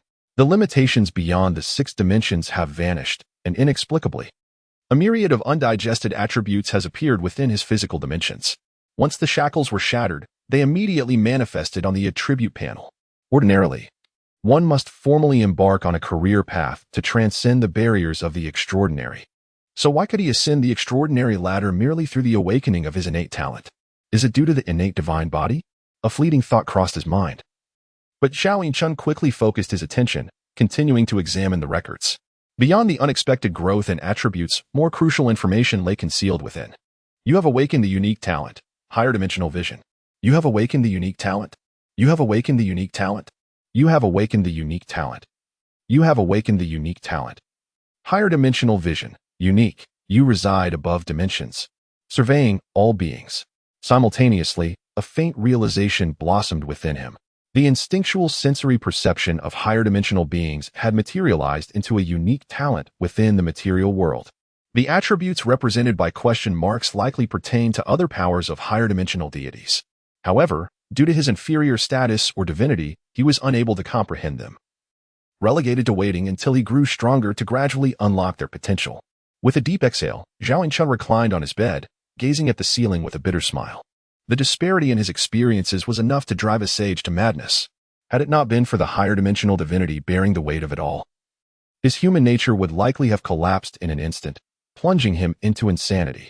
He pondered whether he would ever again have the opportunity to step foot in that realm. A wave of melancholy washed over him as his gaze seemed to pierce through the ceiling, faintly perceiving the hazy door between the illusory and the tangible. However, as the higher dimensional divinity within him fully settled, all memories of the awakening were shrouded in a thin veil of mist. Sighing, knowing that such knowledge was beyond his current grasp, Zhao Yinshun exhaled deeply, collected his thoughts, and turned to rise. Suddenly, he became aware of a strong, unpleasant odor emanating from himself. Days of sweating and rigorous training had left him feeling as if he were encased in syrup, sticky and uncomfortable. Dragging his weary body to the washroom, he thoroughly cleaned himself. With a sense of satisfaction, Zhao Yinshun breathed out, dressed, and exited his bedroom. Xiaoshun, you finally emerged. If there were no sign of you, we would have kicked the door down. In the living room, 3 figures stood in unison, their faces alight with uncontainable joy. However, when they gazed into Zhao Yinshun's profound and desolate eyes, the 3 of them simultaneously fell into a moment of dazed reverie, their minds rendered blank. Within those inky black orbs seemed to be concealed the vastness of stars and oceans. Merely casting a glance felt as though one's very soul could be drawn in, destined to languish eternally in that unfathomable abyss of darkness. Chapter 67. The Seeker of Secrets, however, in stark contrast to the rapture of the 2 martial artists. Oakley Annie found herself truly ensnared by those captivating eyes, a consequence of her unique station. Her expression became dreamy as she gazed at Zhao Yinshun, her features gradually contorting. her body trembling involuntarily. An invisible gaze transformed into a tangible essence, and she sensed her spirit merging with his divine resonance, sending a shock through Zhao Yinchan's heart. In a moment of alarm, he stepped forward to shield her eyes. "Annie, do not look at me." Yet, it was too late. It seemed as though Oakley Annie glimpsed another dimension through Zhao Yinchan's eyes, and the chaotic, frenzied essence of truth instantaneously shattered her will. With a crack, a fissure appeared in her fashionable black-rimmed glasses, and blood tears seeped from her emerald vertical pupils. Oakley Annie fell backward, only to be caught in Zhao Yinchan's embrace. "Are you out of your mind? What are you daring to behold?" He removed her glasses, his teeth clenched in silent reproach, regretting not waiting for the strange phenomenon in his eyes to subside before emerging. He settled her onto the sofa, only to discover that the exquisite features of her tightly closed eyes were graced with a soul-deep smile. "I saw it. I saw your true form." In a fit of ecstatic delirium, Oakley Annie trembled with satisfaction and joy, gripping Zhao Yinchan's hand tightly. "What did you even see?" "That was merely a fleeting glimpse of the essence of the source," Zhao Yinchan retorted. "There are some things you cannot gaze upon directly. If you continue this reckless pursuit, you will inevitably fall victim one day." He attempted to release her hand, raising his hand in anger to strike her, yet hesitated at the sight of her distressed visage. To behold the path to enlightenment, one may face death willingly. The secrets of the world are, in my eyes, priceless treasures. I would sacrifice my life for them. Oakley Annie rebutted with a smile, her joy akin to that of a seeker who has realized their path, leaving Zhao Yinchan speechless with fury. "Your path is truly perverse. A voyeur, are you? What a pity you aren't a paparazzo." He pinched her cheek in annoyance. "I am no voyeur. I am Oakley Annie, the high priestess of the secret path of the all-seeing eye, the seeker of secrets." With a struggle, Oakley Annie rose from Zhao Yinchan's arms, forcibly opening her eyes. Her once crystalline orbs were now marred with web-like fissures, resembling shattered glass spheres on the brink of collapse. "Seeker of secrets? I am the Knowledge Emperor." "Lie down," Zhao Yinchan exclaimed. "What do you mean by Knowledge Emperor? You need not concern yourself with that. I sense it is something remarkable. Tell me quickly." Upon hearing of intriguing knowledge, Oakley Annie's excitement surged, her grip on Zhao Yinchan's hand unyielding. "Alas, Annie, do grow up a bit. Not everyone will indulge your curiosity for secrets as I do." Suddenly, her animated grip faltered, and her emotions gradually subdued, her tone turning somewhat melancholic. "I understand. Moreover, I am acutely aware that you harbor no belief in my ability to uncover your true secrets. All that you reveal is merely what you wish me to perceive. Deep within, you brim with pride and arrogance, akin to a deity surveying the mortal realm from the heavens. You permit my scrutiny solely because I shall never reach the essence of your true enigma. Why would an NPC endeavor to comprehend the players beyond the game? The world outside the box is one you shall never grasp." Unable to retort, Zhao Yinchan fell into a prolonged silence, tightening his grip on the delicate hand in his. Oakley Annie, with her eyes tightly shut, nestled against him and murmured softly, "Once, I believed we were kindred spirits. But gradually, I discerned that you seem to reside in a realm far beyond my reach. Perhaps my actions appear ludicrous to you. My eyes can penetrate the very fabric of existence, yet I cannot decipher even a single hair on your being, only deducing your true essence through the phenomena you display." Her soft, fair hand gently cradled Zhao Yinchan's face, and Oakley Annie's smile appeared even more tender. "However, to me, you are the most precious gift bestowed upon me by the heavens, the sweetest confection in my life. To witness your true visage, I would willingly stake my very existence." After a long, wordless pause, Zhao Yinchan profoundly sensed Oakley Annie's affection for him. It transcended love, friendship, and kinship, veering closer to a complex and twisted yearning for knowledge. The seeker of secrets, the seeker of secrets. To tread this path requires a touch of perversion. A myriad of thoughts flashed through his mind, ultimately crystallizing into a long, resigned sigh. "No one can fully comprehend another. I scarcely understand myself. Please do not act recklessly in the future." "Aha, rest assured. As long as I do not harm my essence, I shall recover in a few days." Zhao Yinchan, utterly disbelieving her whimsical words, extricated himself from her gentle grasp and silently rolled his eyes. It was only then he noticed the two instructors standing dazedly in place, their unfocused eyes void of comprehension, prompting him to furrow his brow. "Do not worry. It is likely due to your recent awakening, your divinity overflowing. As time passes, your anomalies will gradually conceal themselves, and others will merely perceive you as possessing strikingly beautiful eyes. What should we do now?" "Simply awaken them. They are not like me, merely lost in the world within your gaze. Oh, does this imply that simple souls are blessed in their own way? Nodding, Zhao Yinchun gently set Oakley Annie aside and approached the two instructors, delivering a firm pat on their shoulders. Wake up, He Bo and Sun Hui jolted, exchanging bewildered glances, momentarily unsure of the situation. What has happened to us? I recall gazing into Xiaoshun's eyes. Then I lost consciousness. As they slowly pieced together their fragmented memories, the dazed expressions gradually faded, culminating in wide-eyed disbelief as they stared at Zhao Yinchun, yet they dared not meet his gaze. Xiaoshun, has your innate talent awakened naturally? Indeed, esteemed instructor. By the way, are there many individuals like me who awaken their talents directly by consuming potent elixirs without undergoing the initiation ceremony? Not many, but they are not exceedingly rare either. However, the talents they awaken are far less formidable than yours. Chapter 68. The protagonist of Destiny's Son, Hui rubbed the goosebumps on his skin, unable to fathom how such a soul-stirring power could manifest in a martial artist yet to take up his post. Logically speaking, with such a talent for ocular techniques, would it not be more advantageous to pursue a path of magic? One could simply stare down their foes to demise. However, Zhao Yinchun was well aware of his own circumstances. The high-dimensional vision was merely a natural authority of transcendent deities, and the talent itself bore no lethal force. Unless, of course, one were to actively connect with the high-dimensional vision, akin to Oakley Annie, and gaze into their own essence. Such an act might lead one to the supreme source behind the gate of truth, resulting in a devastating blow to the soul from witnessing the truth.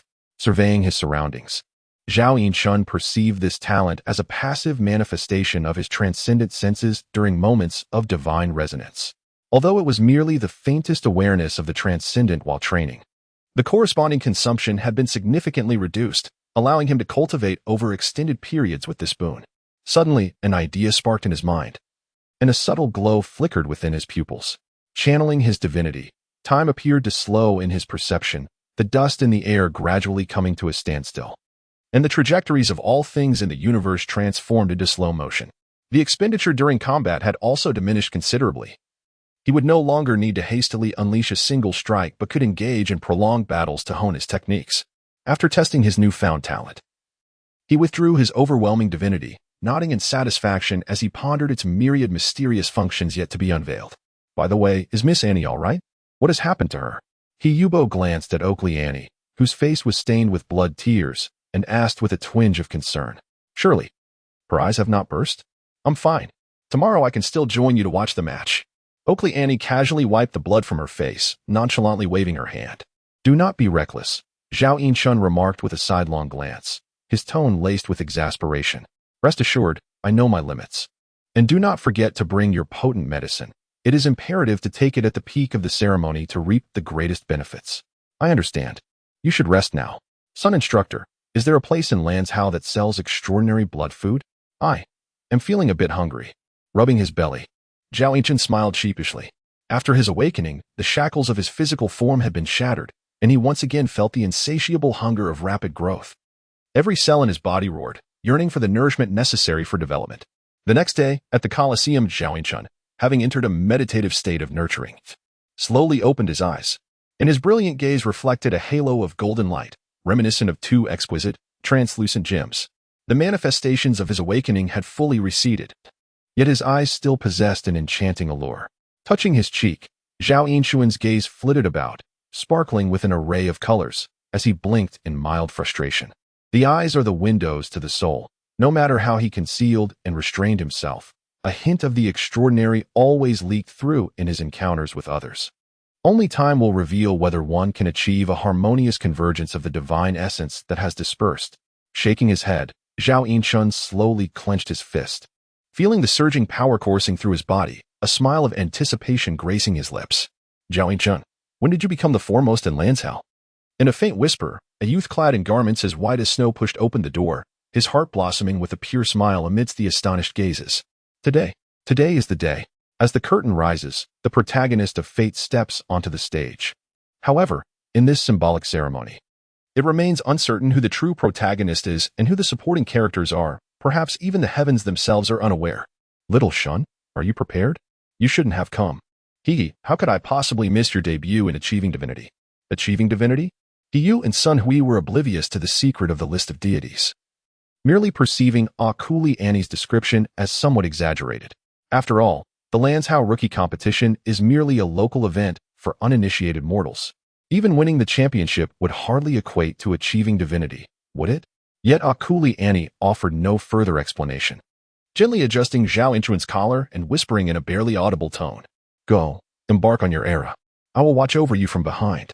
A slight smile curved Zhao Inchuan's lips as he silently nodded, grasping his long sword and stepping into the dim passageway. Roar, roar, roar. A smile lingered at the corners of his mouth as Zhao Inchun beheld the radiant maiden emerging from the opposite passage, his heart filled with a subtle joy. Nevertheless, the delicate features of the maiden bore little expression, her gaze toward Zhao Inchun imbued with confusion and anger. Iris Jishing of the Holy Spirit Church. Zhao Inchun of the Rainstone Martial Academy. The match begins. With the referee's announcement, Zhao Inchun slowly drew his longsword, advancing step by step towards his opponent. Iris, adorned in a thin layer of knightly armor, likewise unsheathed her cross-sword, her demeanor solemn as she strode forward. The air thickened with tension, yet neither rushed to strike, both halting at a distance of over 10 meters. "Is there something you wish to ask me?" With a graceful flourish of his sword, Zhao Inchun regarded Iris with an enigmatic smile, relishing the escalating sense of ceremony. Her voice rang out like a lark, crisp and devoid of any accent. Were it not for her brilliant golden hair and exotic features, Zhao Inchun might have mistaken her for a native of Damon. "Who says I lack a thirst for blood?" Zhao Inchun retorted with a wry smile, sensing that this girl was somewhat peculiar in spirit. "You do not crave bloodshed after the slaughter. There is no joy in your eyes." Iris shook her head, speaking in a matter-of-fact tone. Zhao Inchun rubbed his chin, momentarily lost in thought. "Is there joy in replenishing troops?" "It seems there is, but not much. It is rather infuriating when a siege engine is missed." Noticing her opponent's silence, Iris assumed her words had struck a chord, pressing on with further inquiries. "Clearly, you could choose to restrain yourself like I do. Why must you slay those unfortunate souls? They merely came to participate in the competition, harboring no enmity towards you." Chapter 69, The Glorious Night. Observing the girl's indignant demeanor, Zhao Inchun momentarily felt as though he were the villain. He could sense the girl's inner goodness, pure and fervent. She truly stood at the pinnacle of morality, questioning him. This was utterly surreal. Zhao Inchun, with a bemused gesture, pointed downward and scoffed. "Look at whose land you stand upon. Do you still believe there is no conflict between us, plunderers?" The gentle utterance of those 3 words seemed to pierce the girl's heart, causing her to clutch her chest and take a step back, her other hand tightly gripping the crucifix sword, her body trembling uncontrollably. I am not a plunderer. Yes, you are benevolent. You are noble. You arrived in our land with lofty intentions, wishing to spread civilization and enlighten the savage." Zhao Inchun regarded Iris with undisguised mockery. "I do not deny that among you there may be a saint or two, but individual goodness cannot obscure the collective evil. It is only because we of the great men still possess the strength to resist that you have not yet stripped away your facade and resorted to blatant pillaging. No, we uphold the will of the Lord. We respect the rights of every individual." The words struck Iris like arrows, piercing her heart. As memories of her journey flooded her mind, leaving her shivering, propping herself up with the crucifix sword, her voice of rebuttal growing ever fainter. "Do you truly believe that?" Zhao Inchun scoffed, shaking his head, advancing with an imposing presence. "No matter how virtuous an individual may be, once you step onto the battlefield, you become an instrument of evil, aiding in their plunder and slaughter. Your hands are already stained with the blood of the innocent. And now, you dare to question me with hypocritical reasoning? Do you deem yourself worthy?" Boom. It was as if thunder erupted in Iris's mind, her heart racked with pain, leaving her frozen in place like a statue. Meanwhile, in the opulent VIP seats, Shulen's felt a sudden change in expression upon hearing Zhao Inchuan's piercing words. Sensing the currents of fate collapsing at this moment, veering towards an unforeseen future. Yet, what unsettled him more was the golden mist, invisible to others, emanating from Iris as her core began to unravel. A flicker of excitement crossed Shulen's eyes as he involuntarily rose from his seat, walking to the window under Nielsen Craig's astonished gaze, fixated on the arena. In the center of the arena, Zhao Inchun also sensed the internal shift within his opponent. His gaze fixed on the girl as she gradually straightened her back. Humility, honesty, compassion, valor, honor, justice, spirituality, and sacrifice. Accompanied by a solemn whisper, the girl, with her head held high, appeared to undergo a profound transformation, her beautiful light green eyes tinged with strands of gold. I acknowledge that this world has erred. The divine will has been misinterpreted, and I shall take responsibility to amend it. Who do you think you are? A pontiff whose words dictate reality? I could be. Observing Iris's serious demeanor devoid of jest, Zhao Yingchun found it increasingly difficult to maintain his smile. Young lady, your haughty temperament bears a striking resemblance to my own. This child resembles me, endowed with the potential of a sage. With a swift motion, Iris cast her sword lightly to the ground, the ensuing gust of wind stirring up a tempest of yellow sands. While much of your rhetoric holds truth, I must disagree. Slaughter is a sin, and the innocent should not be butchered like animals.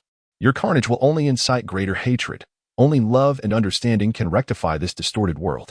Gazing at the girl whose eyes sparkled with divine light, and whose back hinted at a pair of golden wings, Zhao Yingchun found himself momentarily speechless. For in a certain sense, she was undeniably correct. Thus, I shall defeat you, sever the chains of hatred, and then reshape this flawed world. Iris surveyed her surroundings, a frown of disdain etched upon her features. After a moment of silence, a radiant smile blossomed upon Zhao Yingchun's face. Ha ha, how amusing.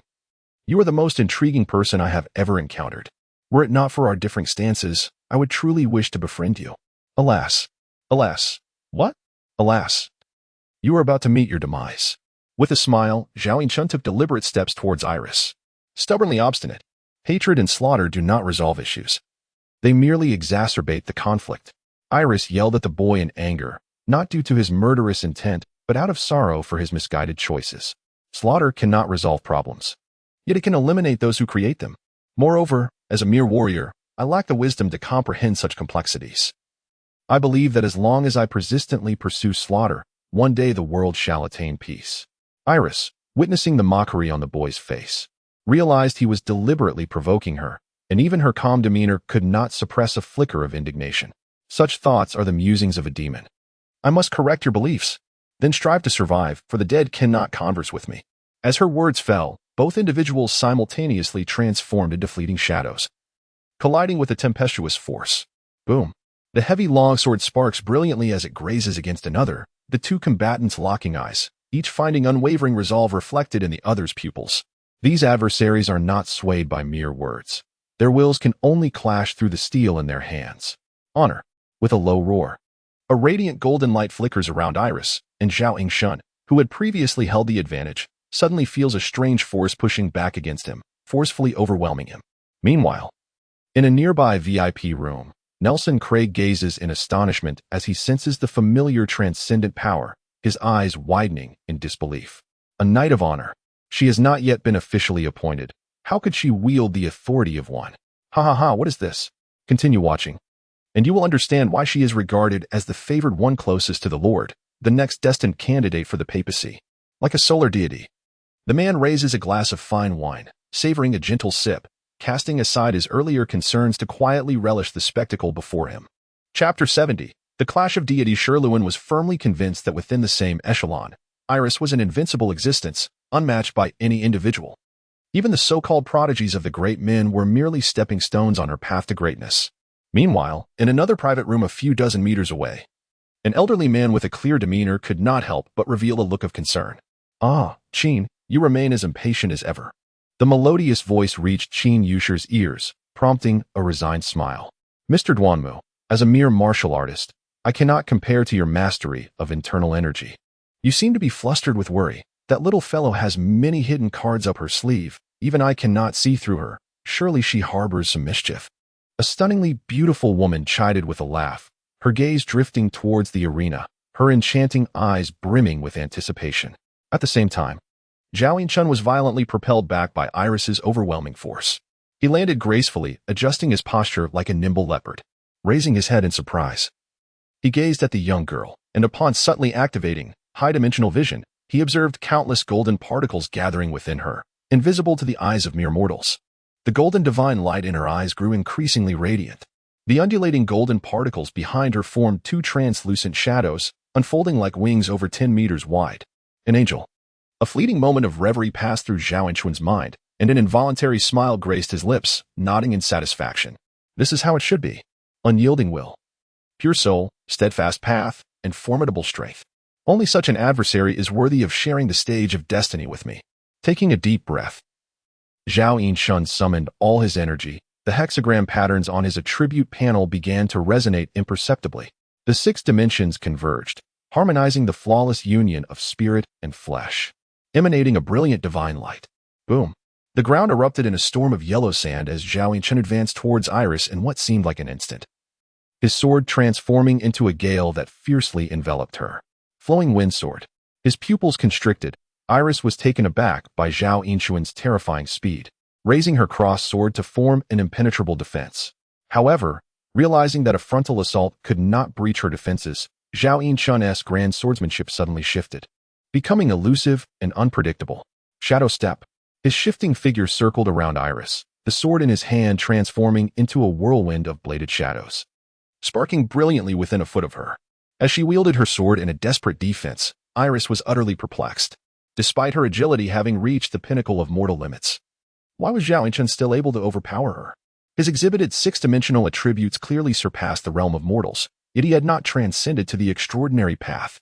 Could it be that he had awakened some explosive talent? If so, the state could not last long.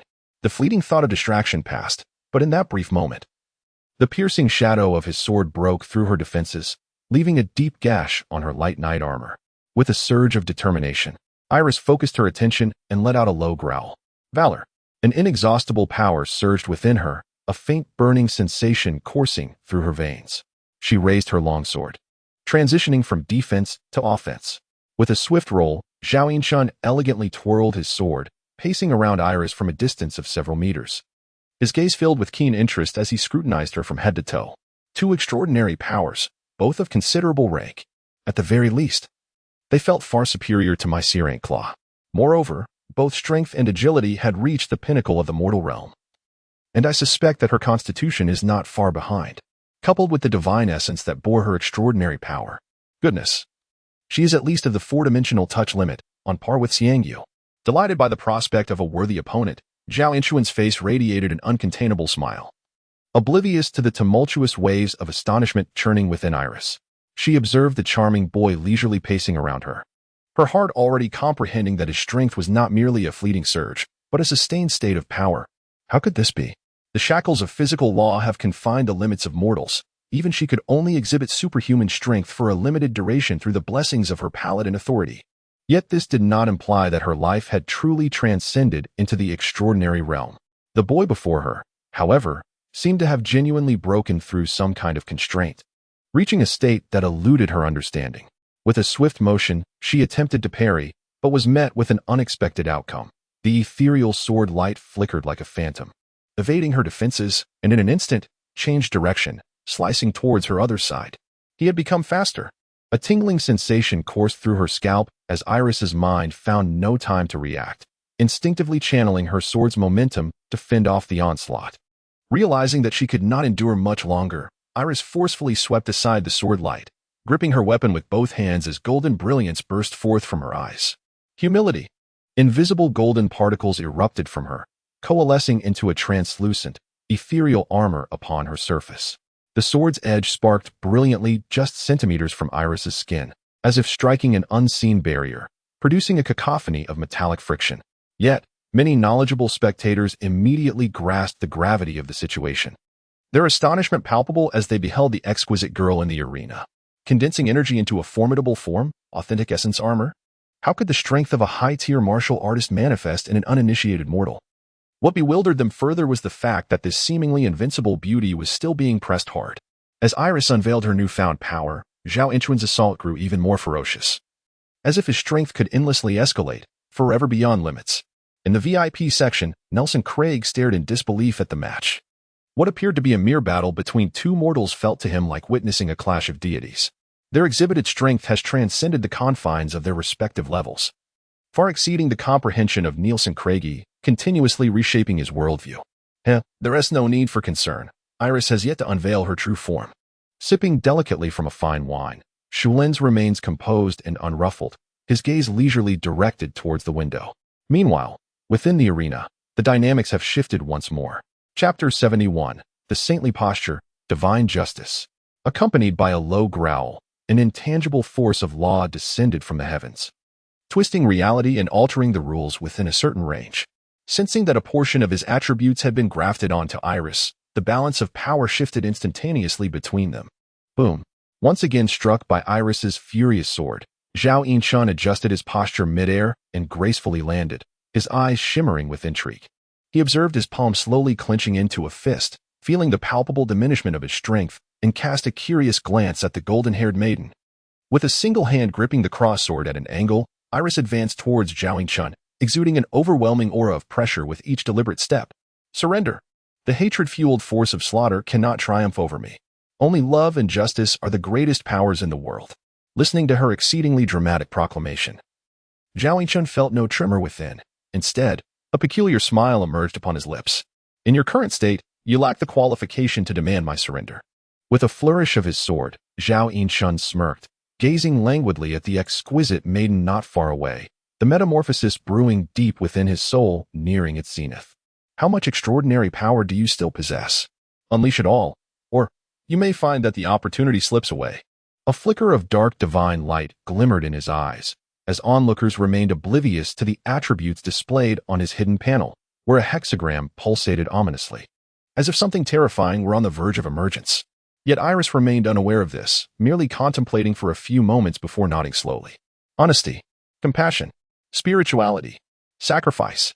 Each whispered word seemed to resonate with the power to stir souls, as boundless energy surged in the void, transforming previously invisible golden particles into a tangible essence. What is that?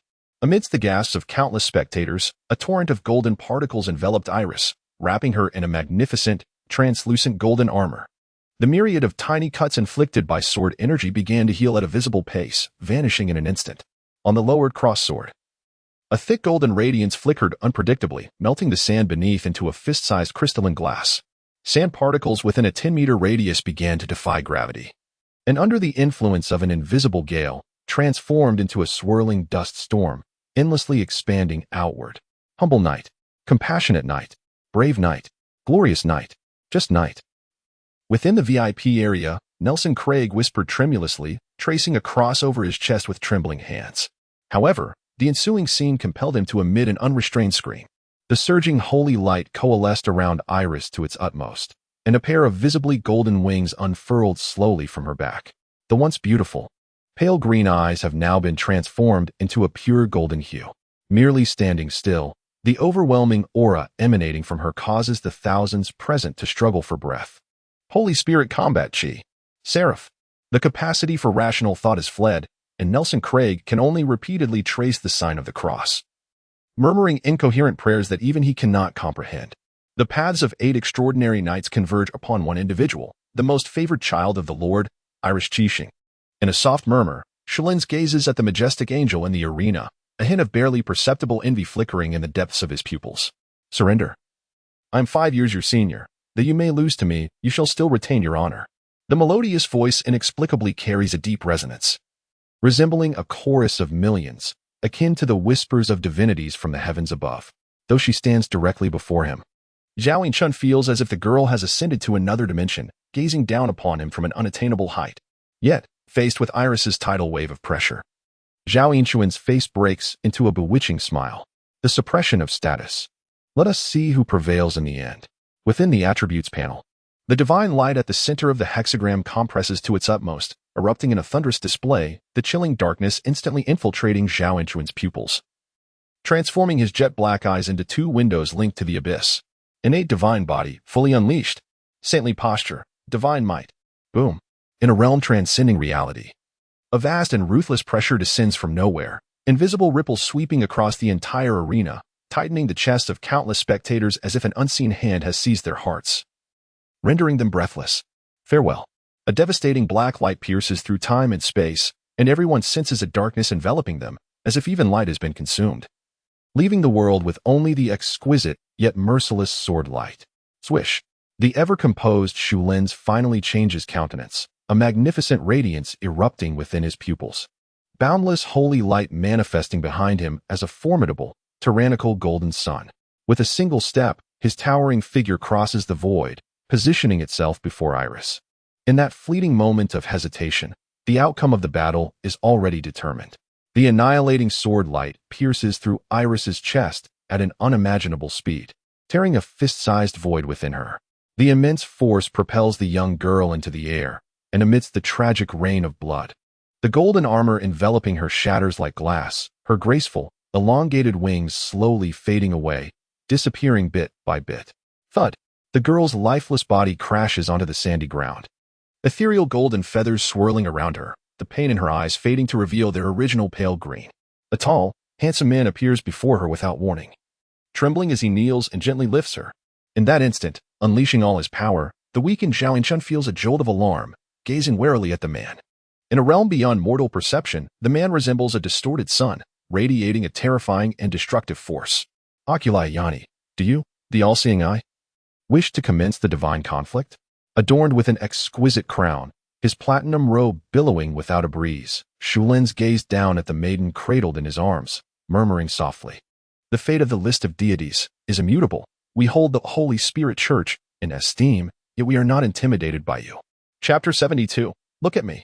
It was only at this moment that Zhao Yinshun realized that Oakley Annie stood right behind him, suddenly comprehending the earlier phrase, "I will watch over you from behind." She took a slight step forward, shielding the young man behind her, the cracks in her shattered eyes appearing even more intricate. A pretext.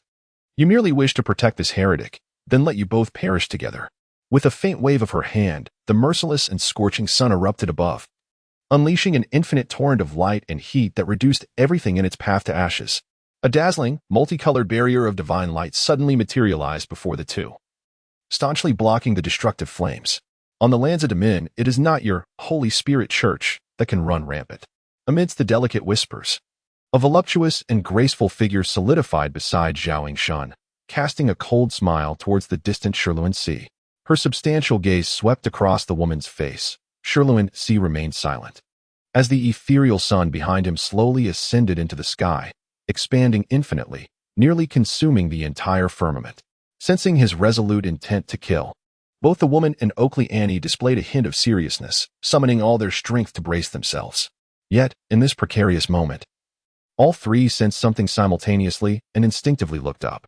At the end of their gaze, an ancient and imposing bronze cauldron was gradually transitioning from illusion to reality, emanating an endless divine might that suppressed the heavens and the earth.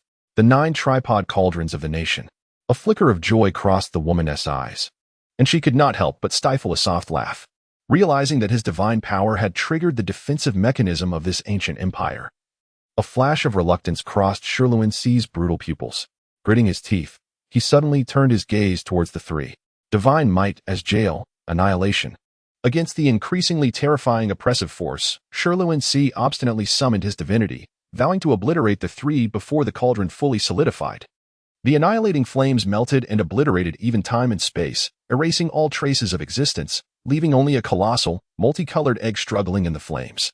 At the center of the giant egg, a phantom eye burst forth with countless patterns, and the web-like cracks in Oakley Annie's eyes began to spread, as if they would shatter into crystalline dust at any moment. Witnessing this scene, Zhao Yinshun could no longer contain himself. He directly unleashed the resonance of divinity, connecting to the supreme realm of origin. High-dimensional perspective. The humanity in his eyes faded in an instant, as the cold and vast high-dimensional divinity dominated his soul. Under the terrified gazes of the 2 beside him, Zhao Yinshun stepped forward, shielding them behind him. "Look at me, you bastard!" The roar, penetrating to the very soul, reverberated in his consciousness. With most of his energy drawn towards the bronze cauldron, Shirluan Sea instinctively shifted his gaze, locking onto a pair of indescribably terrifying eyes. They resembled not the eyes of a living being, but rather a tunnel connecting to another dimension, harboring a warped and grotesque universe. In that fleeting moment of locking eyes, the incomprehensible light of origin seeped into his soul, and the forbidden corruption began to spread within his spirit, tainting the pure and blazing sun with a touch of gray. Buzz. High above the heavens, the bronze giant cauldron lost its target, trembling in reluctant resonance before it gradually dissipated into nothingness. A collective exhale echoed in his ears as Zhao Yinshun reigned in the tumultuous divine resonance, clenching his teeth tightly. A sharp pain radiated from his forehead, akin to countless red-hot needles piercing through his brain, each nerve convulsing violently. After a considerable time, Zhao Yinshun finally regained his composure, the cacophony around him slowly morphing into reality. It was only then that he realized he had returned to the center of the arena. surrounded by an audience whose horrified murmurs indicated they were oblivious to the recent occurrences except for the vanished corpse of Iris. His gaze swept across the arena, where a few tragic blooms of blood adorned the sandy floor. Zhao Yinchun slowly clenched his fists, the visage of that extraordinarily handsome man flashing before his eyes. Who was he? Yet before he could ponder further, he suddenly felt a gentle pat on his shoulder. Turning, he found Oakley Annie smiling at him with closed eyes, extending a fist-sized elixir toward him.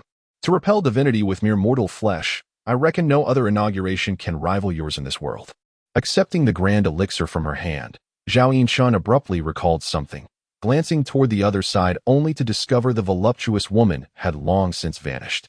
The formless, surging power of heaven and earth converged upon him, and with a moment of inspiration, Zhao Yinchun swallowed the elixir in his palm, closed his eyes, and ecstatically extended his arms towards the sky.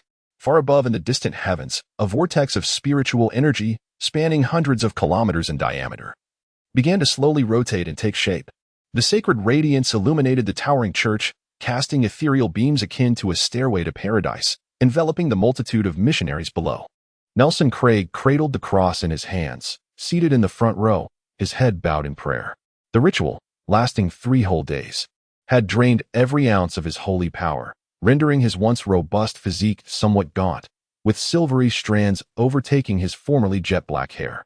Yet, he dared not utter a word of complaint. Casting a glance at the imposing figure before him, he continued to exhaust his dwindling holy might. At the forefront of the church, Shulins murmured in a deep chant, his gaze fixated on the slumbering maiden within the crystal coffin.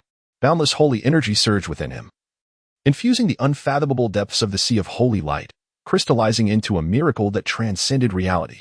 At last, the grand ritual reached its completion. Shulin slowly extended a finger to touch the maiden's forehead. The Lord declares, "You shall sacrifice yourself for the redemption of mankind. Sin and death shall not claim you, for you shall return in 3 days." Amidst the low murmurs, a brilliant crystal of light embedded itself into the maiden's brow, and Shulin's eyes widened in shock as he emitted a deafening roar. "The dead shall rise." Buzz. A gentle holy light blossomed upon the maiden's lifeless form, the hollow cavity of her chest pulsating as the wound swiftly healed. The faint sound of a heartbeat resonated like the most enchanting celestial melody. Shulins lowered his fingers, unable to suppress a weary smile. "Have we succeeded, my lord?" The other missionaries had succumbed to unconsciousness the moment the miracle was unleashed, leaving only Nelson Craig to struggle to his feet and shuffle to Shulin's side. Chapter 73. Do not gaze into his eyes, it has been accomplished. With a faint acknowledgement, Shalunis turned toward the grand doors of the church, his once proud and upright figure now seemingly bearing a hint of stoop. "Yes, my lord. By the way, there is one more thing you must remember." "Indeed, my lord." "Do not gaze into his eyes." He, Zhao Yinchun, as Nelson Craig, initially bowing respectfully to Shalunis's departing silhouette, lifted his head in terror. He found the space outside the grand doors already deserted. Meanwhile, aboard a ship several dozen kilometers away, a remarkably handsome man gazed longingly at the receding continent, 2 golden tears streaming from the corners of his eyes as he muttered to himself. "That is the pride of Wudong Mountain. How can he be cast aside? Ahem, the demonic master, has personally spoken. It would be unwise to refuse. Moreover, there indeed exists a master-disciple connection. Do we not have a master-disciple connection? His father is a direct disciple of Wudong Mountain. Haha. Some are well aware of why his father was expelled from the mountain. Enough. Does a mere young lad warrant such uproar? Even if he ascends in the future, does our holy realm of Wudong Mountain truly lack a top-tier combatant? Precisely, the matter of the rankings is paramount. Have the rules for next year's competition been discussed with the all-seeing eye? Delays are not terrifying. They merely afford our disciples time to prepare. I have heard that the prodigies from overseas are stirring. We must not allow our celestial empire to lose its grandeur." Upon hearing the elder's words, several young disciples hesitated, eager to voice a single truth. "My lord, the times have changed. This is no longer the era of the invincible great men fleet dominating the seas and suppressing the world. The foreigners are nearly at our doorstep." Suddenly, Zhao Yinchun awoke from his chaotic reverie, discovering himself standing in the center of a foreboding and eerie church, hands clasped before him, head bowed. Raising his gaze, he saw an enormous black inverted cross suspended before him, dark crimson liquid, thick as crude oil, flowing down from the cross, threatening to engulf his ankles. His consciousness felt leaden, yet an instinct warned him that this was no benign entity. Suppressing the throbbing chaos in his mind, Zhao Yinchun summoned all his willpower and turned to flee. As he spun around, the vast emptiness of the dark church loomed around him, with two magnificent doors, towering like mountains, appearing as a passage between hell and heaven, suffused with ethereal, chilling starlight. An icy chill coursed down his spine, sharp as a blade sliding along his vertebrae, causing goosebumps to rise all over his body, as if some unfathomable terror was poised to descend upon him. With no time for contemplation, the sense of impending threat loomed like an unseen beast closing in. Driven by primal instinct, Zhao Yinchun unleashed his full potential, dashing wildly toward the distant doors. Behind him, the suspended dark cross erupted with an endless torrent of dark crimson liquid, creating a tsunami-like wave that engulfed everything in its path. Beneath the resplendent starlit sky, the towering doors of the church loomed. And in the fleeting moment, Zhao Yinchun burst forth from its confines. The ornate and sinister gates thunderously shut, sealing him off from the encroaching black tide that pursued him. The bizarre expanse of the starry sea twisted and writhed, exuding an absurd yet eerie aura. At the heart of this chilling celestial ocean stood a uniquely beautiful yet grotesque Gothic edifice, adorned with an intricate tapestry of decorations that covered every inch of its structure. Upon closer inspection, one would realize that these embellishments were entirely formed from pure black bones, entwined and assembled in a macabre display. No, it would be more accurate to state that the entire church was constructed from a veritable mountain of bones. This indescribable bone church seemed to stretch across the cosmos, an unending expanse that delved into the depths of darkness. Merely gazing upon this terrifying architecture rendered Zhao Yinchun devoid of strength and warmth. A dizzying sensation of weightlessness engulfing his mind, as though he were plummeting into a cold, abyssal sea. The warped bones squirmed like tiny maggots, forming grotesque and unfathomable patterns that reflected upon Zhao Yinchun's retinas, seeping deeper into the very core of his soul. A resonant, malevolent black inverted cross hovered before him, emanating an indescribable, sinister glow. An unseen force gradually pulled him aloft, while viscous tendrils writhed forth from the cross, tenderly enveloping him like the embrace of a jellyfish. The entire church began to tremble violently, the uneven walls and floors writhing in a struggle as sinister black skeletons emerged from their depths. The structure slowly crumbled, as bizarre and grotesque bones seemed to slither away like serpents that had just completed their mating, reaching high towards the inky black cross at the center of the starry sea. Some skeletal figures, sprouting bony wings, knelt beneath the dark cross, illuminated by its ominous light. Some gazed up in reverence, while others bowed in prayer, adding a solemn sanctity to the otherwise terrifying tableau. Countless slick and chilling tendrils enveloped Zhao Yinchun, gradually drawing him towards the very heart of the inverted cross, until he vanished entirely into the black luminescence, wholly consumed by its grasp. A haunting, genderless whisper resonated as if emanating from the bowels of the earth, layering upon one another like rolling waves, penetrating his soul and battering against the last vestiges of his mental defenses. The cacophony of murmurs ultimately coalesced into a singularity, allowing Zhao Yinchun to discern their cries. It seemed to be a name, a title that transcended his understanding, an ineffable honorific. In an instant, as if a ritual had been completed, the immense black cross collapsed, like a phantom, assimilating into Zhao Yinchun's very being. An excruciating pain pierced through his soul, compelling him to clutch his arms tightly, his body convulsing and curling in agony. As his flesh swelled and writhed like a balloon, grotesque growths erupting from his back. Chapter 74, Martial Arts Sequence LV 1. Martial Apprentice, in the throes of violent trembling. Agony reached its zenith. Zhao Yinchun's fingers clenched fiercely, emitting a chilling howl that seemed inhuman. With a piercing sound, sharp, elongated bone spines erupted from his back, piercing the heavens like swords, endlessly extending and growing. These arthropod-like spines unfurled slowly like wings, ultimately casting the entire universe into shadow. Suddenly, he opened his eyes wide, and in an instant, Zhao Yinchun shot up from the bed, his handsome features displaying an alarming gravity that belied his youth. Deep within his pupils, the shadowy image of an inverted black cross gradually faded away, disappearing without a trace. Huff, huff. His heart raced wildly as Zhao Yinchun gasped for breath, taking a considerable time to regain his composure. Had he been dreaming? The memories of the nightmare quickly evaporated the moment he opened his eyes, leaving him with only a vague recollection of a colossal, dark inverted cross and a distant, familiar yet strange call. Class advancement achieved. You have attained Martial Arts Sequence LV, 1 Martial Apprentice. Divinity, 2 Agility, 5 Strength, 4 Precision, 2 Energy, 2 Body, 7 Lifespan, 10 Root Bone, 2 Comprehension, 1. As his gaze descended, a sudden exclamation from outside interrupted Zhao Yinchuan's thoughts. Xiao Shun, you have finally awakened. He Yu Ba, who had been waiting outside, rushed in excitedly, followed by a kindly old man with a gentle smile. Ignoring He Yu Ba's animated gestures, Zhao Yinchun focused on the elderly gentleman, sensing that he had undergone an astonishing transformation. Qin Yushi nodded with a smile, his voice soft and measured as he inquired, "By the way, what has happened to me?" Zhao Yinchun rubbed his temples, his thoughts still somewhat muddled. "I'm not entirely sure either. Perhaps it would be best for His Eminence the Archbishop to explain." Qin Yushi shook his head and turned to look behind him, as a familiar, graceful figure glided into the room. "You were drawn into the divine realm of Pei Shuluan, ultimately overcoming the deity in your mortal form. After completing the initiation ceremony and consuming the elixir, your mind and body succumbed to a protective slumber. Veiled by a crown-like ornate headpiece, her intensely aggressive eyes were concealed, and oculi Yanni's demeanor underwent an instantaneous transformation, transitioning from a chaotic jester to an elegant lady. Fire Maiden." The seemingly delicate and virtuous woman instantly evoked the image of a character from a past game in Zhao Yinchuan's mind, stirring something within his DNA, nearly prompting him to exclaim, "Wife, what is the matter? Is this headpiece unbecoming?" Noticing Zhao Yinchuan's gaze, oculi Yanni touched the elaborate ornament that obscured part of her face. Her voice tinged with concern. "It's nothing. It looks quite lovely. How are your eyes?" Redirecting the conversation, Zhao Yinchuan's once chaotic thoughts began to clarify, gradually rousing him from the remnants of the nightmare. "Is it because of that man named Pei Shuluan?"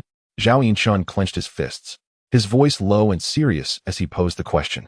"No, it was a 1 against 2, and with the suppression of the National Protector's cauldron. He originally lacked the ability to inflict such harm upon me. The primary reason lies with you." Listening to the calm narration of Ocliani, Zhao Yinchun felt the anger on his face gradually stiffen. "Before the competition, I had struck my teammate. Quite an embarrassing situation."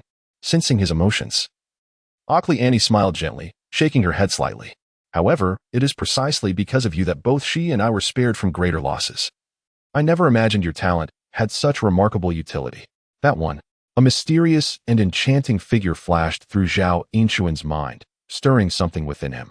Leaning closer to Zhao Yinchuan's ear, Ocliani spoke with a hint of reluctance. "Moreover, the intricacies of the list of deities remain unexplored even by our all-seeing eye.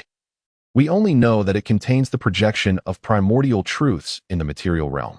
Those who ascend the list will receive the protection of celestial fortune, capable of muddling fate at a cosmic level, rendering all laws unpredictable and immune to malevolence. Currently, you stand at the pinnacle. You must seize the time to comprehend its mysteries." Her ethereal voice resonated directly within Zhao Yinchuan's mind. After a moment of silence, he slowly nodded. As if having resolved some lingering concern, Ocliani revealed a sweet smile, her form gradually becoming translucent before vanishing without a trace. Once she departed, Qin Yushi exhaled a long breath, appearing somewhat tense. "Master, why do you seem a bit restrained?" "Miss Annie is not an outsider." He Yu Bo scratched his head foolishly, offering comfort to Qin Yushi with a silly grin. Zhao Yinchun could clearly see the 3 lines forming on Qin Yushi's forehead and looked at He Yu Bo with a touch of sympathy. "Instructor, with your eloquence, why not author a book?" "What, Miss Annie?" "Address her as His Eminence the Archbishop." Boom, boom, boom. Following the alarming, thunderous sounds of physical confrontation, He Yu Bo crouched in a corner, trembling in fear with his head cradled. Qin Yushi ground his teeth menacingly, glaring at this unworthy disciple. "But little Shun directly calls her Annie." He Yu Bo retorted in a somewhat aggrieved manner, only to elicit a more violent reprimand from Qin Yushi. "What relationship does little Shun have with her?" "What relationship do you have with her?" Zhao Yinchun interjected. "I am not. I did not. Director, please do not speak nonsense. I am merely an ordinary friend. Truly, ignorance breeds fearlessness. I dare not even utter her name. Yet you possess the audacity to do so?" After delivering a harsh reprimand to the oblivious fool, Qin Yushi painfully pinched his brow. Receiving a pitiful plea for help from He Yu Bo, Zhao Yinchun nodded solemnly, respectfully cupping his hands in salute towards Qin Yushi. "Director, I have an ungrateful request." Casting a glance at Zhao Yinchun, Qin Yushi discerned his intention, a hint of satisfaction curling his lips before he chuckled and shook his head. "That supreme-grade martial arts elixir is not meant to coerce you. Director. If I were unwilling, who in this world could coerce me? Zhao Yinchun gazed intently into his eyes, his starry pupils filled with sincerity. However, I have already taken a disciple. It is impossible for me to accept you as a student. It matters not. I can take Master He Yuba as my teacher. Upon hearing these words, He Yuba, who had been crouching in the corner, instantly perked up, his gaze fixed intently upon the two with fervent intensity. Happiness arrived with such unexpected swiftness. Chapter 75, Solid Foundation. He is unworthy. Casting a glance at his disciple, Qin Yushi let out a cold, merciless laugh. The smile that had just graced his lips instantly froze on his face as He Yuba stared incredulously at his master. Unable to comprehend why such frigid words could emerge from his fervent heart. So love can simply vanish, can it? Well, I shall take my leave then. On the other side, Zhao Yinchun, rendered speechless by a remark from Qin Yushi, observed He Yuba, whose spirit seemed extinguished and whose eyes were devoid of life. And sighed helplessly. I can assist you no further. With your innate talent, you must seek the tutelage of a true master of the path of the master to achieve perfect growth. We mere martial artists can impart but a modicum of experience. Gazing at the remarkably handsome youth, a flicker of regret crossed Qin Yushi's eyes. This visibly extraordinary talent would surely make even the exalted sacred realm covetous. Were it not for the fear of hindering his progress, he would have willingly taken him under his wing. Shaking his head to cast aside these distracting thoughts, Qin Yushi patted the young man's shoulder. Coincidentally, I know a senior who wishes to cultivate a guardian. I have invited her to come and meet you. In a few days, let us go pay her a visit.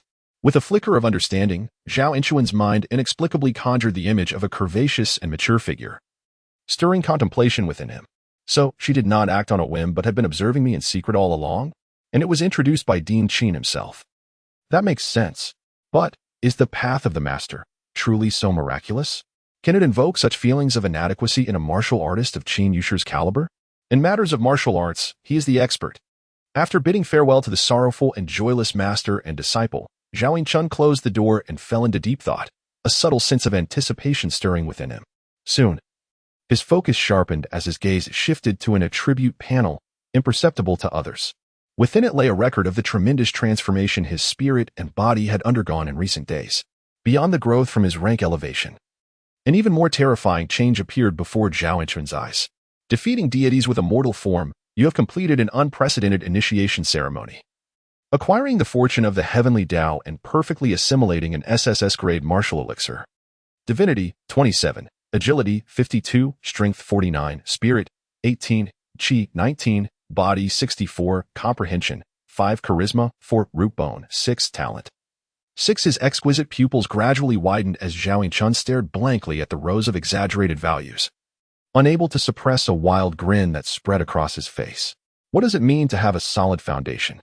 With a tactical lean, Zhao Yinchun collapsed onto his bed, laughing like a foolish heir of a wealthy family. After reveling in joy for a while, he then noticed that the attribute panel also contained recorded information. With 6 dimensions touched, you have seized the fortune of the heavens, completing the initiation ceremony, and acquiring an extraordinary talent for growth. Extraordinary health, extraordinary agility, extraordinary strength, enduring breath, vibrant energy, clear mind. Observing the 6 extraordinary talents on par with eternal youth, Zhao Yinchun stroked his chin, sinking into contemplation. After a brief moment of reflection, he grasped the effects of these talents, which elevated various attributes to a transcendent realm. This represented a comprehensive enhancement, for instance. Extraordinary health augmented resilience, resistance to toxins and diseases, recovery rate, and immunity to harsh climates, among numerous passive effects. Although each enhancement was not excessively substantial, it effectively mitigated his weaknesses, rendering them less pronounced. Zhao Yinchun, Sequence LV. 1. Martial Apprentice. Energy level, S-. Spirit, 39. Outstanding. Agility, 74. Perfect. Strength, 69. Perfect. Essence, 30. Outstanding. Chi, 31. Outstanding. Body, 86. Superior. Lifespan, 194. No wonder he had succumbed to a protective slumber. Such an immense array of attributes had been entirely assimilated in merely a few days, leading both his body and spirit through an unparalleled metamorphosis. Upon a brief estimation, Zhao Yinchun realized that his growth over these few days equated to decades of arduous cultivation for an ordinary extraordinary being. When it came to fundamental attributes, he would likely hold an edge over a typical Sequence LV, 2 martial artist. If one were to factor in the 20 enhancement from innate divine body across all attributes, along with 6 A-grade talents such as extraordinary health, even a standard sequence LV, 3 martial artists might struggle to compete with him. Lastly, adding the double spirit attribute and the subtle reinforcement of higher dimensional vision. After pondering for a few seconds, Zhao Chun found himself momentarily at a loss regarding just how formidable he truly was. His sole deficiency appeared to be an unrefined combat style, hindering the full expression of his attribute's potency. After all, a typical extraordinary individual who cultivated to his level would have, at the very least, reached their 40s or 50s, having honed their primary techniques to perfection. The balance of skills and levels could not possibly mirror his own. Suddenly, as if a thought struck him, Zhao Chun's expression shifted dramatically. He dashed into the washroom, gazing at his reflection with furrowed brows. His height remained unchanged, yet his face had become even more youthful. His features were exquisitely perfect, and his skin, resembling milk, seemed as if it would yield moisture upon the slightest touch. Akin to a character from a CG movie stepping into reality, strikingly handsome to the point of surrealism. A wave of anxiety washed over him. He hastily loosened his belt to take a glance, finally exhaling in relief. Thankfully, the phenomenon of rejuvenation had not occurred. He still possessed ample room for growth. However, gazing at the unrealistically beautiful youth in the mirror, Zhao Chun sighed, a blend of happiness and vexation enveloping him. Alas, when would he grow into a robust figure towering at 2 meters, with the physique of a powerful bear? Caressing his cheek, Zhao Chun fantasized about his mature appearance, his gaze drifting into a reverie. One's youthful phase typically spans from the ages of 40 to 60, suggesting that physical maturity is not fully attained until around the age of 50. However, with over 30 years remaining, it would be implausible to remain stagnant at the initial level of development. Soon, he dispelled such distractions and meticulously examined his attribute panel. The panel bore no record of the previous nightmare, and the details eluded his memory. Could it truly have been nothing more than a mere figment of his imagination? With a divine attribute nearing 80 points, coupled with a higher dimensional perspective, how many-fold could his cultivation speed be enhanced? If being somewhat immature means living several hundred or even 1,000 years longer, would that not be a delightful prospect? Who would lament an extended lifespan? Cultivation brings me joy. Chapter 76. The Limits of Innate Ability. Iris, how are you feeling? Nelson Craig inquired, observing the despondent and ailing beauty before him with a sigh. The girl sat on a bench, gazing vacantly at the towering cross in the center of the church, her delicate face devoid of the previous valor and strength. After a lengthy silence, she finally spoke softly. Have I truly erred? Why does the power of love and justice seem insufficient against him? Is he the embodiment of justice? Clutching her chest, Iris furrowed her brow in anguish, the torment within her heart rendering her breathless. Witnessing her plight, Nelson Craig felt a surge of urgency. Although her physical wounds had healed, the psychological scars remained deeply entrenched. It was evident that her resolve had been shattered. If this inner turmoil could not be resolved, she might remain incapacitated for life. What to do? As thoughts raced through his mind, an epiphany struck Nelson Craig. Iris, how can you succumb to self-doubt? His expression transformed into one of solemn authority as he bellowed, exuding the gravitas of decades of experience. This is a test from the Lord. If you cannot overcome this minor obstacle, how will you confront evil and uphold the Lord's majesty in the future? As a prominent bishop, his words momentarily subdued Iris, leaving her gazing at him in confusion. No buts. The Lord has granted you insight. You are to follow his path and return in 3 days. Is this not evident? Iris's eyes sparkled, her enchanting green irises gradually regaining their luster. Are you suggesting? With a stern wave of his hand, Nelson Craig shook his head resolutely. The Lord's revelation has always resided within your heart. Though he appeared composed, internally he was in turmoil, racing to conjure various justifications. It was easy to deceive outsiders, but to mislead Iris, a true child of the faith, was an insurmountable challenge.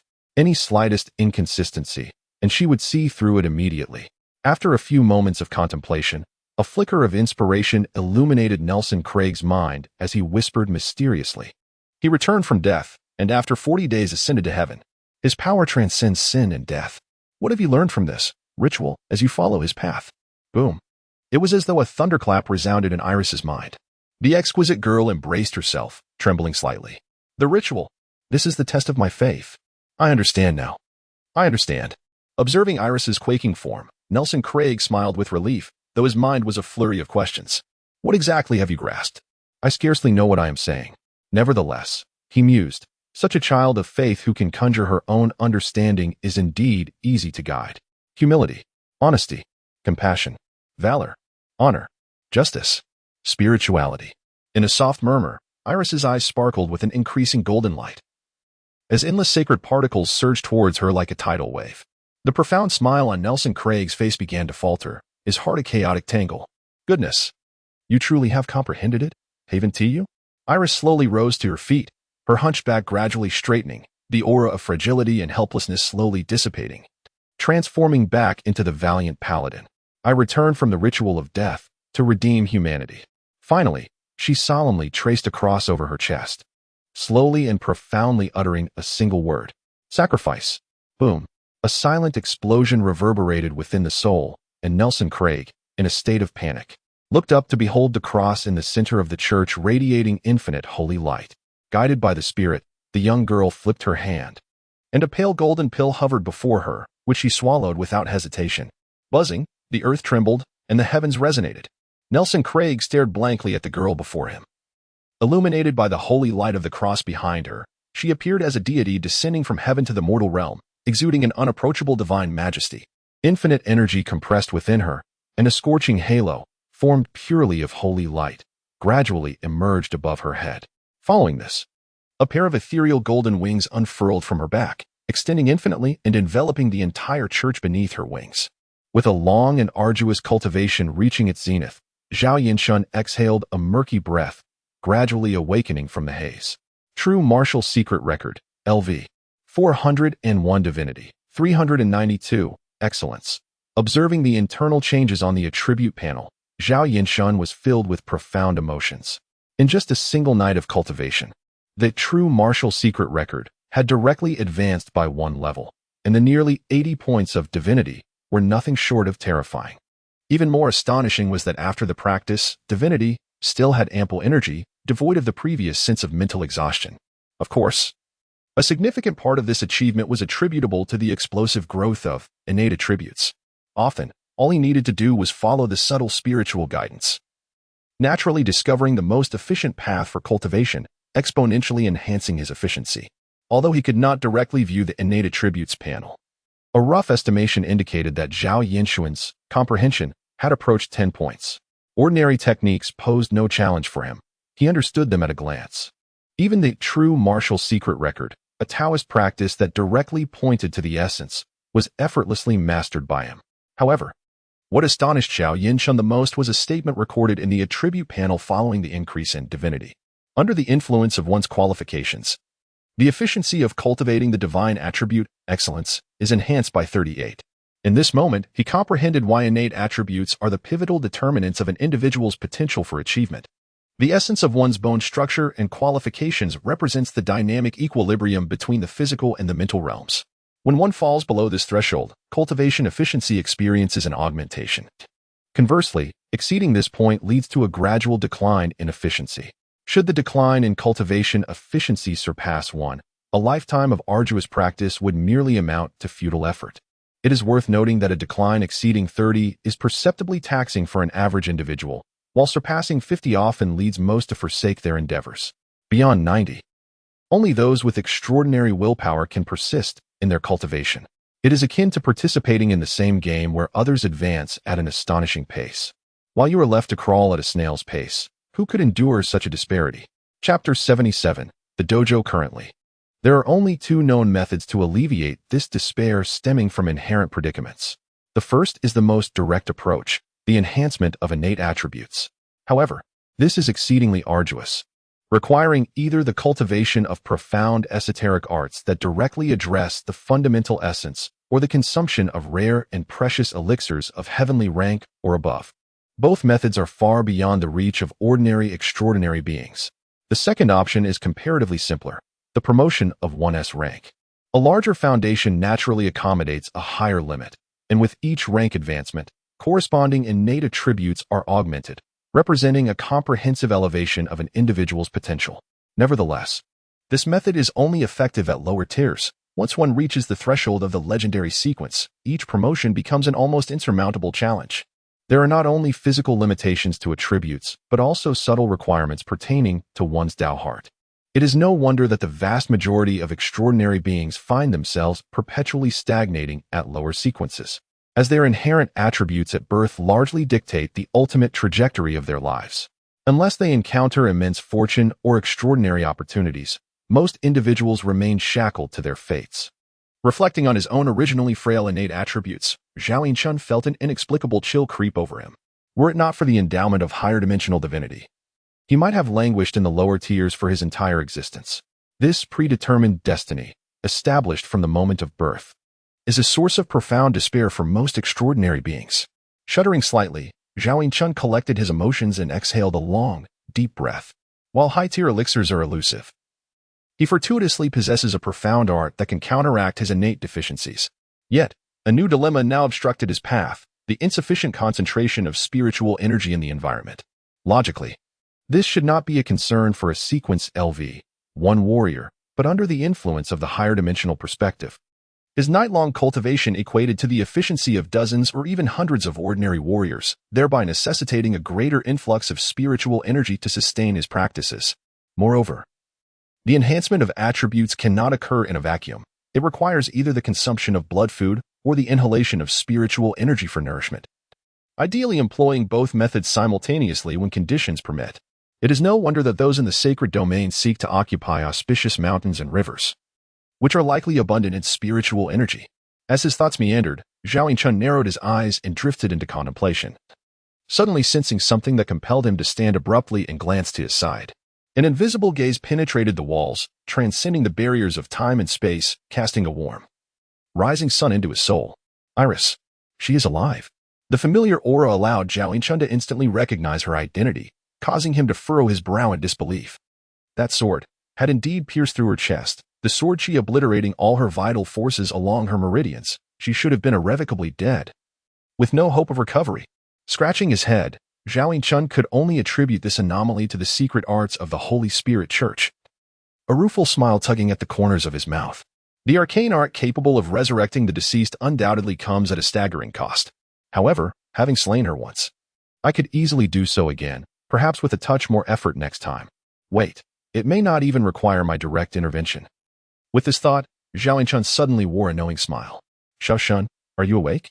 A sudden knock echoed from outside the door, belonging to Qin Yushi.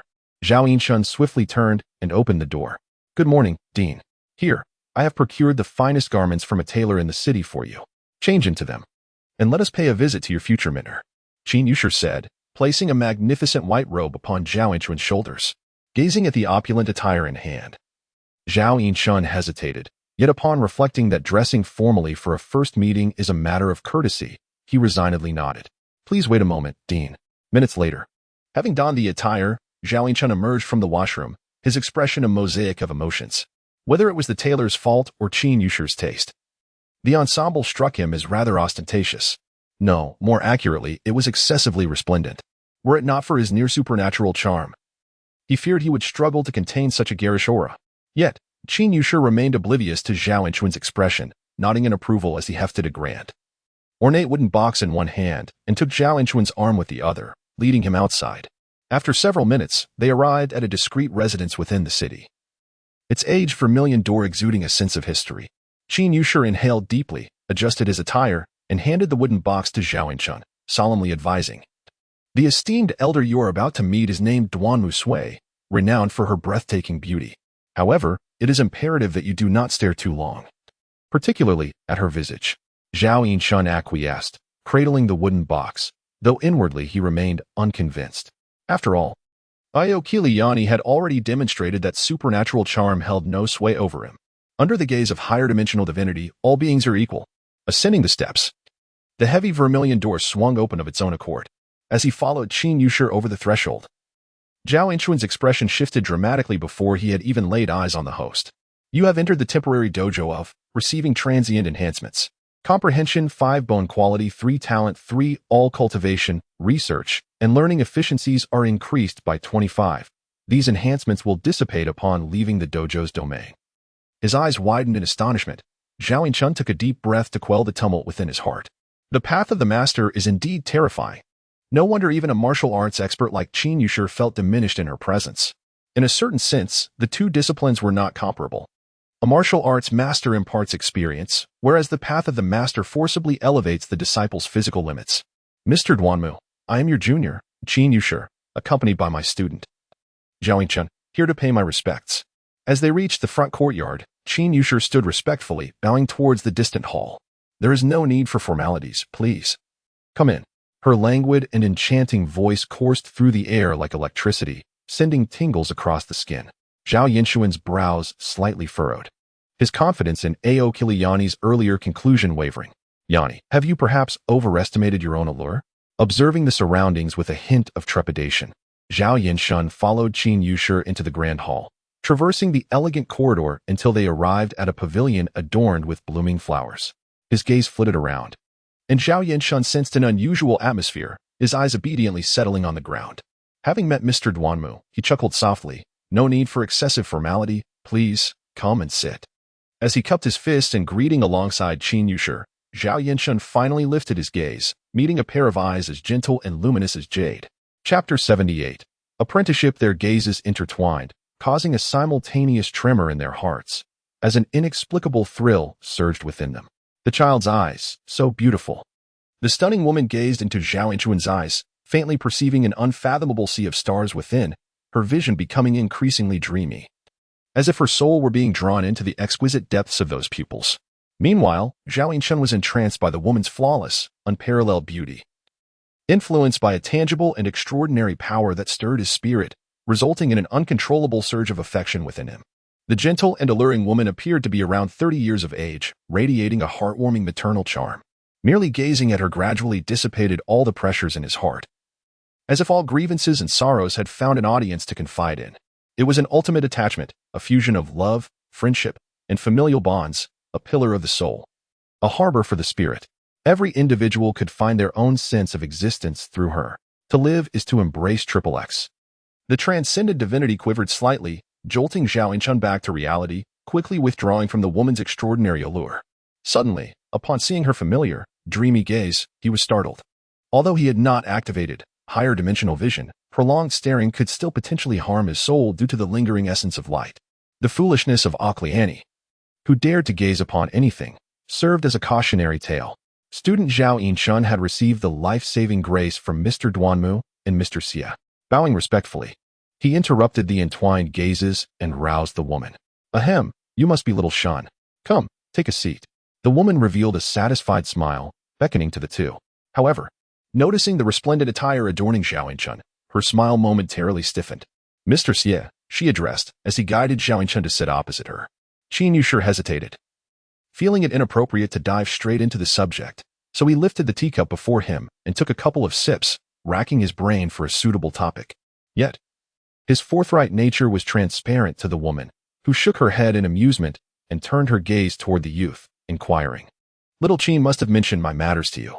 Would you be willing to take me as your master? Gazing at the woman's gentle visage, Zhao Yinchun contemplated for a few moments before earnestly nodding. I am willing to be a student. Although Qin Yushi had been rather vague, the formidable enhancement of the Dao field left Zhao Yinchun with no grounds for refusal. Furthermore, studies from his past life indicated that men who gazed at beautiful women for just a few minutes daily tended to have lower blood pressure, slower heart rates, and fewer heart ailments, potentially extending their lifespan by 4 to 5 years. If he were to face such an enchanting teacher every day, an extension of 10 years would hardly be excessive, would it? Unaware of Zhao Yinchuan's impolite thoughts, the woman smiled sweetly, nodding in satisfaction. Oblivious to her complex expression of hesitation, Qin Yushi proudly claimed, this was tailored by the best master in the city, using only the finest fabrics. It cost me a whopping 8 gold coins. The woman pursed her lips and cast a glance at Qin Yushi, remaining silent for an extended moment before managing a strained smile. It's quite fine. Please do not go to such expense next time. Having spoken, she turned her gaze to Zhao Yinchun, waving her hand gracefully. A flat, exquisite wooden box soared through the air, landing in her palm. Please change into this in the inner room. Consider it a gift from your teacher to commemorate our meeting. As she handed the wooden box to Zhao Yinchun, a gentle smile graced her features like flowing water. Noting the bewilderment on Qin Yushi's face, Zhao Yinchun distinctly sensed the woman's disdain for his attire and discreetly tugged at the corner of his mouth. Very well. A mere 10 minutes later, Zhao Yinchun emerged from the corridor clad in a resplendent silver brocade robe. In that instant, the world seemed to don a delicate ink-wash filter, harmonizing with the elegant and ancient surroundings, as if he had stepped forth from the realms of classical poetry and painting, a transcendent young gentleman. From a distance, the silver robe appeared simple and unadorned, yet upon closer inspection, it emanated a subtle brilliance, edged with opulent gold trim. At various angles, one could catch glimpses of a five-clawed silver dragon soaring through the fabric, almost ethereal in its presence. As Zhao Yinchun's fingertips glided gently along the sleeve, the cool sensation belied its silk appearance, bearing instead a hint of metallic texture. He understood that the garment's surface was intricately stitched from countless nearly imperceptible silver scales, rendering it a remarkable artifact of extraordinary power. With an elegance reminiscent of noble flora, he approached the two, his snowy white attire accentuating his tall frame, and a barely perceptible smile gracing his handsome visage. The exquisite woman could not help but nod in satisfied approval.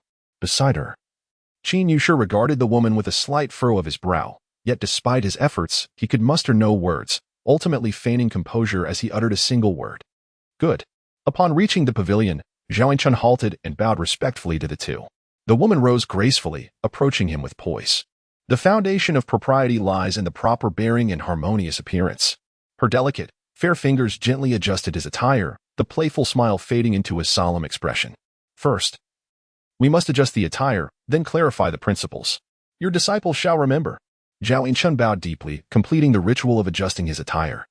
Before following the woman into the pavilion, a jade basin filled with clear water awaited them on the table. Zhao Yinchun submerged his hands, washing them thoroughly before drying them. Purify your hands and heart, eliminating the trivial and preserving the essence. I hope you can focus intently on your studies in the future, free from distractions. Your disciple shall remember. Following the established protocol, the next rite was the bow of acknowledgement.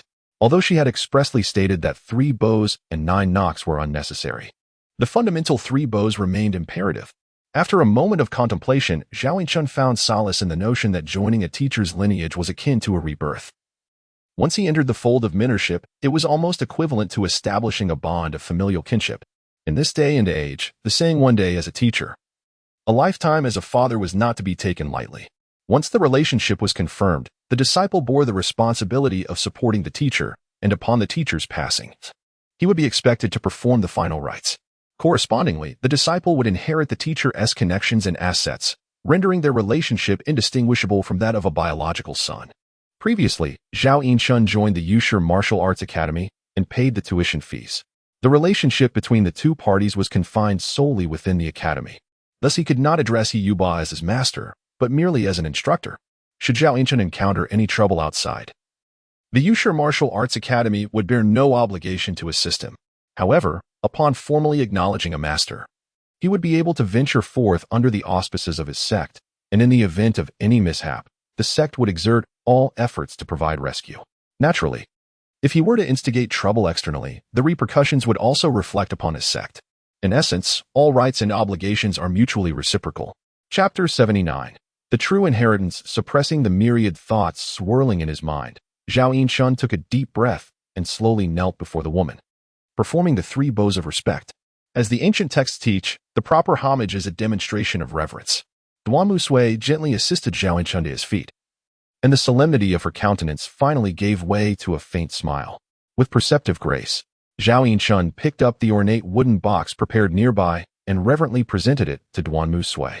Please accept this offering of 6 gifts, master. The box contains celery, symbolizing diligence and a thirst for knowledge, lotus seeds, representing the bittersweet nature of education, red beans, signifying good fortune, red dates, symbolizing early success, longan, denoting the fulfillment of merit, and dried strips of meat, expressing the disciple's heartfelt sentiments. Though none were of great monetary value, they served as essential symbols for the ceremony. Taking the wooden box from Zhao Yinchun, Duan Musui set it aside and opened a nearby sword case, retrieving a long sword of purest white. This sword, named White Emperor, possesses the power to slay deities and demons, and I bestow it upon you, hoping you will understand its essence and remain true to your heart. Thank you, master. With both hands, Zhao Yinchun respectfully accepted the sword, which, despite its elegant and slender appearance, was surprisingly heavy. He secured it at his waist, bowing once again. Thank you, master. He then affixed the Xuanxin jade pendant to the other side of his waist, feeling a refreshing wave permeate his skin and invigorate his spirit.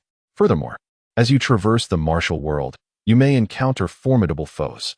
Should they become relentless, you may tear this heavenly demon escape talisman to traverse vast distances in an instant. At this point, Duan Musui hesitated momentarily and solemnly cautioned him. This talisman distorts time and space, its destination uncertain, and it may lead you into even greater peril. Use it only in dire circumstances. Random teleportation talisman? Upon receiving several heavenly demon escape talismans from Duan Musui, Zhao Yinshun blinked and nodded obediently. Thank you, master. Lastly, we have this snow dragon robe, crafted from the essence of a snow dragon. Its defensive capabilities are extraordinary, making it exceedingly difficult for beings below the mythic tier to breach in a short time. It also possesses a pocket dimension impervious to water and fire, and has wondrous effects such as feathersoft descent. Explore its potential at your own pace. As he tucked the heavenly demon escape talismans into the folds of his robes, Zhao Yinshun suddenly sensed the immense space within, reminiscent of the opulent caravan of Akraliani. Could it be that these are all immortal artifacts?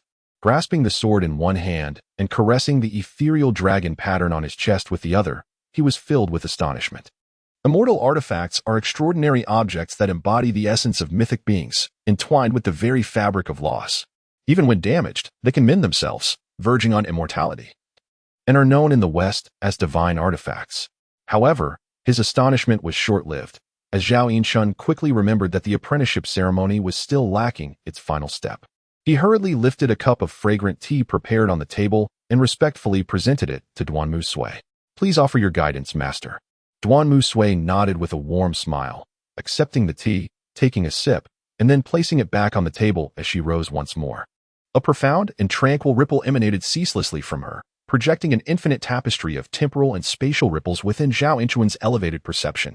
Duan Musui gazed down at the youth kneeling before her, his warm, jade-like eyes gradually losing focus, becoming vast and hollow, as if they were penetrating an unseen essence.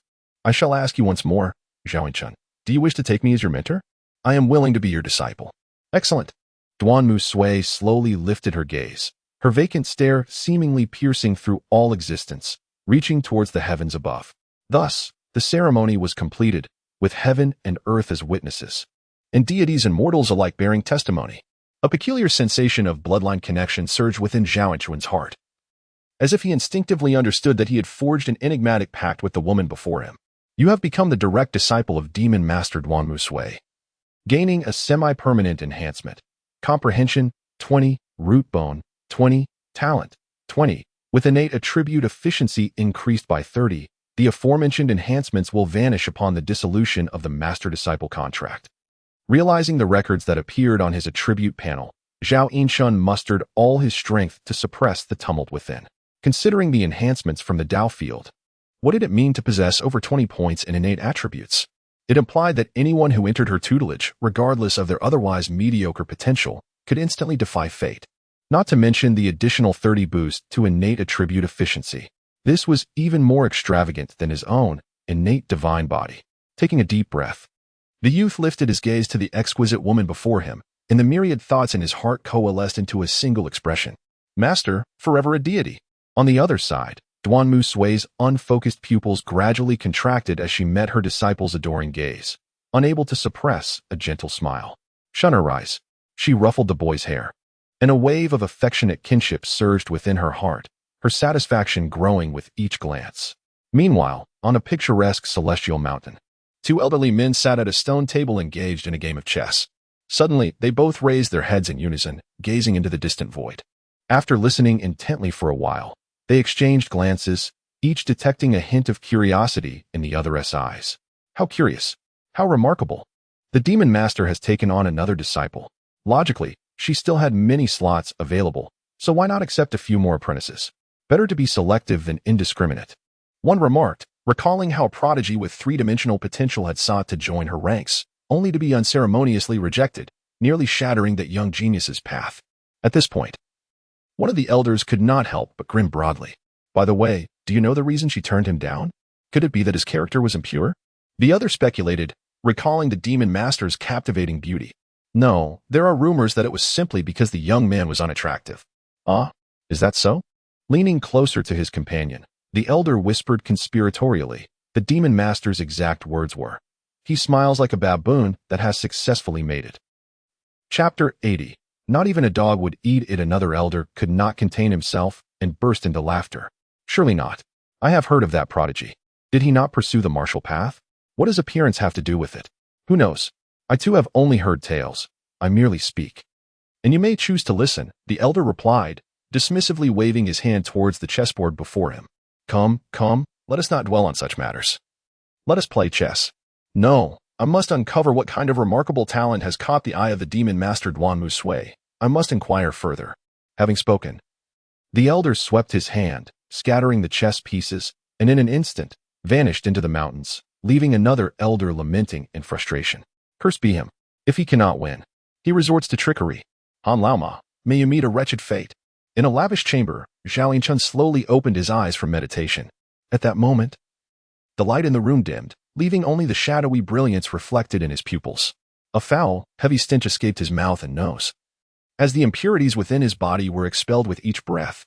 True Martial Secret Record LV. 413. Divine. 3922. Exquisite. Refined. 303. Exquisite. Qi. 312. Exquisite.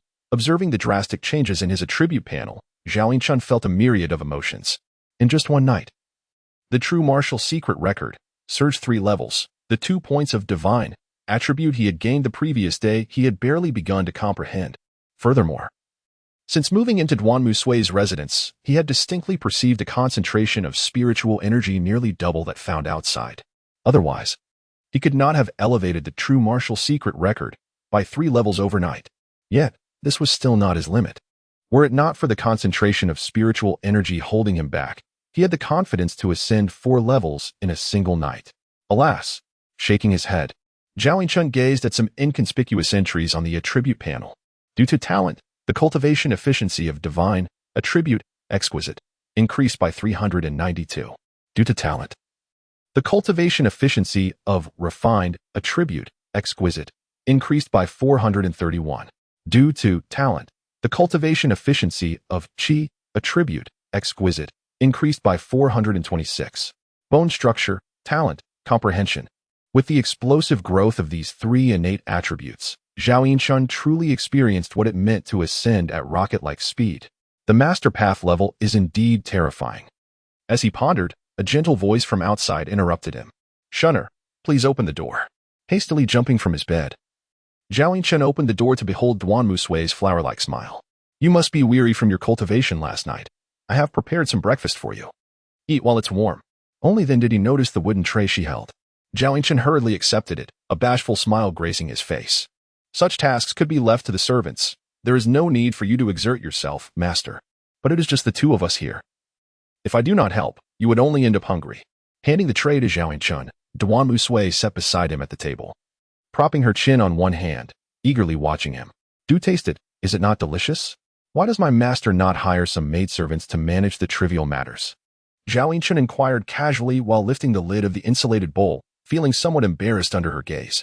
However, the overwhelming aroma that wafted towards him nearly caused him to stumble, and his eyes, tinged with a hint of red, began to glisten with moisture. No, this sin is far too intoxicating. With his eyes reddening, Zhao Yinchun summoned every ounce of willpower to suppress the urge to pour it down the drain. Forcing a strained smile towards Duan Musui. There are indeed servants at the mountain gate to handle such chores, but the residence here in Lanzhou is a gift from others. And I am merely staying for a couple of days, so I have no intention of hiring anyone. Moreover, mortals cannot remain by my side for long. Their souls cannot withstand it.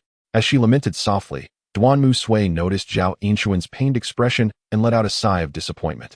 Alas, I knew it. Your senior sister does not enjoy my cooking either, even though it is quite nutritious.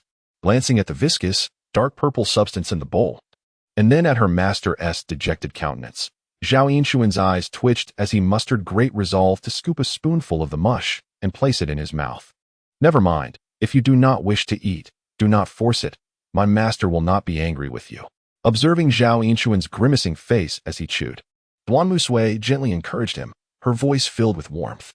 With great effort, he swallowed the peculiar textured substance. And just as he was about to offer some words of comfort to Duan Sui, his expression suddenly shifted. The mush entered his stomach, unleashing a fervent energy akin to nuclear fusion, coursing through his bloodstream to invigorate every cell in his body.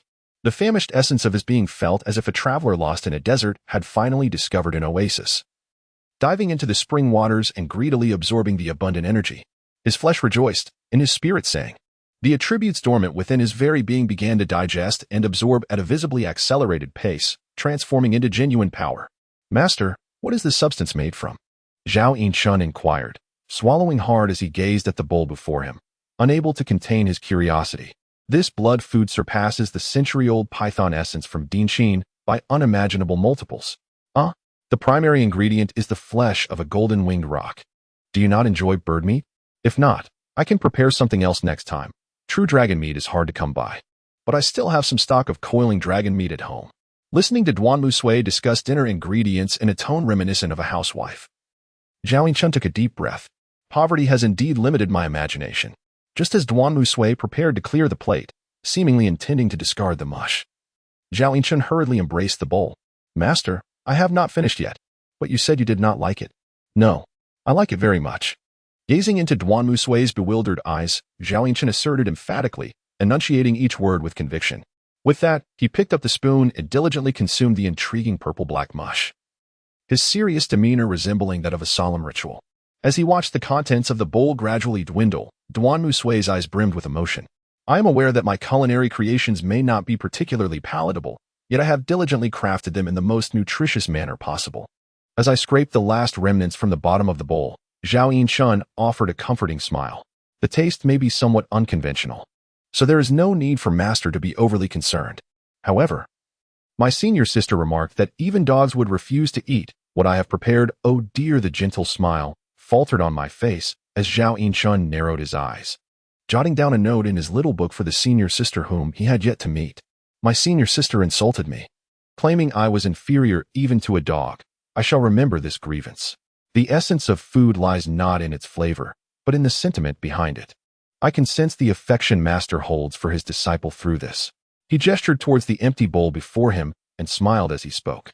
Chapter 81. Embracing all paths, setting aside the flavor of the dish. Zhao Yinchun felt a flicker of emotion in his heart upon realizing that a woman was willing to personally cook for him.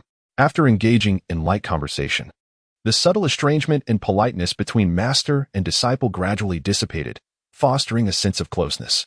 "By the way, Shunner, this is the secret technique passed down through our school. The Heavenly Witch's breath and visualization method. Take the next few days to ponder it, and feel free to ask me if you have any questions." Handing over a jade cylindrical object, roughly the size of a lipstick, Duan Sui placed it into Zhao Yinchun's hands. "Master, how is this to be used?" Zhao Yinchun inquired, examining the smooth surface of the jade slip, which bore no apparent mechanisms. He looked at his master, puzzled. "If your spirit is sufficiently powerful, you can sense it from a distance. If not, press it to your forehead and carefully attune to its contents." Before she could finish her sentence, the jade slip in Zhao Yinchun's hands emitted a faint luminescence, causing Duan Sui to blink in surprise. Perhaps this little one's spirit was even more formidable than she had anticipated. "Master, how does this technique compare to the true martial secret record?" "In terms of intent, it surpasses the true martial secret record, as the latter is merely a foundational technique of Taoism." After a brief pause, Duan Sui pondered for a few seconds before continuing. "However, the two belong to different paths, each possessing its own mysteries. The true martial secret record emphasizes balance and wholeness, while the Heavenly Witch's breath and visualization method is rooted in ancient shamanic practices, focusing on body and spirit." Hearing this, Zhao Yinchun's eyes brightened. "Can I cultivate both?" Upon hearing her disciple's question, Duan Sui furrowed her brows in concern. "Do you not wish to transition your cultivation?" "It's not a transition, but a simultaneous cultivation. Only children make choices, adults seek to embrace all." It's not entirely impossible, but there are two significant issues at hand." After a moment's hesitation, Duan Sui gazed at her disciple with a mix of resignation and concern. First, the issue of energy. Both techniques are unparalleled arts that directly target the essence of the great Tao. As you progress, they become increasingly profound, demanding exponentially more energy. The returns of simultaneous cultivation do not justify the costs. Zhao Yinchun remained undeterred, his gaze unwavering. Second, there exists a conflict in paths. Noticing her disciple's nonchalance, Duanmu Sui's expression shifted from gentle to solemn and authoritative. Listen closely, Zhao Yinchun, she warned, her voice grave. If you forcibly attempt to cultivate both, your physical form will shatter, and your mind will spiral into madness. As the excitement in Zhao Yinchun's eyes faded, he furrowed his brows, plunged into contemplation. This was a consideration he had not previously entertained. Unlike the infinitely compatible arts, it seemed that techniques could only be chosen within the same framework.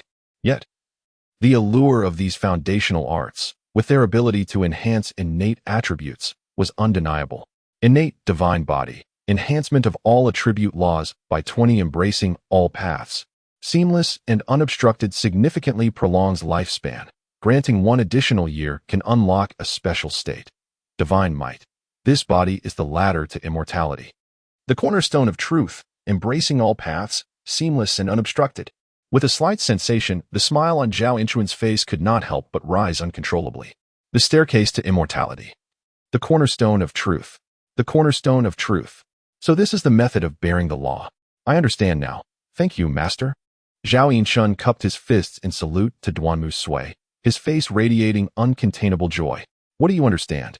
Duanmu Sui thought to himself, feeling frustrated once again by the challenges of educating a mischievous child. Shunner, the conflict of laws is no trivial matter. If mishandled, one might become utterly distorted and uncontrollable. Has there never been anyone throughout history capable of harmonizing and accommodating? A thought flickered in Zhao Yinchun's mind as he tentatively inquired. Certainly. As long as you can ascend and attain enlightenment, refining your divine body, you will qualify to absorb the laws from other paths. However, it is not simply a matter of indiscriminately accepting everything. Rather, it involves selecting the fragments that are beneficial to you for digestion and assimilation, ultimately forming your unique Tao. Just as, when the Bodhi came from the west, the Buddha was. Her eloquent discourse suddenly came to an abrupt halt. Duanmu Sui trembled, raising her gaze toward the void, as if sensing a certain majestic power, falling silent. Seeing his master's unusual expression, Zhao Yinchun seemed to grasp something, subtly shifting the topic. Yet, he continued to ponder the subject Duanmu Sui had introduced. Ascending to attain enlightenment, refining the divine body? Innate divine body? Innate, acquired. As he blinked, he felt a flicker of understanding, the corners of his mouth subtly curving upward. This terrifying pace of cultivation astonished even the most knowledgeable of. All of this is thanks to my master's blessings. Whenever he heard his disciple's sincere praise, Duanmu Sui would gaze at herself in confusion. Is my support truly so formidable? The other two little ones are quite clever as well. Why can't they reach Shunner's level? Yet, she remained oblivious to the fact that, under the influence of the high-dimensional perspective, Zhao Yinchun's cultivation speed had already reached an astonishingly incredible level. Now, compounded by her Tao field and the effects of their master-disciple relationship. The only factors that could currently limit Zhao Yinchun's ascension were the upper limits of his divine attributes and the concentration of spiritual energy in the external environment. Tianwu Breathing and Visualization Method, LV, 19 Divine, 4350, Perfect, Agility, 7476, Perfect, Strength, 6970, Perfect, Spirit, 3337, Excellent, Qi, 3335, Excellent, Body, 8689, Transcendent, influenced by the root bone. The cultivation efficiency of the agility, attribute perfect, is enhanced by 248. Influenced by the root bone, the cultivation efficiency of the strength, attribute perfect, is enhanced by 271. Influenced by the root bone, the cultivation efficiency of the body, attribute transcendent, is enhanced by 196. As he inhaled spiritual energy coupled with the continuous warm flow within him. Zhao Yinchun's gaze lingered thoughtfully over his attributes panel. After the martial artist rank was elevated, their innate attributes were enhanced. Logically, my innate qualities should surpass my talent. However, upon reaching the transcendent level, the efficiency of my cultivation still failed to exceed the 2 threshold. Chapter 82, Unique Talent, Infinite Focus as Thoughts Whirled in his mind. Zhao Yinchun vaguely understood that before the sequence LV, 3, Holy Mark Crown, his innate attributes should not hinder his progress, at least without the peril of decline. The path that lay ahead would likely require the inversion of his innate abilities through the foundational mystic arts, complemented by each advancement and potent elixir. In order to sustain his upper limits, nodding in realization, Zhao Yinshun calmed his mind, digesting the final remnants of the divine attribute, which subsequently evolved into perfection. It seemed he had touched upon a certain condition as a sudden tremor resonated deep within his soul. The awakening of his unique talent commenced.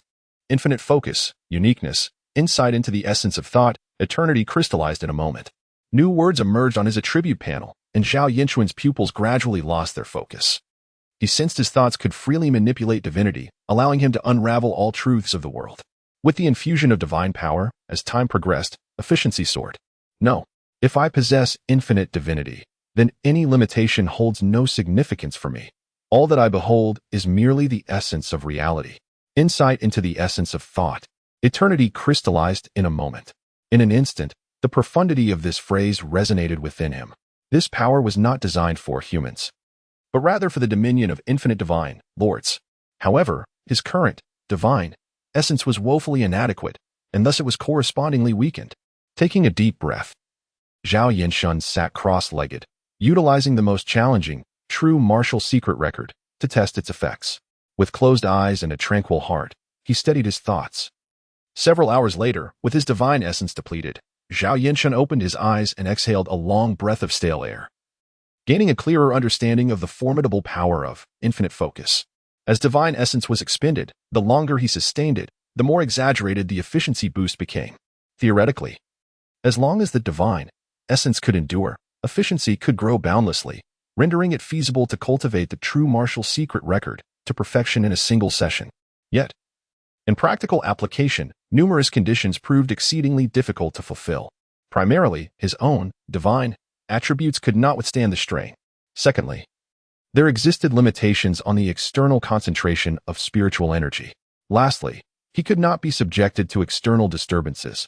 Otherwise, the effects of infinite focus would be disrupted, necessitating a complete reset.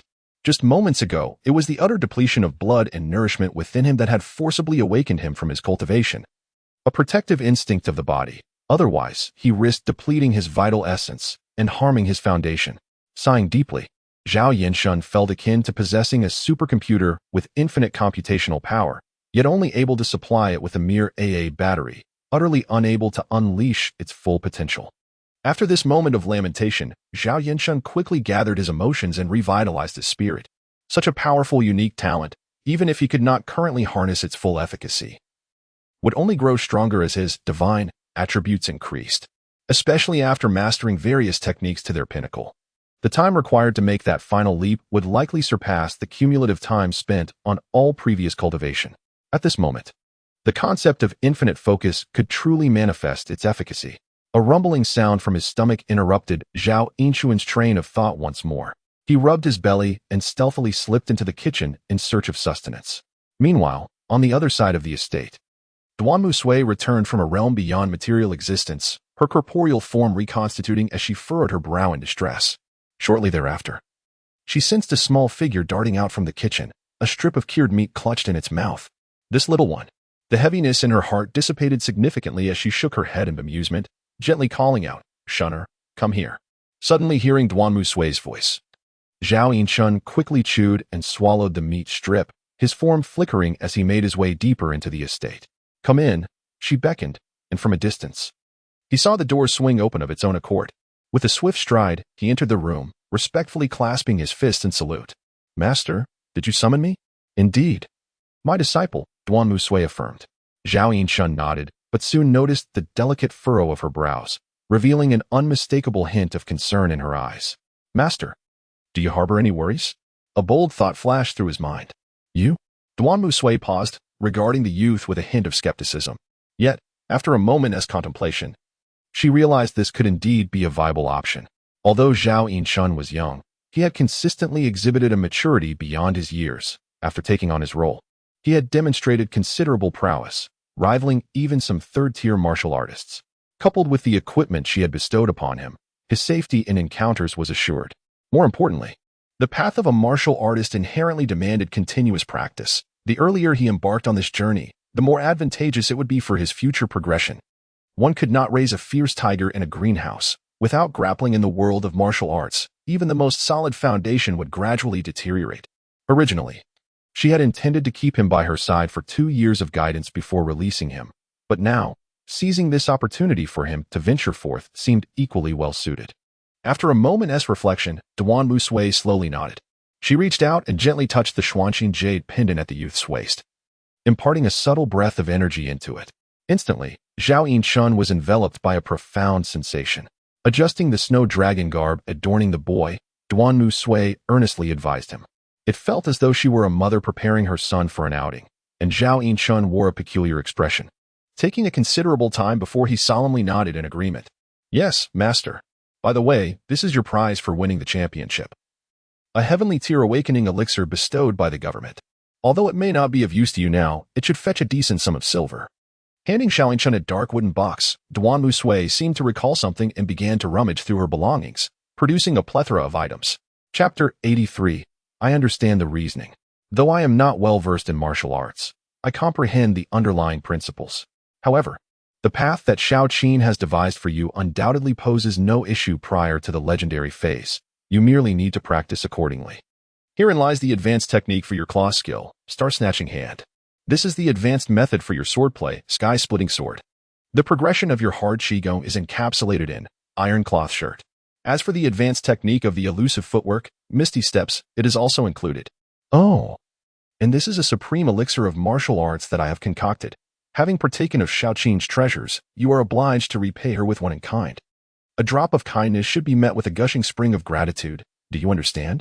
As she stuffed a collection of jade slips and boxes into Zhao Yinchun's embrace, Duan Musui affectionately ruffled his hair and earnestly imparted her wisdom.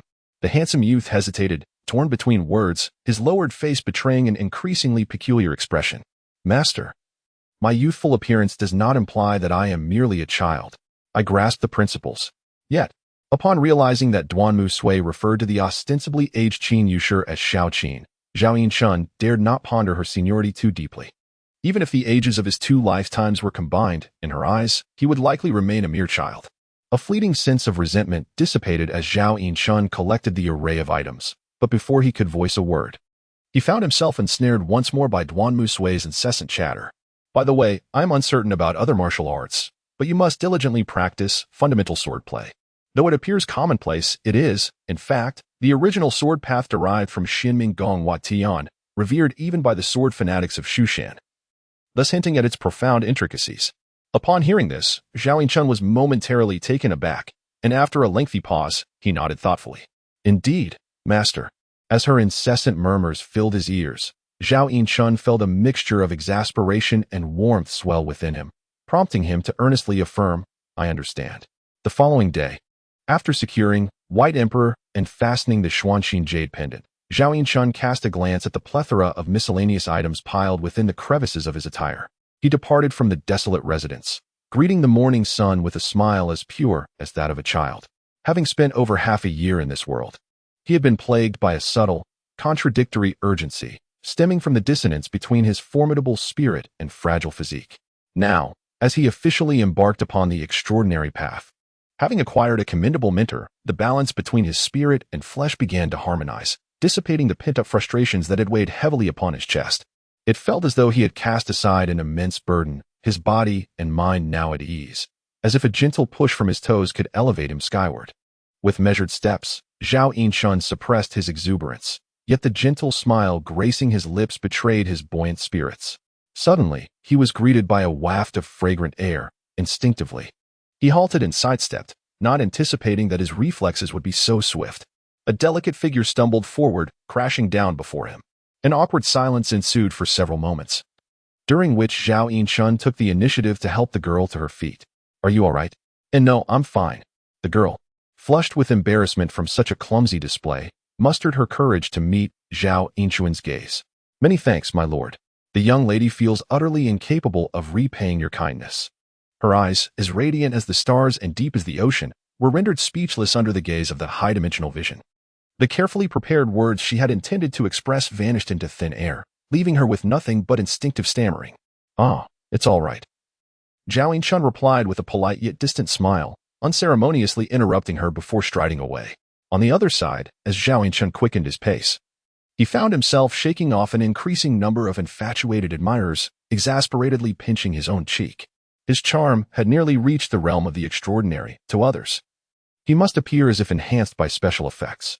It was no wonder that young women dared to approach him. In this world of extraordinary powers, women wielding authority would not be constrained by feudal remnants, and even the common women were more open than in ancient times, unafraid to love and to hate. However, their methods of flirtation were rather clumsy. Chuckling softly to himself while resting a hand on the hilt of the White Emperor, Zhao Yinshan accelerated, resembling a gust of wind sweeping through the streets. After traversing much of the Lanzhou prefecture, a familiar building came into view, the Rainstone Martial Academy, Higher Division. Unlike the scattered elementary divisions throughout Lanzhou, the Higher Division was once personally overseen by Qin Yushi, specifically for teaching formally employed martial artists. However, after certain events transpired, Qin Yushi became disheartened, entrusting the Higher Division to Sun Hui, while he retreated to Honghai City. Halting, a commanding figure, resembling an iron tower, spotted Zhao Yinshan approaching with urgency, raising his hand to signal him to stop. With a graceful and ethereal poise, Zhao Yinshan took several steps forward, elegantly cupping his fists in salute. Greetings, senior brother. I wish to meet with Director Qin Yushi. Could you kindly relay my request? Director Yushi? Who are you? What business do you have with him? I am Zhao Yinshan, and I have something to present to the director. Upon hearing his name, the sturdy man's eyes lit up, seizing Zhao Yinshan's hand and ushering him inside. Aha, so you are Zhao Yinshan. No wonder you address me as senior brother. Come, follow me. I shall take you to the director. With a hearty pat on Zhao Yinshan's shoulder, the man led him further into the expansive academy, discreetly appraising him. Indeed, he was different from us rough fellows, handsome beyond measure. Yet, knowing Zhao Yinshan had serious business with the old director, he suppressed his thoughts and guided the youth through the vast grounds of the academy. Soon, they arrived at the innermost recesses of the academy, where the sturdy man halted before a grand door, calling out in a deep voice, "Student Yuan Liza requests an audience." With a creak, the heavy door opened, and Sun Hui strode out with the gait of a dragon and the might of a tiger, immediately spotting Zhao Yinshan's cheerful countenance. "Little Shun, what brings you here?" "I have something I wish to present to the director." "Ah, then please, come inside." As Sun Hui ushered Zhao Yinshan into the room, he noticed Yuan Liza, who seemed hesitant to speak, and a slight frown crossed his brow. "Is there something else?" "Hey, instructor, once you are finished with your tasks, could you possibly arrange for junior brother Zhao to engage in a friendly spar with me?" Yuan Liza said, a charming smile adorning his face as he rubbed his large hands together like a fan. Chapter 84. A Bloodstorm You, a mere second-tier martial artist. Wish to spar with a newly appointed novice? Sun Hui gazed at his student in bewilderment, unable to comprehend the foolish notion that had taken root in his mind. In the realm of martial arts, it is a well-established principle that higher-tier practitioners should not engage with their lower-tier counterparts. Such an act would be akin to bullying the weak, and even a victory would lack honor. Typically, extraordinary individuals are quite sensitive to their reputations. Unless truly provoked, it is rare for those of higher rank to sully their hands with the affairs of the lesser. The rumors swirling in the martial community have elevated him to an almost mythical status. I simply wish to exchange a few blows with him. Rest assured, I shall not exert my full strength, he insisted. Sun Hui, sensing his student's naive enthusiasm, furrowed his brow, catching a whiff of an underlying scheme. If even Yuan Liza was eager to match wits with Xiao Shun, how many other young talents in the martial world harbored discontent? Could it be that someone was plotting against him from the shadows? Yet, with the protection of the Demon Master, very few factions within the vast realm of Daemon would dare to provoke him. Could it be the foreigners? Contemplating this, Sun Hui declined Yuan Liza's proposal, merely stating he would inquire further, and turned to enter the courtyard. No, that was meant for your consumption. What do you mean by returning it to me now? Upon stepping inside, Sun Hui was met with the thunderous roar of Qin Yushi, curiosity prompting him to glance at the irate elder. Dean, this is a directive from my master before his departure. Please do not make this difficult for me. Without further ado, he thrust 2 large medicinal pills into Qin Yushi's arms.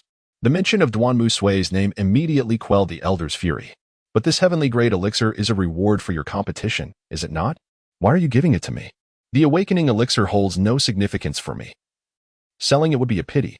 Dean, please take it. In the future, should you encounter promising juniors, you may bestow it upon them. While heavenly-grade elixirs are not considered rare treasures, they are not easily procured with mere wealth either. Typically, one would require substantial connections to even access them.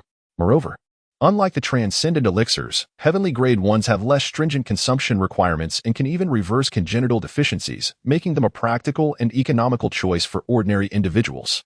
Consequently, the demand for heavenly grade elixirs remains vast, far outstripping that for Transcendent ones. Well, Qin Yushir hesitated, holding the 2 boxes of elixirs, his mind adrift. Alas. Very well, since it was Mr. Duanmu's instruction, I shall accept them. As he accepted the 2 boxes of elixirs, Qin Yushir regarded Zhao Yinshun with a satisfied nod. This young man is considerate. He genuinely thinks of others when it comes to valuable items. By the way, Dean, my master entrusted me with several new techniques before he left. I would like to hear your thoughts on them. After some casual conversation, the topic unexpectedly shifted to the techniques, prompting Zhao Yinshun to recall certain concerns that had lingered in his mind, leading him to inquire. I am aware that those advanced techniques were suggested by me to your master, but it would be prudent for you to refrain from rushing into their practice. Establishing a solid foundation is of utmost importance. At this, Qin Yushir gazed at Zhao Yinshun's youthful countenance, letting out a bittersweet sigh of both happiness and concern. In response, Zhao Yinshun nodded thoughtfully, casting his gaze upon his attribute panel. Basic Sword Technique, LV. 38, Eagle Claw Skill, LV. 33, Hard Chi Skill, LV. 11, Breaking Steel Claw, LV. 9, Flowing Wine Sword, LV. 12, Phantom Steps, LV. 14. Indeed, apart from Basic Sword Technique and Eagle Claw Skill, which are barely presentable, the remaining skills can only be deemed as proficient at best. However, no matter how formidable one's attributes are, they require skills to be fully realized. Otherwise, relying solely on basic attacks proves somewhat inadequate. Rubbing his chin, Zhao Yinshun felt an epiphany brewing within him. He resolved to temporarily set aside advanced techniques and focus on solidifying his foundation. Ideally, he aimed to cultivate these skills to their maximum potential. With high-dimensional vision and infinite focus as his unique talents, this seemingly fanciful endeavor was not devoid of possibility for Zhao Yinshun. Not to mention, the extraordinary specialties contained within these skills were sufficient to keep him patient and dedicated to honing them meticulously. Rumors in the martial world suggested that someone was covertly undermining Xiao Shan. As Zhao Yinshun pondered deeply, he suddenly overheard Sun Hui mentioning his name amidst the hushed whispers around him. Turning his head, he caught sight of Qin Yushir's disdainful smirk. But what was the significance of this? Merely the lamentations of a defeated foe. With a grand gesture, Qin Yushir exuded confidence, and Zhao Yinshun blinked in confusion. Gazing at him, Dean, what do you mean by extermination? What bankruptcy? Didn't TU encounter peril in the previous matches? Later, it was discovered that there were those who played unfairly, leading to the extinction of several backers, which also implicated 26 foreign firms, resulting in their total bankruptcy. Sun Hui explained nonchalantly from the side. Listening to his calm recounting of a tale filled with bloodshed and chaos, Zhao Yinshun furrowed his brow, realizing his complete ignorance of these matters. It felt as though he were at the eye of a storm, surrounded by an illusion of peace and tranquility, while in reality, there was a ruthless tempest raging outside. Suddenly, a mature and enchanting visage flashed through his mind, and Zhao Yinshun comprehended that it was her protection that shielded him from the external turmoil. By the way, has the Holy Gold League dispersed your prize yet? Recalling something, Qin Yushir struck his palm and turned to Zhao Yinshun. Zhao Yinshun's eyes widened in shock, finally remembering the matter of the prize. Those scoundrels, without the Archbishop's intervention, thought they could evade their obligations, did they? Qin Yushir's fury ignited, and he seized Zhao Yinshun, leading him outside. Come, I will take you to collect the debt. As he opened the door, he was met with the jovial grin of a towering man. Qin Yushir paused momentarily, regarding him with curiosity. Lise, what are you doing standing there? Dean, I'm waiting to spar with junior brother Zhao, Yuan Lise replied. Rubbing his hands eagerly, his innocent demeanor reminiscent of a large dog awaiting its meal. Chapter 85, Sparring. Recalling Sun Hui's earlier words, Qin Yushir glared fiercely, his unspoken ferocity sending chills down Yuan Lise's spine. What nonsense! You, a mere second-tier warrior. Suddenly, Zhao Yinshun interjected, Wait, director. I too wish to engage in a sparring session with my senior brother. He had been lamenting the lack of opponents to refine his various techniques. Director. The matter of debt collection is not urgent. After all, the Sacred Gold Alliance isn't going anywhere. It's a perfect opportunity for me to bond with the seniors from the higher divisions. Very well. Unable to resist his earnest request, Qin Yushir nodded in agreement, then turned to Yuan Lise with a serious expression. The internal exchanges within the Martial Institute must not be disclosed. Do you understand? Understood, Director. Yuan Lizha, transitioning from shock to delight, quickly patted his chest in affirmation.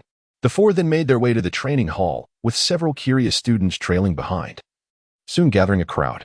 Having agreed to Yuan Lizha's sparring session, Qin Yushi felt it unjust to favor one over the others.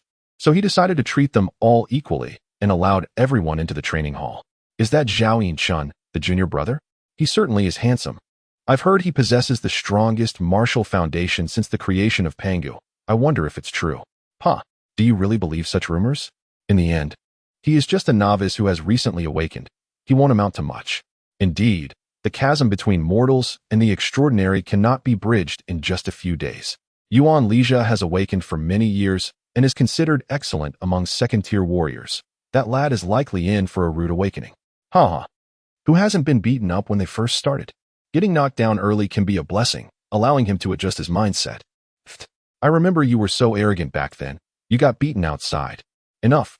Don't say another word. One hand clamped over his companion's mouth. But before he could silence him completely, a chilling snort erupted nearby. Let me reiterate. This round of sparring is strictly for internal exchange. The results must not be disclosed. Do you understand? Upon hearing the old director's words, the previously jovial students immediately became serious, cupping their fists in unison. Yes, Director. As Qin Yushi's imposing gaze swept across the room and saw the students solemnly responding, he nodded in satisfaction. Let the competition begin. Without any hesitation. Qin Yushi waved his hand, and Zhao Yinchun and Yuan Lizha promptly ascended the training platform. Do you not require a weapon, Brother Yuan? Zhao Yinchun hesitated.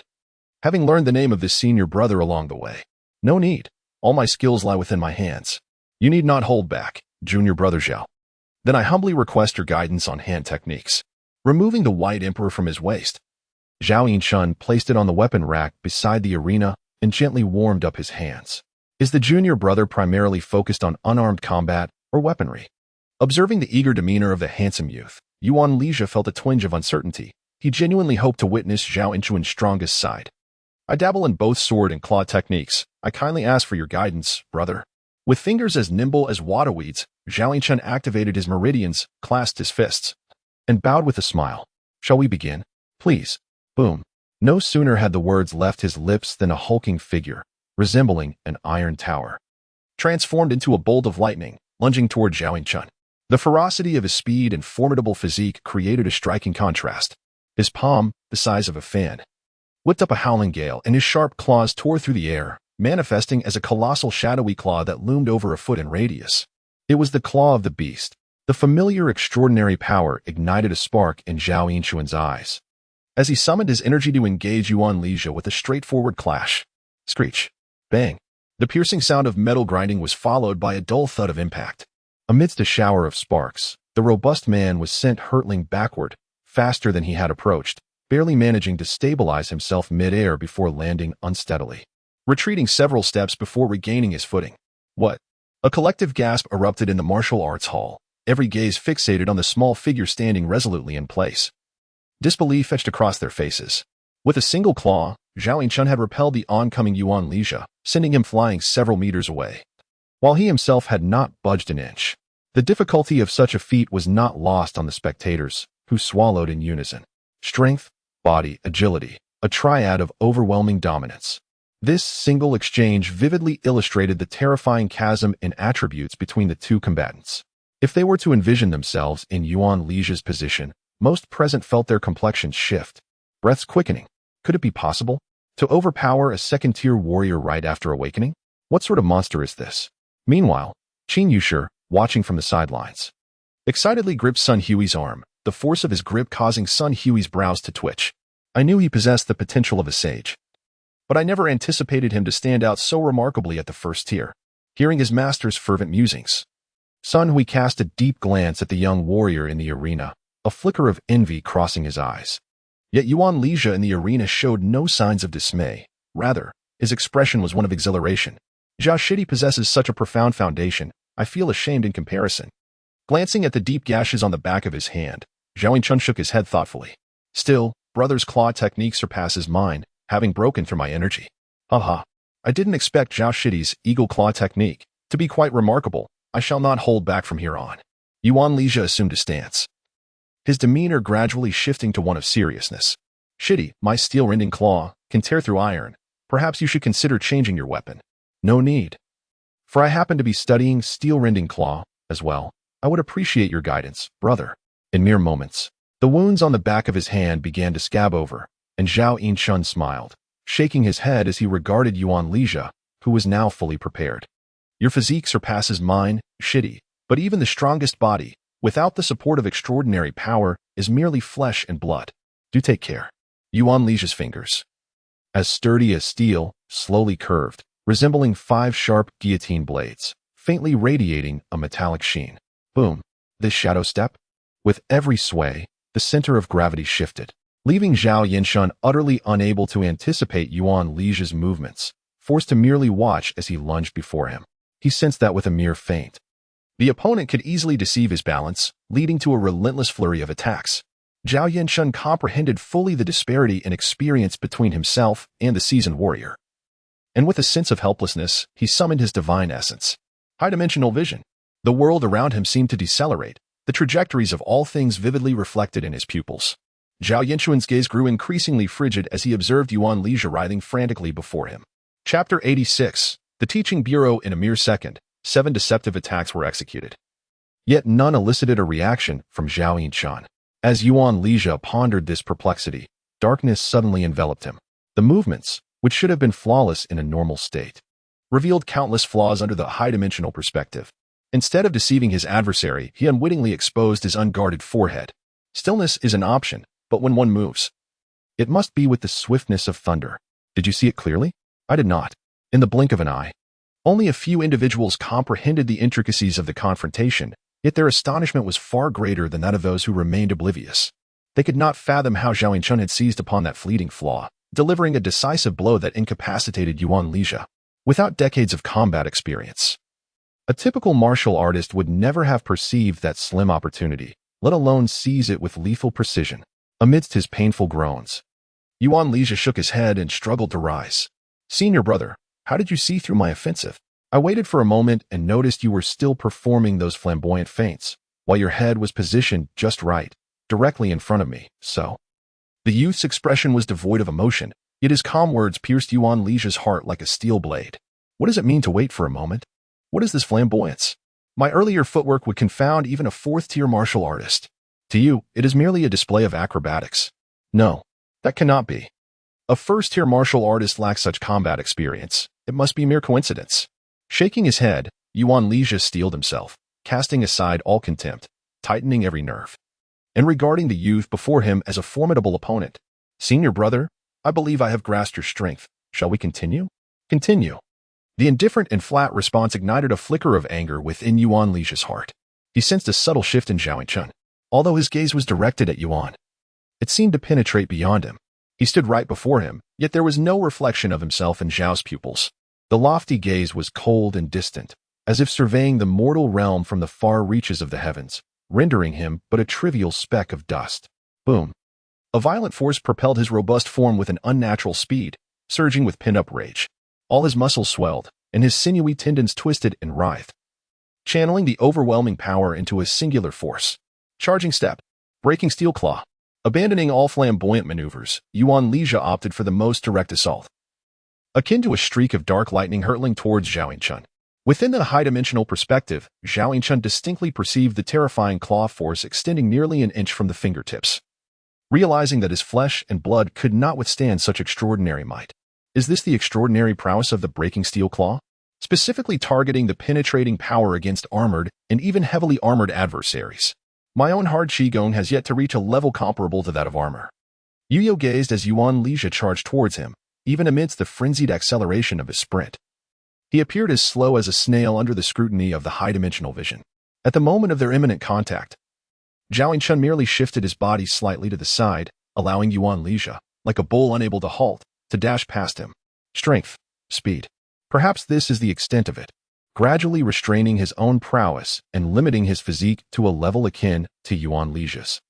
Zhao Yinchun lifted his foot for the first time, departing from his original position.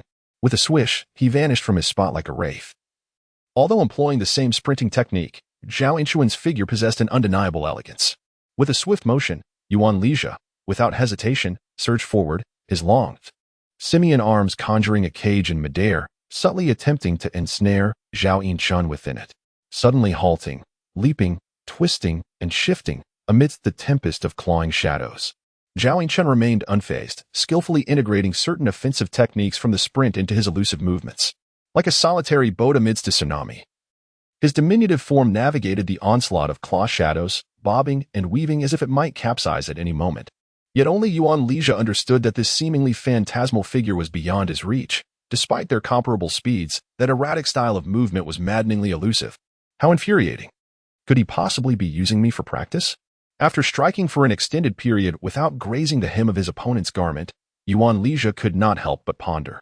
Just as this thought crossed his mind, a fair hand deftly sidestepped the sharp edge of the steel-breaking claw, landing precisely on his wrist. A jolt coursed through his hand, and the myriad claw shadows dissipated as Zhao Inchun sensed his opponent's momentum plummet, immediately transitioning from defense to offense. Though the claw shadows were abundant, Zhao Inchuan's strikes only succeeded in leaving superficial wounds, failing to pose a lethal threat. This was due, in part, to his restrained effort, and also to the formidable horizontal training technique of his opponent, which absorbed much of the damage inflicted by the razor claws. The situation on the field quickly devolved into a stalemate, with neither side able to gain the upper hand. When Yuan Lizhe launched an assault, Zhao Inchun had to evade the deadly strikes of the steel-breaking claw, forcing him to concentrate entirely on dodging while practicing elusive steps. Conversely, when Zhao Inchun initiated his offensive, Yuan Lizhe found himself besieged from all sides, compelled to defend his position. Gradually, those observing from the sidelines began to discern a certain nuance, their gazes laden with trepidation. What manner of creature is this? The teaching bureau? Sun Hui glanced at his mentor, uncertainly inquiring. Indeed, he is continuously adjusting his attributes, suppressing himself to match Yuan Lizhe's level, while honing his techniques. Qin Yushi stroked his beard, his expression intricate. Normally, it is the teacher who hones the disciple's skills. Yet here, it is he who utilizes the teaching bureau to refine himself. Master. One generally requires to be at least 2 levels above the opponent to initiate a teaching strategy. As for Xiao Shun, no, he is not yet that formidable. It is likely his innate talent at play. Observe his eyes closely. The mention of eyes reminded Sun Hui of a previous experience, leading to a sudden realization, followed by a new wave of questions. Wasn't his talent soul capture? Could it be that I was mistaken? And it is a form of ocular technique that can also be effective in battle? Meanwhile, amidst the fierce combat, subtle changes began to brew gradually. Chapter 87, A Fine Line, a world apart in the realm of illusions. Zhao Inchun, fortified by the transcendent insights of the high-dimensional perspective, appeared to conjure 2 distinct shadows that flickered before Yuan Lizhe. With a swift motion, a claw tore through the remnants of the illusion, extinguishing the ire that had been simmering within Yuan Lizhe, leaving in its wake a profound sense of despair. The adversary lay tantalizingly within reach. Yet he found himself unable to strike, as the very direction of his attacks was deftly manipulated by Zhao Inchun. Such phantoms were merely a ruse effective against a seasoned warrior like Yuan Lizhe, yet they would falter against the reckless bravado of the naive. Much like the bronze that conquers kings, no amount of prediction or positioning would deter him. Today, he intended to cleave through his opponent's defenses. If he approached the bout with such a mindset, Zhao Inchun would find himself engaged in a direct confrontation. For Yuan Lizhe, decades of martial experience had ingrained anticipation into his being, rendering it a reflexive instinct. Even with a conscious effort to amend his actions, his body could not comply in the brief span of time. With the energy dissipating from his chest, his strength waned, allowing Zhao Inchun to forcibly part Yuan Lizhe's arms and position his hand with precision, just a centimeter from his throat. Sensing the menacing pressure against his windpipe, Yuan Lizhe managed a rueful smile, stepping back and clasping his fists in salute. Your skill is commendable, junior brother. I am humbled. Your praise is undeserved, senior brother. I yield, Zhao Inchun responded graciously. A hushed murmur swept through the crowd as the outcome of the match became evident. Amidst the whispers, many turned their gaze towards the impassive youth, whose fingers twitched with barely contained excitement, eager for the fray. Typically, these were mere sparring sessions among fellow disciples. Having long lost their novelty, they could predict each other's moves with ease. Finally, a new contender had arrived, a fresh challenge that stirred anticipation. With fervor, Countless students directed their eager gazes towards the elderly dean at the edge of the arena. Having long since discerned the nature of these students, Qin Yushi discreetly rolled his eyes, observing the contemplative Zhao Yinchun. "Little Shun, would you care for another round?" And thus, the joyous moments began to unfold. Amidst the jarring clashes of flesh, a stark contrast and atmosphere emerged between the stage and the audience. "Another defeat? You lot are truly pathetic. Watch as I teach the junior disciple a lesson." Those who had strutted confidently onto the stage, brimming with bravado, descended in utter disarray after their defeats. From the sidelines, Zhao Yinchun's prowess appeared perpetually within arm's reach, as if a mere hint of effort would suffice to vanquish him. Yet, only those who faced him directly could comprehend the despair that enveloped those earlier contenders. What lay before them was a thin veneer of accessibility, yet it belied an insurmountable chasm. Regardless of their fervent outbursts and relentless efforts, Zhao Yinchun consistently surpassed them by a slender margin. This exceptionally handsome junior brother resembled a luminous moon suspended above them, seemingly within reach, yet ultimately insurmountable. Truly, it was a display of unparalleled teaching prowess. As he observed the students retreating into their shells, Sun Hui's initial shock gradually morphed into numbness. Even if I personally took the stage, I might not perform as well. In a moment of instinctive murmuring, Qin Yushi cast a disdainful glance at his disciple. "You? I could hardly control my own strength with greater precision than he does. There are distinctions in teaching prowess, and his represents the pinnacle, an extraordinary realm." Sun Hui shuddered, incredulous as he gazed at his master, the legendary state swirling in his mind, murmuring to himself. A mere thread of difference, a chasm of disparity. Indeed, visible yet untouchable, a mere notch above renders it boundlessly elevated. Such a realm is beyond my grasp. Qin Yushi sighed, his gaze towards Zhao Yinchun tinged with a hint of reverence. This is not merely a matter of absolute strength. It is the precise control over one's own capabilities, coupled with the ability to dynamically adjust based on the opponent's movements, maintaining oneself at an aspirational yet unattainable level. This encompasses divine transformations and intricate maneuvers. Qin Yushi mused that he could never achieve such seamless fluidity, devoid of any trace of mundane struggle. Ding! Two training swords collided, igniting a brilliant shower of sparks. Zhao Yinchun adeptly twisted his position, accurately identifying his opponent's unguarded stance, and deftly deflected the longsword. Whoosh! Before the adversary could regain composure, the unsharpened blade was already poised at his throat, leaving no room for escape. A tumult of emotions flickered in his eyes, after a brief 2-second pause. The resentment and astonishment within him coalesced into a long, resigned sigh. "Alas, I have been defeated. Brother, I concede." Withdrawing his training sword, Zhao Yinchun bowed gracefully, his gaze instinctively seeking out the next challenger, yet he found no more fervent eyes.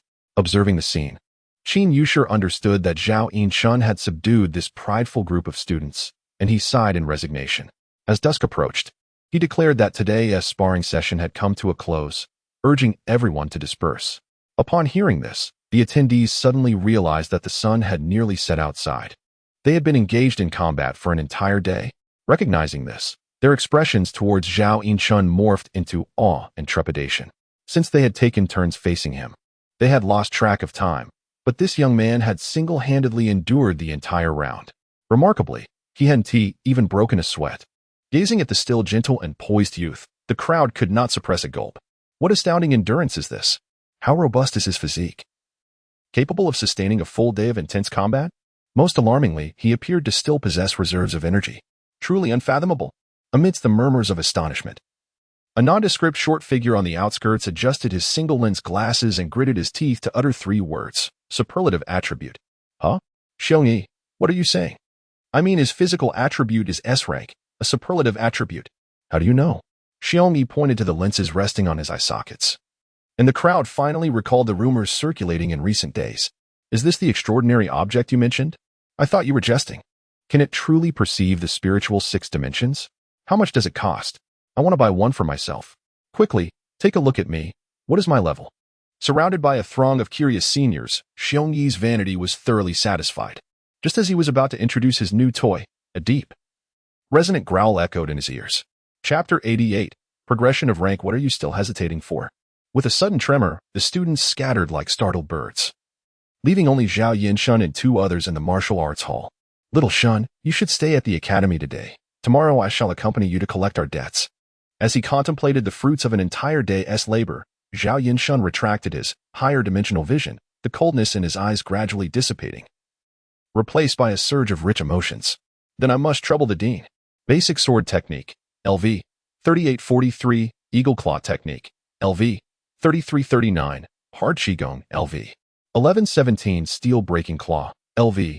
914, Flowing Wine Sword, LV. 1219, Phantom Steps, LV. 1521. Though it was not a true life and death struggle, practical combat remained the finest method to hone a martial artist. Throughout the day of intense confrontation, Zhao Yinshun experienced substantial progress in his various techniques, and his physical attributes saw remarkable enhancement as well. Agility, 767, perfect. Strength, 705, perfect. Constitution, 893, exceptional. Compressing several years of advancement for an ordinary martial artist into a single day was a feat unparalleled, especially when combined with his extraordinary innate attributes and higher dimensional vision. It was akin to wielding the greatest cheat in existence. Once again sensing the terrifying potential of his unique talent, Zhao Yinshun let out a contented sigh. Regrettably, after enduring a full day of exertion, his divine energy was somewhat depleted, requiring several days for complete restoration. Moreover, the accumulated attributes demanded time to assimilate. Otherwise, at this pace of growth, he might ascend to enlightenment within a few short years. A flicker of longing passed through his eyes, and Zhao Yinshun suddenly chuckled, shaking his head. What was he thinking? As one progresses, various techniques become increasingly arduous. There was no way to sustain this current rate of advancement. Additionally, attributes were merely one of the rigid prerequisites for progression. Numerous soft conditions imposed constraints as well. With this thought, Zhao Yinshun turned his gaze towards the record of his attributes, thoughtfully stroking his chin. Defeating enemies. Refining the Tao Heart. Progression of rank 1. Defeating enemies. Refining the Tao Heart. Progression of rank 1. Was the prerequisite for advancement to martial Tao sequence LV. 1. Simply defeating enemies? It seemed straightforward and direct, yet how many foes must one vanquish? A moment of clarity washed over him. Zhao Yinshun faintly realized that this was one of the significant reasons for Duanmu Sui releasing him, merely toiling away in isolation. Even if he elevated his six-dimensional attributes to celestial heights, would not yield progress in the rank sequence. His hardware capabilities had long satisfied the requirements for advancing to martial Tao sequence LV. 2. What constrained him was undoubtedly the progression of rank. However, despite receiving dozens of notifications indicating that the so-called rank progression had accumulated to over 50, Zhao Yinshun still felt no profound impetus towards advancement. It appeared this would be a lengthy accumulation process, or perhaps the friendly sparring devoid of life-threatening pressure required more perilous battles to swiftly elevate rank progression.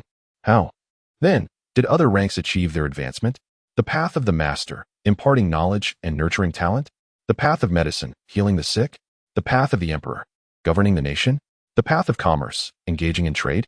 As his thoughts wandered, Zhao Yinshun absent-mindedly rubbed his chin, suddenly struck by a realization that this object seemed familiar. After a prolonged moment of recollection, he abruptly clapped his palm, enlightenment dawning upon him. Ah, this is something I am well acquainted with. The art of disguise. A vague and nebulous memory flickered in his mind as an errant thought briefly flashed through his consciousness. In a surge of fervor, the youth sprang up and strode directly into the washroom. Upon reaching the center of the washroom, he took a deep breath, centering his mind, before cautiously commencing his heavy steps in a counterclockwise manner. Blessed be the celestial sovereign of Xian Wang. Blessed be the celestial monarch of Xian Wang. Blessed be the celestial deity of Xian Wang. Blessed be the celestial venerable of Xian Wang. Having recited the incantation, Zhao Yinshun closed his eyes, awaiting the outcome. After a considerable duration, he slowly opened his eyes, silently meeting the gaze of his reflection in the mirror. Surely, it cannot be so? Squinting at his mirrored self, he fancied he could hear the derisive laughter of a curly-tailed baboon from another dimension. Embarrassed, he sheepishly withdrew from his nonsensical antics and resignedly exited the washroom. With his advancement in rank appearing to be a distant prospect, he realized he could only focus on accumulating attributes for the time being. Based on today's competition, his energy level rating of S- could easily overpower a second-tier martial artist, and the lack of practical experience could be compensated for with higher dimensional vision. If he could refine a few more extraordinary specialties, coupled with the divine gear bestowed by his master, Even third or fourth-tier martial artists might not stand a chance against him. Indeed, even within the same rank and sequence, the disparity among individuals is vast. Some resemble celestial beings, while others are merely fit to serve as units of measurement. With a sigh, Zhao Yinshan gazed at his substantial accumulated attributes and gently closed his eyes. With no means to gain an advantage in the past few days, it was the perfect opportunity to engage in conventional training to nurture and digest his attributes. The 15.3-dimensional system would sustain him for a considerable time. A fulfilling night swiftly passed, and the next morning, awakened by the gnawing hunger in his belly, Zhao Yinshan opened his eyes to find that most of the vital energy and nourishment stored within him had been consumed, resulting in only slight changes to his attribute panel. Agility, 767776. Perfect. Stretching his slightly sore arms, Zhao Yinshan distinctly sensed the changes within his body, nodding in satisfaction. Little Shun, let us go. I'm taking you to collect debts. Just as dawn broke, Qin Yusher's booming voice echoed outside, reverberating against his eardrums. After clearing his ears, Zhao Yinshan inexplicably felt the exhilaration radiating from Qin Yusher, stepping out of his room in confusion. Director, it's so early. Early? The sun is already high in the sky. When I was your age, I had to rise before dawn every day to train. Without further ado, Qin Yusher seized Zhao Yinshan's hand and pulled him outside, a mysterious glimmer dancing in his bright eyes. Director, you seem quite jubilant. Of course. After enduring years of oppression from foreigners, I can finally hold my head high today. Casting a glance back at Zhao Yinshan, Qin Yusher gave his shoulder a hearty pat. Xiao Shun, had it not been for your presence this time, the entire face of Damin would have been trampled upon by the foreigner. That girl named Iris is indeed extraordinary. Even when considering her an adversary, a fleeting look of regret crossed Qin Yusher's face as he inwardly acknowledged her visibly terrifying talent. However, soon after, this complex emotion was supplanted by a sense of schadenfreude, and a wicked smile gradually curled at the corner of Qin Yusher's lips. Well done. To think you could fell a paragon like Iris beneath your blade. If I were in the Holy Spirit Church, I would likely be consumed by thoughts of despair. Chapter 89. The Reward. After a moment's hesitation, Zhao Yinshan ultimately resolved to convey some unfortunate news to him. Dean, Iris has not perished. A blade through the heart, vitality extinguished. I witnessed it with utmost clarity. How could she possibly still be alive? Qin Yushishi trembled, instinctively murmuring to himself. She is not a mythical being. How could she survive without a heart? Could it be that her heart is situated on the right side? No. I distinctly saw the sword energy obliterate her life force. Even if she possessed 8 hearts, it would be of no avail. Listening to his self-dialogue of conjectures, Zhao Yinshan could not help but interject.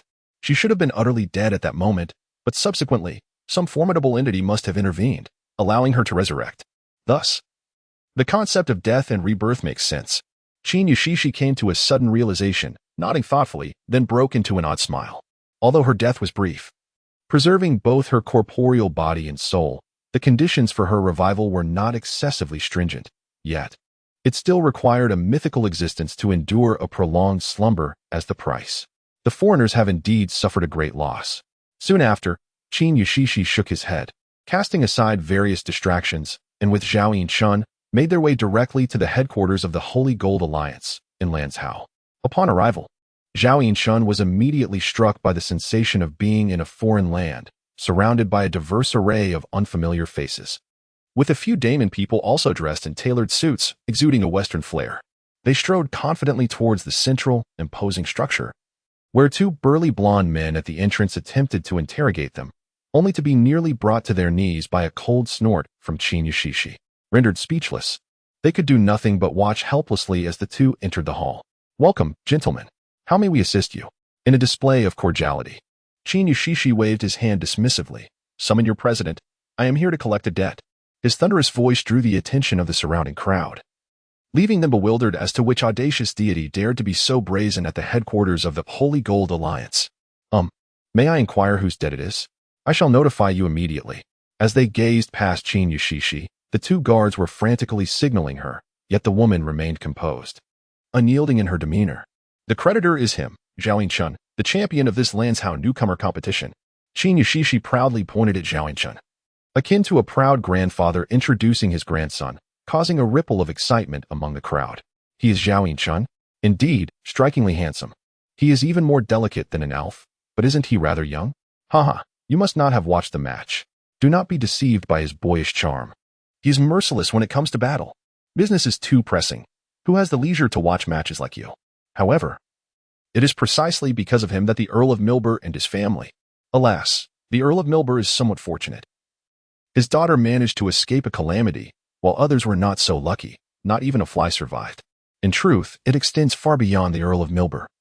Over 20 other businesses have been implicated and gone bankrupt, affecting numerous empires.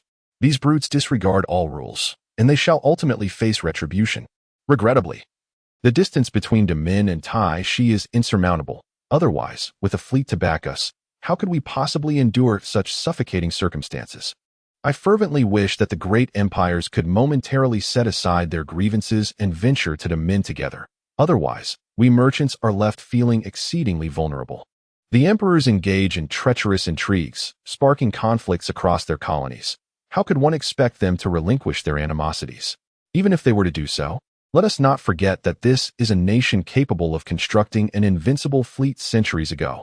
Alas, amidst the cacophony of discussions, Zhao Yinshun acutely sensed the apprehension and hostility in the gazes surrounding him, accompanied by a palpable sense of powerlessness. Ah, it is Mr. Zhao Yinshun. May I trouble you both to wait briefly in the VIP room? The woman before them flashed a warm smile, guiding them into a room of opulent elegance. Not long after they sat down, a portly middle-aged man entered with a hearty laugh. Ha ha ha, no wonder the magpies have been chattering today. It seems we have esteemed guests. Upon hearing the man's rustic compliments, Zhao Yinshun hesitated, yet acknowledging the foreigner's commendation, he could only nod politely, albeit awkwardly. You must be Mr. Zhao Yinshun, yes? I am Taylor Brostow, president of the Holy Gold Union in Lanzhou District. It is a pleasure to meet you. Disregarding the disparity in age and status, Taylor Brostow treated Zhao Yinshun as an equal, warmly shaking his hand. This must be the venerable Qin Yushi. Your name precedes you, he exclaimed, unabashedly ignoring Qin Yushi's aloof demeanor. Taylor Brostow deftly steered the conversation towards the prize money. Alas, we have long wished to present the prize to Mr. Zhao Yinshun. However, after the competition, we could not reach you. Not only was the reserved contact address unresponsive, but even the staff member from the all-knowing eye responsible for you has gone missing. Unaware of Zhao Yinshun's subtle expression, Taylor Brostow sighed deeply, then broke into a joyful smile. Fortunately, your presence today has alleviated my concerns. With a snap of his fingers, a maid entered gracefully, bearing a tray adorned with red velvet, showcasing several metallic glimmering notes alongside a hefty leather pouch. This is the entirety of your prize money from the competition, a total of 839 gold coins, of which 1 coin is the champion's reward. And the remaining 839 coins are your share of the prize pool for defeating your opponents. Listening intently to Taylor Brostow's patient explanation, Zhao Yinshun unhesitatingly picked up the notes, examining them with a peculiar expression. Paper currency? The financial sophistication of this world may surpass my initial estimations. The intricately patterned notes felt cold to the touch, lacking the rigidity of metal, yet pliable enough to bend at will. 1 note of 1 yuan, 1 note of 5 yuan, 3 notes of 1 yuan, and 5 banknotes collectively represent a staggering total of 18 large gold coins. Such wealth is likely something that an ordinary extraordinary individual could only dream of accumulating in a lifetime. Chapter 90. Far less terrifying than imagined. Observing Zhao Yinshun in silence while grasping the banknotes, Taylor Brostow assumed the child was inexperienced, and he smiled as he explained. What you hold in your hand is a large denomination banknote issued by our esteemed St. Gold Alliance. You may exchange it for solid gold coins at any Western bank, or utilize it directly for transactions. Should you find it unsatisfactory, we can assist you in converting it into physical gold coins or large silver dollars, although the latter incurs a minor fee. As Taylor Brostow indicated a nearly imperceptible distance with his thumb and index finger, Zhao Yinshun calmly shook his head. No need. This will suffice. A single gold coin weighs nearly 20 grams. 18 would amount to several dozen kilograms, even with the storage capacity of the Snow Dragon's suit. Zhao Yinshun preferred not to carry such a cumbersome burden. He grasped the sturdy leather pouch, weighed it in his hands, and nodded in satisfaction at its substantial heft. Since you, President Tyler, are undoubtedly occupied with numerous affairs, we shall not impose further. Farewell. Without hesitation, Zhao Yinshun took his prize and departed, disregarding Taylor Brostow's courteous attempts to retain him. Brenda, were it not for the shielding barrier in my office, Given your murderous intent, do you not believe that Tiger would leap forth to slay you? Her trembling body suddenly stiffened, and her clenched fist gradually relaxed. The exquisite visage of the young woman inhaling deeply as she buried her desire for vengeance deep within her heart. Uncle Tyler, please ensure that they pay the price. Brenda Mayer turned, her bloodshot eyes filled with a fierce intensity. Brenda, I sympathize with your plight, but you must understand, this is Demin. With a downward gesture, Tyler Brostow sighed in resignation. Our fleet is tens of thousands of miles away, and our influence here in this ancient land is limited. The young woman stared intently at Tyler Brostow, her voice a haunting whisper as if casting a curse. One day, similar fate shall befall every Westerner. Including you, alas, I shall issue a mission to the assassins, but do not harbor excessive hopes. Their power in Demin is not significantly stronger than ours. Enough. That culprit is merely a newly awakened Sequence One. Eliminate him, and make those wretched beasts feel pain. Her voice dripped with venomous resentment, her expression gradually contorting to reveal a hint of madness. With frenzied gestures, the young woman unleashed a vile curse, her sanity appearing to slip from her grasp. I recall that the fleet commander of the Ligreluk Empire in the subcontinent is also from your Mayer family, is he not? Indeed, he is my uncle. Then please take some documents to him on your way. As he spoke, Tyler Brostow retrieved a thick bundle of files from the bookshelf and solemnly handed it to the young woman. Gazing into her bloodshot eyes, Tyler Brostow beamed a radiant smile. You must verbally convey to him that this empire is, in reality, far less formidable than it appears. I had originally intended to deliver the medicinal herbs to you yesterday and depart, as my master instructed me to swiftly locate my senior sister. I could not afford any further delays. On the way, Zhao Yinchun bid farewell to Qin Yushi, prompting a series of sighs from the elder. By the way, where is instructor he? I had planned to take my leave of him before departing. Sensing the direction of the energy within the Xuanxin jade pendant, Zhao Yinchun nodded with an odd expression. Furthermore, as you traverse the world, seek out local talents for martial contests. This will greatly aid in your advancement. At the moment of parting, Qin Yushi grasped the young man's hand and earnestly advised him. Upon hearing these words, Zhao Yinchun felt a stirring within. It seems that the extraordinary beings in this world have also discerned the secrets of performance, albeit relying on their vague and nebulous intuition rather than the tangible hints I can perceive.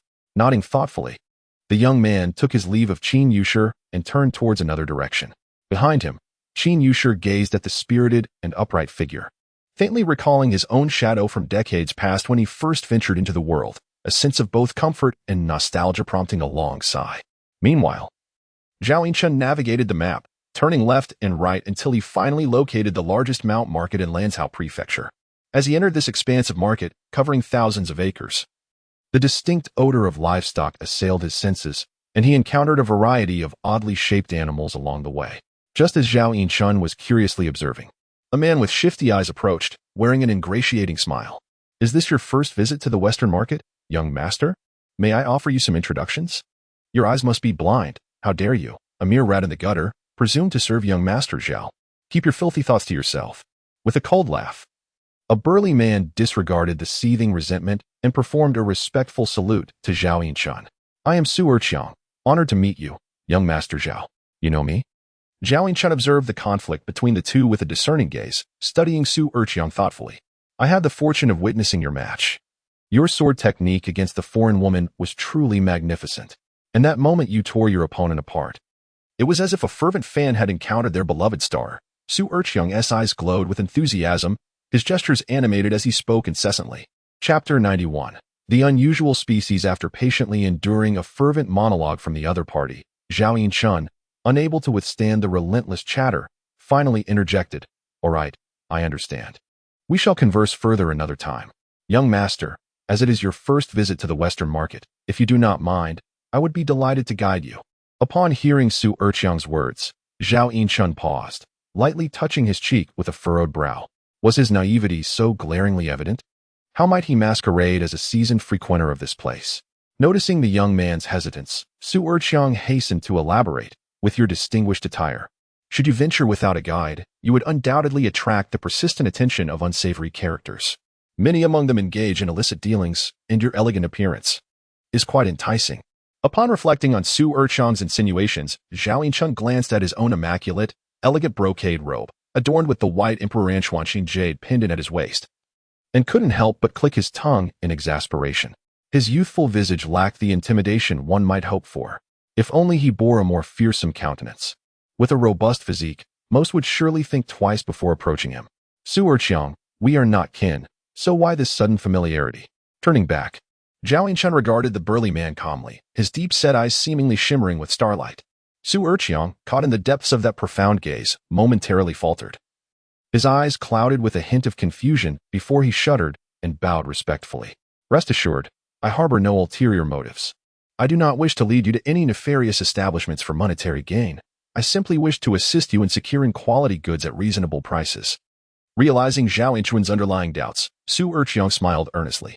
I have conducted business in the Western market for over a decade, and while I may not be affluent, I have faced considerable oppression from foreign merchants in recent years. Were it not for your emergence, I shudder to think how brazen they would have become. You have avenged the grievances of the people of Lanzhou. Encountering you today seems like fate's design. As he spoke, Su Erqiang thumped his chest heartily. Fear not, young master. Though I may lack scholarly pursuits, I am intimately acquainted with this market. Whatever you seek, inform me, and I shall ensure you acquire the finest offerings. Observing his exuberance, Zhao Yinchun contemplated for a few moments. The prospect of having a local guide was indeed convenient, and he harbored no fears of deception, thus he nodded with a smile. Then I shall trouble you. Haha. Young master, you are too kind. Whatever you desire, just express it, and I will lead you to it. Su Erqiang boisterously laughed, guiding Zhao Yinchun deeper into the Western market. Along the way, Su Erqiang's loquacious nature gradually revealed itself, as he meticulously introduced Zhao Yinchun to various shops, unabashedly disclosing their darker secrets, leaving Zhao Yinchun both amazed and intrigued. The merchants of the ship and card industry, even the innocent, should be punished. Indeed, the ancients do not deceive us. Suddenly, Zhao Yinchun noticed something unusual as they passed a luxuriously adorned shop. He observed individuals inside meticulously counting and moving goods, as if even the signboard had been removed. Following his gaze, Su Erqiang revealed a smile of schadenfreude and leaned close to Zhao Yinchun's ear to whisper. That establishment is the largest foreign firm in the West market, which has long relied on collusion with corrupt officials to dominate the trade. Recently, perhaps due to a stroke of misfortune, many foreign merchants have gone bankrupt, making our business considerably easier. A thought sparked in Zhao Yinchun's mind, recalling the family massacre incident that Qin Yushi had casually mentioned before.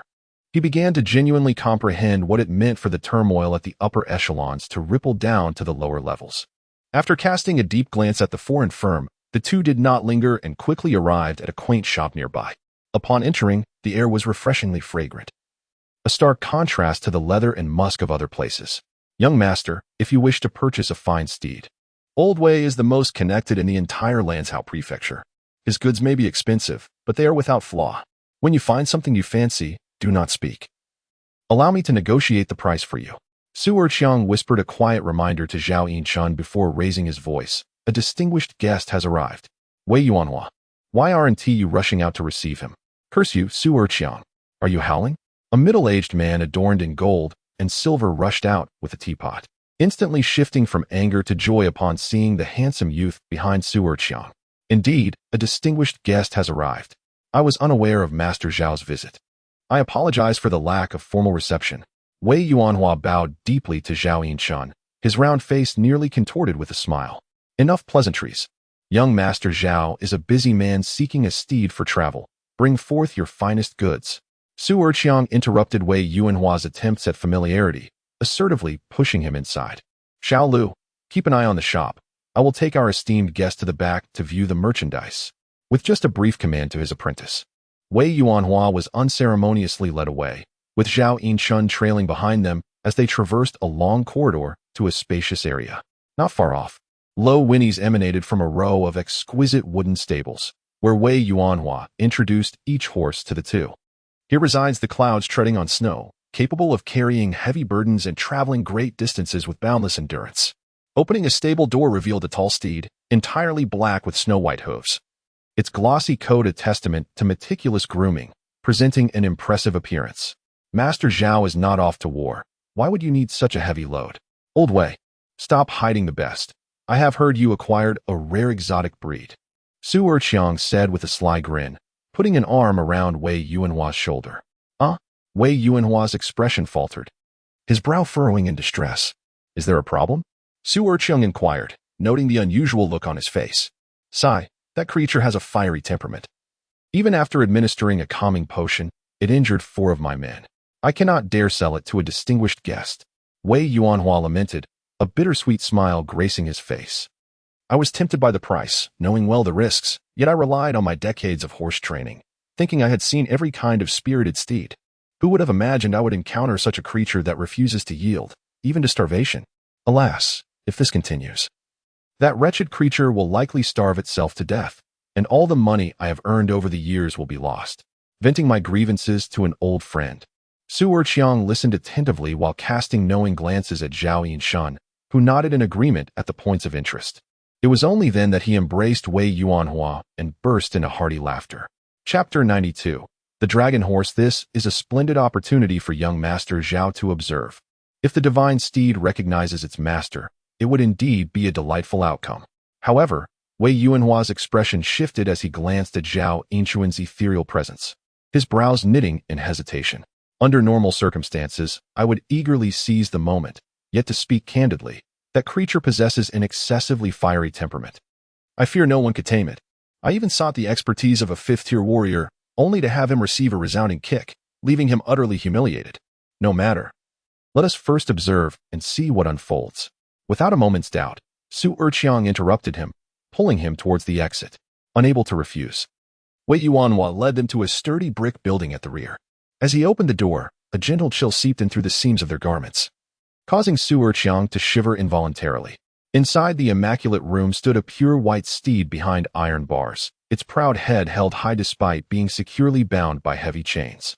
This was the exotic beast, captured from the frigid northern wilderness. It appeared to have been engaged in a fierce struggle that left both it and its opponent wounded. Allowing the hunting team to seize the opportunity, and after several transactions, it eventually found its way to me. As if comprehending Wei Yuanhua's words, the white horse let out a sharp snort, its cold, vertical eyes sweeping across the room, but suddenly pausing on Zhao Yinshan, a hint of confusion flickering in its sentient gaze. Simultaneously, Zhao Yinshan regarded it with curiosity. Standing nearly 2 meters tall, with graceful lines and a coat as white as snow, the steed resembled the finest silk, exuding an enchanting luster. Its only flaw seemed to be its gaunt appearance, a result of prolonged starvation. The appraiser had claimed it possessed dragon lineage, placing it far above ordinary steeds. I even suspect it might be on the verge of awakening its intellect. Wei Yuanhua sighed, his gaze toward the horse filled with a sense of sorrow and helplessness. Open the door. I wish to observe it up close, Zhao Yinshan remarked, his eyes locked onto the creature's vertical pupils, a smile of intrigue gracing his lips. Ah. This creature has a volatile temperament. Please exercise caution. Wei Yuanhua hesitated momentarily, but under Su Erqiang's urging, he anxiously opened the iron cage. Approaching the white horse, Zhao Yinshan extended his hand, a deep, mysterious light illuminating his eyes. Then, to the astonishment of the 2 onlookers, the proud steed gradually lowered its head, burying its face in the boy's embrace and sniffing intently. Gently stroking its silky, cool mane, Zhao Yinshan seemed to sense the horse's uncertainty, a sudden thought crossing his mind. With dragon blood coursing through it, and dressed in snow dragon's attire, would you care to accompany me? He asked, cradling its large face and softly patting its head. The white horse tilted its head in contemplation, blinking in confusion before once again burying its face in his embrace to sniff. Bring some food forth. Here, eat, Zhao Yinshan urged, rubbing the horse's face as he single-handedly lifted a heavy food bowl and presented it before the creature. Sensing the aroma of the food, the white horse glanced at the boy, obediently lowering its head to devour the meal with fervor, a whirlwind of appetite unleashed. Food, food, in the distance. Wei Yuanhua fervently shook Su Erqiang, his excitement distorting his features. Stop shaking me, or I shall become dizzy, Su Erqiang exclaimed. How did you know that young Master Zhao could subdue it? Heh, intuition. Intuition? The books say that a noble steed deserves a hero. Such a rare beast surely requires an extraordinary champion, lest it be ridden by a worthless wretch like you, drenched in the stench of copper. You are the worthless one. I was the most formidable horse trainer in all of Lanzhou during my youth. If you are so formidable, why does no one pay you any heed? They would rather starve than allow you to ride it? Su Erqiang coldly retorted, gesturing at the obediently munching snow-white steed, leaving Wei Yuanhua momentarily speechless. Suddenly, a clear, resonant sound of a sword echoed through the air, causing both men to shudder. They beheld a flash of cold light in the distance as a pure white sword was slowly sheathed in the hands of a young man. The lingering sound of the sword's chime filled the air, and the iron chains binding the snow-white steed snapped, allowing it to emerge from its confinement under Zhao Yinchuan's guidance. As this towering creature, as tall as a building, approached, the icy gaze of its slanted pupils caused Su Erqiang and Wei Yuanhua to instinctively take a step back. Swallowing hard. If this extraordinary beast were to go mad, even dozens of men could scarcely restrain it. How much? Zhao Yinchun inquired, stroking the silky fur of the steed with satisfaction. Wei Yuanhua raised an eyebrow, preparing to speak, but Su Erqiang immediately interjected, "Old Wei, if it weren't for young Master Zhao, this steed would be fallen into your hands, leaving you with nothing but loss. One must be magnanimous in life." With a glint of reluctance in his eyes, Wei Yuanhua retorted, "Then name your price." This amount. Su Erqiang slowly held up 2 fingers, inciting Wei Yuanhua to erupt in rage.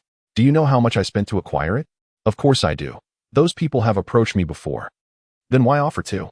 If young Master Zhao does not buy it, you would only be left with a heap of worthless meat. 2 large gold coins are already a bargain for you." "No way. Such a rare steed deserves no less than 3 large gold coins." "I am aware of your purchase price. Do not speak nonsense.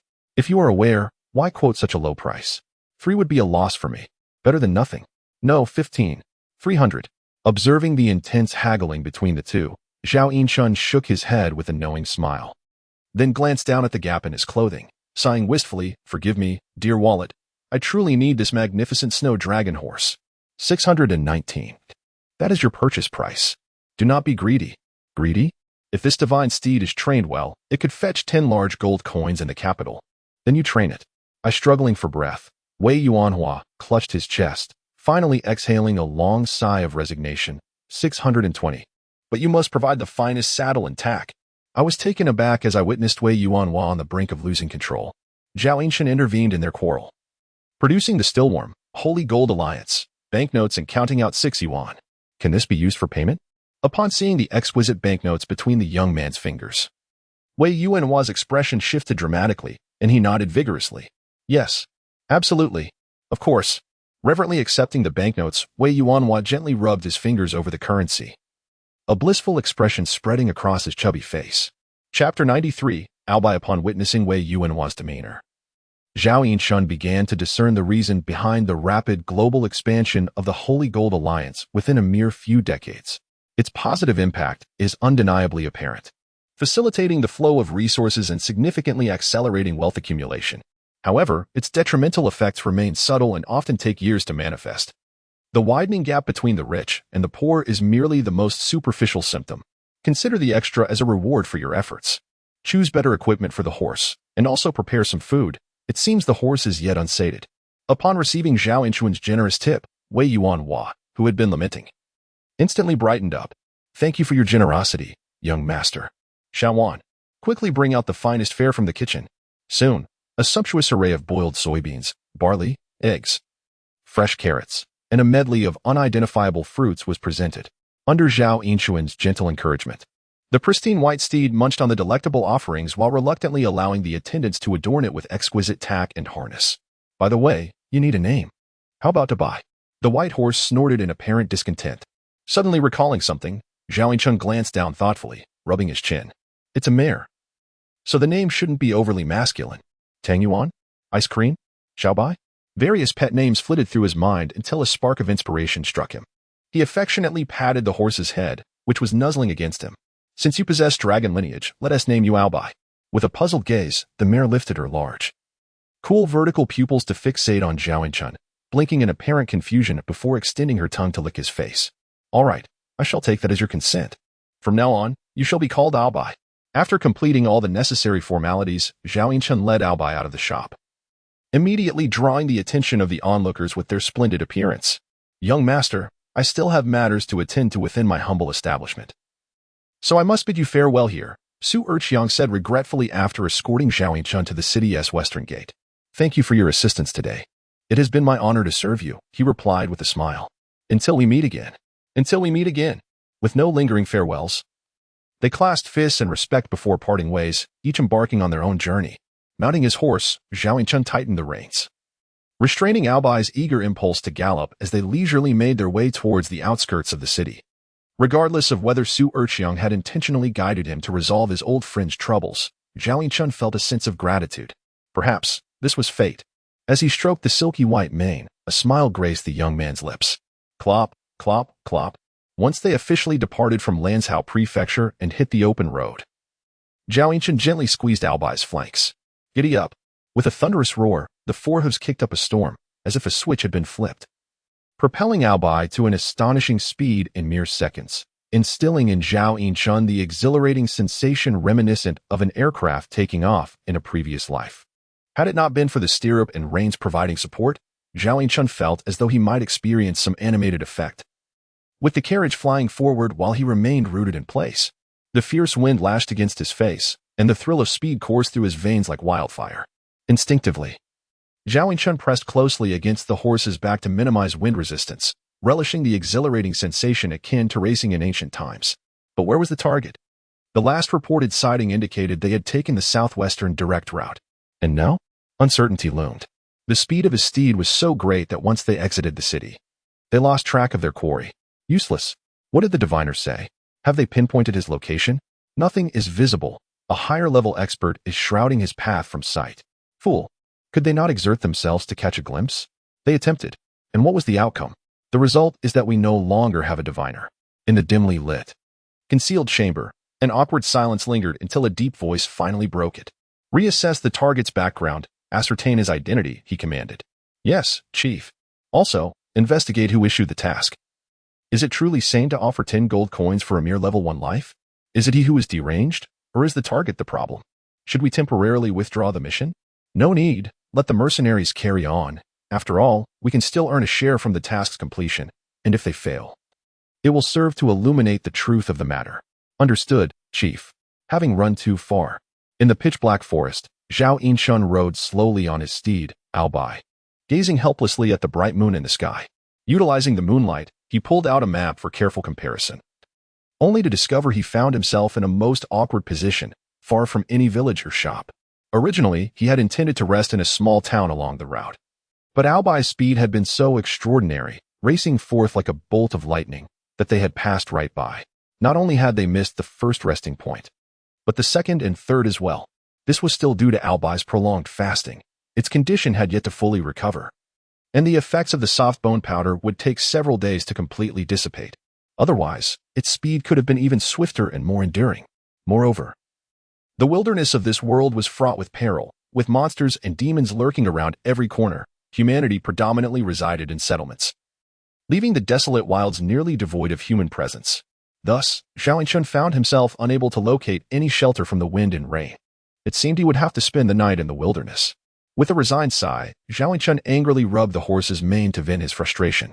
Dismounting, he sought out a flat patch of land, kindled a campfire, and retrieved some provisions. The large horse's face affectionately nudged his ear, extending its long tongue as if seeking a treat. You want to eat? Glancing at the jerky in his hand, Zhao Yinchun scratched his head and tentatively offered it. Albai snatched the jerky and chewed it with delight. Watching the horse relish its meal, the young man became increasingly perplexed. Aren't horses herbivores? Wait, does a dragon horse count as a horse? If Aobai were to indulge in alcohol in the future, would that render me guilty of driving under the influence? A flurry of nonsensical thoughts raced through Zhao Yinchun's mind, prompting a soft chuckle as he shook his head, swiftly dismissing them. He then retrieved an array of meticulously prepared delicacies, relishing each bite. After devouring the jerky, Aobai shamelessly approached with a horse-like face, snatching away the half-eaten skewer of grilled meat from Zhao Yinchun's hands. Chapter 94. The Mountain Lord after sharing dinner with his steed. The bright moon hung high in the sky. Noticing the deepening night, Zhao Yinchun sat cross-legged, immersing his mind into the sea of consciousness, invoking the true martial secret record to assimilate the attributes settled within his body. Observing his stillness, Aobai raised his head to scan the surroundings and then gradually curled up behind him, like a warm valley enveloping him in comfort. After an unknown duration, Zhao Yinchun suddenly sensed a forceful tugging at himself. Opening his eyes, he found Aobai gripping his sleeve and shaking it vigorously. With a flicker of thought, Zhao Yinchun sprang to his feet, activating high-dimensional vision to survey his surroundings, catching a faint whiff of a bloody scent. The dark forest lay in eerie silence, An intangible pressure surged forth like a tide, and a barely perceptible gust of wind stirred the leaves, as if some colossal creature was traversing through the woods, producing a rustling sound. A tiger demon? Observing the immense energy source projected in high-dimensional vision, Zhao Yinchun furrowed his brow slightly, reaching for White Emperor, hesitating for a moment before setting it down again. Crack, crack. There was no need for a sledgehammer to crack a nut. White Emperor was too formidable, capable of dispatching the opponent with just a few strikes, thus failing to serve any purpose for training. It was precisely the right moment for him to accumulate practical experience to progress in his rank, so he decided to engage in a test of strength with it barehanded. A cool smirk graced Zhao Yinchuan's lips as his fingers slowly curled, resembling sharp steel blades, his nails glinting with a chilling aura under the moonlight. In the depths of the dark forest, two savage eyes glimmered with a ghostly light, fixated on the approaching youth. In the shadows, it sensed a hint of danger. Yet, the hunger within compelled it to hunt. Before it could comprehend the situation, the diminutive human suddenly vanished from sight. The icy vertical pupils narrowed slightly as the massive shadow leapt into action, narrowly evading a claw that tore through the air. With a crack, a colossal old tree, as thick as a human thigh, was shattered by a single swipe, splintered wood flying like bullets, causing the forest to tremble. It was only then that the enemy's appearance was fully revealed to Zhao Yinchun. Before him stood a ferocious tiger, over 4 meters in length. Its muscles coiling and flowing like a streamlined machine, every movement agile as the wind, resembling a highly efficient killing machine. Roar. The ambush failed, and the tiger let out a deep growl that resonated for miles, startling countless birds into flight.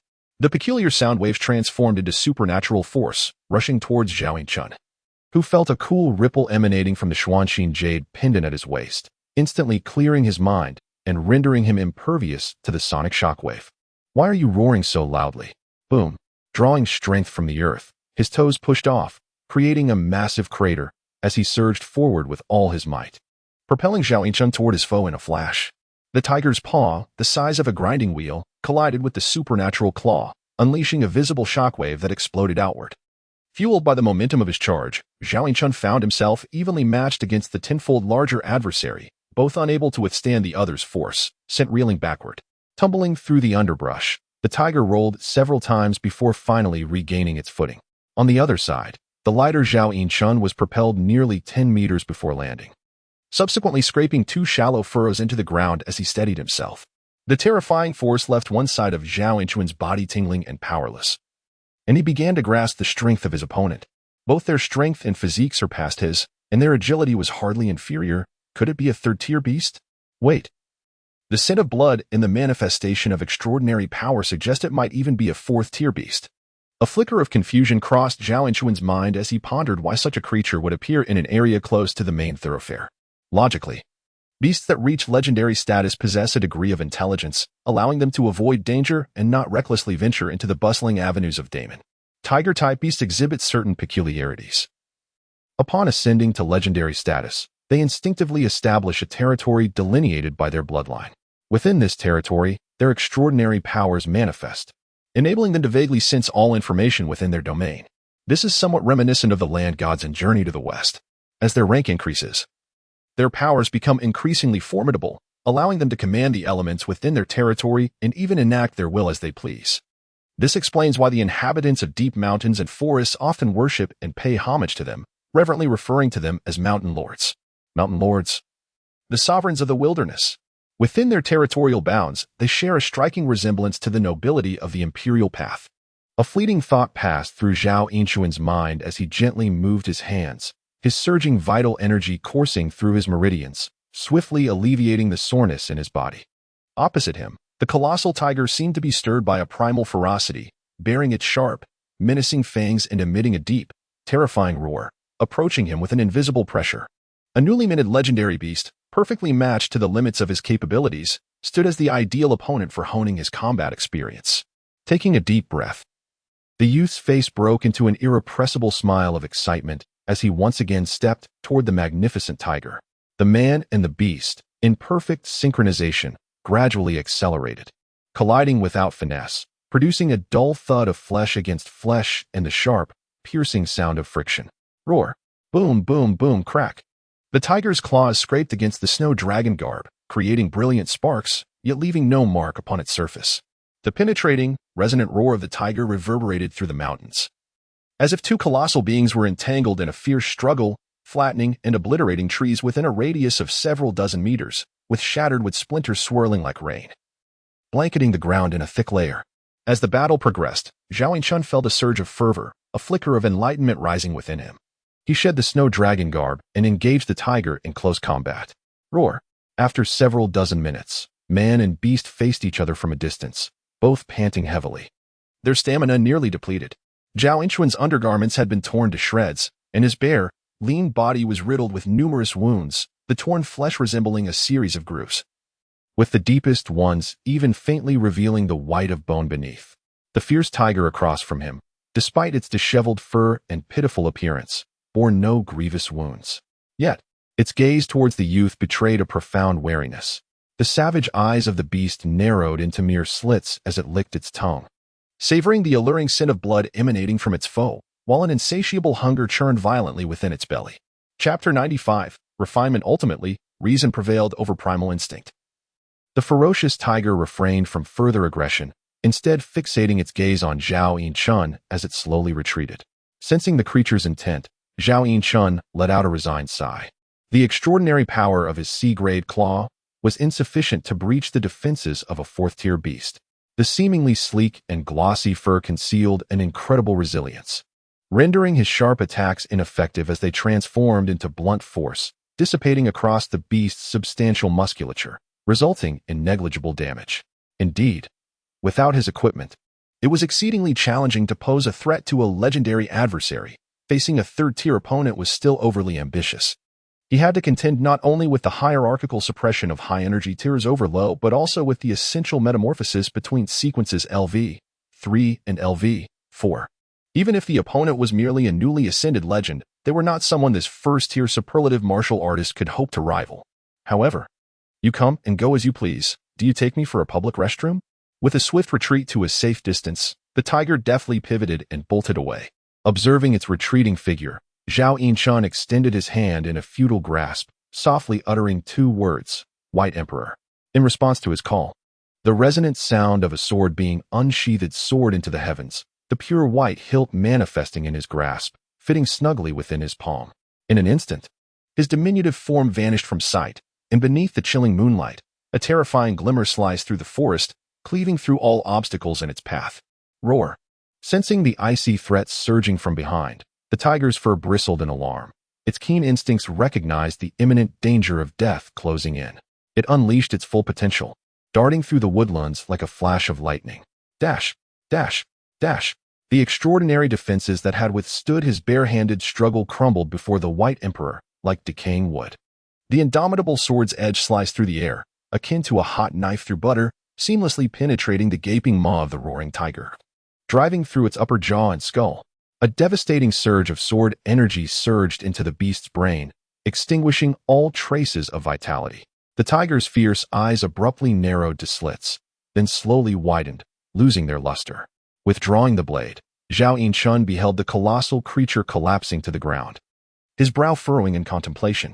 Within the realm of high-dimensional vision, an almost visible ethereal mist emerged from the lifeless body, continuously dissipating into the void. Instinctively yearning to capture it, he found the elusive vapor slipping through his fingers like wisps of smoke, devoid of any tangible sensation. Watching it vanish entirely, Zhao Yinchun took a deep breath, releasing a long sigh. What could that possibly be? Vitality? Fortune? Or something even more profound? Could it be the soul? It didn't quite seem like that. Furrowing his brow, he cast aside the perplexing thoughts, surveying the tiger's robust physique and resplendent fur. A smile finally gracing his lips. A fourth-tier mountain lord, a treasure trove indeed. The tiger skin serves as a mat for the master. The bones are used by Dean Sheen to brew wine, and the tiger whip is for Elder Hiyu to regain his vitality. As for myself, I shall content myself with the meat. Every detail is meticulously arranged. Zhao Yinchun firmly grasped the creature's neck, his arm muscles tensing with vigor. "Let us go," he declared, dismissing any distractions. He then retrieved clean water from the snow dragon garb, as hidden space to wash the wounds, carefully applying ointment thereafter. During battle, the adrenaline surged, and with the higher dimensional perception shielding him from negative emotions, he scarcely felt any pain. Yet now, as the dust settled, The myriad wounds inflicted upon him sent waves of anguish coursing through his body, causing his brows to twitch uncontrollably. After meticulously bandaging his injuries, Zhao Yinshan donned the snow dragon garb once more. The chilling aura enveloped him, significantly alleviating the fiery pain at his wounds. It was not merely physical suffering. A profound exhaustion gnawed at his very soul. What little divine essence he had partially regained was once again thoroughly depleted, even sustaining minor injuries. Rubbing his temples, Zhao Yinshan sighed in resignation, his gaze shifting slightly to reveal an attribute panel invisible to others, the corners of his mouth betraying a subtle smile. The price of all this effort was indeed worthwhile. Eagle Claw Technique, LV, 39 LV, 43, Hard Chi Technique, LV, 17 LV, 30, Bottleneck, Steel Breaking Claw, LV, 14 LV, 30, Bottleneck, Acuity, 7,765, Perfect, Strength, 7,055, Perfect, Constitution, 8,936, Superior Rank. The gains were far greater than an entire day of combat against a horde of warriors. More importantly, as the levels of techniques rise, the path to advancement becomes increasingly arduous. The experience gap between these two upgrades could well be 2 or 3 times greater. The experience of life and death combat, indeed, is incomparable to mere sparring. His gaze continued downward, and Zhao Yinshan noted a starkly different record, eliminating formidable foes, refining his resolve. Progress in rank, 1392. Calming his mind, he sensed the profound urge for advancement within his soul, vaguely perceiving a significant leap in his progress. Yet the promotion still seemed a distant prospect. Reflecting on the clarity he had before removing the snow dragon garb, Zhao Yinshan scrutinized the information on his attribute panel, narrowing his eyes in contemplation. Sometimes, possessing exceptional equipment is not entirely beneficial. Fighting without fear often fails to cultivate one's abilities. It is akin to wielding the White Emperor. Slaying legendary beasts becomes as simple as slaughtering poultry, contrasting sharply with the frail attacks when unarmed. When donned in the snow dragon garb, even the assaults of a 4th-tier mountain lord felt like mere tickles, placing him in an invulnerable position. This is not to say that having equipment is disadvantageous. Rather, one must find the right balance. Over-reliance or complete abstention both lead to extremes. Ideally, one should strive to minimize the use of divine artifacts while ensuring safety, thereby achieving true self-cultivation. Nodding in understanding, Zhao Yinshan summarized his insights, rose to his feet, and unsheathed the White Emperor, advancing towards the mountainous carcass of the tiger. Such a large prey cannot be concealed within the crevice of the Shuilong suit. It must be dismembered instead. Chapter 96, Feast of the Gods. Have we located the target? Report, Chief. We have conducted investigations along the way, and according to the current feedback, no trace of the target has been found. It is peculiar. The target's appearance is so distinctive that he should attract attention wherever he goes, making it impossible for him to leave no trace. Perhaps he never entered the town at all. Are you suggesting that a sequence LV, one warrior is wandering the wilderness alone, confronting high-level monsters in the wild? While the survival capabilities of a Damin warrior are formidable, they should not be excessively glorified. After all, he is merely a sequence LV-1. Continue the investigation. I refuse to believe he can conceal himself indefinitely. Yes, Chief. Meanwhile, thousands of kilometers away, Zhao Yinshan was fervently rubbing the head of Ao Bai. Why is your speed and endurance constantly increasing? The distance you run each day is different. All I want is to spend the night in a house with a roof. Is that too much to ask? Ao Bai looked at him in bewilderment, blinked, and playfully licked his face with its tongue. I didn't ask you to lick me. Huo. Ao Bai snorted, nuzzling its large horse face against him. Weary, Zhao Yinshan rubbed his temples, pulled out a roasted meat strip, and stuffed it into Ao Bai's mouth before mounting his horse again. On the horizon, the sun was about to set, and after misjudging Ao Bai's pace once more, Zhao Yinshan found himself in an awkward predicament, stranded between villages and inns. Sensing the aura within the Xuanxin Jade pendant, he took out a map for a careful comparison. Covering his mouth in contemplation. Is it truly in Honghai City? Such a coincidence? Frowning in thought for a moment, the youth folded the map and shrugged. He had had enough of this life of roughing it. Each night, he struggled to sleep soundly, constantly disturbed by restless spirits eager to be reborn, which was quite exhausting. He truly wished to tell these monsters, do not come near. I can no longer endure. Yet, deep down, Zhao Yinshan understood that this was due to the overwhelming dangers of the wilderness. Even the open roads were fraught with a dense population of monsters. Deep in the mountains and forests, there could be creatures of levels 5 or 6, or even mythical beasts lurking about. His eyes brightened. And Zhao Yinchen tugged the reins, gently squeezing the horse's belly. Over there. With a growing understanding, Ao Bai Bai leapt into the woods, running up the hillside with ease. Along the way, Zhao Yinchen could faintly discern a small path, though it appeared to have been long abandoned, overgrown with weeds. Soon, a dilapidated structure came into view. Zhao Yinchen displayed a knowing expression and unhesitatingly urged his horse into the yard. This was an abandoned Taoist temple, its plaque outside long since decayed beyond recognition. Zhao Yinchen paid it no mind, dismounted, and surveyed his surroundings, noticing that both side rooms had collapsed over the years, leaving only the most sturdy main hall capable of offering shelter from the wind and rain. However, finding a refuge in the wilderness is already a blessing, and Zhao Yinchen does not express any disdain. He tidies up the dust slightly, clearing a space for himself. Suddenly, a low rumble of thunder reverberates from the horizon, and a gust of wind laden with moisture sweeps across the land. Realizing that a torrential downpour is imminent, Zhao Yinchen hastily gathers some dry firewood and kindles a bonfire in the great hall. With a gentle nudge, Ao Bai Bai persistently rubs against Zhao Yinchen, prompting a resigned sigh from him. All right, I understand. Just a moment. He retrieves a thick slab of meat and places it over the flames to roast. The fire's tongues lick at the surface, quickly turning it a golden brown, sizzling and oozing fat. With a small knife, he carves intricate patterns into the meat, and the hefty piece blooms like a flower, exposing its deep crimson flesh, evenly heated. Controlling the flames, Zhao Yinchen slowly rotates the meat, ensuring that every inch is caressed by the fire's warmth, though his brow gradually furrows in concentration. Within the realm of the high-dimensional perspective, the meat emits a hazy aura that intertwines with the fiery red particles, hinting at subtle changes undetectable by the naked eye. Guided by his subconscious, he meticulously balances the ethereal mist and the crimson particles, stirring them into a continuous fusion and metamorphosis, simultaneously employing his vital energy and divine essence to evaporate and eliminate the dark, ashen essences intermingled within. At last, feeling that the meat is nearly finished, Zhao Yinchen sprinkles salt and spices, evenly coating every crevice.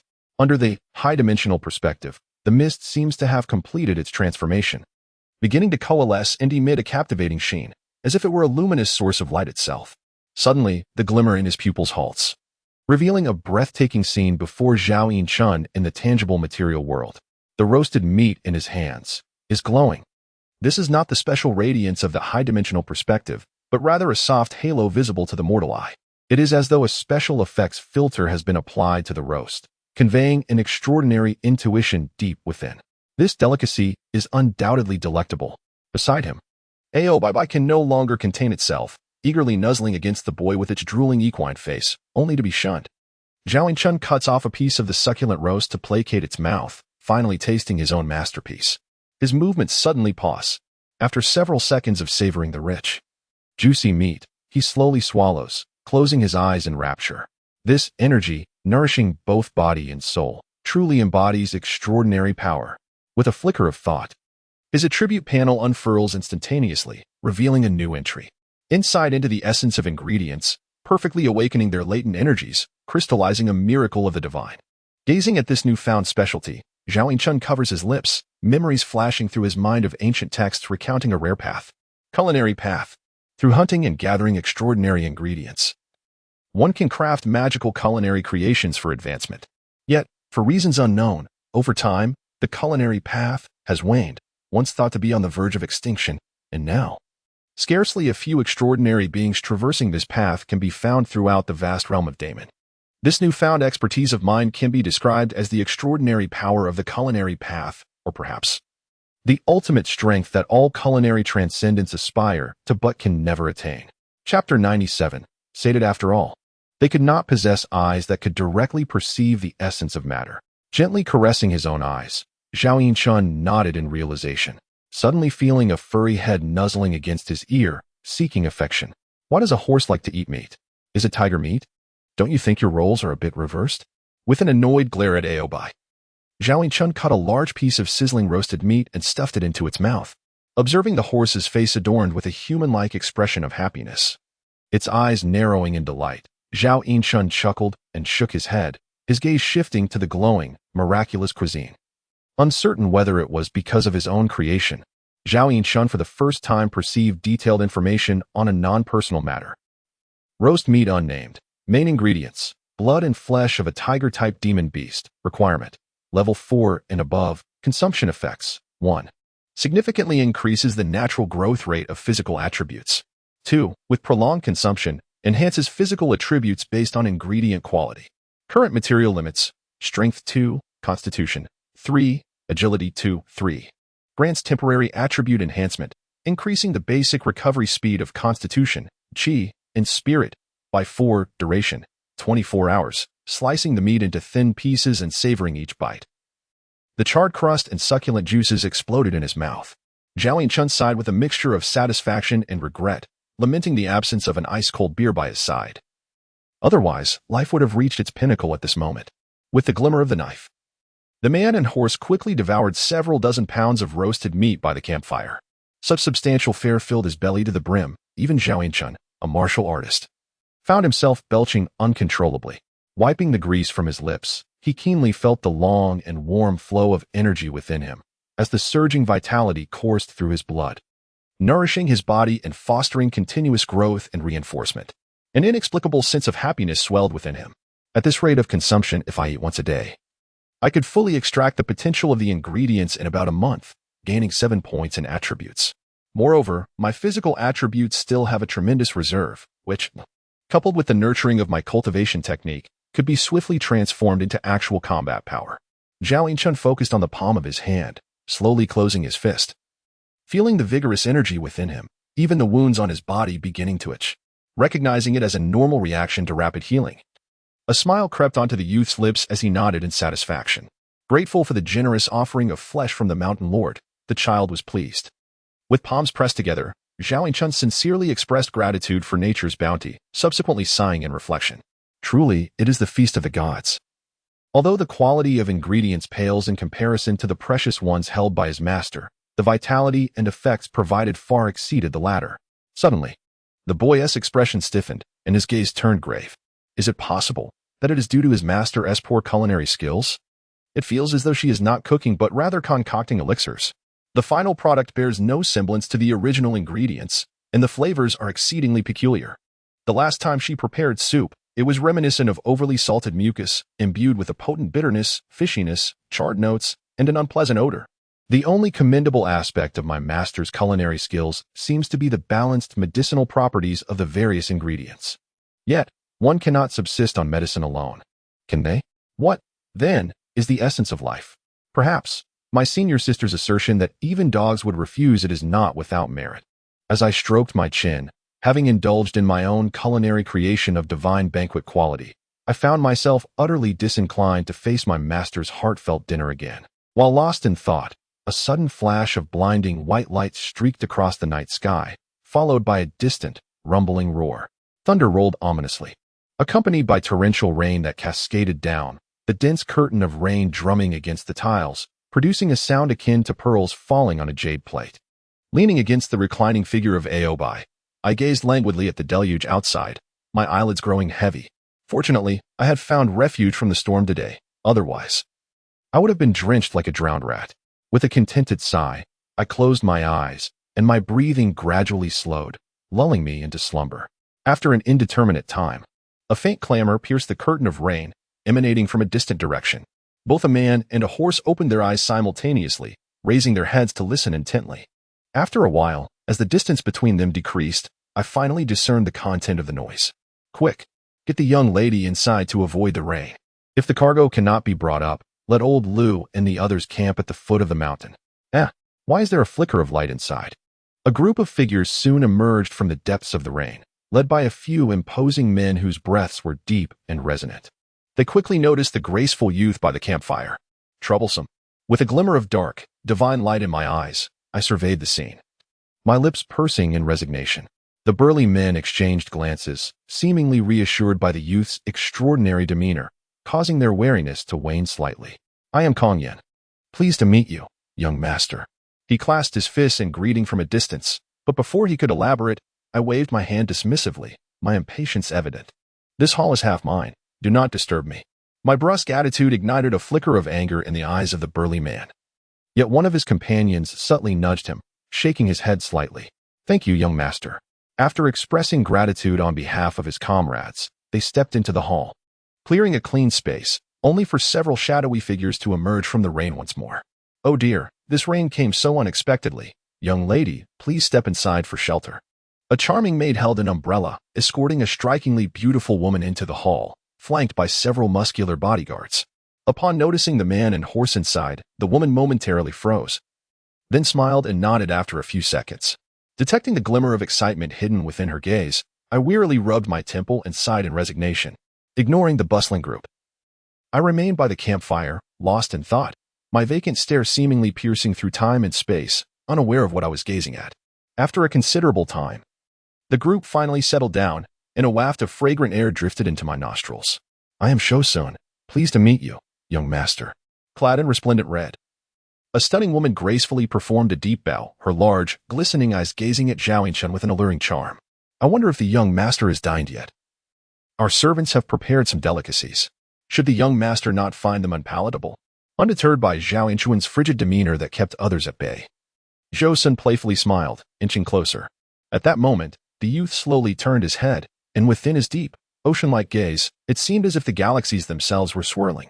I was quite satisfied and disinclined to engage with you. Yet, why choose to court danger? Chapter 98. Bloodjade gazing into those hauntingly beautiful yet terrifying eyes. Zhou Xuanxiao, clad in crimson attire, could not suppress a slight tremor, her beguiling smile abruptly contorting into a mask of horror.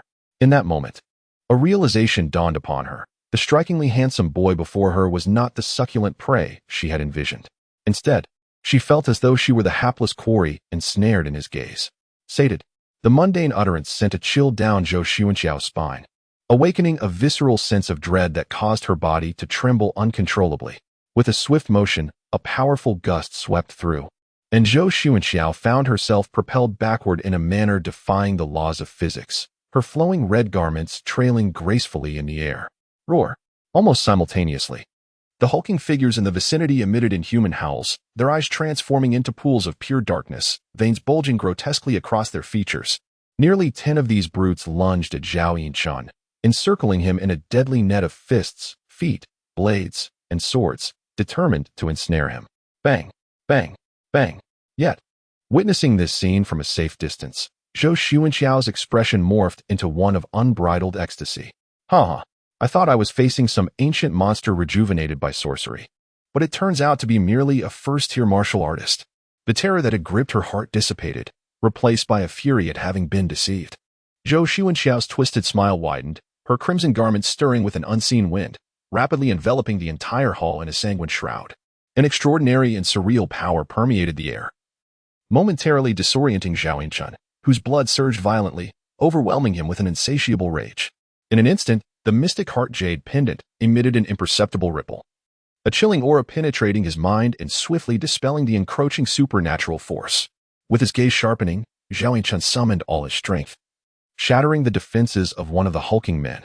His claws, sharp as drill bits, pierced through the brute's chest, tearing him asunder. Yet, the sensation was far from the visceral reality of flesh and blood. The split form of the man dissolved into a cloud of black mist, quickly coalescing nearby, seemingly unscathed. A specter. Observing the malevolent and cruel eyes now devoid of humanity, Zhao Yinchun exhaled a long sigh, acutely aware of the limitations of his rank. Martial artists were better suited to confront tangible foes. When faced with ethereal entities or those governed by rules, they found themselves at a disadvantage. That was the realm of mages. In truth, to circumvent such predicaments, numerous advanced ranks had been developed, such as the Taoist sword Immortal, the Buddhist Vajra, and various sovereigns from the schools of thought. However, such high-tier sequences were far beyond his reach at present. With a slight grimace, Zhao Yinchun inhaled deeply, fending off the increasing assault from the ghostly servants while surveying the encroaching blood-red abyss. If this continued, he would be inexorably worn down, devoid of any chance to escape. Meanwhile, Zhou Xuanxiao hovered in midair, an endless cascade of crimson silk erupting like a sea of blood, the world around her reduced to a chilling scarlet hue. A mere first-tier martial artist dares to mock me. Amidst the ferocious and jarring roars, Zhao Yinchun, besieged, suddenly relinquished his resistance, extending his hand backward in a distant grasp. Who bestowed upon you such audacity? White Emperor. The faint yet gentle invocation abruptly silenced the vengeful howls, accompanied by the resonant cry of a dragon and the clash of a sword. In the sanguine world, a poignant beam of white light erupted with a thunderous explosion. The violent sword aura instantly obliterating all red hues, transforming the entire realm into a canvas of pure white. As snow meets the blazing sun, the specter draped in black mist emitted no cry, silently melting away, leaving only the figure clad in crimson, Zhou's son, to release a mournful wail as he faced his demise. The pure white sword light swept across, causing the already tottering hall to collapse with a resounding crash, unveiling the ethereal, resplendent moon above. Unbeknownst to anyone, the torrential rain had long ceased, and the air was infused with the earthy fragrance of rain-soaked soil. Gazing wistfully at the moon, Zhao Yunshun inhaled deeply, contentment washing over him as he gently sheathed the White Emperor. Not far from him, the ominous aura swirled like a vortex, ultimately coalescing into a gem of blood-red hue, neither real nor illusory. The Blood Jade? A rare treasure only capable of being condensed by legendary spirits? Blinking in astonishment, the young man grasped the floating blood jade in his palm, the chilling aura swiftly permeating his skin, coursing through his veins. Indeed, it was the Blood Jade. That entity was a legendary specter. No wonder a mere specter could exchange blows with me. With contemplative intent, he stored the Blood Jade within the snow dragon garb, as shimmy space, the piercing cold gradually dissipating under the surge of his warm blood. Nearby, Aobai cautiously approached, snorting as it called out to its master. Well done. Extending his hand to gently stroke the horse's mane, Zhao Yunshun revealed a look of satisfaction. Just moments ago, within the realm of the fearsome specter, had it not been for Aobai's intervention, trampling and scattering some of the specters, the pressure he bore would have been substantially greater. Seeing his master unharmed, Aobai relaxed, nuzzling its head gently. Never mind, since sleep eludes us, let us travel through the night, striving to reach home by tomorrow evening. Mounting his steed, Zhao Yunshun surveyed the desolate remnants of the temple, shaking his head in resignation, overwhelmed by myriad thoughts. I merely wished for a peaceful slumber beneath a roof. Why can such a humble desire remain unfulfilled? It is rare to find a suitable refuge, only to be confronted by malevolent spirits. What a cruel jest! With a hand on his chest, the young man sighed deeply, filled with compassion. Alas, you truly must cease your incessant disturbances. The snow dragon garb is nearly at capacity. Urging his horse back onto the straight path, Zhao Yunshun allowed Aobai to trot with a light-hearted gait, his gaze distant, fingers gently caressing the pure white scabbard. In that moment, the youth faintly understood why his master bestowed the White Emperor upon him. If the blade of the White Emperor is indomitable, effortlessly slicing through steel, it holds a distinct advantage against corporeal foes. When confronting ethereal adversaries, the matter transcends mere advantage. The enemy ought to contemplate how to meet their demise with a semblance of dignity. Thus, she had long anticipated her own predicament of helplessness against such entities in her lower tier and took preemptive measures to rectify this vulnerability. The sword is named White Emperor, capable of vanquishing deities and demons alike. Chapter 99. The Black Egg. Mr. Jack, there is no need to see me off. Thank you for your hospitality. The inebriated Jiang Allen, his face flushed, cupped his hands in salute to a gaunt, sallow old Caucasian man. Take care on your journey, Jack replied with a chuckle. Ha. I am an extraordinary warrior. It is others who should be cautious of me. Jiang Allen waved dismissively, belching as he staggered away. Behind him, Jack Jory watched his retreating figure, his eyes glinting with a cold, sinister mirth, reminiscent of a butcher eyeing robust livestock. My lord, he consumed 2 pounds of the elixir today. The black egg within him should soon reach maturity, a servant whispered as he approached Jack Jory in the shadows. To think that in this vast expanse, the great men could discern the prominent bloodline of the sovereign. My efforts to conceal the black egg within the potion have not been in vain. The ritual will commence shortly. I hope you do not disappoint me. Wait, where have you been wandering? Why are you so intoxicated again? Jiang Hongfang's ire flared at the sight of his grandson. It's merely a social engagement with esteemed guests from the West. What is the fuss about? Jiang Allen retorted nonchalantly, prompting Jiang Hongfang to slam his hand upon the table in frustration. Look at yourself. You neglect your training and studies, indulging only in feasting and merriment. Do you not feel ashamed for the immense favor I bestowed upon you by procuring that heavenly elixir? At Jiang Hongfang's outburst, a bitter remark from the earlier gathering flickered in Jiang Allen's mind, a glint of malice flashing in his eyes. If it weren't for your grandfather's indifference, my father would not have been driven to suicide. They envy us. Unwilling to witness our success, a surge of unbridled fury welled within him, and his eyes reddened with rage, wishing to rend the old man before him into countless pieces. Yet, reason quelled his madness, and he shot Jiang Hongfang a disdainful glance, a smirk curling at the corners of his mouth. Your so-called favors? Those were crafted specifically for me out of respect for my father. You merely squandered some filthy money. With a loud crash, Jiang Hongfang trembled with rage, stiffly turning to his daughter beside him. Look at the son you have raised. Father, please don't be angry. Alan was not like this before. Perhaps he is just drunk today, spouting nonsense. Jiang Qing implored gently, but Jiang Hongfang paid her no heed, flinging his sleeves in a fit of anger as he stormed away. A doting mother only spoils her child. As the frantic pace of his run began to slow, expansive fields of farmland came into view. As he drew nearer, the thoroughfare became increasingly crowded with pedestrians. Zhao Yinchun realized he was approaching his destination. Near noon, a flourishing city emerged on the horizon. The young man, sensing the aura within the mystic heart jade pendant, confirmed that his junior sister was indeed hiding within his hometown, Honghai City. However, at this distance, the precision of his aura sensing reached its limit. The challenge ahead was to locate his sister amidst the vastness of Honghai City. Scratching his head, Zhao Yinchun found himself at a loss for a good solution, even contemplating placing an advertisement to seek assistance. Before long, Ao Bai, with a light-hearted gait, entered Honghai City, his strikingly handsome appearance drawing the attention of passers-by, especially as he donned a pristine white attire. Instantly, he attracted a throng of onlookers. In stark contrast, Zhao Yinchun radiated an air of aloofness, an imposing aura emanating from his substantial divine attributes, which compelled the curious crowd to maintain their distance. Surveying the residence that held special significance for him, Zhao Yinchun sighed in resignation and rolled up his sleeves to commence a thorough cleaning. With deft movements, the interior soon transformed, and the youth observed Ao Bai leisurely meandering in the courtyard, his eyes blinking thoughtfully. Care for a snack? He inquired, gesturing towards the overgrown weeds in the yard with a hopeful expression.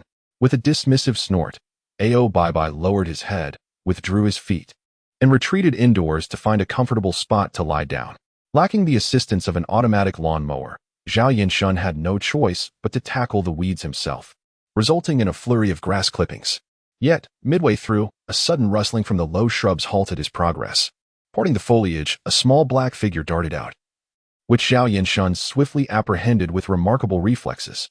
Amidst the comical squeals reminiscent of a pig being slaughtered, a charming little white piglet flailed its hooves, struggling in his grasp. Whose piglet has wandered astray? He wondered, shaking the plump creature in his hands, feeling a flicker of hope for his evening meal. Grateful for nature's bounty, he mused that it might be a tad small, perhaps insufficient to satisfy his appetite.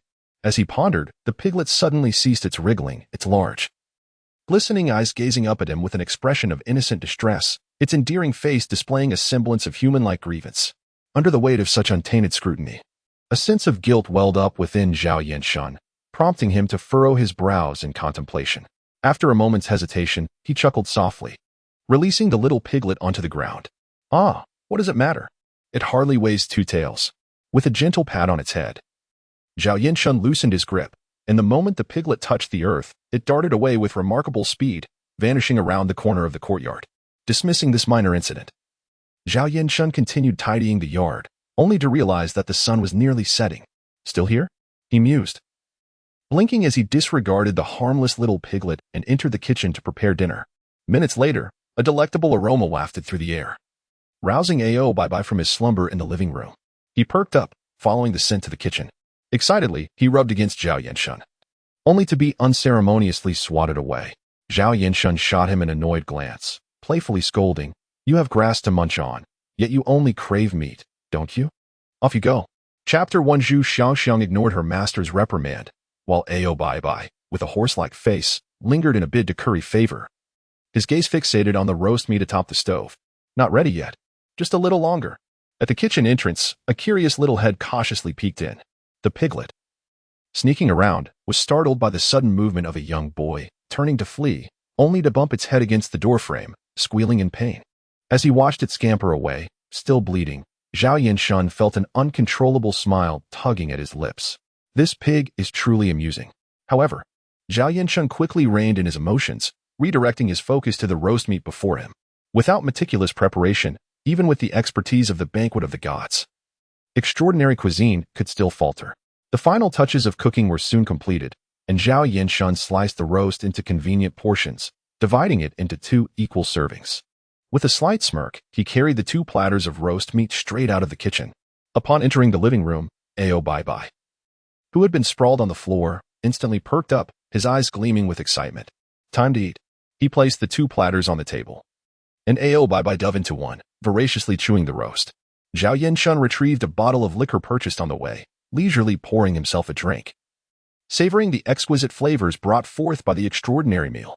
Alas, this was not some divine brew. Otherwise, each day would truly feel like a celestial existence. Gently swirling the glass in his hand, tasting the remaining warmth of the liquor, Zhao Yinshan shook his head in disappointment. At that moment, he sensed something and glanced toward the living room entrance, not surprised to find a small piglet licking its lips, drawn by the aroma. With a delightful squeal, the little piglet scampered away, only to be lured back by the enticing scent, peeking in curiously. Come here. In high spirits, Zhao Yinshan pinched a small piece of roast meat, beckoning it closer. Observing his gesture, the little piglet blinked, seemingly understanding his intent, cautiously approaching the living room, inching forward. Like a playful cat, he dangled the roast to entice it, and soon the little piglet stood at his feet, snatching the meat and dashing away. Want more? Zhao Yinshan wiggled another piece of roast, and the little piglet timidly edged closer, seizing the meat before retreating to the side. After several repetitions, the piglet grew bolder, ultimately sitting at Zhao Yinshan's feet, gazing up at him with its big, dark, watery eyes. A pig and a horse both enjoy tiger meat. Do you both harbor some misunderstanding regarding your place in the food chain? With a chuckle and a shake of his head, Zhao Yinshan continued to eat while feeding the pig, soon depleting the platter before him. After offering the last morsel to the little piglet, he prepared to tidy up, but suddenly paused, frowning slightly. Lowering his gaze, he observed the content little piglet licking its lips at his feet. Gently, he reached down, lifting it into his arms and bringing it closer to his face. Their eyes met, one boy and one pig. The adorably Navi piglet did not struggle, merely gazing up at the boy with confusion evident in its dark, glistening eyes, gazing at its round little belly and weighing his unchanged mass. Zhao Yinshan gradually narrowed his eyes. In feeding it, he had been distracted, but reflecting now, he realized it had consumed at least 1/5 of the roasted meat in the bowl, meat larger than its own body. Where had it all gone? A thought crossed his mind, and deep within his profound irises, a shadowy light flickered, penetrating the illusion to glimpse a deeper truth. In this higher dimensional vision, a pure and radiant aura of spirit emanated a beautiful glow. Within the depths of this light, even more indescribable phantoms flickered, imposing a heavy pressure upon his soul. Withdrawing his consciousness, Zhao Yinshan cradled the little piglet in his arms, gently stroking its head in contemplation. He had stumbled upon a treasure. It must be some auspicious beast. Albeit still in its juvenile stage, its lineage not yet apparent, rendering its extraordinary nature invisible. Upon closer inspection, Zhao Yinshan noticed the piglet was adorned with patterns resembling a watermelon, its plump body providing immense relief when stroked. The little pig nestled obediently in the youth's embrace, allowing him to caress its fur, its eyes squinting in pleasure as it emitted contented grunts. Was a single meal of roasted meat sufficient to win your loyalty? How easily deceived you are. Irritated, he playfully rubbed the pig's head, instinctively treating his pet as a feline, lifting it to his face for a deep inhale. In an instant, an enchanting fragrance invaded his nostrils, causing even Zhao Yinshan's typically composed nature to release a sigh of bliss. This aroma was unlike any flower scent in the world, a delightful essence that penetrated the soul. Truly, as an auspicious beast, it would inevitably reveal some extraordinary quality. Burying his face into the pig's body for another inhalation, Zhao Yinshan felt an inexplicable sense of tranquility wash over him, a subtle happiness blossoming within. The little piglet, confused, stared at the peculiar human, bewildered by his actions. Once satiated with the pig's aroma, Zhao Yinshan sighed contentedly, lifting the creature before him. Noticing its lack of distinguishing features, he pondered for a moment before decisively declaring, "From now on, your name shall be Zhu Xiangxiang, do you hear me?" The piglet emitted a couple of soft grunts, extending its delicate tongue to gently lick Zhao Yinshan's hand. Its adorably naive demeanor prompted the youth to affectionately ruffle its fur once more before placing it on the ground. He retrieved an unused blanket from the room to fashion a cozy nest for Ao Bai, while Zhu Xiangxiang loyally followed him. making him feel as though he had adopted a dog. Next, he crafted a pigsty from cushions for Zhu Xiangxiang, feeling a profound sense of satisfaction as he prepared for bed. Sitting cross-legged on his bed, an unseen attribute panel quietly unfurled, revealing the recent changes in spiritual and physical essence. Agility, 7, 711, 799, perfect. Strength, 7, 010, 728, perfect. Physique, 899, 926, exceptional. The terrifying potential of the Feast of the Gods gradually emerged. For just using 4th-tier tiger meat as material to create transcendent blood food had significantly multiplied Zhao Yinchuan's digestive speed. This did not even account for the inherent attribute enhancements that come with long-term consumption. Feeling the surging tide of vitality coursing through his body, Zhao Yinchun contentedly collapsed onto the bed, blissfully closing his eyes. Chapter 0101. A drop of kindness. The night passed in silence. As the morning sun gently kissed his face, Zhao Yinchun vaguely sensed something furry wriggling beside his head. He groggily opened his eyes to behold a plump belly resembling that of a pig. On the pillow lay Zhu Xiangxiang, sprawled comfortably in a deep slumber, occasionally smacking her lips and emitting soft, snorting sounds. Didn't I make you a cozy nest? How did you end up in my bed? Rubbing his head, Zhao Yinchun stretched luxuriously, relishing the delightful sleep he had enjoyed last night. Suddenly, his gaze sharpened as he noticed an unusual acceleration in the recovery of his spiritual wounds. It had improved nearly by 30%. Surpassing the margin of error, this could not be mere natural healing. Something extraordinary must be at play. Lost in thought, an epiphany struck him, and he glanced down at Zhu Xiangxiang beside him. The scent emanating from her had a calming and heart-nurturing effect. No wonder it evoked such feelings of tranquility and happiness. He poked her belly lightly with his finger, prompting Zhu Xiangxiang to grunt sleepily, flipping over to continue her slumber. Chuckling softly, Zhao Yinchun donned his attire and equipped himself with the White Emperor, invigorated as he pushed open the door, only to be confronted by the woeful visage of Ao Bai Bai. Huff, huff. You wouldn't want to sleep with me too, would you? That simply won't do. Observing the gradually expanding, streamlined muscles of Ao Bai Bai, Zhao Yinchun swallowed hard, realizing that a mere roll from the creature could easily crush him. It was important to note that this beast stood nearly 2 meters tall at the shoulder, having to duck to enter the room, and when it straightened up, its head nearly grazed the ceiling, weighing over a ton. His own slight frame of a little over 100 pounds would barely register on Ao Bai Bai. Yet the thought of it sitting atop him, that image was too vivid to contemplate. You are now a mature snow dragon horse. You must learn to sleep on your own. Rubbing the horse's head affectionately, Zhao Yinchun reassured the pitiful Ao Bai Bai and instructed it to guard the home before stepping outside. Stepping into the familiar streets bathed in the morning sun, the sounds of vendors filled the air, prompting a tender smile to grace Zhao Yinchuan's lips. Steamed buns. Delicious, plump meat buns. The proprietor of the street-side bun shop shouted enthusiastically. Upon turning, he unexpectedly spotted a familiar yet unfamiliar figure, his eyes lighting up with surprise. Zhao Yinchun smiled and nodded, his deep, radiant eyes sparkling, rendering the bun shop owner momentarily speechless. In that moment, the owner seemed to comprehend the profound gap that had formed between him and the young man, a realization that the boy who once relished his buns had now ascended to an unattainable height. A swirl of joy and regret enveloped the bun shop owner as he sighed deeply, handing over 40 large meat buns to Zhao Yinchun. With a flick of his fingertip, a golden arc sliced through the air, landing precisely in the owner's palm. Staring at the heavy coins resting in his hand, the owner's eyes widened in disbelief. A gold coin? Upon regaining his composure, the proprietor hastily gestured to the young man, intending to return the coins he held. Young Master Zhao, this sum is far too substantial. I cannot provide change. No need for change. I appreciate your previous kindness, Zhao Yinchun replied with a smile, nodding before turning to depart. Watching the young man's graceful silhouette fade away, the proprietor wrestled with inner turmoil, ultimately clutching the coins tightly and exhaling a heavy sigh. Meanwhile, Zhao Yinchun devoured the large meat buns one after another, swallowing them with ease until he had consumed 40 in no time. Satisfied, he clapped his hands together, took a deep breath, and stretched lazily as he admired the resplendent sunrise on the horizon.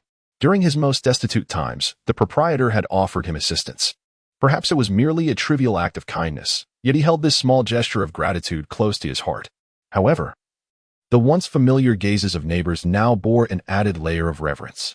Feeling a twinge of emotion, Zhao Yinchun shook his head, recognizing this as the destiny of the extraordinary. As he ascended the ladder towards sanctity, he noticed that with each step, the number of those around him diminished. Experiencing the confusion inherent to humanity, he gently pressed his hand to his chest, awakening his divine essence. High-dimensional vision. His gaze turned nebulous and dim. Yet a flicker of amusement suddenly graced his otherwise impassive countenance. Not so remarkable after all. At the Rainstone Martial Academy, the unexpected appearance of a student left Hiyuba utterly astonished. A good item? As Zhao Yinshan presented a long, ornate box, Hiyuba instinctively reached out to accept it, expressing his gratitude. You shouldn't have gone to such trouble. No trouble at all. This is merely a trophy from my journey. Do remember to have a skilled alchemist refine it, so as not to waste its properties. With a light chuckle and a shake of his head, Zhao Yinshan offered a few patient instructions before promptly departing the academy.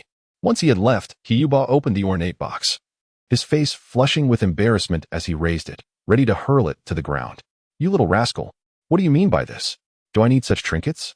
After a moment of ire, Hiyuba paused, noting the absence of onlookers, and feigned calm as he carefully placed the box aside.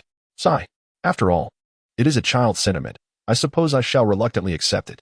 On the other side, Zhao Yinshan wandered aimlessly through Hahai City all day, exploring every corner yet yielding no results. Instructor He, what brings you here? Come inside and sit. Upon hearing this, Hiyuba jolted, hastily waving his hands. No. You have a peculiar horse at home that just kicked me upon my entry, nearly breaking my bones. I instructed you to guard the home, not to kick everyone you meet. Rubbing his temples in distress, Hiyuba finally agreed to enter after Zhao Yinshan repeatedly reassured him.